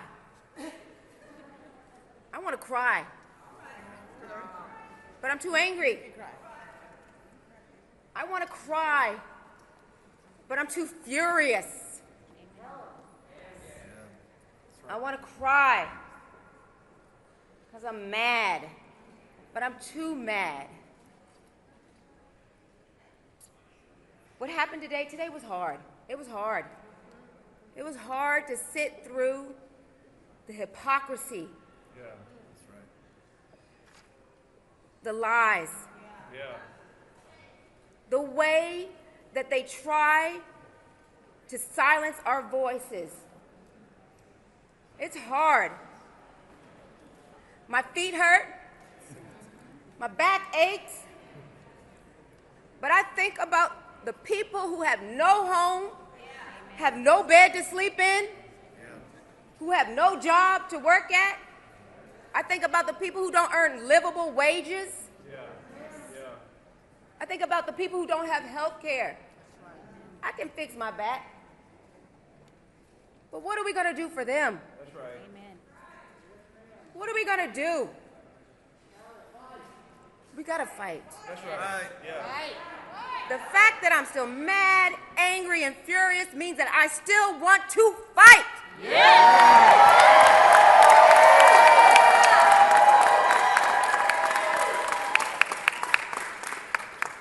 Today is not the end. That's right. It is the start of a new beginning of the new Democratic Party where we won't back down. We won't put up with their shit. And we will push and push and push until we take over this country. We are the people. We are the party who are powered by the people.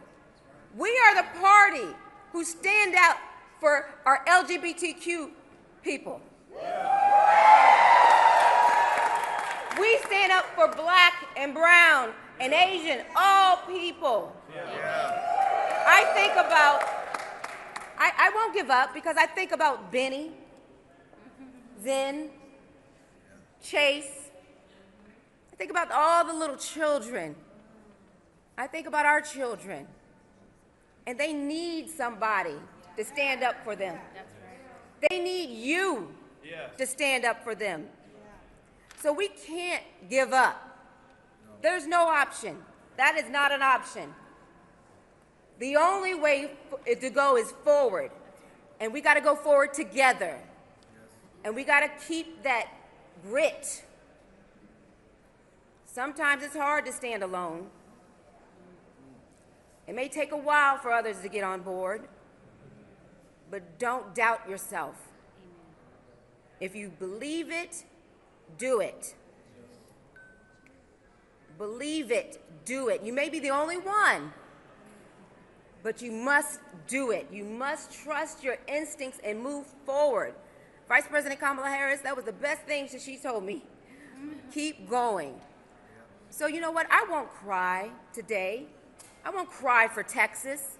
I'm going to shout for Benny. I'm going to shout for Zen. I'm going to shout for Baker. I'm going to shout for Chase. I'm going to shout for all of you.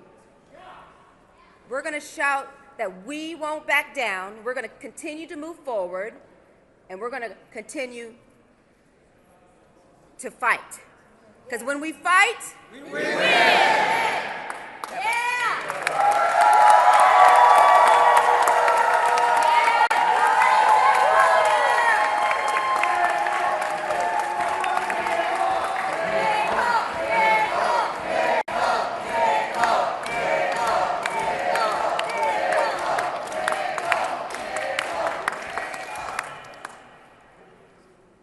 Give it up for Nicole one more time.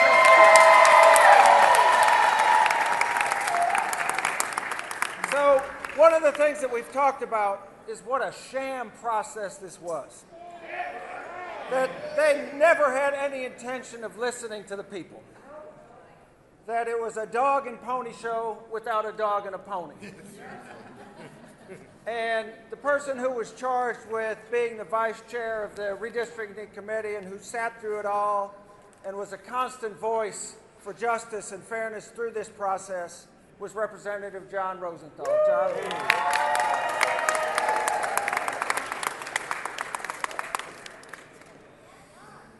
Hi, y'all. I'm John Rosenthal, and I'm going to start out by saying I try to live a life without regret. My regret today is that I have to speak after Nicole Collier. But I'm also the ranking Democrat on the Redistricting Committee, a committee that didn't even see fit to meet during the regular session. There was nothing in front of us. So I'm an engineer by trade. I'm very process driven, like literally you should see me make coffee in the morning. But this process, y'all, was a total sham from the very beginning. And I don't know if you saw some of the questions I asked on the House floor today, but if these folks can redraw the lines and change the districts in this state in the span of just a few weeks, they could do it in front of every election. So let me point out the hypocrisy of the Republican leadership in this state. Over and over, they have said Democrats are obstructing the process. They criticized us for the quorum break because they said we were blocking aid to Central Texas for the victims of a historic tragedy of biblical proportions. They blame us for that. Here we are back in the second special session. Have we heard even one bill on the House floor? No. If we were going to do what the people of Texas want us to do, we would be working on disaster relief today. If we were going to do what the people of Texas want us to do, we would be working on getting rid of the STAR test today. That's on the governor's call. If we were going to do what the people of Texas want us to do, we would put in sensible regulations for hemp and THC products. But that's not what we're doing. The only bill that saw its way to the House floor so far, the last special session and this one, is the redistricting bill. And it's more pernicious than that. It's not just a power grab. It's the fact that because they're going to lose, they want to pick up more votes, but it's the way they're going about it by dismantling black and brown districts. And let's face it, this is a racist power grab that especially goes after our African American representatives in Congress, more than the others. And the Latinos too. My district's 47% Latino, but let me tell you, when you look at who they're taking away from us, it's the black and brown voices. That's right. Literally, the result of this is that millions of Texans are going to have their voices diminished, and they will lose the ability to select a candidate of their choice. So I've already talked too long. My last words are, there ain't no power like the power of the people, and the power of the people don't stop. And the power of the people, we cannot abide by this. So we need to stand up, fight back. So when democracy is under attack, what do we do? Stand up, fight back.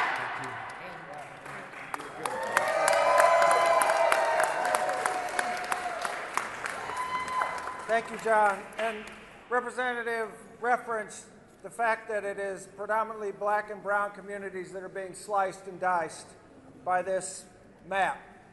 And one of the clearest and most consistent voices through this whole process has been the Mexican American Legislative Caucus. And I want to bring up next the chair of that caucus, Ramon Romero, please.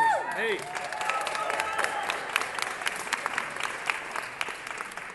Thank you all.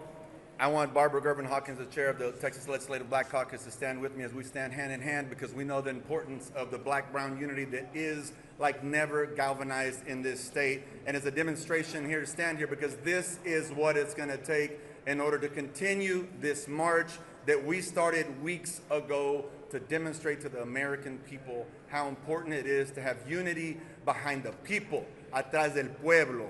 Qué importante es ser unidos con nuestros amigos en la comunidad afroamericana. I can tell you that we all witnessed over the last few days the sacrifice that my colleague from Fort Worth said, and Nicole Collier, what she demonstrated to all the world, the sacrifice and what it's worth for you, the people, in Spanish, de pueblo. We all sacrificed so much in leaving our families and going across the country to start this march. And as we said before, that was a small price to pay for America and for American democracy. Well, and as our caucus leader said, the march continues on.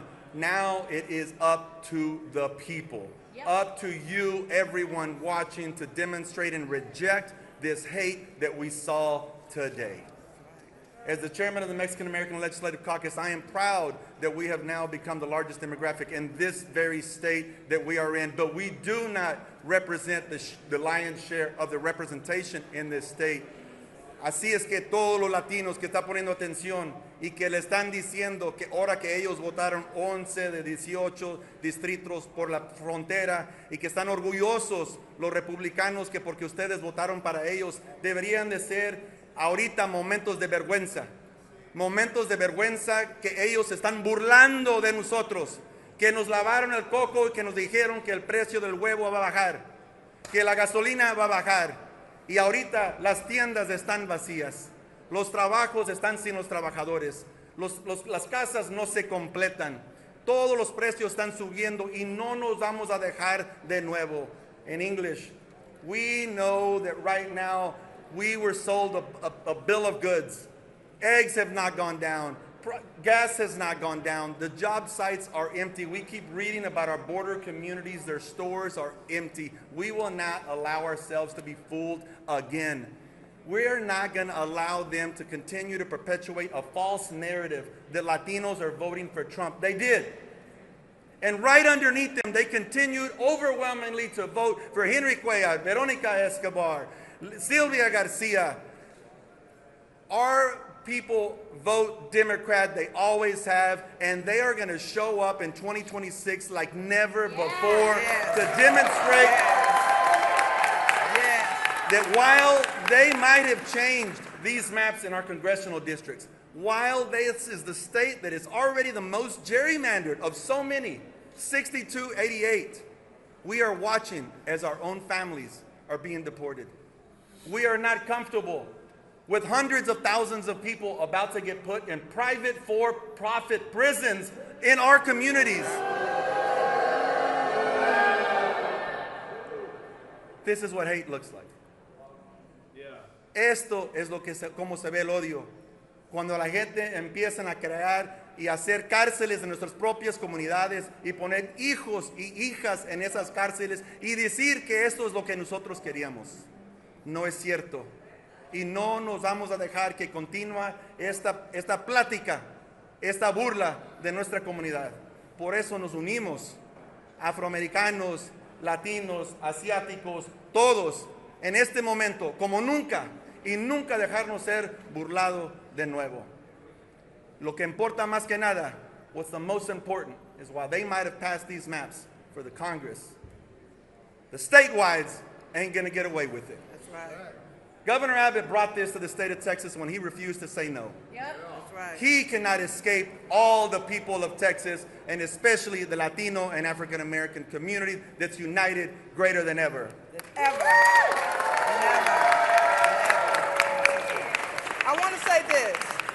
Our sister Nicole Collier stood on principle, and we as a people must stand on principle. She stayed there because she was determined not to be undermined or treated less than. I want to be clear. We've done our part of the race. We brought attention to America. We've done our part of the race in terms of getting our legal involved. We've done our part of the race through today. Guess what? We need all of y'all to join us nationwide. It's time for the ground game. Right. It's time for the people to come and turn out to vote. 5.8 million Democrats didn't vote last time.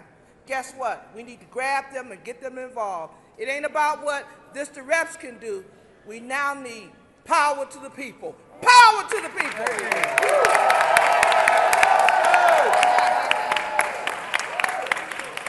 Thank you all so much. And we have one more speaker who is in a very tough district and yet has shown courage. What? What I do? Call me out like that. No, it's all, I'm being honest. You stood where you needed to be standing to make a statement about where we were going. And she is also the vice chair of the caucus. And Mihaela Plesa, would you take us down the road to the end? Thank you, everybody, for coming. My name is Mihaela Plisa, and I proudly serve as the vice chair of the House Democratic Caucus. I normally would say, welcome to your state capital. But today, this capital didn't belong to Texans.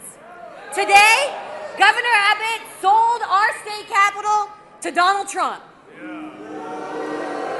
And as a native Texan, it's a dark day in Texas history. Because if you're a member of a minority community, if you're Hispanic, if you're African American, if you're Asian, if you come from an immigrant family like mine, today your voice, your vote has been silenced. Make no mistake of it. That's right. And they did it blatantly.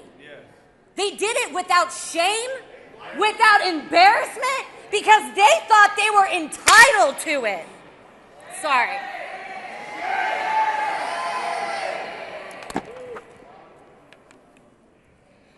Today we might have been stricken down. Today we might feel like their knees are on our necks. But let me tell you something, like that sign says over there, Texas is not red, it's rigged.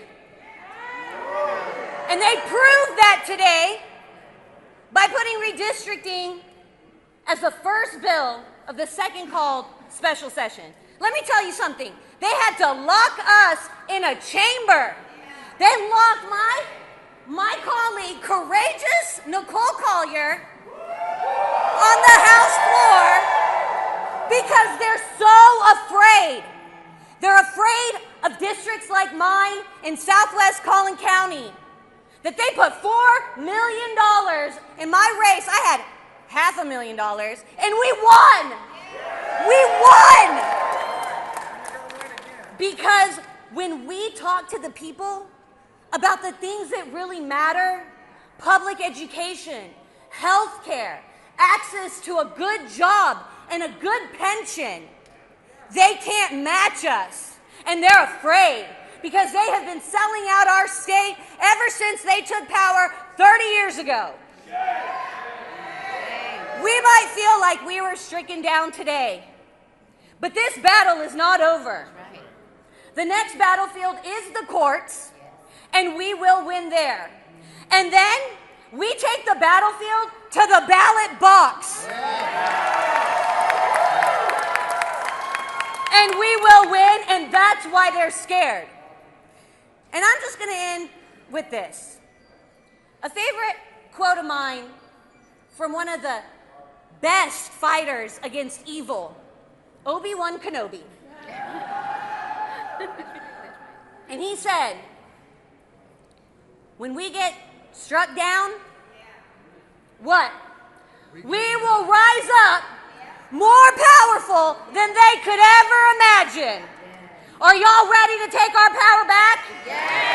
Are y'all ready to register voters? Are y'all ready to go out and vote and show them why they should be afraid? If you're ready to get to work, let's get to work, Texas, and let's take our state back from these corrupt, crooked politicians. Because look, I stand here with statesmen, not politicians, and you know what the difference is? A politician thinks about their next election, and statesmen, statespeople, my bad, we think about the next generation. That's right. Let's get to work, Texas.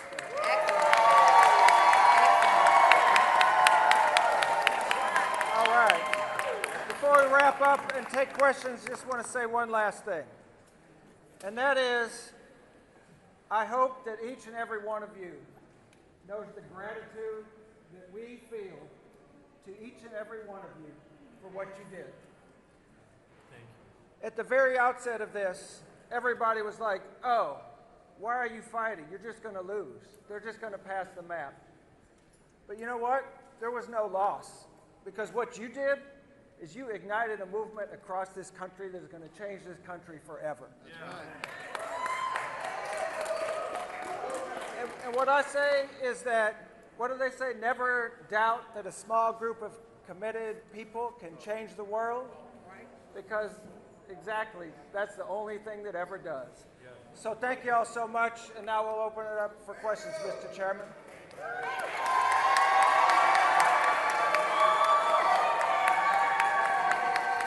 We'll do questions for a little bit.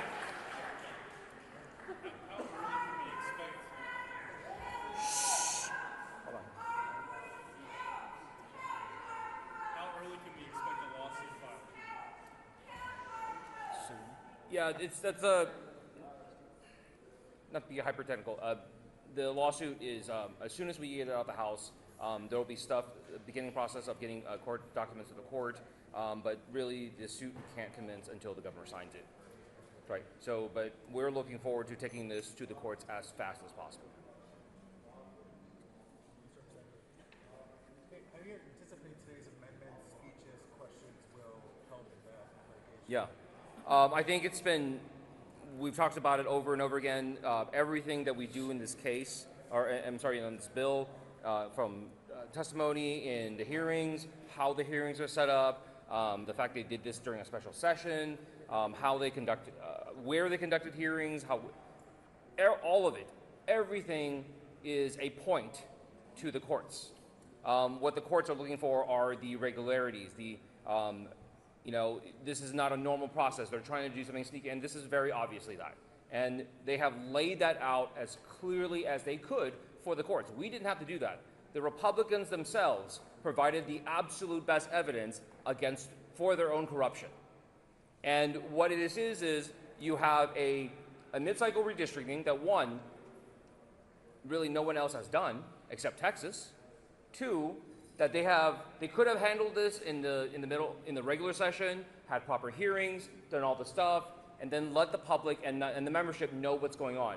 Instead, they chose to conduct this only in the special session, knowing that the special session rules would allow them to get away with having basically next to no hearings and having no public input and having no notice to the public. The point of what they're trying to do is to do it in the dark, is to hide it from the American people, because as you have seen in the last 2 weeks, because of the fire we lit across this country, Americans across the board all say this is corrupt. This should be illegal. Like, no one should be doing this. And they say this is not the way America works. And so they have laid out the best evidence against themselves. So, Representative, what comes next? I know you were talking about the courts, the lawsuit, what else? So one of the main things is what we have done in the last 2 weeks. People keep saying, like, if you're going to have to fight this, if you knew that you want to fight this, why go out and talk? Why do this? Why go to New York? Why go to California?